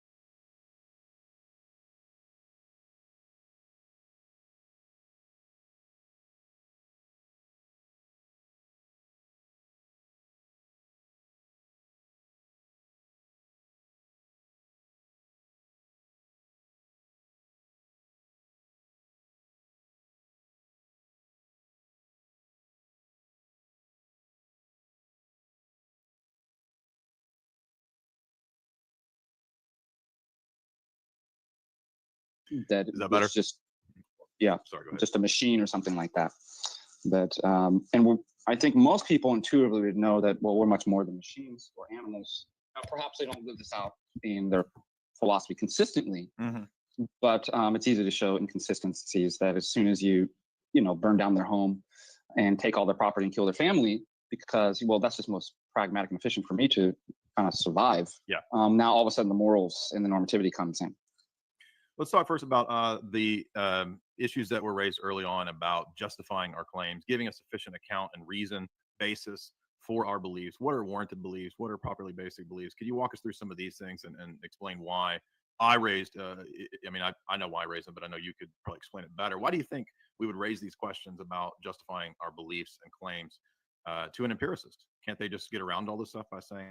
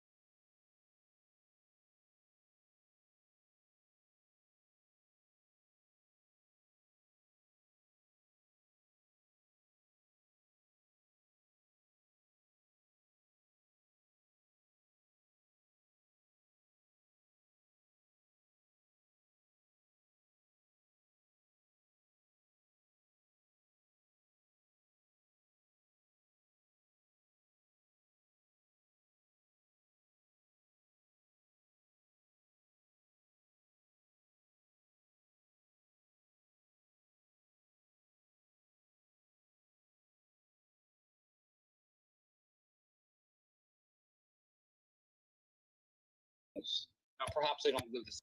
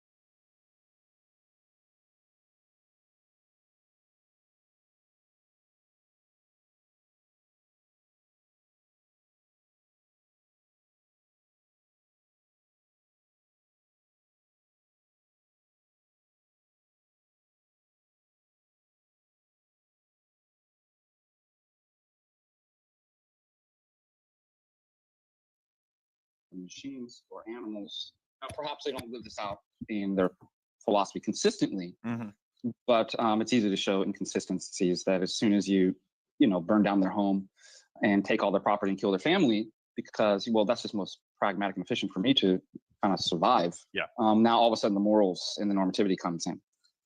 Let's talk first about the issues that were raised early on about justifying our claims, giving a sufficient account and reason basis for our beliefs. What are warranted beliefs? What are properly basic beliefs? Could you walk us through some of these things and explain why I raised, I mean, I know why I raised them, but I know you could probably explain it better. Why do you think we would raise these questions about justifying our beliefs and claims to an empiricist? Can't they just get around all this stuff by saying, well, I just appeal to sense data, and if it matches up 1-to-1, what's the problem?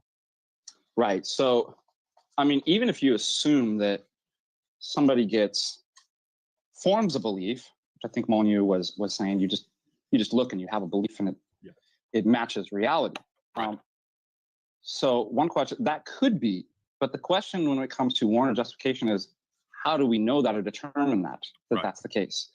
And second of all, a further issue comes up, even granting, let's say, how many jelly beans in the jar, and you say 250. You could formulate a belief that ends up being true that doesn't constitute as knowledge, because what if it was a lucky guess? And so here comes in the notion of warrant or justification. We realize that simply having a belief that matches reality, i.e. a true belief, is not sufficient or enough to count as knowledge. That we need to have proper warrant or evidence or good reasons for believing that. So if you ask, well, why do you believe there's 250 jelly beans in the jar?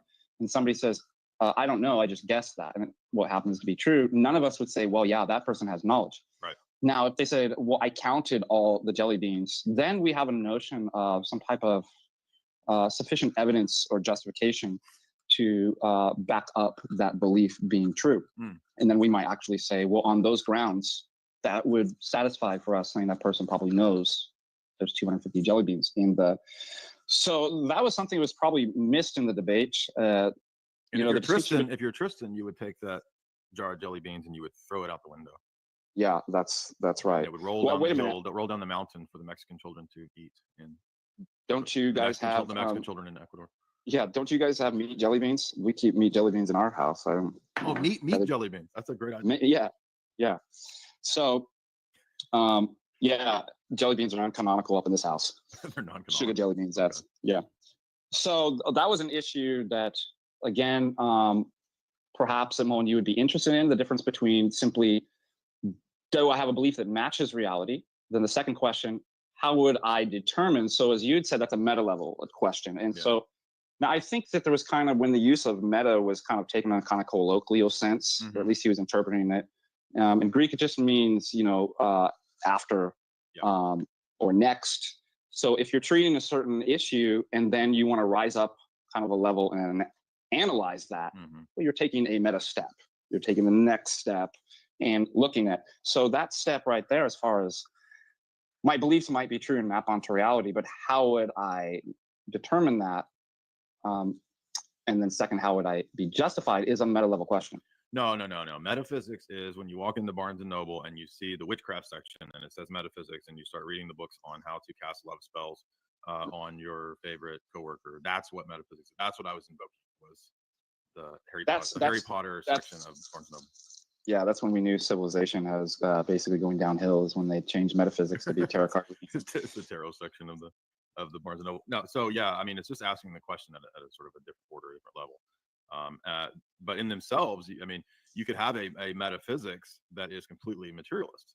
So just using or analyzing something in a metaphysical sense is not to necessarily affirm all of these abstract immaterial entities per se. I mean, I believe that they're abstract conceptual entities, but doing metaphysics, I mean, there are plenty of people who are metaphysicians that do metaphysics who don't believe in those things, right? It just kind of depends on where you take that question. But let's see well, let's keep going on, because there was a certain issue with the. I know what I want to talk about.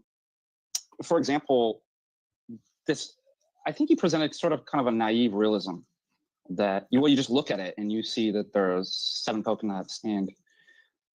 Naive realism is not a knock at someone. It's like a position, like naive. It's actually it's a type of position. that but the thing is, again, not to ignore the distinction between perception and justification. So we need to carve out these categories. For example, just because the majority of us see something a certain way does not mean that our seeing, and therefore then from there, our judgments about what we're seeing map onto reality. And I think that was kind of the assumption. For example, and it's not just, well, because the majority of us see it this way. Well, what if the majority of us were schizophrenic?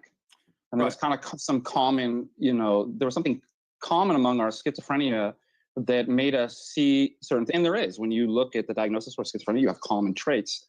But all of us would admit that the schizophrenic is not perceiving or let alone judging reality correctly. So it's just taking for granted that because I guess I'm not like a schizophrenic, that therefore I am. Now, that's a question of justification. And one's not justified in saying that, well, just because I can see it, how can you deny that?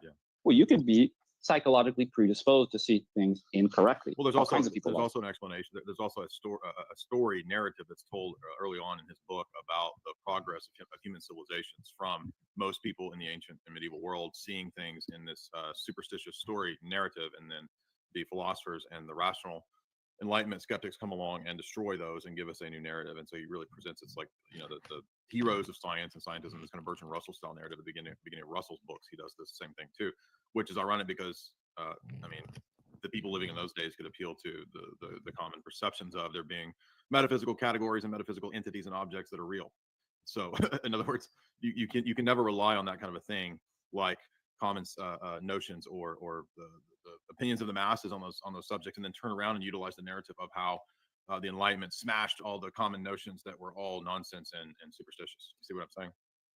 Yeah. Now his way out, because I know he was going this way, was to move into the pragmatism. Well, if it's not mapping onto reality, it wouldn't work. Things wouldn't work out. But this is what's nice about the Duhem-Quine thesis of the underdetermination of data. There's many different kind of conclusions we can take from their thesis, but what that shows is that there are multiple theories or paradigms or viewings that are all different, making different claims about what the data is that you're seeing, the appearances, that will all work perfectly well. In fact, the classic example is comparing the Ptolemaic geocentric universe to the Copernican heliocentric. They both work. So this is another failure of pragmatism from this kind of naive realism, like sense datum theorists, that we'll just look at the data and we just see is the way it really is in reality. And the confirmation of that is it works is completely undermined by Duhem and Quine's underdetermination of data thesis, which shows that, well, no, there's going to be multiple paradigms and theories, perhaps even an infinite amount of them, that will all fit the data perfectly well, and that will all pragmatically work. So you get stuck there too. Right. And this also brings up the next problem that I touched on in the discussion in a few places, which was properly basic and non-properly basic beliefs, because what we're talking about there, that explanation you gave about pragmatism and things, quote, working, that's all premised on, again, that older notion of classical foundationalist approaches to how we know and what we can know and so forth. And it's sort of like based on an older one-to-one correspondence between the idea and the object and the word, just a simple signification theory. But there's big problems with the correspondence theory of knowledge. Yeah, he looks like he's having a hangover there. Statements or knowledge. What we're saying is that there's aspects of the coherence theory which are more applicable to a holistic orthodox paradigm, but there's also aspects of correspondence which are applicable as well, and there's also pragmatic aspects. So all the various theories of truth and truth statements, truth values, correspondence, coherence, pragmatism, we would say there's aspects of those which are correct, but we don't smush our whole epistemology or view of truth into any one of those singular sort of secular schools, because they end up in kind of problems. So point being here is just that we want to pull from where there's truth and reject where there's error in any type of philosophical argumentation or system. And so when I mentioned properly basic and non-properly basic beliefs, this is another problem that comes up in the classical foundationalist model, which is that setting aside all the other assumptions that we've already mentioned that are not justified, even if you think that you have a properly basic axiom or starting point in your system, once you start reasoning about the world from that basis, there's not anything that tells you on empirical bases which beliefs in your system are actually properly basic and which ones aren't, because if that belief in any way relies on or is related to or connected in a web to another belief, then how do you adjudicate between the properly basic one and the non-properly basic belief?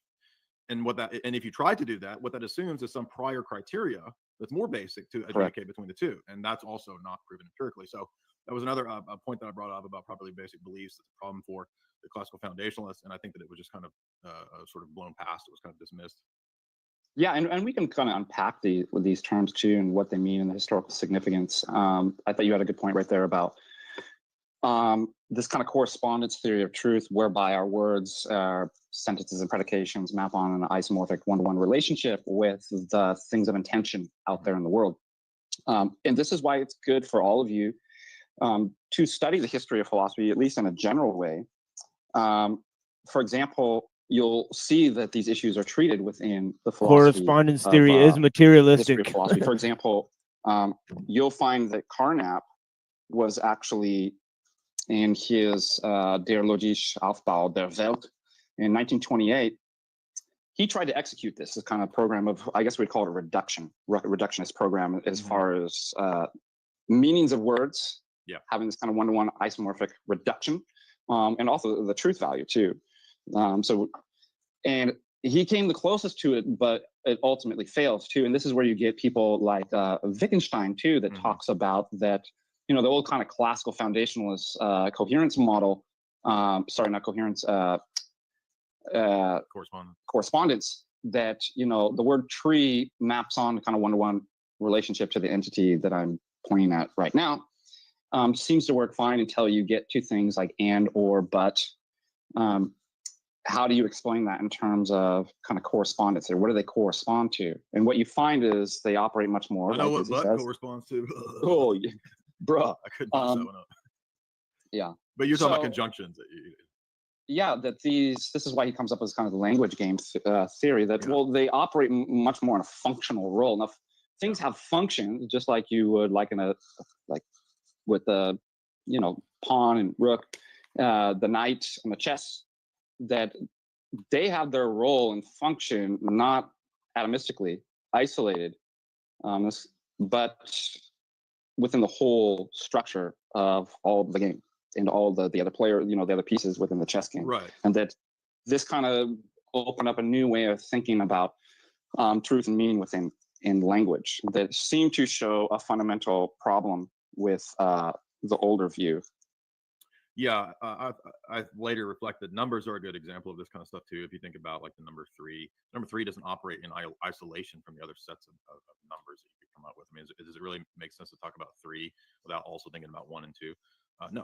So there's not really any epistemic priority or metaphysical priority that can be assigned right away on the basis of empiricism to any content, any proposition, anything that we think might be in the created realm to be given some kind of epistemic priority. It just simply doesn't have that. And on the non-theist worldview. Now, if you have our worldview, you can sort of redefine these things. You can talk about foundational beliefs or maxims or whatever as starting points in logic and all that. But their ground and their justification is actually outside of the system itself. In other words, it's outside. You can't just take something from logic, from mathematics, and then justify the system of mathematics from within the system, right? It appeals outside of it. It's incomplete. And so we're just simply saying that this is a feature of anything in the created world. You get this strange loop feature about things in the created world where ultimately you can't just appeal to some other created thing. So the argument is the same in any subject. It doesn't matter whether we're talking about logic, whether we're talking about empirical sense data, whether we're talking about math, or whether we're talking about whatever, causal principle, telos, right? The 5 ways, any of those things presupposes prior things in the created world. I'd like to ask you next, so is there an uncreated world?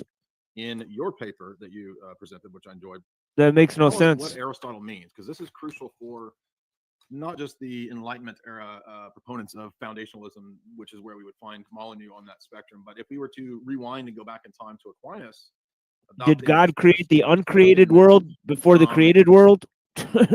Objects, or that which is better known by us versus what is better known by nature. Can you unpack that for us? Because this is so crucial in the history of Western thought up into the eventual dominance in the West of foundationalism. Right. So foundationalism starts with Aristotle. So you find this in his logical works, like the Organon in Posterior Analytics, where he's kind of setting out what he says a scientific demonstration is, where you have premises and then conclusion, and that the premises must be always better known than the conclusion, and that the premises are then conclusions of previous demonstrations, which ought to be better known, and so on and so on. And he immediately comes to the conclusion that, well, it can't just be demonstrations all the way back ad infinitum, that at some point has to stop where there is no demonstration. There's no demonstration for demonstration. This is what classical foundation, this is where it begins. Right. Classical foundationalism. And so he believes that ultimately demonstrations rest on a bedrock of first principles, self-evident truths. So that could either be, axioms or kind of analytic propositions. For example, the whole is always greater than the part. Or in this sense, sensations. That what we would call, this is what we meant by or at least you did, basic, rather properly basic, excuse me. That of which everything else is founded on, is built from. Otherwise, he says you couldn't have knowledge. So that kind of sums up where classical foundationalism comes. Now, can I read this section just to make sure that we know Aristotle? I know you know this, but we want the audience to know real quick what Aristotle says. From the posterior Yeah, analytics. I've got it right here. He says, the premises must be primary and indemonstrable. Otherwise, they will require demonstration in order to be known. Since to have knowledge, if it be not accidental knowledge of things which are demonstrable, means precisely to have a demonstration of them. The premises must be the causes of the conclusion, and therefore better known than it. And prior to it, its causes, since we possess scientific knowledge of a thing only when we know its cause, prior, in order to be causes, antecedently known, this antecedent knowledge being not our mere understanding of the meaning, but knowledge of the fact as well. Now, prior and better known are ambiguous terms, for there's a difference between what is prior, what is better known in the order of being, and what is prior and better known to man.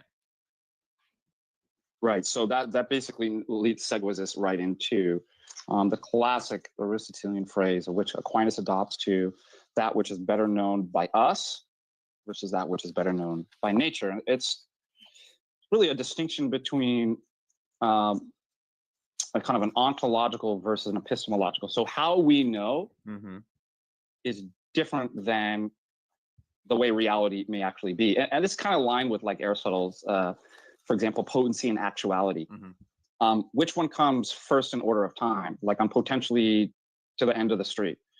Well, I'm not actually at the end of the street. So Aristotle was a homo. Time, but I couldn't potentially be at the end of the street unless there was actually an end of the street to go to. So he has this kind of way of thinking about, and says that, look, what makes something real, the reason why something exists is what, in the cause is what's better known by nature. So it's kind of like the in That's itself. like toilet bowl earth, another weak link. But we don't proceed in that way. We always proceed not by cause to effect in the terms of our knowing, or order of knowing. Back to the cause.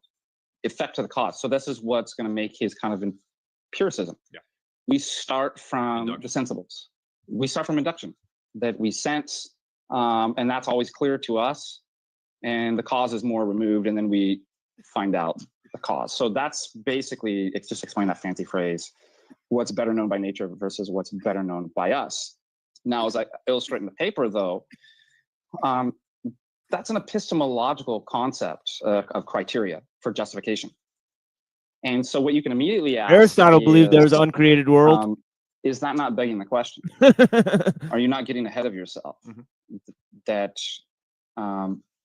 you're assuming that's the mode of knowing to prove that that's your mode of knowing. And that's a move that's not allowed, at least in sophisticated epistemology. Right. And keep in mind, too, that it wasn't common. This is something we always have to stress, because you get like people who are Thomists who will take issue with this.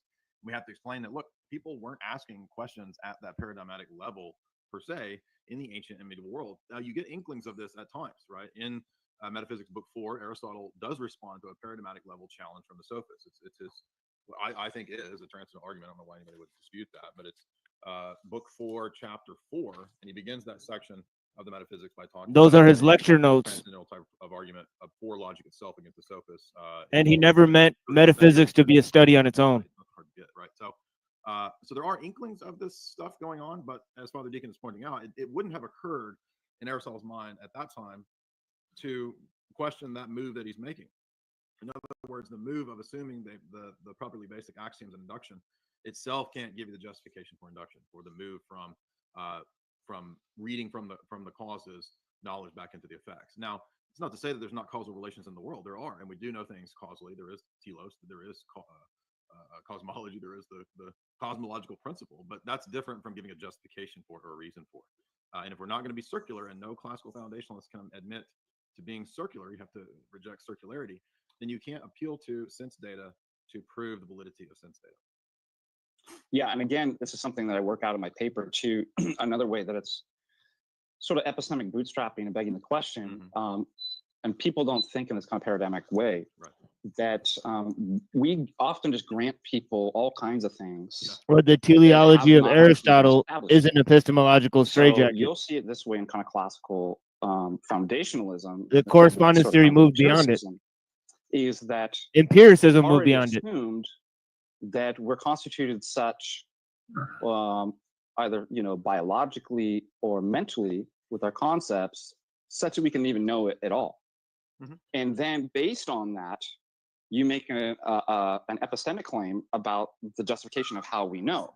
So, what I point out, and I also point out in my paper, is that that's epistemic bootstrapping. Yeah. That you can't, if you haven't established that from either the world itself, like as Aristotle points out, from basic, kind of empirical sensations, or man himself in his own mind with his own sphere of reason, if you haven't been able to show or determine that we can know anything at all, why should we grant that you can just go on and then tell us how you can know? For example, going back to the schizophrenic example, we definitely would all admit that, well, I guess being constituted in certain ways or taking certain kinds of drugs would make it such that you're not actually knowing or perceiving reality correctly. And so then it calls into question, well, how do I determine is this just a schizophrenic or a schizophrenic on I'm drugs? constituted such, but biologically such that I can. Oh, hold on, brother. And then you go Can you on hear to me? use Can the you hear me? exact things that are in question. Yeah. I can hear your mic cut out there for a little while, but first of all, we need to establish that this is just a normal schizophrenic, or you said schizophrenic on drugs. Wouldn't that be like a super, or drug? Yeah, that would be a double. Or maybe it gets them straight. Maybe that's if you had the right drugs, it would. No, but So, I mean, the I'll idea rewind a is little bit either because drugs. You cut out though when you were talking about this, so go back a little. So yeah, we I don't will get either this, drugs or alcohol, Jay, or mental illnesses like schizophrenia. Orthodox. I think all of us did. Well, yeah, Orthodox. that's definitely not constituted. It's kind of such in a way that complicated. You're perceiving reality correctly or knowing. Yeah, he's into philosophy then we just Yeah, assume he's that, not a Republican theologian. will He's say, a "God, I'm not philosopher. like that guy, right?" That So he and if doesn't you really ask the person, defend well, wait a minute, theology. how He doesn't even teach theology. He basically just teaches philosophy. So he's kind of a weird mix of things. Yeah. And then he's also a quote unquote conspiracy guy. So then that makes him lose all sorts of credence on the one end, but also puts him in another division, the PSYOP division on the other end. Yeah, that's why he blocked me, because I wasn't really up with philosophy at the time, and he it's keeps lame. I have to keep looking up these words he uses, and shit. Oh well. Yeah, it's just a bunch of made up shit. Like, why would anybody care about what Aristotle said 2,000 fucking years ago? Why is it important for Christianity to function correctly? Obviously, that's not the case. All right, so why would they need some homo Aristotle to tell them anything about logic or correspondence or how the mind works or how epistemology works or how any of these things work? And then he also said that we need correspondence theory to figure out things in the created world. Is there an uncreated world that God functions within? Right? I mean, these are all quirky. Philosophical justifications for theological issues, right? What did God create the uncreated world before the created world? It's kind of stupid, right? Or well, Aristotle believed in the uncreated world. That's how he justified his notion of causality, right? So, otherwise you have an infinite regress. So it makes sense that they add in all these things that don't really belong in theological discussion because they're having philosophical debates. and I think that's really dangerous. Yeah. I thought he was a Yeah, I Christian. do too. I thought he was a Christian defending, using philosophy to defend Christianity, but I didn't realize who he really was. Well, I mean, Now, he does make Christian points, right? So he Right. does like take from Orthodox Christianity for some of his points, but there is this overly scholastic approach that seems to come from like these like Saint Vladimir's seminary, like these seminarians kind of. And in Orthodoxy, we don't, that's a very modern view of how we do theology. You know, we don't, the saints never went to seminaries, really. You know, this was something that they learned by experience and by living the life. You know, it's so, yeah. As you can see, like the guy's got a slick back haircut, and I don't know, he doesn't look very Orthodox. What? You have to look a certain way to be Orthodox?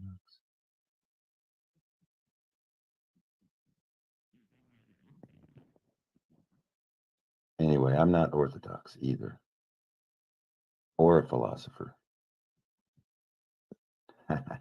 Yeah, but I think with all these sort of Muslim debaters online, Christian debaters online, you know, these guys get a master's degree in philosophy and they go online and start debating about theological issues.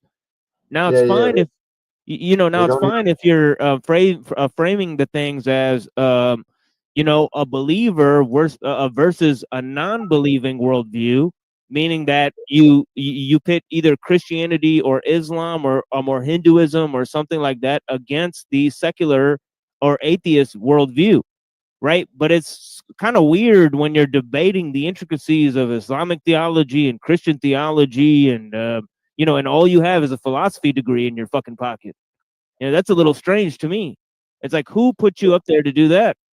All right, that's Fed type behavior, in my opinion. All right, like I could get together with a bunch of people and talk about what's going on in the world, and I don't need to act like I'm you know, turning mincemeat into everybody's views because I'm some kind of expert. You know what I mean? Well, Yeah, all right. So I have how they. I'm sorry. Oh no, go ahead. Go ahead.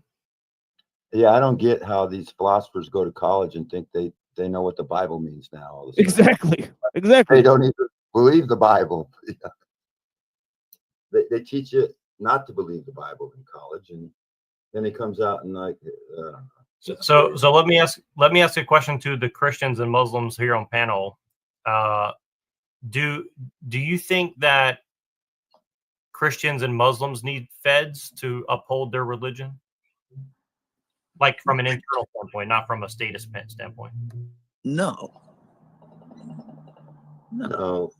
I don't think we need feds at all. But I mean, are there feds in Orthodoxy? Yeah. Well, like a Sanhedrin, essentially. Like a Sanhedrin is the only thing I can think of as a term. Like what I mean is like, do you well, from a, I don't know the Muslim equivalent, but from a Christian Christian standpoint, do you think that Paul gives you the permission to kind of basically go undercover into people who are not of your faith, essentially, to survive or to get them on board with what you're trying to do for the faith? No. Yeah, Paul was a genius, man. He was. I don't think that's what he did. You know, I don't think he went and was like a fed or something. You know what I mean? I don't know. He said he could be all. He could be all things. You know, he could approach everyone in whatever they like. He could be poor. He could be rich. He could talk to philosophers. So he went and talked to the philosophers about the unknown God, and he was just trying to talk to them in their own lingo, and that's what Paul did. But it didn't mean that, you know, you have to know philosophy to be a Christian or something. You know, that's ridiculous. But I will say this, that philosophy did play a big role in like our first apologist. Like first real apologist was Saint Justin Martyr, and while he was a layman, you know, he came from the philosophy schools. So very few people could actually read at that time. So he could read, he could write, he knew the arguments of the pagans. So in that sense, it's good to know philosophy because you know what your enemy sort of is talking about. But from his point of view, Christianity was the supreme philosophy, you know. So it wasn't as if he was using it in some. I mean, he did. He used the language and certain concepts that they would understand. Like hell, for instance, he used the word Tartarus or something, you know, which is a Greek term that is in mythology, I think. Greek mythology. Right, but it's basically like using analogies to get the point across that you're trying to get across that you might not be able to comprehend otherwise. Essentially, like meeting people where they are, using analogies, right? Using their language, you know. But then you have like a guy like Saint Anthony who completely rejected philosophy in books and said that his philosophy, you know, my book. He looked out at nature and said, "This is my book, philosopher." When talking to a philosopher. So there, you know, there's multiple ways to sort of go about it. And depending on the saint, some saints were more using philosophy, some weren't. And it just depends who you're reading. But as a whole of the tradition, you know, they kind of complement each other in different aspects, I think. Yeah. You take a guy like St. John of Damascus. I mean, he read everything. I mean, this was the most well-read man in Damascus, and everybody respected him for his wisdom. And, you know, he was a Christian apologist. And to this day, he's written some of our greatest polemics. Yeah. Yeah. Well, I think. Paul. Yeah. Go ahead, Rocky. Well, Paul lived during the Roman Empire, and the Romans were Greek lovers. And so maybe that's why Christ came at that period, because, you know, Greek were deep thinkers, and Rome, the law was you could worship any of the gods, and you were protected under the law. That's how come Jesus was able to go around until someone accused him of calling himself a king, subverting the Roman Empire. But the Rome protected, you know, people. And, you know, Jesus in another type of government might have been killed right off or something. But there's a reason why Jesus came during the Roman Empire and when everybody spoke Greek. Shit. Well, that's Yeah. So what were you saying, TML? Well, you know, yeah, I'll talk about. Well, there's a kind of a genius design, right? In terms of Jesus, you know, I won't talk about Paul right now, but in terms of Jesus, you know, and I will say a little bit about Paul too, in terms of how his sort of ideas can be an aid to being you know, being a barrier against philosophy, right? So what I think is that you know, in terms of you know, setting up two sets of books, I think Jesus was extremely afraid of that. Right? So this whole idea that, you know, man cannot serve two masters, you know, house divided cannot stand, you know, and he accused the Pharisees of setting up two sets of books, right? Putting up heavy burdens for others to follow and all that type of stuff, right? And not following it themselves, right? So creating laws for other people to follow, right? So this whole idea, right, I think is extremely important, right? That Christianity not get hijacked in that sort of way, right? And I think that Paul did something, right, in terms of setting up a separation between church and state. Now, the more I analyze this, right, now originally I saw this as a detrimental thing, but now when I read Ellul, I'm kind of seeing the beauty in it, right? Because I'm thinking that it sort of stopped the state from taking over Christianity. And so in Machiavelli, he makes an interesting point, right? He says that, the caliphate, once one topples the head of the caliphate, the entire caliphate falls because of the central leadership, because there's a theopolitical status to things, right? But in terms of the French state, one could, there's many ministers who share power with the rulers, right? So he said that it's a lot harder to conquer it by toppling the ruler, but he says it has a failure in its design because you could convince the ministers to go against the king. Right? So he said that both states have a weakness. It's a weakness to have a central authority, and it's a weakness to have ministers share your authority with you and to decentralize power, right?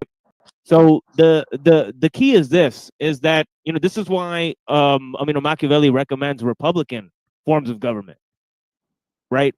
Such as in Rome, and sometimes the caliphate took some of those styles of governance, in consideration, and I think the Christian state took some of those into consideration when they formed kingdoms, and so they remained, right? So what I mean? But again, there's this danger of setting up two sets of books.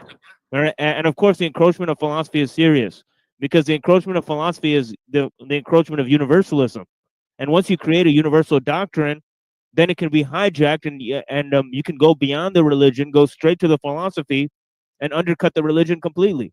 Undercut all the religious traditions. Yeah, it's just reason at that point, and your God becomes logic, and that's detrimental for sure. But there is for instance, the Byzantine Empire or whatever, the emperor would go and he would converse with the church and get advice from the elders, right? It wasn't that they were controlling the church, but this is the opposite in the Soviets, where they're setting up a puppet patriarch, where they are controlling the church. Or with the Tsar, he wasn't controlling the church. He was getting advice from the church. He went to the elders, these elders in Optina, and he would get advice as to what, he thought that God wanted him to do in his role. So there's two separate ways that a man can sort of go about it as a leader of working with the church, and it can work out and be a good thing. The problem is when it's kind of flipped on its head, and that's where we get Sergianism, where this idea that the church is joys, or the Soviet state's joys and sorrows, they share in it, and the church will cover for it. And you had a guy pointing out churches to bomb in the Patriarch of Sergius, and people to lock up for 10 years and then shoot them or whatever. So it becomes like a satanic organization in that way, and that's seriously dangerous, and that's a problem. But like I said, that there is a good way to go about it, and a proper monarchy, where because we live in a bottom up society, and we've delegated God to being a constitutional monarch, and he's just not that. But if it's all working down, sort of, this Lao Tzu idea is heaven follows, man follows the way of the earth, and the earth follows the way of heaven. This kind of this pattern, the way of things going or something. That if it's followed the correct way, it can work. And we've seen it work, and it flourished in a lot of ways. It didn't flourish in worldly ways, but it flourished on an independent level, where man was more free in his spirit, although maybe he wasn't progress might have not been heading in the direction that modern men would see as successful or something. But there was some spiritual development that happened there that was better than, and people were probably in a better state of mind that way, right? But yeah, we're definitely in a weird time, and I think that we kind of talked about this before, where the Enlightenment and reason sort of took the forefront, and it's still trying to take the forefront. And that's the problem with this modernist orthodoxy. It's a false orthodoxy that pretends it's being true and traditional, but it's really not. It's completely different, and it's almost like a Presbyterian type ideology or a Protestant ideology, or there's something wrong there. It's too institutional, it's too logical. They want things to be all in order, and the reality is that takes the freedom away from the church and the naturalness of it, which it never was, you know. You look at the early apostles, they didn't, you know, say, well, we have to be all in communion with each other and get along and trademark this, and you know, that it didn't work that way. They were just in the catacombs and they respected each other and they tried to work together, and some people had different ideas and they had problems, you know, because they're human beings. It's not this false peace and this false piety and this unity not based on truth. So we're living in very strange times. It's become something that it's not supposed to be. What do you mean they were in the catacombs? So early on, during, you know, while Christianity was spreading throughout Rome, it was illegal. So they had to go worship in the catacombs amongst the bones, or else they would get killed. Here, hold on a second. It was an illegal religion. Here, hold on a second. Unseen Neural, are you there right now? I am here now.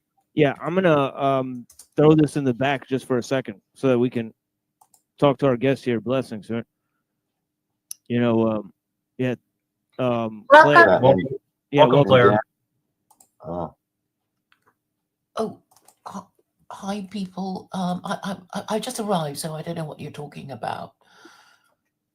Well, I'm happy to reiterate some of my points there, you know, because I do think that they were important, you know, in terms of, and I'll kind of do it. I'll try to do it quicker. Yeah, because I was talking about this whole idea of setting up two sets of books and the theopolitical status, and we were talking about the influence or encroachment of philosophy, right? And this idea of setting up two sets of books, right? Now we agree that you know, or at least I think me and Unseen tacitly agree that Christianity used philosophy, right, in the beginning, right? They talked to them. They talked to the philosophers in their terms, so they could be understood. Is how I read it. They didn't use it. They tried to reach the philosophers using their own terms. Yeah. So, anyways, yeah.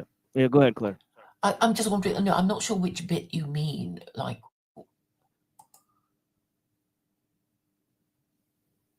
I don't know which bit you mean or what aspect. I'm afraid I don't.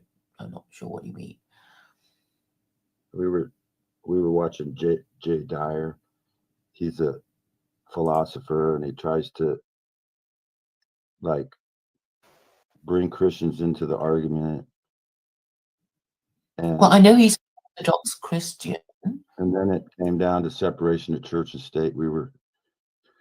TML said he didn't used to believe in separation of church and state, but now he does. And I learned in the book of Daniel that separation of church and state is a biblical principle taught way back.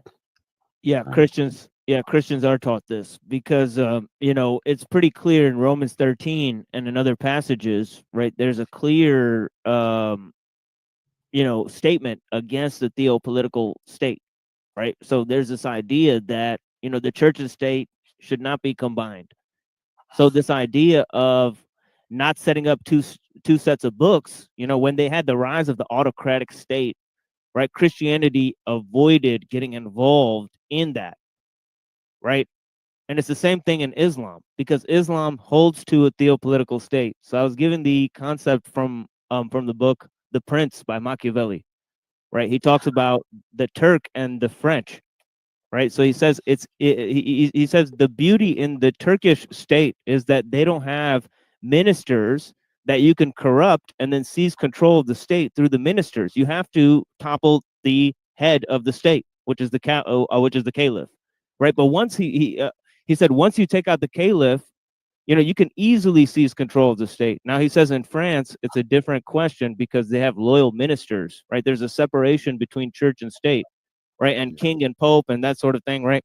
So No, once, no, no. Okay, that's not my understanding of how Christianity worked, because the whole point of Christianity was that it defended the divine right of kings, the divine right of absolute monarchs to do whatever they liked. Because without the divine right of kings, supported by the Pope in Rome, they would just be warlords without any, moral or divine legitimacy. So that was the point of Christianity, the anointing of the monarch, and all the stuff about being a good king and stuff. I just want to So how say that come- as a Christian, I totally reject that, but I understand where you're coming Right. from, though. I'm just A lot of speaking in Christians- historical terms. Right, I'm right. A lot of speaking Christians, in how Christianity worked in Europe. right, right. A lot of Christians will reject that, mainly for the fact that there's a lot of Christians on the earth that are Protestants. Yeah, but we need to understand the history of Christianity, whatever Right, kind right. of In the Christian we 15th are, century. in order to understand, why the West is, where it is now, because Christianity has Exactly. basically been failing, in my view, for Exactly, and 500 years. you cannot ignore the Protestant Reformation in that. Well, it's part of the history, right? Exactly. It's part of the history of Christianity. But the thing is, the founding fathers were basically, they were the ones who started the whole thing. Like, let's reject monarchy, let's separate the church from the state. And then that kind of started a domino effect of republican revolutions in France and in Russia. Right, but one cannot ignore the whole idea, founded by John Winthrop. Right, America was I haven't heard Protestant. of him. Yeah, America was a Protestant colony. Most of those ideas were based in Protestantism, right? So you're missing the entire thing of how the democratic change, or the whole idea of the autocratic state, would not have come about without the 15th century Protestant Reformation, right? We're a Freemasonic experiment, really. Yeah. The Protestant Reformation basically signaled the rise of the secular age, right? The reason is because, for two reasons. One reason is because it weakened the rule of the church, right? That's one, right? And the second reason is because the Jews were brought back into Europe, right? They were expelled from many European countries before the Protestant Reformation. Yeah. Okay. This drastically changed the destiny of Europe. Yeah. That's because of the false timeline. Yeah. You can't even conceive of world. Yeah, you can't even conceive of World War II without these changes. But yeah, go ahead, Claire. Sorry. I don't know. I'm very confused about the false timeline and what this has got to do with World War II. I mean, just to understand Christianity, as I understood it. Well, I mean, you got to, as a Christian, there are people that are called futurists, who believes Revelations 1 through 19 are all futuristic. Rocky's a Protestant. I'm just putting that out there. I'm not a Protestant. Yes, you Well, are. I You am like a Martin Protestant. Luther. Of course you're a Protestant. No, I protested. I protest Rome. That's all that means, protester. That's okay. You can go ahead. Wait, hold on, guys. Claire, what is your misunderstanding? I would love to know. No, I don't know. I don't know what you mean by a false timeline. I mean, I feel I'm being bombarded with concepts I'm not familiar with, and so. Okay, are you familiar with the Protestant Reformation? Yeah, and it's basically the monarchs rebelling from the Pope and Right. telling the Pope. Right, so it weakened the state, right? Well, okay, so it weakened the church, right? Well, basically, the Protestant monarchs were saying, we're going to interpret, God's will. That's right. For ourselves. That's right. Yeah. That's right. It drastically changed the relationship between church and state. And then when they created democratic society in the 16th century, this was not just a coincidence. I'm sorry, did you say there was a democratic society in the 16th century? Yes, I'm talking about how they created the concept of democratic society in the 1600s, following that with Hobbes, Locke, all of these people. Are you familiar with that? Well, I didn't think of them as democracies at the time. As I see it, there was, first the ruled by absolute monarchy, and over the centuries it became more liberal until it has now become a constitutional monarchy, with the king, enjoying even fewer rights than his subjects, such as King Charles. Yeah, I would say you're right on that. It is a constitutional monarchy, and God is becoming a constitutional monarch. Everything's top up rather than, bottom up than top down, where it used to be. I'm not sure. I mean, what you mean? I'm basically saying that Christianity has failed to defend the divine right of kings. Because if I were an absolute monarch, why would I become a constitutional monarch and have so few rights? And I guess the answer is that I wouldn't have a choice. Well, hold on. If you don't mind me asking, sorry to interrupt you, because I don't know your point of view totally. I have a very vague idea, but like, where exactly do you get the idea that divine right of kings is coming directly out of Christianity? Well, I would say that's true. Constantine used Christianity to defend, his empire, didn't he? I mean, the first time Christianity was adopted. I mean, Constantine the Great.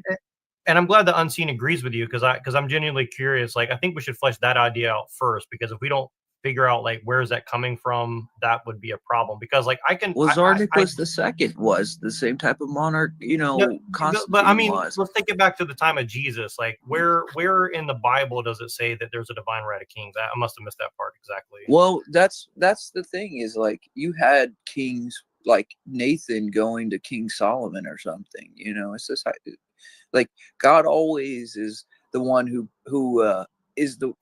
had divinely appoints.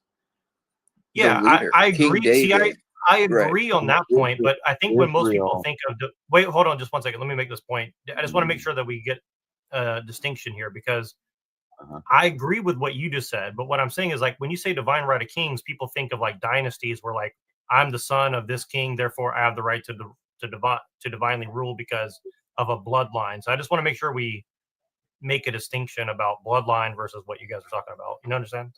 That's what I'm trying to get at.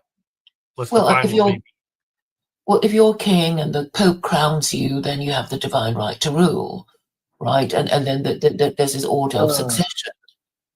I mean, that's how it's always been done. That's how Roman Catholics view it, right? But as an Orthodox Christian, like, okay, so we have something similar where there is a ceremony to establish the czar or something like that. The coronation. And, yeah, it's similar, but we would say that at some point the Pope, because he was the first of equals initially. He wasn't over the others. The imperial capital of Rome had an honorary title that was given to him because they were in the imperial capital, but it didn't mean that he was the king of bishops or something. So it almost became like this power gave him the ability to elect kings, and that was never supposed to be. It was too much power. And that's why the split kind of happened between Orthodoxy and Rome, because it was like these other patriarchs are saying, you're no larger than our see. There's 5 sees. So 4 sees go against the 1 because the Pope sees himself as a universal bishop. St. Gregory the Great said that's impossible. That, you can't make a decision outside of your diocese. So the Pope's making decisions outside of his diocese. He's electing kings. He's doing things that are just overstretching his bounds. And then, slowly but surely, we get this supremacy turns into infallibility. And now, it's just endless power. He's God on earth. It is no longer Christ is the head of the church. It's the Pope is the head of the church. And that's not true, at least from my perspective. I mean, is there a question you were trying to decide? I mean, trying to answer? I'm not sure if this is. I mean, are you? Is there a question? Saying, what I'm answering you is that I don't think that a schismatic or a heretic has the right to make any decisions, really. I don't believe that they're divine at all, you know. So you're saying before, you know. So you're saying as a Catholic that Protestantism is illegitimate. Is that what you're saying? I'm saying as Orthodox that I think that Roman Catholicism is the first form of Protestantism. I think that the infallibility of the Pope was never the doctrine that was taught in the early church. It was never the doctrine taught by any of the councils, and it developed slowly. And it arose out of forgeries. Yeah. Right. So is there something that the Pope said that you don't like? It's not something that he said that I don't like. It's more like doctrines don't develop, you know, into something that different from the time of the apostles. You know, they were first of equals. For instance, at the first council of Acts, you know. James presided. King of bishops. There was not a pope that was over all the other bishops. They were all equals, first of equals. So the problem is that, you know, he could say that he's giving the divine right to rule to somebody, but he doesn't have the divine right to rule because he broke himself off from the Orthodox Church, which was the original church and the original councils. And that's how I view things because I'm an Orthodox Christian. So it's a little different, you know. But what, you weren't an Orthodox Christian when you were born, were you? I mean, what does that have to do with it? Well, because I know that now. Orthodox Christianity was not, you know, it's not an Anglo-Saxon. Sure it is. It's been here, you know, since really the beginning of America, you know. St. Herman of Alaska in the 1700s was here, you know. I mean, the West has been Orthodox for, you know, a very long time. It's just that the tradition that most of us inherited was Protestantism, but it you know, the West was Orthodox. So you were Lutheran? Were your parents Lutheran or Episcopalian? No, I grew up a Baptist, but then through, you know, I grew up and I started researching Christianity, and I started visiting monasteries and learning history and what actually happened, you know, and I became Orthodox. I became an Orthodox Christian. Right. And is it because you think the Baptist Church is too liberal? I mean, what I made think you that reject the Baptist I think Church? I don't think it's the church that Christ established. I think there's only one church that Christ established. But don't you see? I mean, wouldn't you agree that Christianity isn't doing particularly well in Europe? Well, when Christ comes, will he find faith on the earth? I mean, it's not really about doing particularly well on a worldly scale, you know. If we're looking at outside religion appearances, supposed to help us? I mean, there'll be a small flock in the end of times. I mean, there's not going to be many Christians when Christ comes. I don't believe that. So of course it's not going to be too well, because the world is in the midst of a great apostasy, you know. So the purpose of religion, I suppose, is to, you know, bring people back to the straight path, as they say, if they stray off it. Well, it's the salvation of souls. It's the purpose of Christianity. It has nothing to do with like a worldly institution or a kingdom of man. It's about a kingdom of God. And I think that's really where Rome has it wrong and Protestantism has it wrong. They have this kind of theistic evolution idea where man is progressing and we're going to have like this utopian society or something. And it's just too idealistic. That's really what I see. Oh, I see it as a kind of Darwinian struggle for supremacy, you know, with all these different religions. It's like, well, obviously the best one is going to prevail. Are you a Darwinist? So the weak, you know, the strong conquer the weak type of thing. Yes, I do. Well, I think the moral should be, eventually triumphant, but obviously, people just divide themselves into groups. Religious groups are the most powerful groups. And in a way, if you don't think the religion of your country is working properly, you should find a one. And that's, kind of what I'm about really. I mean, I live in Britain. Living in the West makes you think that Christianity is not the religion of Jesus, and because of all these problems with Jews and Muslims and immigrants, I think it's something to do with the failure of the Western religion, Christianity. Well, I wouldn't disagree with you. I do think that the Western version of Christianity is a failure in a lot of ways.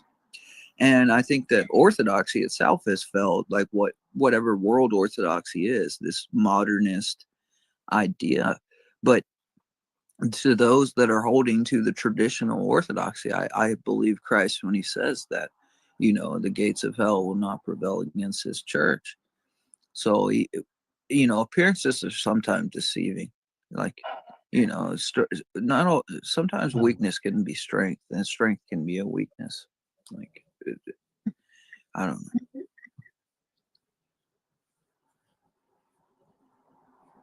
I mean, I guess I sort of see it as a kind of accident waiting to happen, and there's a sort of logic to it in that if you believe in the Hegelian dialectic, it would be Judaism, thesis, Christianity, antithesis, and Islam, synthesis. That's the way the Zohar sees it. Right. Is it? I didn't know that. Yeah, that is a concept there. Yeah.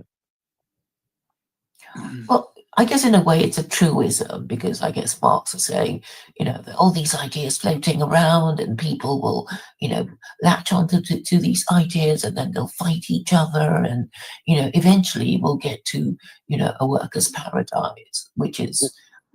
Well, this is because the Zohar is full of Neoplatonism. I'm afraid I don't really know the Zohar, and I suppose I tend to avoid books on mysticism and spirituality because it's so vague.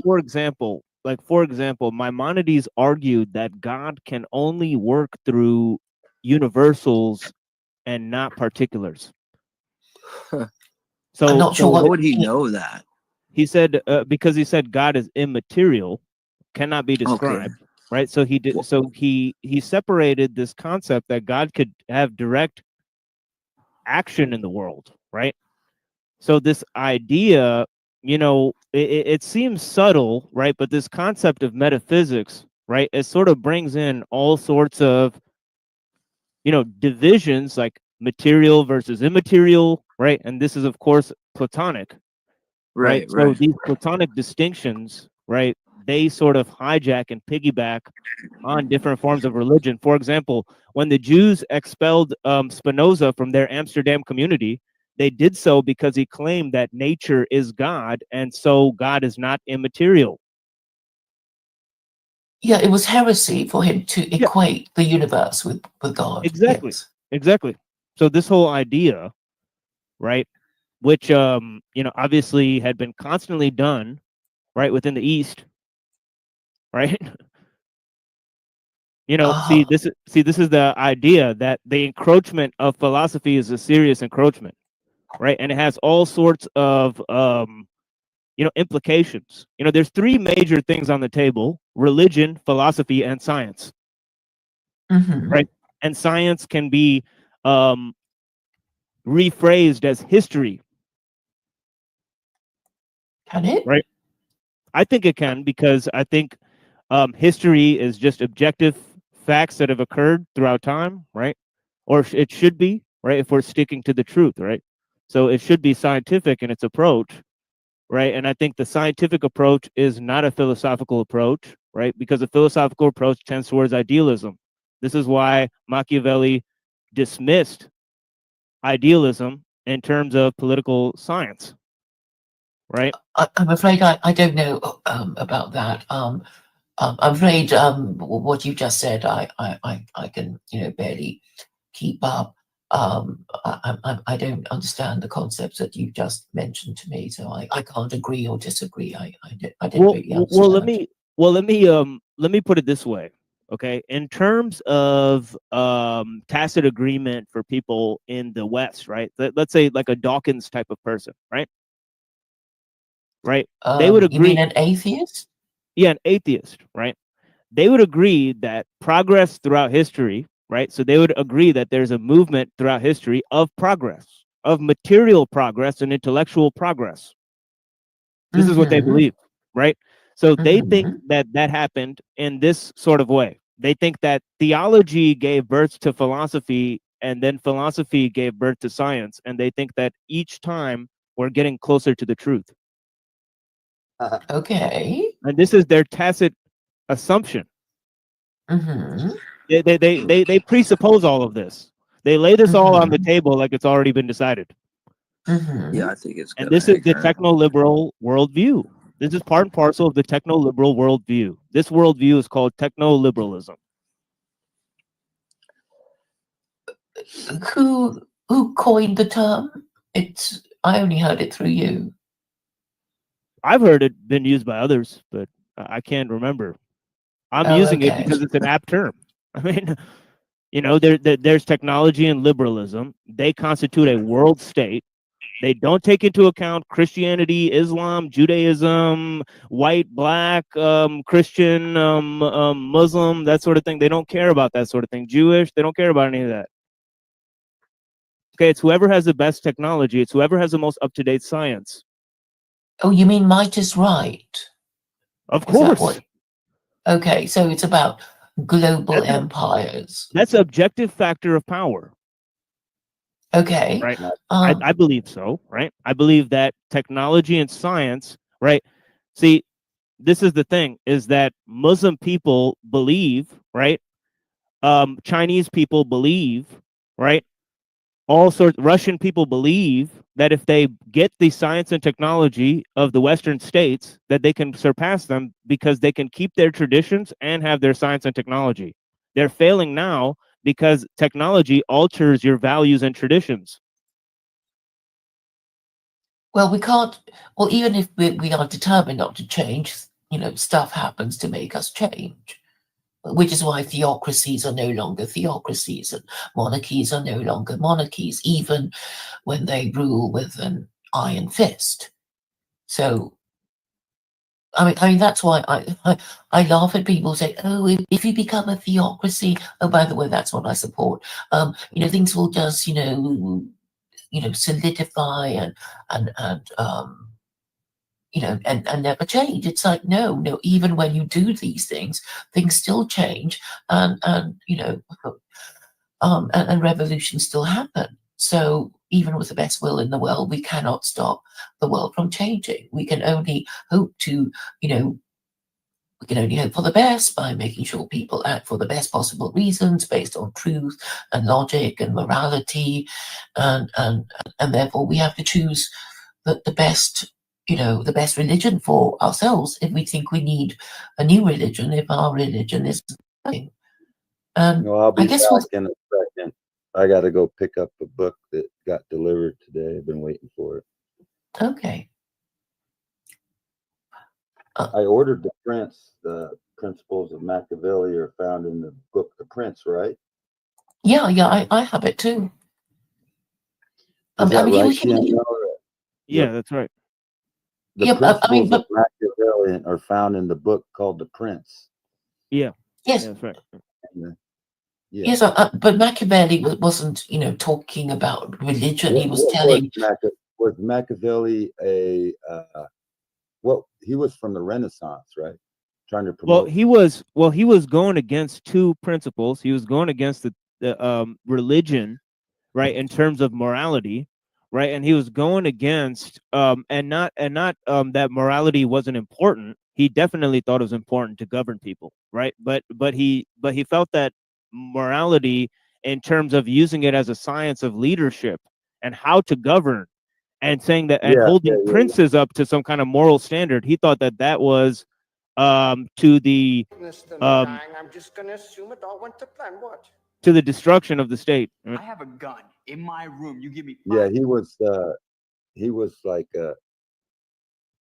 promoting the republic or something and trying to get like the people to be moral so that you wouldn't have to rule over them with the iron rod, but so like promote Christianity, like the deists, like when they formed in 1776, our founding fathers were deists, so they wanted to use the Christians to build their new empire because they knew the Christians would not be bad people. You'd have to rule them with the rod. They'd be decent, hardworking. That's the key thing, is that that people need to understand, is that Christians were used, right? They were used as basically cannon fodder, right, to promote science and liberalism, right? And they're still being used like that, right, while destroying their own traditions, right? So, right?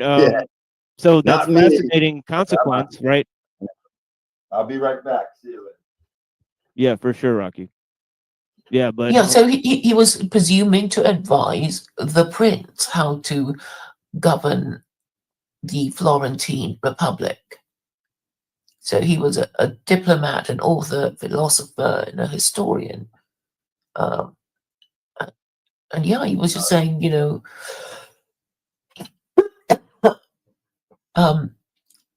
this is how to rule a republic. Bless you.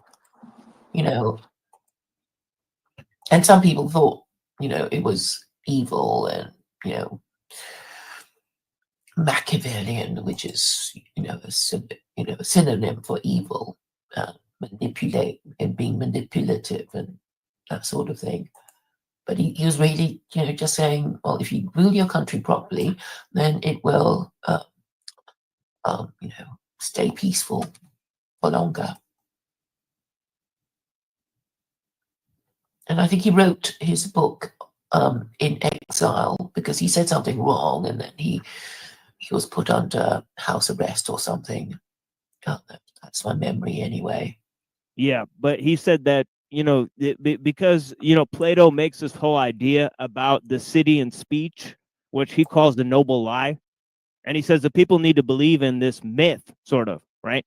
So the fact is that Machiavelli totally rejected this concept, right? And he said that this is a dangerous creation and it's to the ruin of the prince that they uphold such standards, right? So he said that... Sorry, what standard? I didn't catch what you were saying. Holding up a lie. Yeah, the standards of Plato's idealistic state. So he thought that this concept that, the state could have a perfect function or a perfect method of rulership, he thought that the people should not be knowing about that.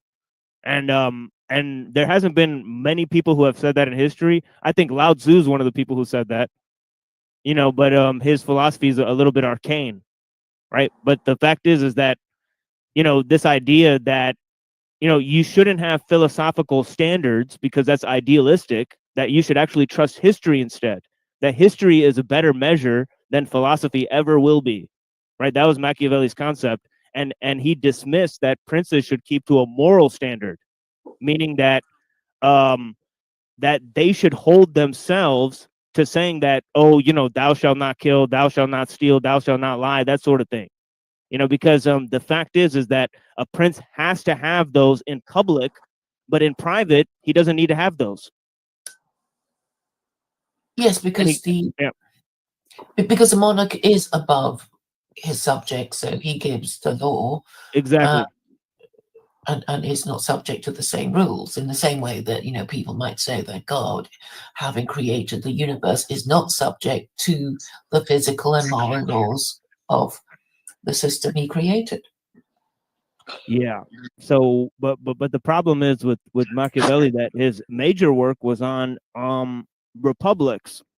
So he did not actively promote principalities. He just wanted to get a job with Lorenzo de' Medici, so he wrote The Prince.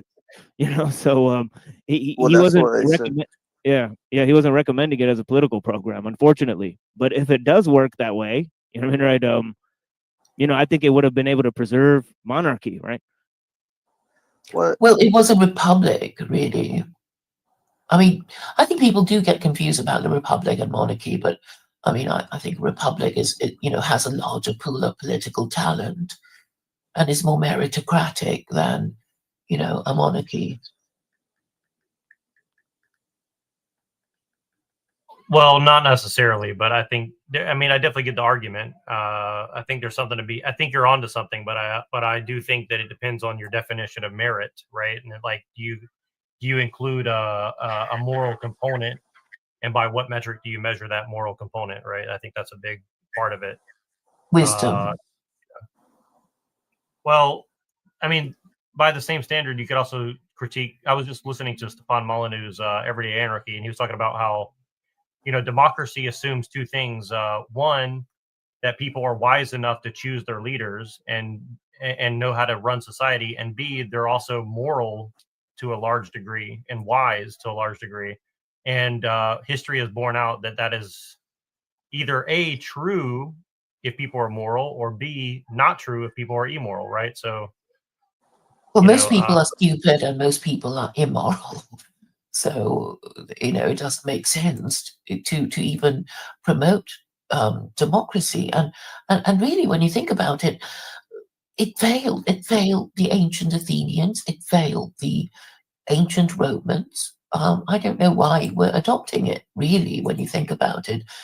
We've had, about 250 years of, failure. And oh yes, and also George Washington actually warned Americans against political parties. I don't know if you know this, but I see that I'm talking to a whole bunch of Americans, and maybe they'll know what George Washington said in his farewell speech, which was to warn Americans against having political parties.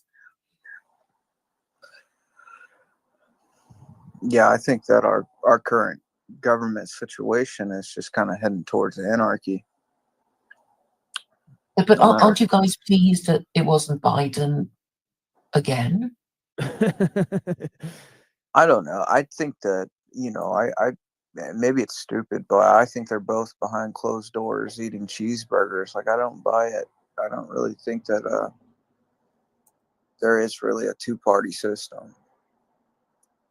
Well, they tried to kill him, so I guess somebody thought he was the enemy. And he is kind of saying, I want a few changes and all this stuff about, I want the Panama Canal and Canada and Greenland. Is kind of saying a global empire is maybe too costly for us. So we're just gonna, rearrange the furniture and be, downsize our empire. Well, and the other thing is this, is like technology can either level the playing field, or it can also be mutually assured destruction, or technology can also, basically make it so uneven that there's not even a playing field to consider, right? And so that's another part of whatever this reorganization that you're referring to is. Like, if you have infinite power, essentially, for you and whoever your incumbent, leadership happens to be for the foreseeable future because of that power, well, do you need an aristocracy? Do you need a bourgeoisie? Do you need whatever middlemen that we've always had, right? Of course we do, because we know we need a proletariat, or we won't have a labor force to do the stuff that we might not want to do. I mean, the rich and but poor. that's why. But with robots and with AI and all these things, that kind of like nullifies that argument, right? I mean, potentially at least. Well, yes, but until we have all those robots to do all the stuff we want to do, we still need our labor force. So we'll have to keep them around and keep them happy. But the leverage of the proletariat is going away rapidly, meaning their access to leveling the playing field. Like, let's just take the Second Amendment in the United States, right? The idea that a weapon of war that's handheld is going to level the playing field against, heat-seeking missiles and satellite laser beams or whatever they have, right? I mean, it's laughable at best, right? I mean, there's no way that... Well, the Second Amendment is for Americans to protect themselves against their own government, not, right, but that's what I'm saying is, like, from another country. does 200 million Americans with a AR-15 stand any chance against, you know, weapons of war that can basically, you know, read your watch from space, allegedly? I mean, not really, right? So, I mean, you know, it's like, it's not really a matter of that any longer, right? Based on technology wise. Like, I mean, I don't think they're going to go and put, you know, their technology in the hands of people. So again, this is kind of what I'm trying to argue is like, well, in the foreseeable future, they need to play both offense and defense, meaning they want to maintain an empire, whoever they may be, I don't know, but they want to maintain their empire while maybe downsizing and preventing the leveling of the playing field among the proletariat or those that are in the higher echelons of aristocracy or warrior class or whatever you want to name it, right? So, you know, because otherwise their security of having that technology and technique and language trickery and media manipulation and AI and all this, like if you give everyone equal access to AI, for example, right, the amount of havoc you could wreak just by disinformation alone would be, you know, immeasurable, right? So you could literally just produce fake news and pump it out. You know what I'm saying? So just that alone could basically devastate any world power, right? So, well, I guess, you know, what they want to do with us is for us to obey their orders like robots, right? And until they actually have robots, they still need us to do, you know, whatever they want us to do. And that's why, you know, they try to control us by, you know, telling us what's right and what's wrong and what's true and what's not and kind of thing. But, you know, once they have robots, I guess they won't be needing us anymore. And they openly say that that's, you know, that's the end game. They don't want people. They're too inconvenient. They have their own opinions. They're hard to program. So they want robots. But in the meantime, you know, they have to put up with us. right, but what I mean is, like, if the proletariat, for example, want any sort of leverage to make sure that once they reach a certain level of this process, that they don't have the ability to just basically, you know, let us starve to death. Let's just put it that way. Or at the very least, live out in the wilds away from whatever construction they're building, right?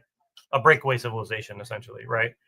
If we want to make sure that that doesn't happen, what leverage could we possibly gain as of right now? We don't really have the means of production. We don't have the means of, you know, influence. We don't have the education of the children. We don't, you know what I mean? Like, I'm not saying it's all black pilled. I'm just saying, like, relative to what's going on, and I think it's mostly due to morality of the common person is just low. I think that's the main problem. But given are you sort of complaining about immigration? I sort of detect that you're kind of saying, what can we do if we don't like our government and our government is ignoring our concerns? Is that what you're saying? Well, you could use that as an example. I mean, I'm pretty sure that the people of England don't want, you know, 15 million people from all over the world just flooding their country. I'm pretty sure. But exactly. So you know, it's like, well, they're doing stuff we don't like. They won't stop. So what can we do? And I'm saying we can't vote our way out of this, because it is actually voting that has caused all these problems. And you know, I know I'm talking to Americans, and whenever I meet an American, I say, have you read Washington's farewell speech? You know, did you read that bit when he said, don't form political parties? And I'm always faced with indifference and, you know, who knows, who cares? You know, we've done it now. We'll just carry on voting. But he did say that. Well, I would also. What was his plan? Was it to have a monarchy? You know? No. What was it? No, he was saying it will be the end of you, because if you have these political parties, they will divide you, and these are unnecessary divisions. I can find the bit if you want me to. I would argue that the best leverage that we could have had would have been basically an organization of labor and unions, strike and become independent of the system. Now, I think at this point, everybody's too interdependent to make that a reality without, you know, basically megadeath of some sort, right? Like you're not gonna get away with that without a huge impact on the supply chains, et cetera. So now it becomes either a moral or amoral situation where it's like, well, are people willing to sacrifice convenience and, you know, security for some abstract concept of freedom or liberty or even morality, right? And I think that most people are going to say no, because if you have a sure meal coming versus a very uncertain, you know, dangerous future, most people are just going to say, well, I can feed my children this way and I probably won't survive, and my family probably won't survive the other way. So that's kind of the situation that we find ourselves in. And again, I think it comes back to morality. Like if people don't care about morality, then and you know, again, I don't know what your position is. I'm just trying to say, like, from my perspective, I think if people don't accept morality as, like, you know, the top one or two things that they're concerned with, which people kind of had to in a small community. Now we're in a global community. Of course we have to agree to. Yes, we do have to. You know, morality is law, isn't it? We want our laws to be moral, and they have to be fair enough, or there will be, you know, rebellion and strikes and, you know, revolution and that kind of thing. So. And you could argue that the laws are fair in a sense, but also that people don't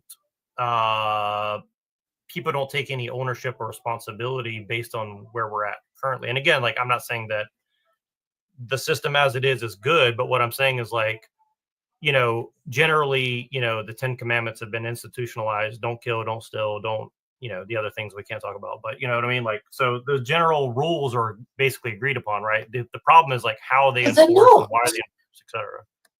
But they're not. I mean, in San Francisco, you can steal goods up to the value of $900.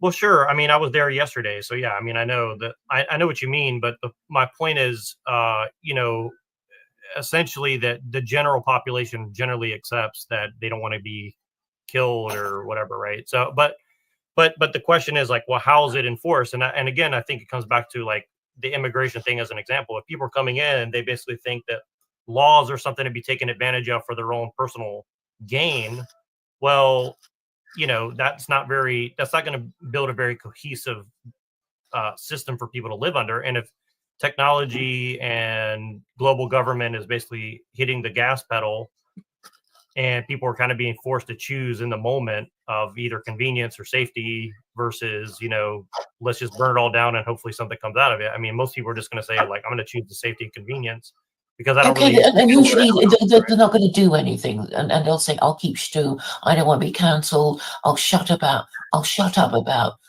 gay marriage and transgenderism and our children being trans." And most people totally have chosen that, or at least they've been given, like, a very false, like, okay, I'll just complain about it on the internet and I won't go do anything else other than that about it, right? So I mean, and it's bad that, you know, instead of having, you know, face-to-face conversations in real life, we just think, oh, it's safer to talk to strangers on the other side of the ocean, and relieve our feelings that way, when really it's face-to-face engagements that will change people's minds and cause them to behave in a different way. But a lot of people are afraid of their children, and they don't want to have these difficult conversations. So that's why nothing is changed. And I agree with you. I just want to make this point really briefly, just because it gives me the opportunity to say this. I mean, as someone who's tried to do that in person in, you know, political settings or, you know, business settings or et cetera, right? Or even personal familial settings, right?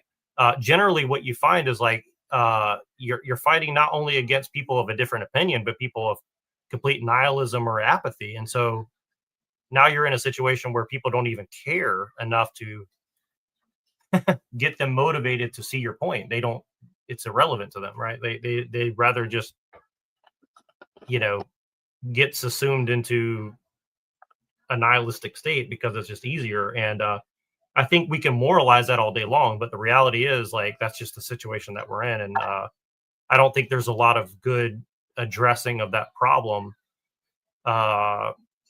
because maybe the consequences of looking at that problem is, you know, more uncomfortable than what we're talking about now, right? But I just want to make that point while I had a chance. Sorry.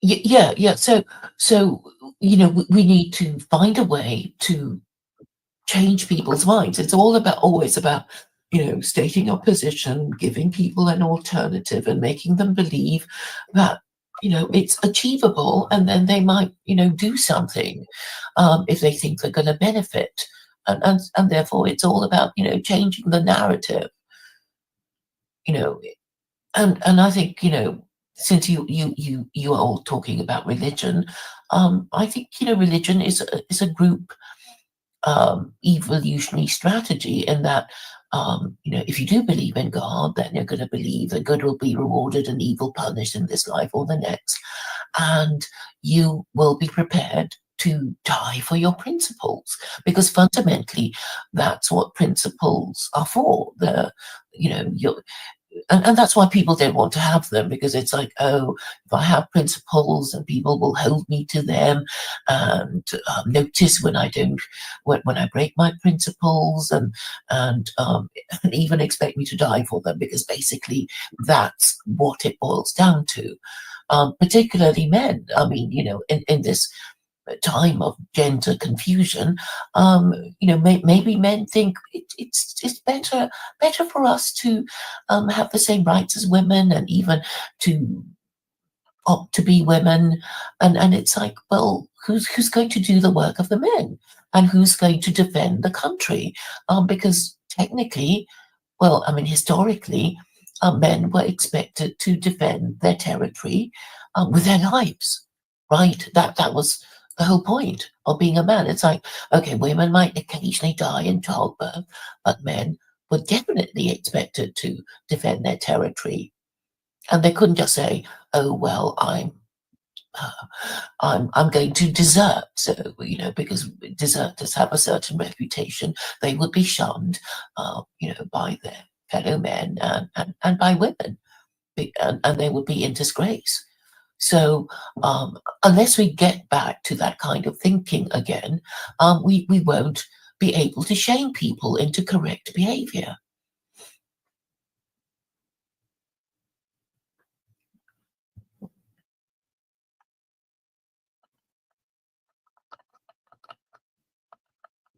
They sent me the wrong book. Oh no, how disappointing. What did you get instead? Some Agatha Christie. No, well, you might enjoy it if you don't return it. You might enjoy it. I enjoyed Agatha Christie. It's called a book called And Then There Were None. Oh yes, it used to be called 10 Little Niggas. And then I ordered Malice in Blunderland by Thomas Martin. I don't know that one.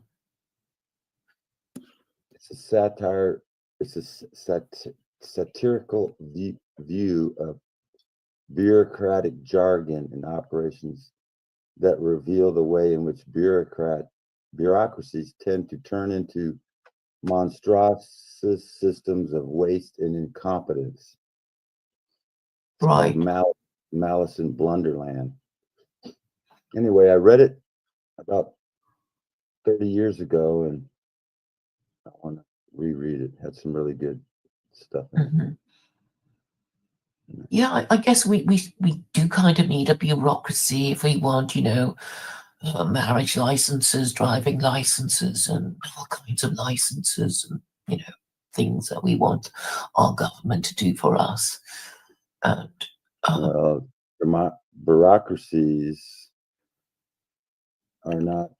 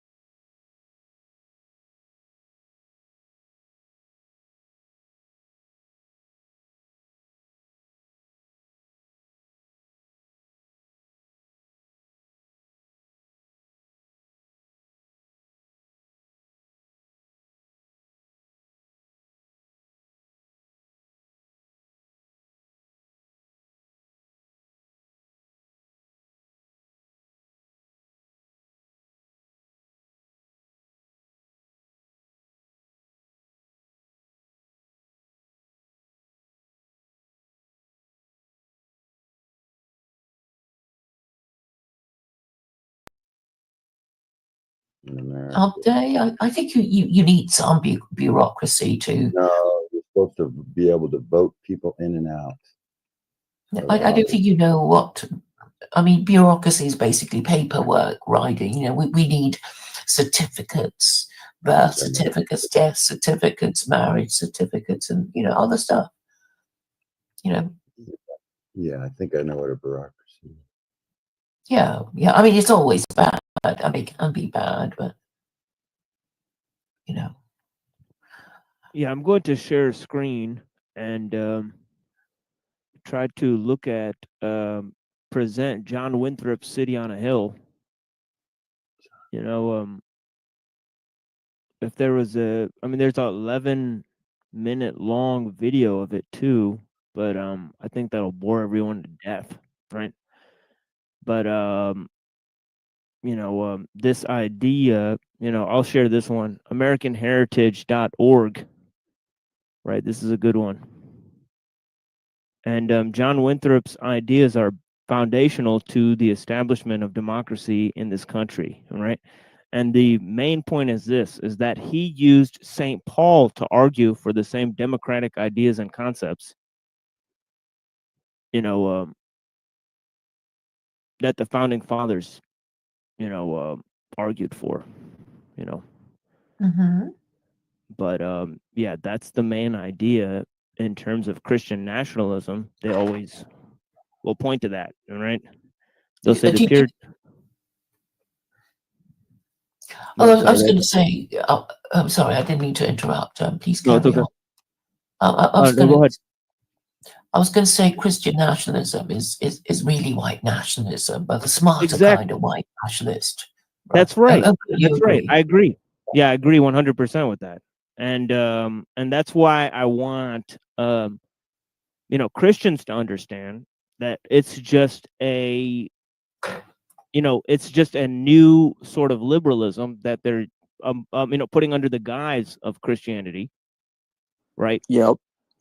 And yeah, and I think serious Christians understand this, that they will be totally diminishing their own traditions and their own European heritage, if they neglect their Christian heritage. All right. So the fact is that Muslims can be Muslims and Christians can be Christians if they just agree to stick to their own laws and standards. Right? So I just want to make a point very briefly about Christian nationalism, because it's been a big focus of mine the past few years here. And ultimately, I think the Christian nationalism and white nationalism as an extension, or maybe the other way around, are ultimately a negative and a bad thing. I will, however, try to say that I think that it is worth examining white nationalism and Christian nationalism as a concept for a couple of reasons, which I don't have to get into right now. But I would just want to ask Claire, do you think that white nationalism is totally bad? Like, I think that it is generally a negative, like I said, but I do see some utility in it as far as from a pragmatic standpoint, which I'm not really a big fan of pragmatism, but I can see that there could be good arguments from a pragmatic standpoint for something to that effect. So just kind of curious what your opinion of it is, because again, I don't understand your full position, but secular Quranism sounds very interesting as far as those two concepts are related. So, well, it's actually meant for white nationalists. It's like, look, if you're worried about your birth rates, then it just means you need to, marry early and have more kids and have more stable marriages and make sure you stay together for the kids. Otherwise, they'll be, delinquent, underachieving, criminal, and not particularly a credit to their parents. And that's all it is all marriage and family values, which, religions of all kinds, the 5 world religions anyway, promote, except that Christianity is the weakest link because, Christianity has been replaced by liberalism, and liberalism is, mutated into something horrible and nasty and mad and evil. And I mean, you know, recently I've been trying to argue that, okay, white supremacy is basically the idea that white people don't need a religion. You know, because, you know, obviously everybody does, even the Jews need a religion. That's why they retain their identity, because, you know, even if not all of them practice their religion properly, some of them do. And that is, you know, and that is what gives them their identity. And if nobody practices, you know, just imagine if nobody practiced Judaism, then there would be no Jews and they would become extinct, right? So somebody's got to do it, you know, even if not all of them do.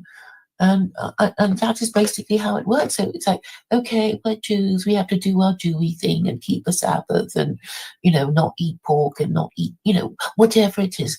You know, people who have heard of your group, you know you're supposed to do, and this is what will define you. You know. Well, sure, and the legacy of white people is essentially slaughtering each other for the past 2,000 years in Europe. However, they still maintained a population and a you know, an existence for, you know, regardless of that. Now, again, white is kind of one of these terms that basically, you know, erases identity, and I disagree with it on those terms. But given where we are now, it is colloquially useful to kind of get the gist of like Western, Northern European, Anglo-Saxon people of a certain Christianity faith. And I mean, I was making the argument earlier today with a friend of mine, you know, basically saying, you know, white people as they exist, at least in the ones that I'm talking about, you know, Northern European, Western European people, they basically synthesized paganism, pagan ideals and clans and tribes with Christianity to basically, I would say, from a secular point of view, inject virtue ethics into Christianity or the other way around. And I think that, or virtue ethics into paganism. And so that's kind of like what I would say is generally trying to be preserved by quote unquote white nationalism or white people or Western It's Europe. a really effeminate Christianity too. You know, Christ is just kind of looked at as like, you know, is someone to pray to get a new car or something. Like, you know, it's very weak. It's a weak Christianity. That's what I see. Well, I think it depends on how far you want to take it back. Like, are we talking like pre-Charlemagne or post-Charlemagne or you know what I mean? Yeah. But I think everybody prays to God when they want stuff from him, right? And I guess if he's omnipotent, he doesn't mind. It's better that he makes religion. I feel like at least the way that I think how he wants us to pray usually isn't for material things. I think we should be probably praying for spiritual things, because God is spirit. Well, I just want to make the distinction. Like, I don't think that 2,000 years in Europe, most Europeans were sitting there praying to God just purely for utility. I mean, I think it may have started out that way for some people. I'm just saying what it is today in America. You know, it's kind of this prosperity gospel thing. I don't. Sure, but I think we can definitely agree that where we are in the West right now, like, we're not going to win anything, even if we quote unquote survive or take power, because ultimately we're not standing for something. But I guess what I'm trying to get at is, like, based on where we are now, what is the rallying cry of getting quote unquote whites or people? And again, like, I think that there's good arguments to say that, like, if white people go away, a lot of the nice things in the world that people like, you know, morality from a virtue ethic standpoint is going to go away, and maybe it should. But I'm just saying that, like, you know, are we talking about with technology, without technology? You know, those are big ifs that are going to determine those things as well. And I don't know how to put into words what I'm trying to get across, but essentially what I'm saying is, like, yeah. I wanted to ask you, have you considered other religions apart from Christianity? Sure, I've considered them, but I would say that I think that faith is something that can go away in any religion, right? Like, it doesn't. I think, like, I don't judge somebody just simply by, you know, the title that they give their religion. I think that if you have faith in God or something that's much higher, then at least you're on something that you're on some sort of grounding that you can reach each other at. You're right? a humanist. Yeah, You're no, a humanist. No, I mean, yeah, for sure. I mean, you could definitely make that argument. What I'm saying is, like, if you just don't believe that there's anything that makes reality real other than, I'm breathing air, I can see things, I can sense data, essentially, then, like, if all you are is a computer that is operating as a computer, I mean, then there's really nothing to argue with you about, essentially, right? But if you believe Well, that I mean, something else, right? I guess I'm asking you if you think Christianity is the only way for white people. Is that what you think?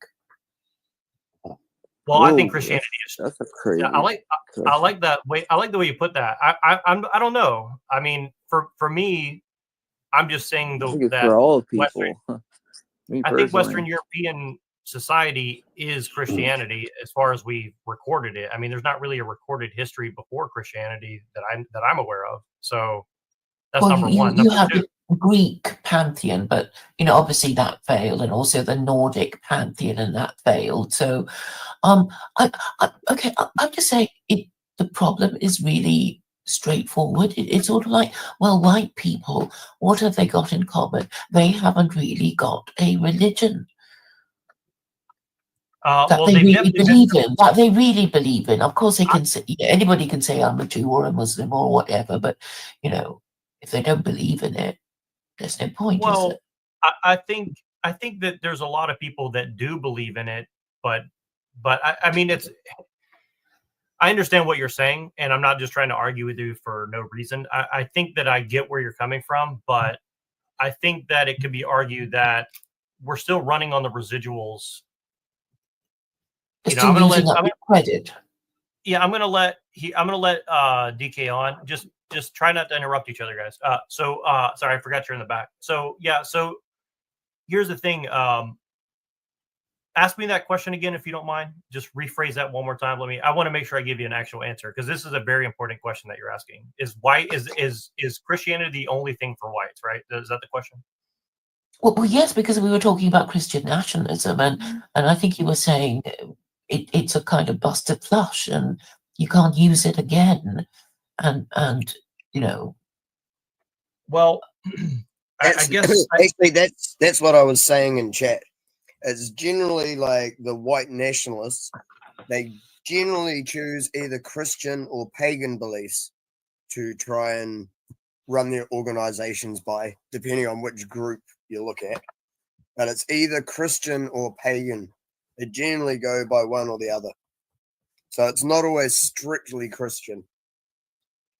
Yeah, I suppose the Jews and the Muslims would say, well, it's idolatry, and then and I know a lot of people don't care that it is, and I guess if you're atheist, you don't see the harm of it. But I guess the harm of it is that people with a stronger, more easy to explain and believe religion will have the upper hand, such as the Jews and Muslims who have a very simple but strong conception of God. I agree with you, and I think that what you guys were talking about with Machiavelli and Plato and noble lie versus an e-noble truth, perhaps. I mean, I think that those are very important questions that I'm trying to drive towards, and I don't have a prescription per se, but I definitely think that, like, if we're looking at it from a pragmatic standpoint, is Christianity in the West salvageable? That is a very important question. Do I think that it is? Of course, I believe that it's possible. Do I think it's going to happen? Probably not, because from a Christian standpoint, you're never going to see many people accept true Christianity, and we've already built that into our religion. So it's not going to be a surprise to me if that fails ultimately. But yeah, because it's going to fail in a worldly sense, in a worldly sense, so again, it's not necessarily about a kingdom of this world to us. It's not about taking over land or something. To us, this world's going to, end in fervent heat. So I'm not saying what is the point of doing good things or, but that's not our goal. Our goal is to work towards saving our souls, and if we're transforming ourselves through this process, so be it. If something else gets transformed along the way, but as far as this idea, like, I don't know that you know, the conception of God from like a Jewish person or someone that's in Islam is more solid, I would highly disagree with that, because I see, you know, Judaism as a perversion of orthodoxy, and I see, you know, and Islam pretty much the same way as an Orthodox Christian. But that's my take on But it. Judaism came before Christianity, so I guess Jews would say, "Oh, hey, you stole our religion, you stole our clothes from us," and you know. Well, I mean, think that's a is it really stealing, or is it, you know, I think it's a total relaying it the way it's supposed to have always been? You know, because to us, we're looking at it like this. It's like the prophets to us, you know, had always spoken about the Trinity and the coming of Christ, and you know, so they just sort of missed it and they perverted it in some way. That's our view. Yeah, and personally, I just want to say that, like, from my own point of view, I think that Christianity and Islam have the upper hand in this sense, and I think that it's something that we should really push forward. And again, I know this is ecumenical and all the caveats aside. I think that retconning history back to what I see as truth, which would be essentially that what he just said, that you know, Christianity has always existed and Islam has always existed, and I think those two narratives are not only true, but they need to be propagated out, because if people have the impression that this kind of weird Gnostic religion that we colloquially call Judaism has always been the end all be all of, you know, Western civilization, and that everything else is a heresy, I mean, I think that's a gross misrepresentation of the truth as far as I understand it. And if somebody can actually prove that otherwise, I'm open to it. But like, a lot of the history that people are reading is total retconning of history and philosophy and all these other things and religion that from what I've seen, right? And I think that that's kind of my answer to what you're saying. And again, from a pragmatic standpoint, a materialist standpoint, I think that, I mean, I'm a Christian, I think it's true and all that. And again, I don't think it's my job to like make somebody believe what I believe, but what I do think it's my job to do is live my faith and hopefully inspire others to live their faith in a, you know, trying to get closer to God. The whole point of Christianity is theosis and getting closer to God. And I think if everybody had that general goal, then the world would probably get a little bit better over a long enough course of time. But at the same time, I think having that as the expectation that you're going to see that in your lifetime or even in 100 lifetimes is foolish. You know, that you're going to see the fruit of that endeavor, you know, but you know. Let me I'm point not out to a correct little you in any something. way. I think that the world is never going to get better. I think this world is Satan's. It's his.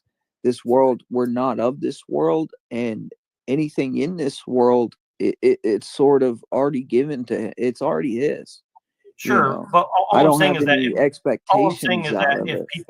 if people were striving towards theosis, it would be hard to say that like it's not going to make an impact, that the world would get better, right? I mean, Absolutely. I look, think that on an individual basis, there would be a transformation, a sanctification of land through man, you know, to that extent.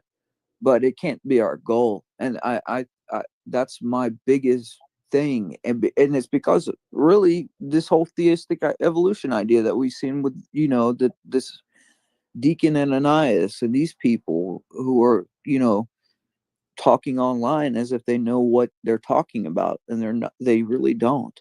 Well, that's the main problem in my opinion. And I know DK wanted to say something too, but I just want to say really quickly that the main issue is it's found in this idea that, you know, Ben Shapiro, Jordan Peterson, and Richard Dawkins, they can all easily use this term Judeo-Christian to describe Western values.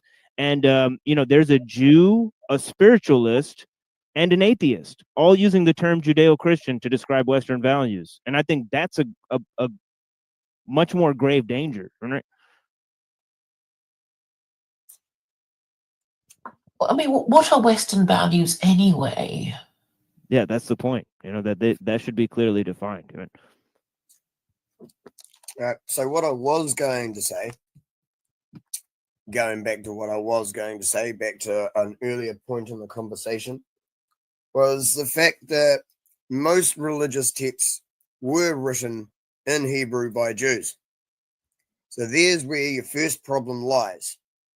And the fact that most religious texts were written by Jews because they were the only people who could read and write back then.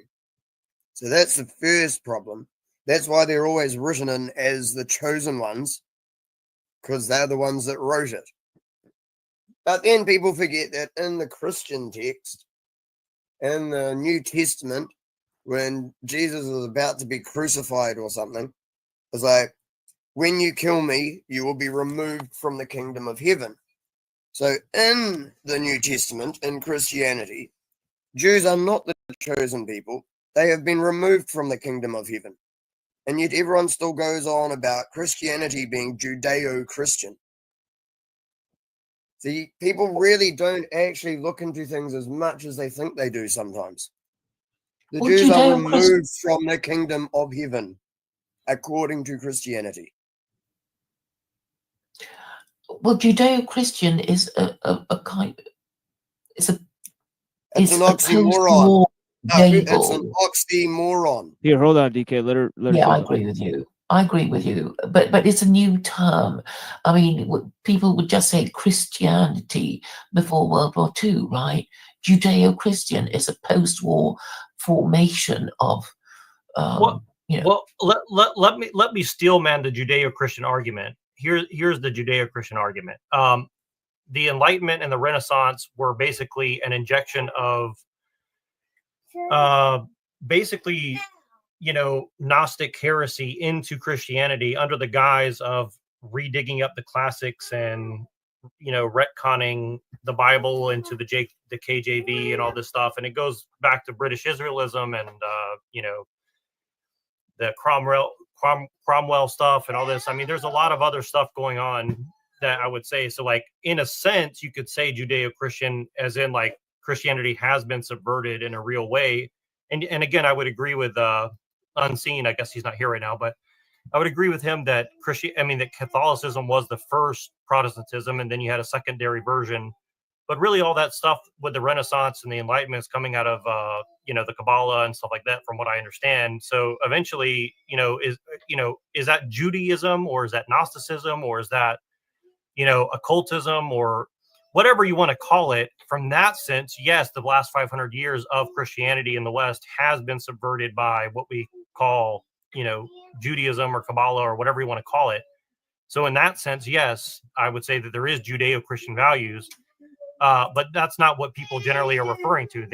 People think they're talking about virtue ethics or something like that, but they're not. They're talking about something else, in my opinion. So I think that that's kind of the trick. And if you want a good example of that, go read, go listen to Peter Thiel's 500th anniversary about the speech about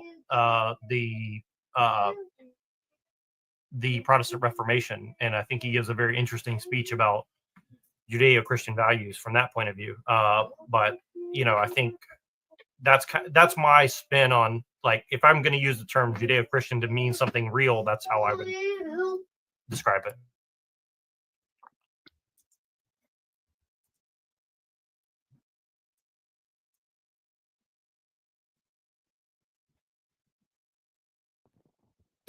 Yeah, I mean, this idea that, obviously Christianity is, or this chimerical concept, Judeo-Christian, and also the concept of universalism, right, being mixed in.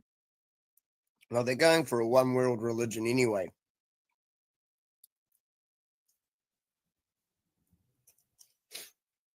That's yeah, and sorry. And just to be fair, I think you could try to make the argument that it was Greek and pagan philosophy and even Mithraism and all these other things and Zoroastrianism that was injected into Christianity. Sure, you could try to make those arguments and say that Christianity is a syncretic whatever, and it's a idol worship, or I think there's an argument to be made there. Sure, I'm open to the argument, but I think that it's a lot weaker of an argument than to just go back 500 years and say, like, let's start here and then maybe work our way backwards from there. Like, I think we have more to stand on from 500 years ago. You see what I'm saying? I just want to say, like, I'm open to those arguments. I just think that it's easier to start with the Enlightenment first and then say, okay, what went wrong here? And then we can try to figure out beyond that once we get that down, you know. So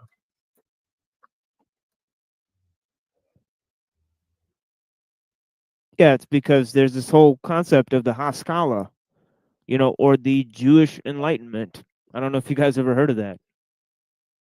You know, after the Enlightenment, they had the Jewish, Enlightenment. People like Moses Mendelssohn and all these people, they wanted to reform Judaism, right? So the whole concept is that, you know, Judaism had reforms. Like Hasidism and all of these ideas in the 15th century. You know, they had inventions like the Lurianic Kabbalah.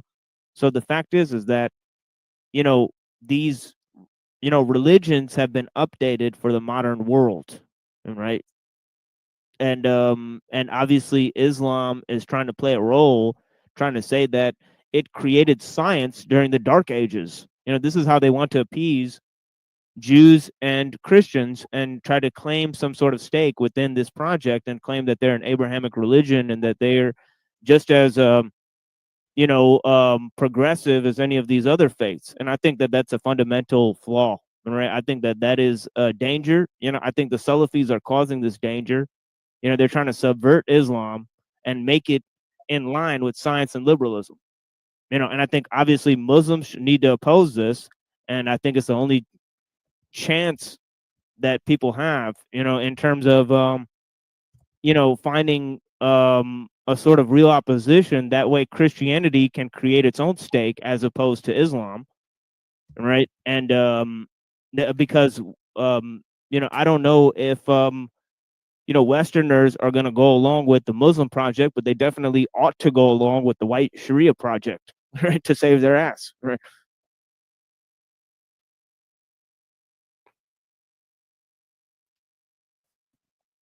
You know, there's my little.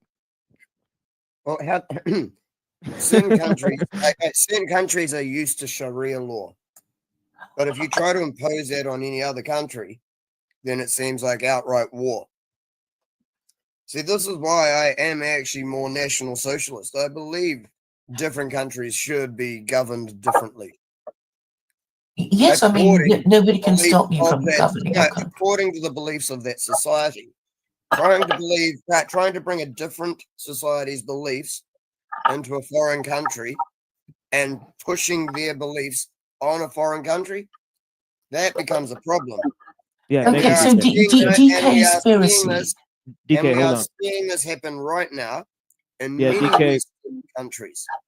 Okay, I wanted to ask you, DK conspiracy. Do you have a religion, or is it just National Socialism?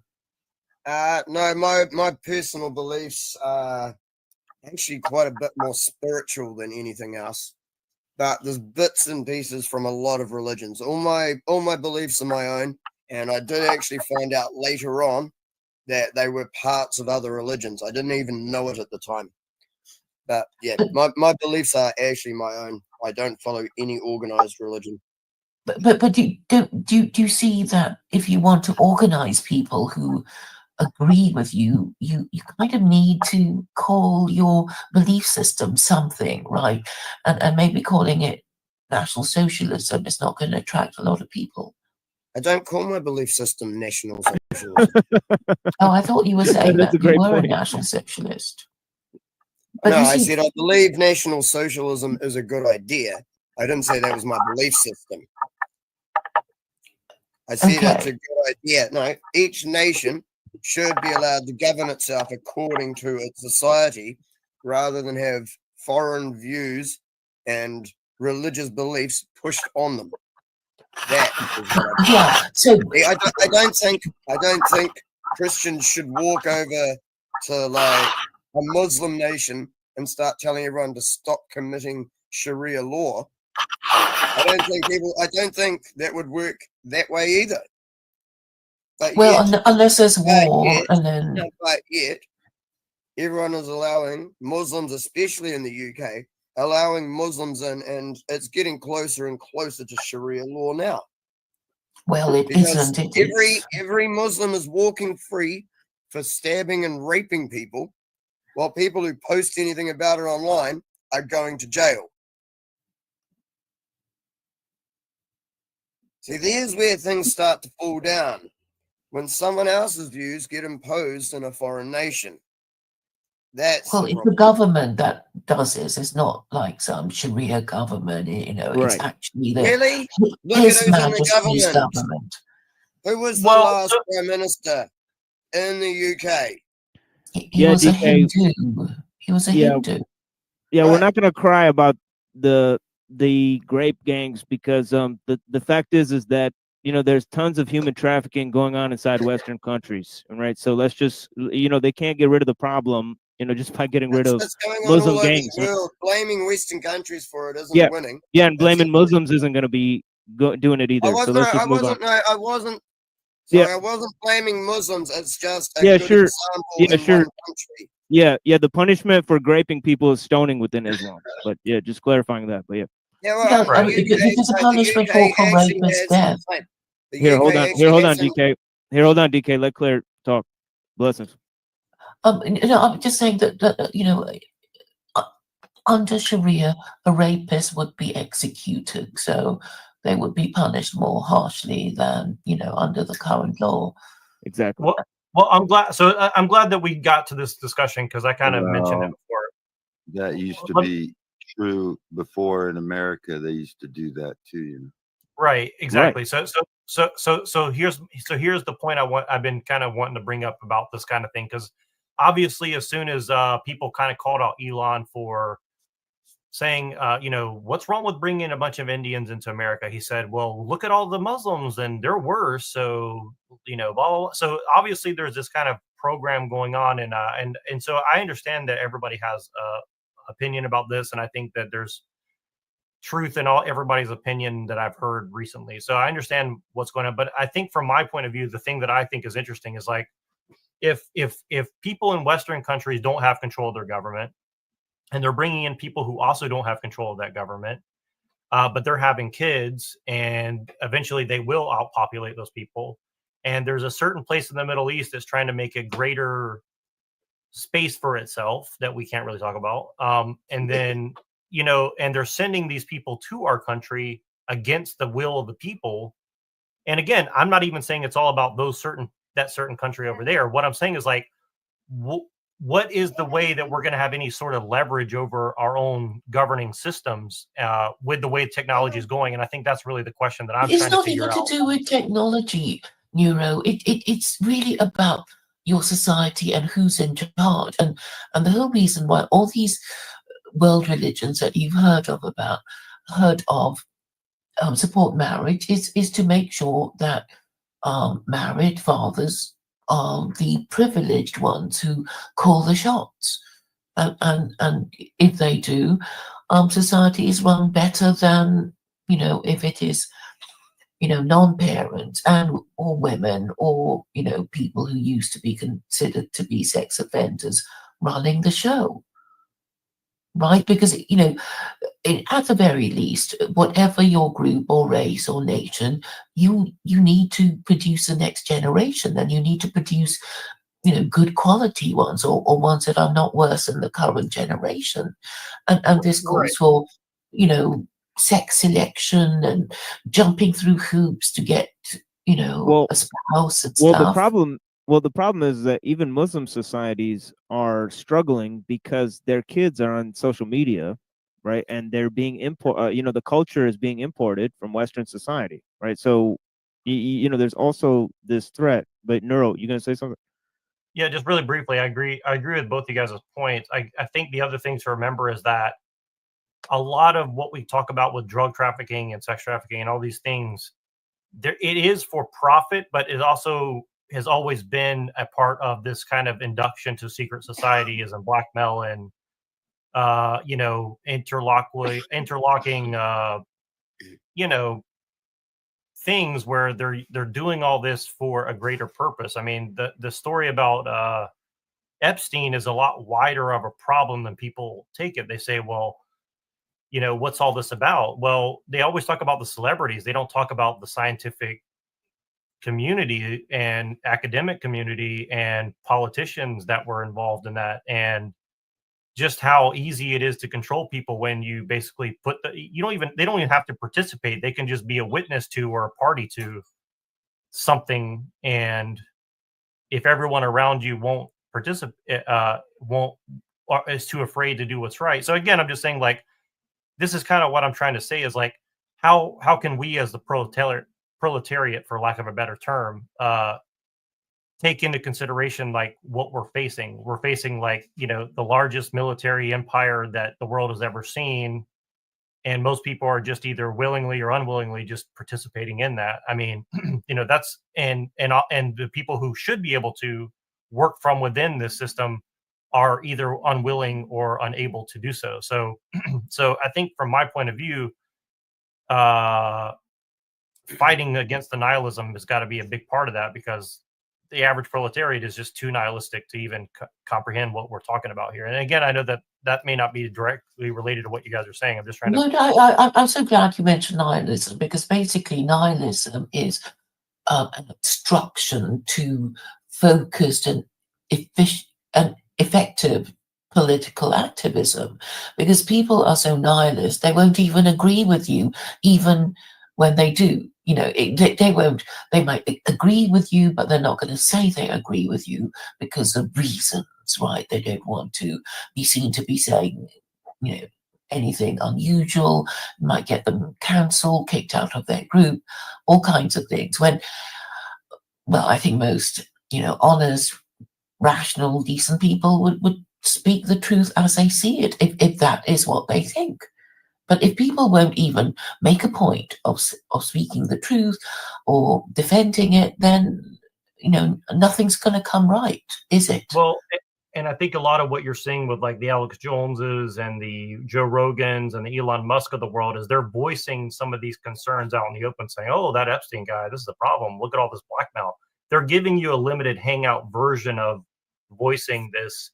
And again, I think that that's like Machine said, I think the big problem with social media, and I'm going to do more about that kind of stuff too, because the evidence is coming out that essentially it's creating psychopaths and basically making people feel as if they're part of a tribe. And you mentioned this too, Claire, that people are part of a tribe that doesn't really exist. And I'm not saying that here about us per se, because I think we're looking at it at a higher level, but I'm saying that in general, people are just falling into like a general lack of a tribe, and it's just not a natural state for human beings. Or I don't think, and again, this is a secular view. Well, I'm we just need saying a that leader as well, but. We need a It's not even leader. just that, it's the fact that, like, especially for the younger generation, look what they just did to people over the last 5 years. So this younger generation in particular just got locked down, shut in their house, and couldn't go and socialize with people. Was told to stay away from people, wear masks. Right. We got to move off that subject. We got to totally move off that subject. We agree. So they just got stuck online. Yeah, and they have their lives destroyed. People online. That's what exactly happened. They tried to find people online. They tried to find a new group of friends because they couldn't actually go and see anyone in real life. Yeah, thank you. That was actually a programmed, like, result. That is what they wanted. So we need to collectively agree about what the problem is, and maybe even agree about what the solution is. I mean that's a logical way of solving the problem, and then hopefully we'll get somebody to lead us to, you know, success. I mean that's how it's done, isn't it? We have a problem. What is the solution? You know, how are we gonna? Alien dialectic. When you We're gonna need make a hero, Jack we will provide one. our leader. But you know, we and that's why hierarchy is so important, because when we talk about a leader, it's like, yeah, we need somebody that we collectively acknowledge is the best of us, who we can trust. So that would have to be a monarch, right? Well, not necessarily, because a caliph Pick your ruler. a Choose monarch. who you want to rule over you. Yeah, and how should he be chosen? Exactly. Because democracy just means that 51% dominates 49%. If you have a benevolent monarch, wouldn't that be good? Yeah, but how do we know that the monarch is benevolent? You know, that all these, you know, politicians who smarm and schmooze, and when they get elected, they become different people, don't they? Well, let's go back to what I would America elect, used to do. once you get into politics, there is no pay. No pay for public service. Let's see how long these career politicians last without getting paid any money. Or will it all just be you need to pay backhands, them yeah, or will it all properly. just be or will it all just be lobbyist things, and it will actually be exposed because they shouldn't be getting any money. They shouldn't be getting paid by anyone. Yeah, I mean, they make their money through private interest. They don't make their money through politics necessarily, but Yeah, I hear yeah, what you're saying. exactly. Yeah. That's the way American politics used to be run.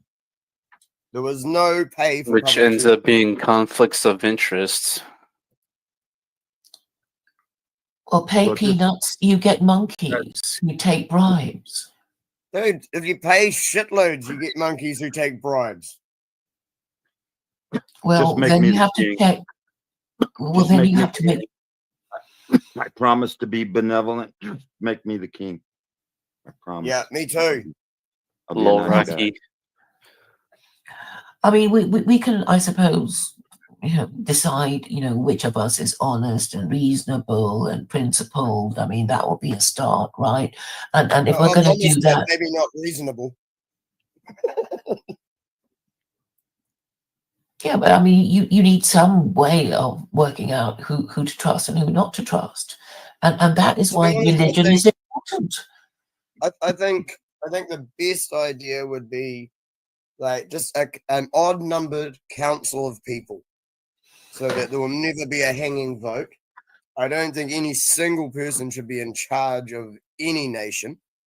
I believe that we should go back to like borough councils, which are just small districts, and one representative from each of them goes and meets every few months or whatever, discusses how shit's going.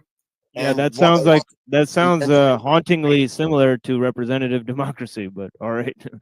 Yeah, well, it kind of is, but it breaks it down to like, rather than everyone elects a whole leader, like the one leader for the whole government, you do have like, a chief or whatever of your village. Someone gets appointed. You're arguing go for and- smaller. You're arguing for smaller territories. Smaller, yeah, definitely smaller territories, so that there's more direct control over the areas that you live in, rather than it being like an overreaching What the whole Civil War government was all one about. control system of the whole country. That's what the Civil War was all about. Civil War was states' rights. Yep. Federalism started. Yep. Exactly. Anyway. Yeah. In most wars, the good side lost.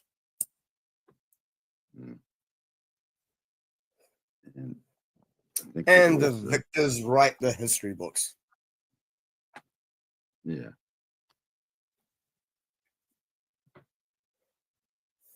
So, You definitely need to are we agreed on Sharia? No. I'm agreed on it. Sad trombone. That was actually another thing, another point I wanted to make earlier. The UK actually has a prisoner exchange treaty with Pakistan. So any of those people who have been arrested in Pakistan, in the UK for any of their crimes, could instantly be extradited to Pakistan and go and face their charges there. Instead, they're all getting released into the UK. Most of them are not even seeing the inside of a prison cell.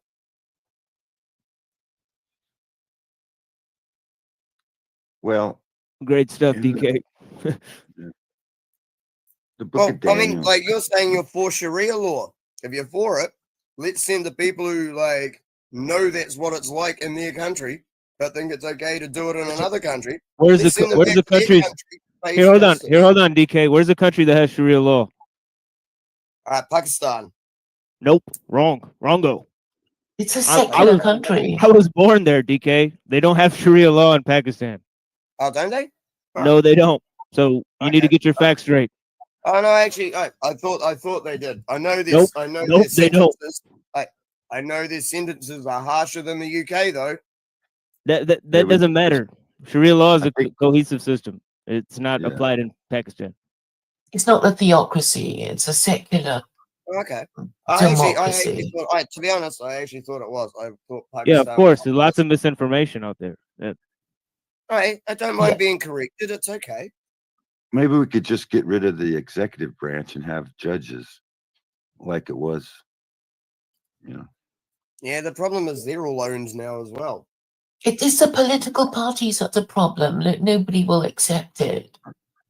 It's not, no, it's not. It's the fact that the Okay, political I'm parties going. are Can I read for you what Washington actually Yes. said about political parties? It's not very long. Yes, please. Thank you. Yes, please. Go ahead. Why was George Washington opposed to political parties? In the vast and storied history of this country, there's only ever been one president who did not represent a political party, George Washington. Every man since who has occupied that prestigious position has been elected to represent not only the people, but the platform and policies of a political party. When President George Washington left public office, he cautioned the nation not to divide themselves into political parties. In his farewell address, he stated that the spirit of the party, quote, serves always to distract the public councils and enfeeble the public administration. It agitates the community with ill-founded jealousies and false alarms, kindles the animosity of one part against another, foments occasionally riot and insurrection, unquote. Was he able to see into the future and the division his beloved nation would face in the years to come? Perhaps not, but he certainly saw with clarity the dangers of partisanship in this American experiment. In his administration, he attempted to form a government that was above partisan ties and petty squabbles. But that was not to be. Why was George Washington opposed to the creation of political parties? Division in his cabinet. The dangers of political party tension was played out in the microcosm of Washington's own cabinet. In the years of his presidency, Thomas Jefferson, his Secretary of State, and Alexander Hamilton, his Secretary of the Treasury, vehemently disagreed with each other on a number of issues that arose in the administration. Hamilton vocally advocated for centralized government power, whereas Jefferson preferred for governmental power to be as close to the people as possible rather than held in the hands of an elite few. Their animosity towards one another and their ideas created tension and hardship in the first administration, and Washington saw how potentially dangerous the creation of political parties would be not only for future administrations but also for the nation as a whole. Division in the nation, and a quote from him. In a republic such as ours, the people must seek the interests of the country over their own. Washington foresaw how the formation of political parties would devastatingly tamper with Americans' ability to see members of the other party as fellow citizens rather than political enemies.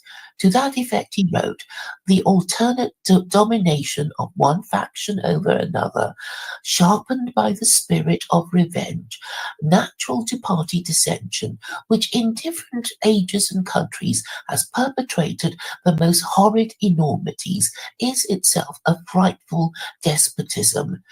But this leads at length to a more formal and permanent despotism. The disorders and miseries which result gradually incline the minds of men to seek security and repose in the absolute power of an individual, and sooner or later the chief of some prevailing faction, more able or more fortunate than his competitors, turns his disposition to the purposes of his own elevation on the ruins of public liberty. The division of the nation that Washington foretold has undoubtedly come to pass, though this is not new or even a surprising revelation.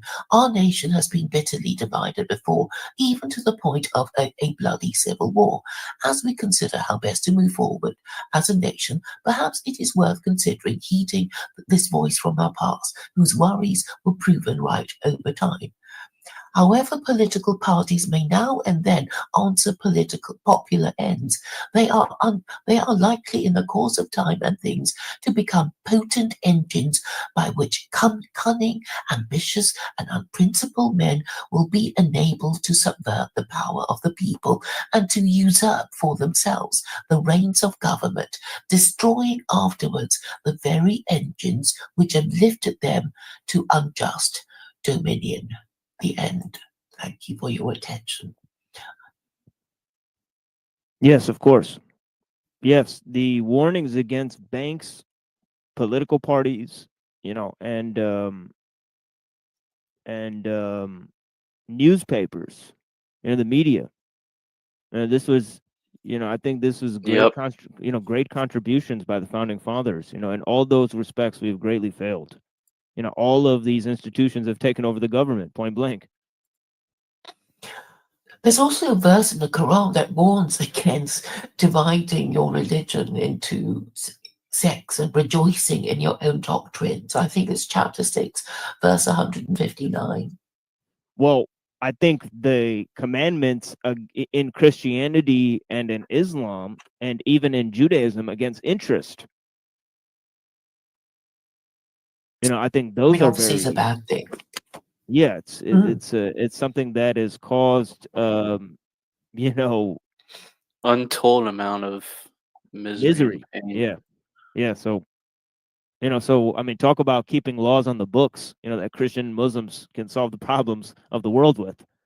You know, and I agree. You know, that is something that is you know, about political institutions that, you know, need not be about our technological, you know, progress or anything like that, right? But it's something that, you know, comes down to a moral issue, you know, and how we want to institute the laws in our country. You know, so yeah, we've massively failed there. You know, James Life Talks. You could come up if you go to Neurojack's channel. The link is available there, but I'm not sure where you're speaking from, sir. But yeah, blessings to you and your family.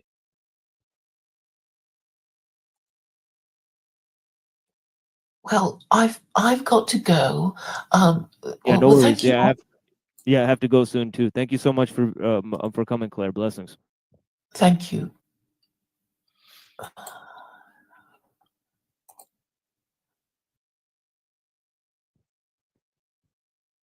Yeah, I invited Claire here.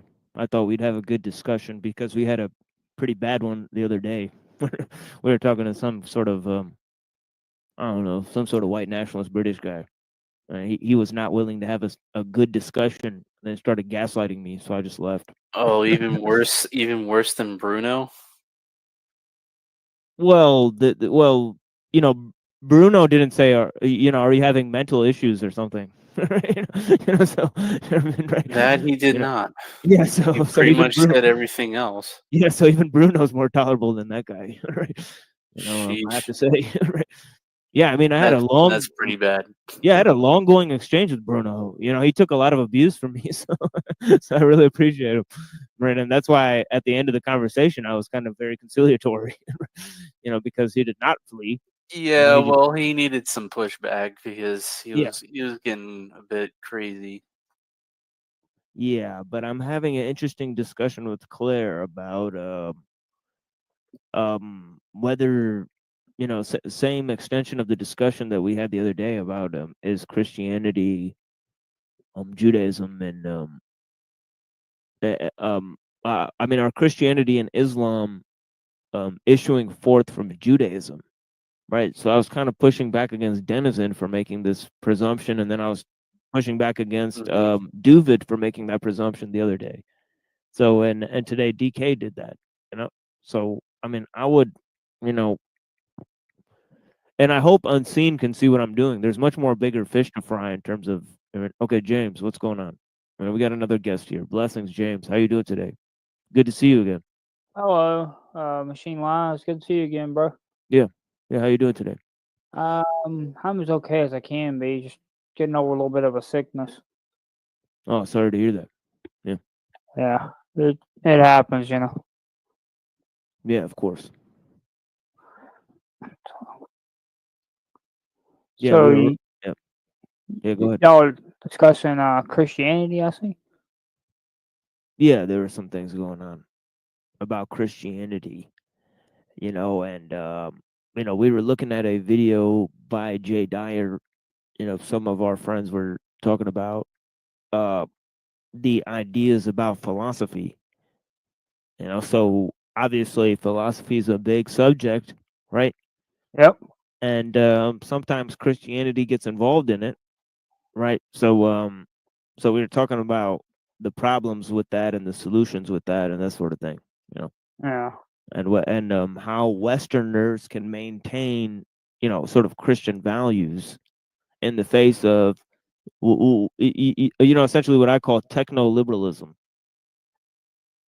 I think technology and liberalism, they've joined forces and they're creating one world culture, right? Yeah.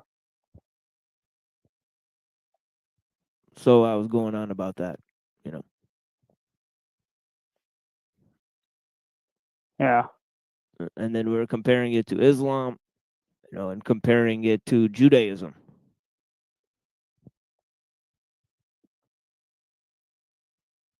Yeah. Yeah, I'm trying to figure out how they're all connected. Well, some people think that Jews, they think that because Christians have the Old Testament, right, and they Yeah. and some people even claim that Jesus was Jewish or Paul was Jewish or something like that, right? So Yeah. so essentially, they say at the one end, right, there's a lot of stories within Christianity that come from Judaism, right? So the same thing is true about Islam, right? So I mean, I think that, Abraham was not Jewish, right? So you see St. Paul say this, and you see that in the Quran, Yeah. right? Right, because Abraham didn't follow the laws of Moses, right? Yeah, it wasn't under the law. Yeah. Yeah. So the question is where did Judaism come from, right? What is a Jew, right?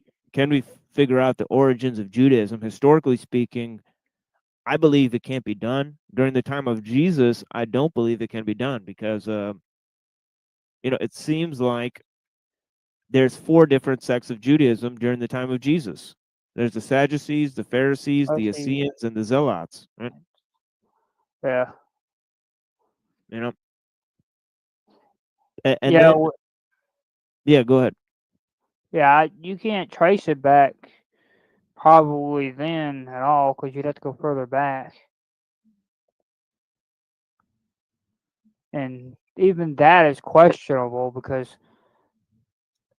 I don't know when Judaism exactly started. I'm not sure if anyone knows. Right. I mean, we can speculate, but I think there's no real thing there.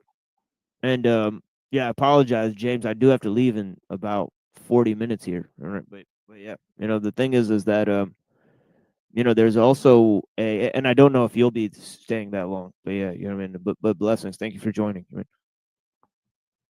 Yeah, no problem. I mean, if you gotta leave, you gotta leave. But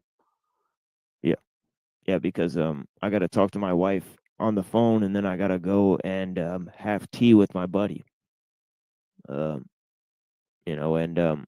but the thing is that in terms of Judaism, right? It's not only the past of Judaism that is mysterious, but it's also the future of Judaism that is a mystery, right? And in terms of the fact is that they have updated, right? Um, if I could just briefly mention the type of reforms that have happened within Judaism, right? You have the Dead Sea Scrolls, right, which are the books of the Maccabees, right? So the Maccabees have different books, right? Okay. Yeah. They have all these apocryphal books, right? So who were these figures, the Maccabees, who actually conquered Judea from Rome, and then Rome took back the territory, right? So I thought it was the Greeks they conquered. Judea from. Yeah, the Maccabees. Because it's during the Hellenistic period.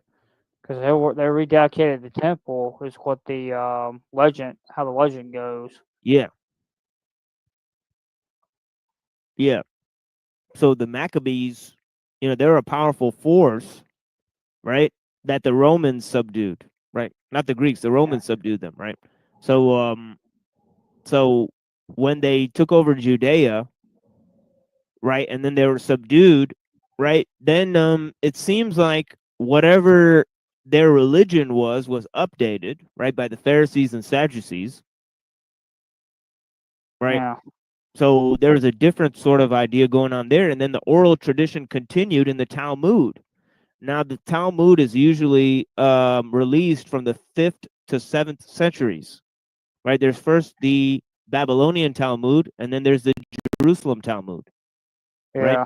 So there's two different types of oral tradition, right? And those are then synthesized into the Kabbalah and the Zohar, right? Yeah.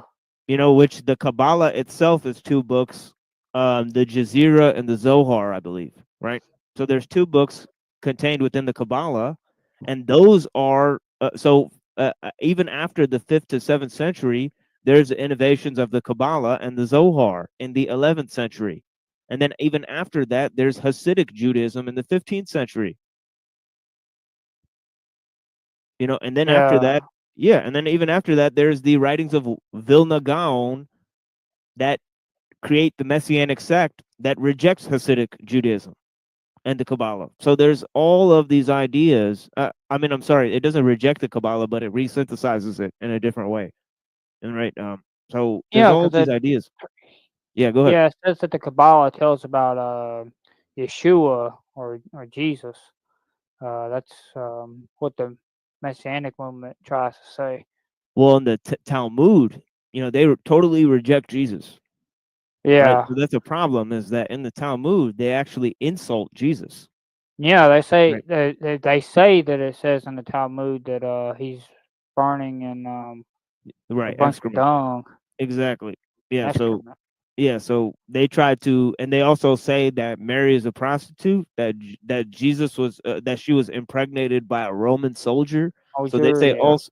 Yeah, so they say all sorts of horrible things because, for Muslims, right, you can't say that type of stuff about a prophet, right, without incurring the wrath of the blasphemy laws. Right? Yeah, you'll basically be punished for insulting a prophet of God. Right. So the fact is that Muslims venerate Jesus, right? They consider him the Messiah, and they venerate the Virgin Mary, right? So, and for Christians, obviously, they have this concept of the Theotokos, right? Yep, the Theotokos. So they have all of these ideas. So the veneration of Mary within Islam and Christianity is essential. So the fact that she's talked about like this in the Talmud is very, very shocking. Then you have the other idea that Zechariah and Mary's family were very important families within Judaism at the time of Jesus. You know what I mean? So the importance of Jesus being born in this line cannot be underestimated. Because Jesus was descended both from his mother's side and his father's side from the seed of David. Yeah. So there's all of these ideas, that are fundamentally important, right, in terms of the relationship between Judaism, Christianity in the present, and obviously in the past and the future, right? And they have real implications in terms of eschatology. And end times prophecy.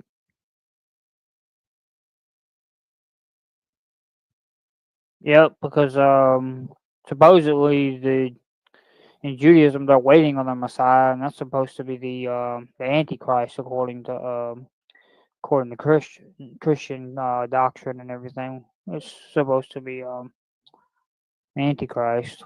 Now, I don't know where Muslims stand on that.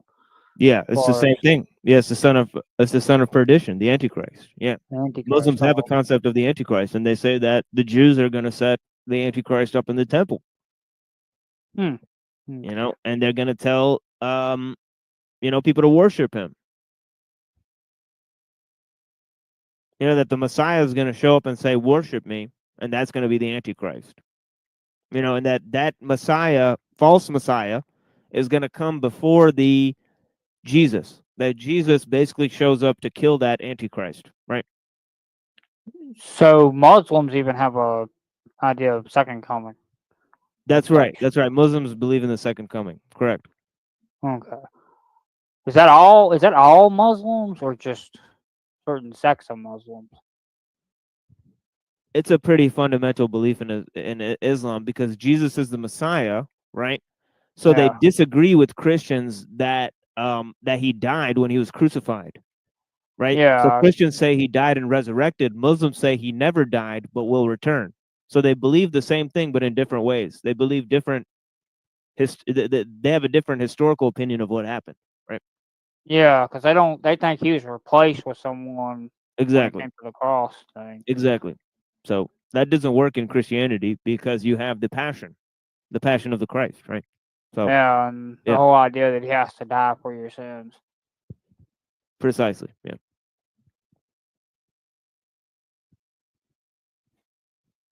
But they do believe in the second coming. You know, they believe that Jesus will come back, and they believe that real Jews, Muslims, and just I mean also Christians, that totally reject the false Messiah. They believe they still hold to all the laws and stuff, and they have a path of righteousness, that they will actually reject the false Messiah and choose the real one. Yeah, but the law of righteousness is different though in Islam than it is in Christianity though, because Islam rejects for one the idea of eating pork, or most Christians are okay with that. Yeah, if you read the Jerusalem Council, there are still dietary restrictions upon some Christians. If you Oh, read you? Acts of the Apostles, so Oh, Christians were okay. fine with that. They just didn't want there to be sectarianism based on dietary restrictions, right? Because there were Jews who still kept to dietary restrictions. But I think Yeah, Paul's point was just, let's not antagonize or try to lead away or hold the Gentile converts to that same standard, right? yeah, because he didn't have no problem with them doing the dieterial thing. Yeah, But the thing was, Peter and them were going as far as to separate from the Gentiles and be separate from them, which was a tradition of yeah, man, yeah. And since and not the Islam, law. yeah, and since Islam believes that atheists can go to heaven if they're a good person, right? They don't believe that the dietary restrictions is a fundamental issue in terms of righteousness and going to heaven and that sort of thing. Oh, okay. Yeah, I don't think that would be because in Islam, you know your deeds are measured on a scale, right? So even an atheist can go to heaven, right? Oh, I did not know that as Yeah, far as Islam. Christian and an atheist can go to heaven for sure in Islam. So Oh, that's a fact.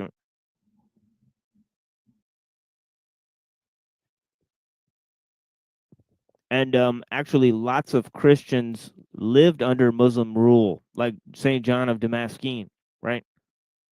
And lots of Jews lived under Muslim rule as well.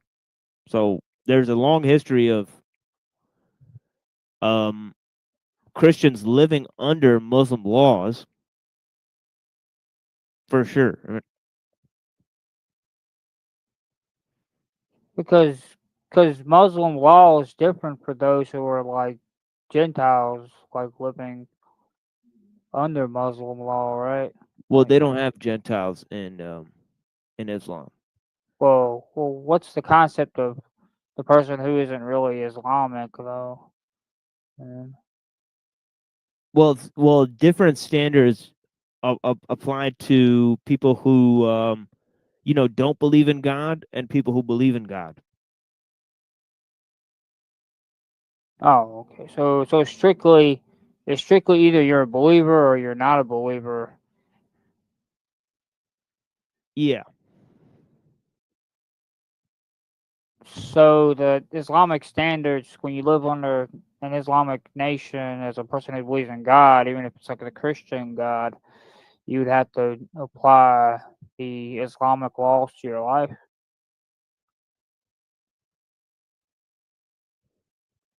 Yeah, definitely. Yeah. Yeah, you can't break Islamic laws. Like like you can't yeah. But at the time, right, there wasn't that much difference between Islamic laws and Christian laws.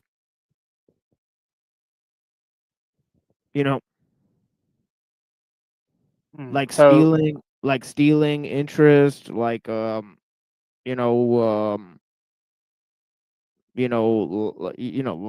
murder, all that sort of thing is the same.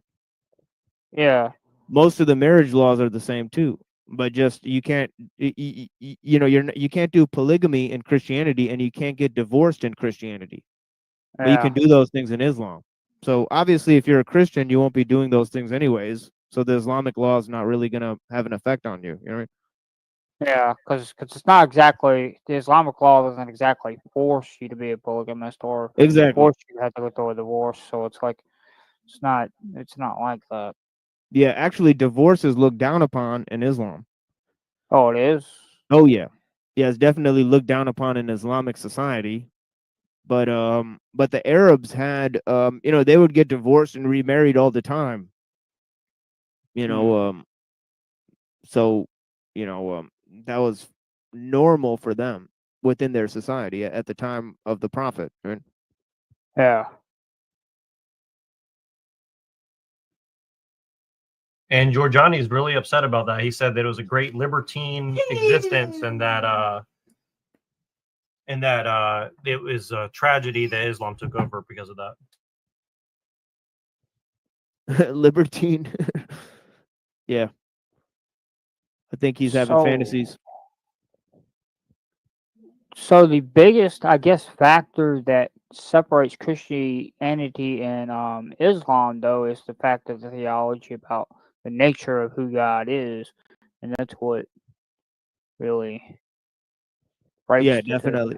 Yeah, definitely. Yeah, definitely. The theological question is a big question, but since Christianity proves it in terms of philosophy, right? And this is a major point I was going to make earlier. Islam doesn't really have its own like philosophical traditions, right? Yeah. The point is not really that serious, right? Because if you just say, well, these are categories that we believe in that prove the Trinity exists, like essence and existence and all these sort of things, right? Well, a Yeah. Muslim will just deny that those categories exist, right? And they'll deny that philosophy can be used to prove God in that way, right? So it is a major difference, right? Because within the Trinity, there's all sorts of distinctions and categories, right? And yeah, so yeah. So one of the things that it's created within Christianity that's really missing in Islam is a rich philosophical tradition, right? Yeah. Yeah, Islam has a philosophical tradition, but it's against philosophy in general, right? It's against especially the philosophy of Plato and Aristotle. Yeah. So that would be yeah. That's pagan philosophy. Yes, but Christianity updated it in very important ways, right? Like for example, St. Thomas Aquinas argued against the Aristotelians, right, about the idea of creation, right? Because for Aristotle, right, God just molds the world. He's an architect, right? So there's stuff already there, and God forms it, right? But for Aquinas, he had to prove that God creates the world ex nihilo. That means out of nothing, right? So, you know, they had to battle against these types of ideas, and so did Muslim philosophers. You know, they battled against these ideas, right? You know, like, for example, you know, Islamic philosophers had to disprove the idea that the universe was eternal, right? Because this is what Aristotelians believed, right? So Muslim and Christian philosophers, they had to battle against philosophy. Wow. You know, and I think people don't really see that. So that brings us full circle, is why we started the discussion with Jay Dyer, right? So we're talking about how much philosophy can be used to justify religious beliefs, right? Yeah. Yeah, I'm not sure how much philosophy could be used to justify religious beliefs.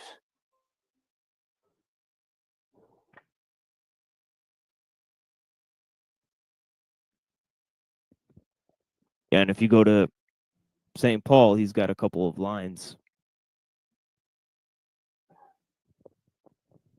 Yeah, he tries to use a little bit of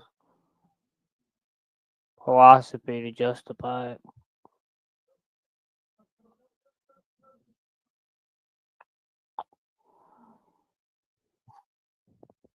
Did you have any inputs there, Neurojack? Not on this particular subject right now. I pretty much agree with Machine's words on that particular thing, and it did kind of come full circle on that whole long arc that I did today. With I started with Stefan Molyneux, then jumped into Jay Dyer, then reviewing Stefan Molyneux, and then now we're back. I think we did a pretty good full circle on that subject. So. Yeah.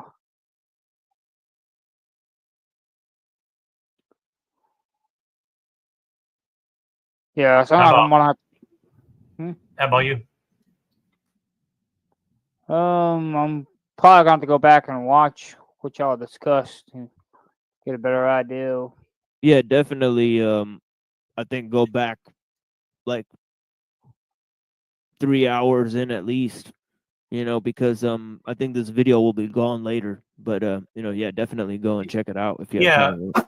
Yeah, and James, I don't know you, but if you ever want to watch some of the stuff, you know, message us, let us know. I can always get you a copy. I just don't like to leave it up, and you know, because generally people are not going to watch it.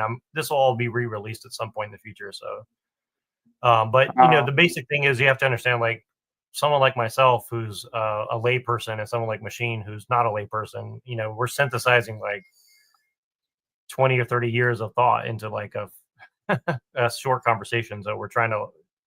It don't feel like it's something that, you know, it's like daunting. It's like we're trying to pack a lot of stuff into a small conversation. You know what I mean? So it's, yeah, I know what you mean. Yeah, it's a lot of stuff. Yeah. I get you. I've talked to people that have been studying philosophy and everything like that, like and well, this particular is religion and everything, but I've talked to religious people as well that's study a lot.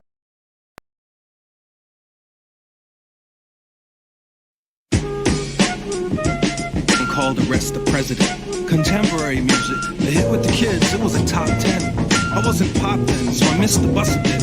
Politics, it was on everybody's hot in the summer list. And the cool kids were all rockin' folks. I shit you not, I was pistol whipping cops for hip hop. Yeah, on my soapbox, yelling into megaphones, killing hard rocks, using carcasses as stepping stones. Had to promise that I'd stop holding my marches the day that Chris Columbus got crucified in golden arches.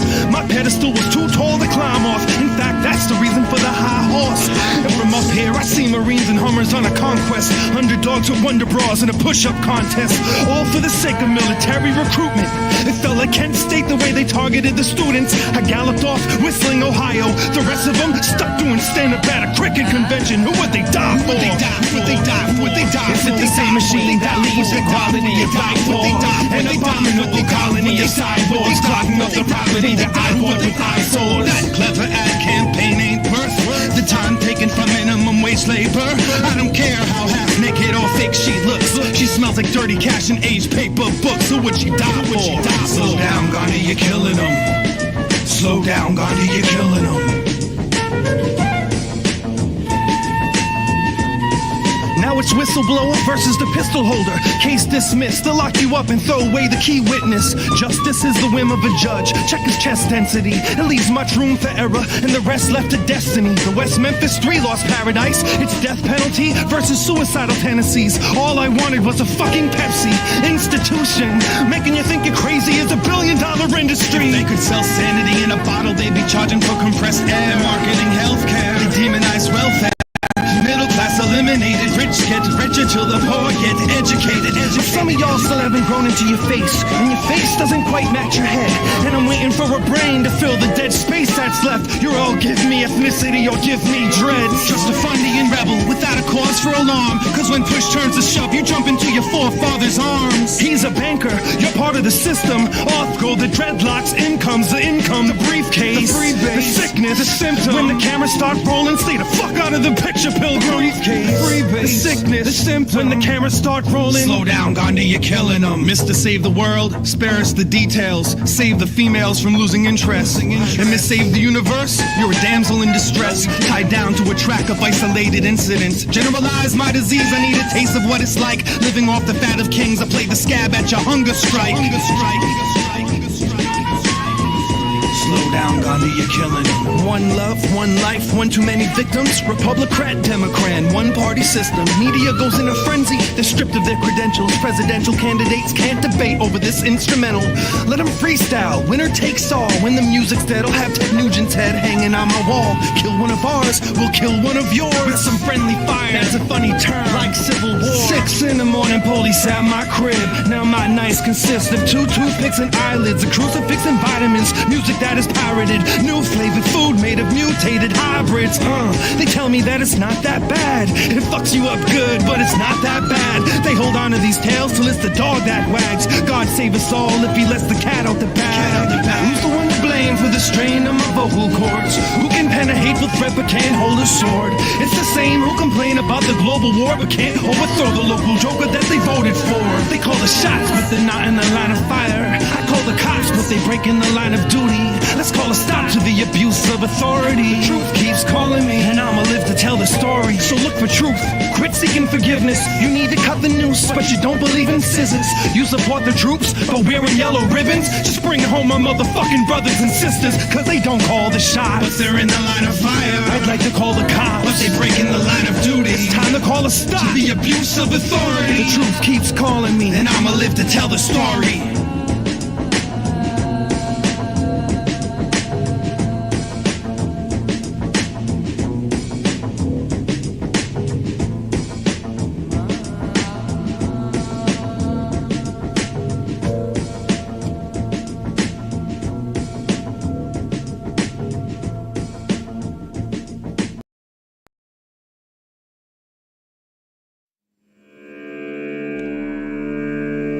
This one is for my beats out on the street of 6 feet, baby.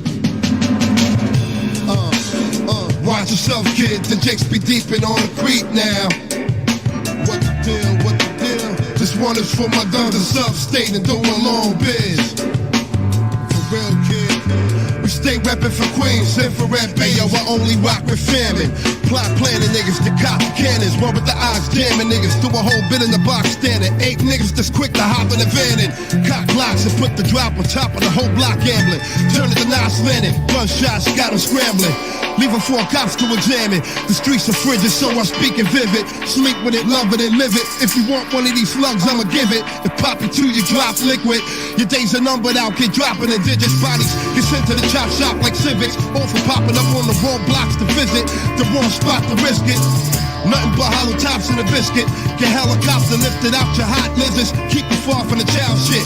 40 cow spit, running with wild clicks. Dead you would beat the murder trial shit. 12 valve whips, the strip is fortune. Flooded with drug enforcement, lawmen stripping your fortune. Shorties are like the Statue of Liberty, they stay living a tortured office.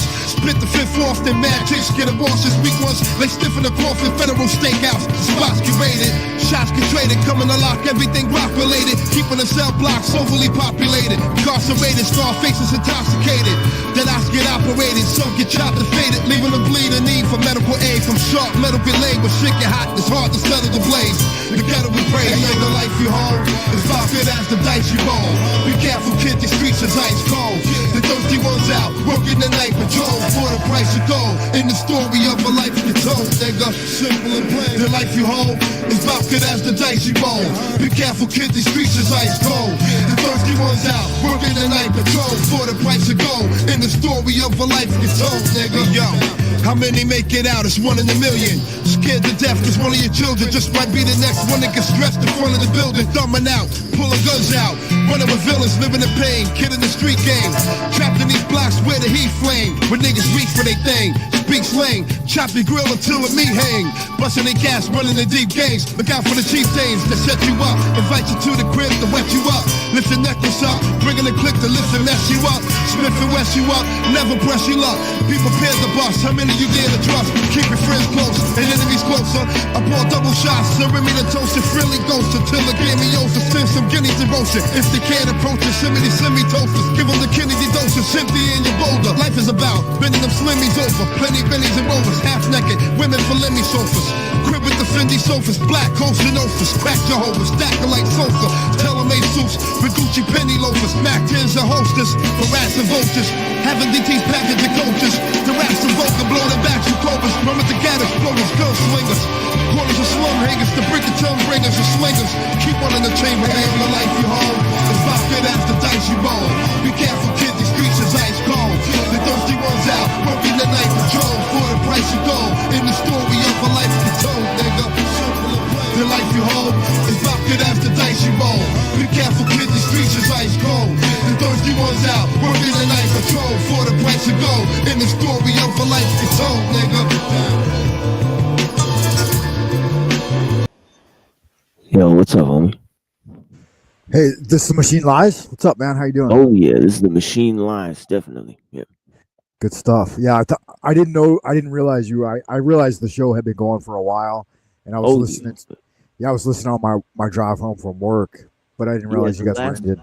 Oh yeah, the last bit of the show I usually play recordings from Neurojack's show, so I could promote his show, and it's just a type of thing because I started this live stream with Neurojack, and now he's doing live streams. So sometimes I use the end of the show just to promote other shows that like for a long time I promoted Jack Towncott's show and other ones. But yeah, usually I do 8 hours and then I'm about done. Okay, wow, yeah. But you've been going like close to 12 today, huh? Well, yeah, it's usually just a 12-hour recording. But yeah, okay. Yeah, the later part of the recording is usually just recorded footage. I mean, but yeah, we had a lively panel discussion earlier, about a range of issues, Taoism, also Ray Kurzweil. We watched some videos on physics. We had a couple people restreaming. So yeah, it was a pretty eventful night, I guess. But yeah, but blessings, brother. Yeah. Yeah, blessings to you, man. Good stuff. Yeah, I just hit the restream button. I don't know. Do you have a minute to chat for a second? Of course. Of course. Yeah, that's why I'm here for you. Yeah, of course. Okay, yeah. Good. Thank you, man. Are we on air right now, or are we behind the scenes? We're on air on the Machine Lies, but we'll be offline in about 14 minutes or so. But you're restreaming, so it'll be fine. You'll have the recording. So yeah. Okay, awesome. Yeah. So, like you're way more well versed in like a wide range of the understanding of a lot of these topics than I am. I'm much more of a layman. So I do have questions, and a lot you talk about I jive with and I get it, but again, your range is just so like voluminous and extensive that I can't keep up by any means. So I just want to admit that right off the jump, so that you know what you're dealing with a little bit. As far as Taoism, though, I've got a pretty good handle, and I've been practicing Taoist magic for about 25 years, and I've been doing Solomonic magic for about the same length of time, maybe a little longer. So my curiosity was this, and you could just be as forthright as you want. You know, if you don't want to answer a question, that's fine, or just convey to me whatever's within the scope of your willingness to do so. Here, hold on 1 second. Let me see if something's possible. Lilith, are you there? Maybe not. Maybe he is, maybe not. Yo, what's going on? Yeah, this is my friend who practices magic here. I mean, he's still here, maybe. Okay, cool. Lilith, are you there? Yeah? No. Yeah, maybe not. Yeah. I'll throw no worries. Maybe, but I wanted to know a little bit of your perspective too, because I've been watching you for a while and I've seen you popping up on other shows. that would have been a fun try. Here's my magical friend. Yeah. Because you've like you said, you go on Jack Talcott sometimes you go on Flow Stream. Do you go on other chats as well? I guess you probably do. Not that many I've been to, because as you see, the current panel dynamics are a little, stupefying. I mean, so, I mainly just, okay, here he is actually. Yeah, but the current dynamics are a little stupefying. So I just. Yeah, I've been calling it the Jerry Springer effect. It seems like that's what drives their numbers a lot of times. Yeah. So, yeah, steer clear of most of the panel situations. And I've also had lots of interactions, though, and I've kept my eye on the entire situation, so, different names and actors. So I could tell you probably more about these panels than the people that are on them, Oh, wow. But, yeah, good looking out. Yeah, so that's actually true, but the fact is I'm not very impressed by a lot of the behavior out there. So I do a little bit of a different show. I just do a 2-hour solo presentation. Okay. Right. And that's usually centering around Jacques Ellul this time. Before it was a range of topics. But now I'm painstakingly working my way through the book Technological Society by Jacques Ellul, and for the audience, and then and then we move into open discussions on Taoism, which is a little bit of a different flavor. Right? Where you have an open panel, but the discussions are geared towards the text of the Tao. Right? Okay. Nice. That's right up my alley. So that would be the top of the hour, like when you first start streaming, right? You would do the first 2 hours of study, and then you would go into the discussions. Is that correct? Exactly. Yeah, exactly. Yeah. Yeah. Oh, okay, awesome. And then when discussions are over, then you have been restreaming some other things, like some past streams. Is that what's happening? Well, I play music, I let the panel discussion go, and then I come back and present information on Kaczynski. So then we go through the works of Kaczynski. Okay. So it's quite an adventure. but then after that, yes, I play some panel discussions, and some of those are controversial because are discussions with the internet figures. Like today, we had a discussion with Claire Hall, who's pretty much a controversial figure on the internet. But I'm promoting some of her work now. Okay, what does that entail? What's it all about? Well, she wants white people to adopt Sharia because she feels that Christianity has failed and it's led to liberalism, right? So she thinks that, essentially the Christian lifestyle has been taken over by liberalism, right? So, it's been defeated, right? But Islam remains in the face of liberalism. So she's saying that white people should adopt some secularized form of Sharia in order to save their society. So that's a very controversial view that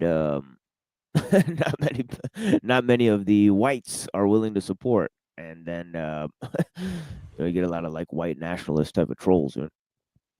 Well, I would personally find it a tough pill to swallow just because I live, the way I do inside of China, and I prefer Taoism myself because I feel like it's the low ground and it's more accepting of people's faults, whereas I feel like Sharia is a little bit too extreme for most Caucasian folks, and I don't think it would necessarily. I just don't think it would necessarily. Well, on the benefit contrary, them. on the contrary, there's 3 million Muslims in China, right? Over, right? So this is in the Yeah. Xinjiang. Yeah. So this is in the Xinjiang province. You know, so historically speaking, Islam has survived in China, right? So Yeah, absolutely. Yeah, and there's parts of China where Buddhists and some of the Muslims don't have very good relations. So we might think, oh yeah, Islam not very open, Buddhism very open, but some of those Buddhist guys say they don't let their daughters marry a Muslim guy, right? So there's a lot of discrimination. I mean, especially in the Xinjiang province. I mean, right, where the Chinese government sets up smart cities, they basically discriminate against their Muslim population. They treat them like fucking Palestinians, right? So so on the contrary, So I mean, I mean, so it's the thing, I mean, see, that's the thing. Anytime somebody says, "Oh, well, Islam is going to hurt us," I say, "Well, look at the Muslim woes." Right? Well, so then, and I would agree with you on both points. I do believe that I don't have any real direct experience with the Muslim per se, but I agree with you, like on the point of Buddhism also being a little bit too constraining, and that's why I would just reiterate that I think Taoism isn't strong enough in that sense that it could do what this woman is proposing that Sharia might be able to do. So I think that it like. Because I don't think that Taoism. I don't think that one can construct a legal system through Taoism. Right? No. That would not be possible, right? So, and that's why a lot of, but what else is true is that there's been a lot of Islamic scholars that are masters of Confucian, of Confucianism, and there's many, you could look up on, even on Wikipedia, list of Islamic Confucian scholars from China. There's a whole list of them, right? Yeah, I don't doubt it at all. Yeah. So it's fascinating because there is legal systems within Confucianism. Now, we talked about how Confucianism and Taoism, they not only deal in different things, but they're philosophically a little bit different as well, right? Now, obviously, Islam is not in line with either of them, but I'm just mainly just saying because, the idea that there's one indescribable quality to everything, right? And that is, part of, I guess Allah, right? So that is fundamentally Taoist, so that is a place where Islam is more Taoist than Christianity, right? But in a way that is less Taoist than Christianity is the legal system, right? So the fact is that, Taoists would not construct a legal system. And that's why I've actually said today on my show, may or may not be a controversial statement, but I said, A, that Lao Tzu is one of the greatest philosophers who ever lived, and B, that that the Tao Te Ching is a philosophical work, right? It's not a religious work, and I don't think it's a scientific work, right? Agreed. Yeah, because and that's where I bring in things like metaphysics, because you can make statements about cosmology and not make it in a religious context, not affirm any religious position, right? So. I don't think that Lao Tzu was trying to turn his quote unquote philosophy into a religious system, and he definitely didn't want it to devolve into a legal system. So he actually says that in the Tao Te Ching, right? So I'm very much interested in that. Now, there are forms of theological speculation that don't reach for ultimate truth, like Buddhism, right? So there's many different concepts, and in terms of philosophy, I said that, obviously Lao Tzu makes unique statements in terms of metaphysics, in terms of ethics, and and in terms of epistemology, right? So he's got some central themes that are very much different from other ideas. Yeah, go ahead, Frank. I was going to say, you're probably, well, there's two things I wanted to mention. One is that you're right about Muslim, I guess it's Islam or Muslim. How should I refer to it as with the Chinese people? Islam, yeah. Islamics. Okay. So they do have really large communities, even here in Beijing. In fact, there's an entire street called like Niujie, like where my wife's mother's mother used to live. And for like our beef, we go exclusively there because they have the highest quality beef. And so, so you're glad the Muslims are there. yeah. Yeah, And but- so far, like as far as like a living system, they're apparent, and they have a huge enclave, like all over China. They have like really a presence, whereas Tao does not.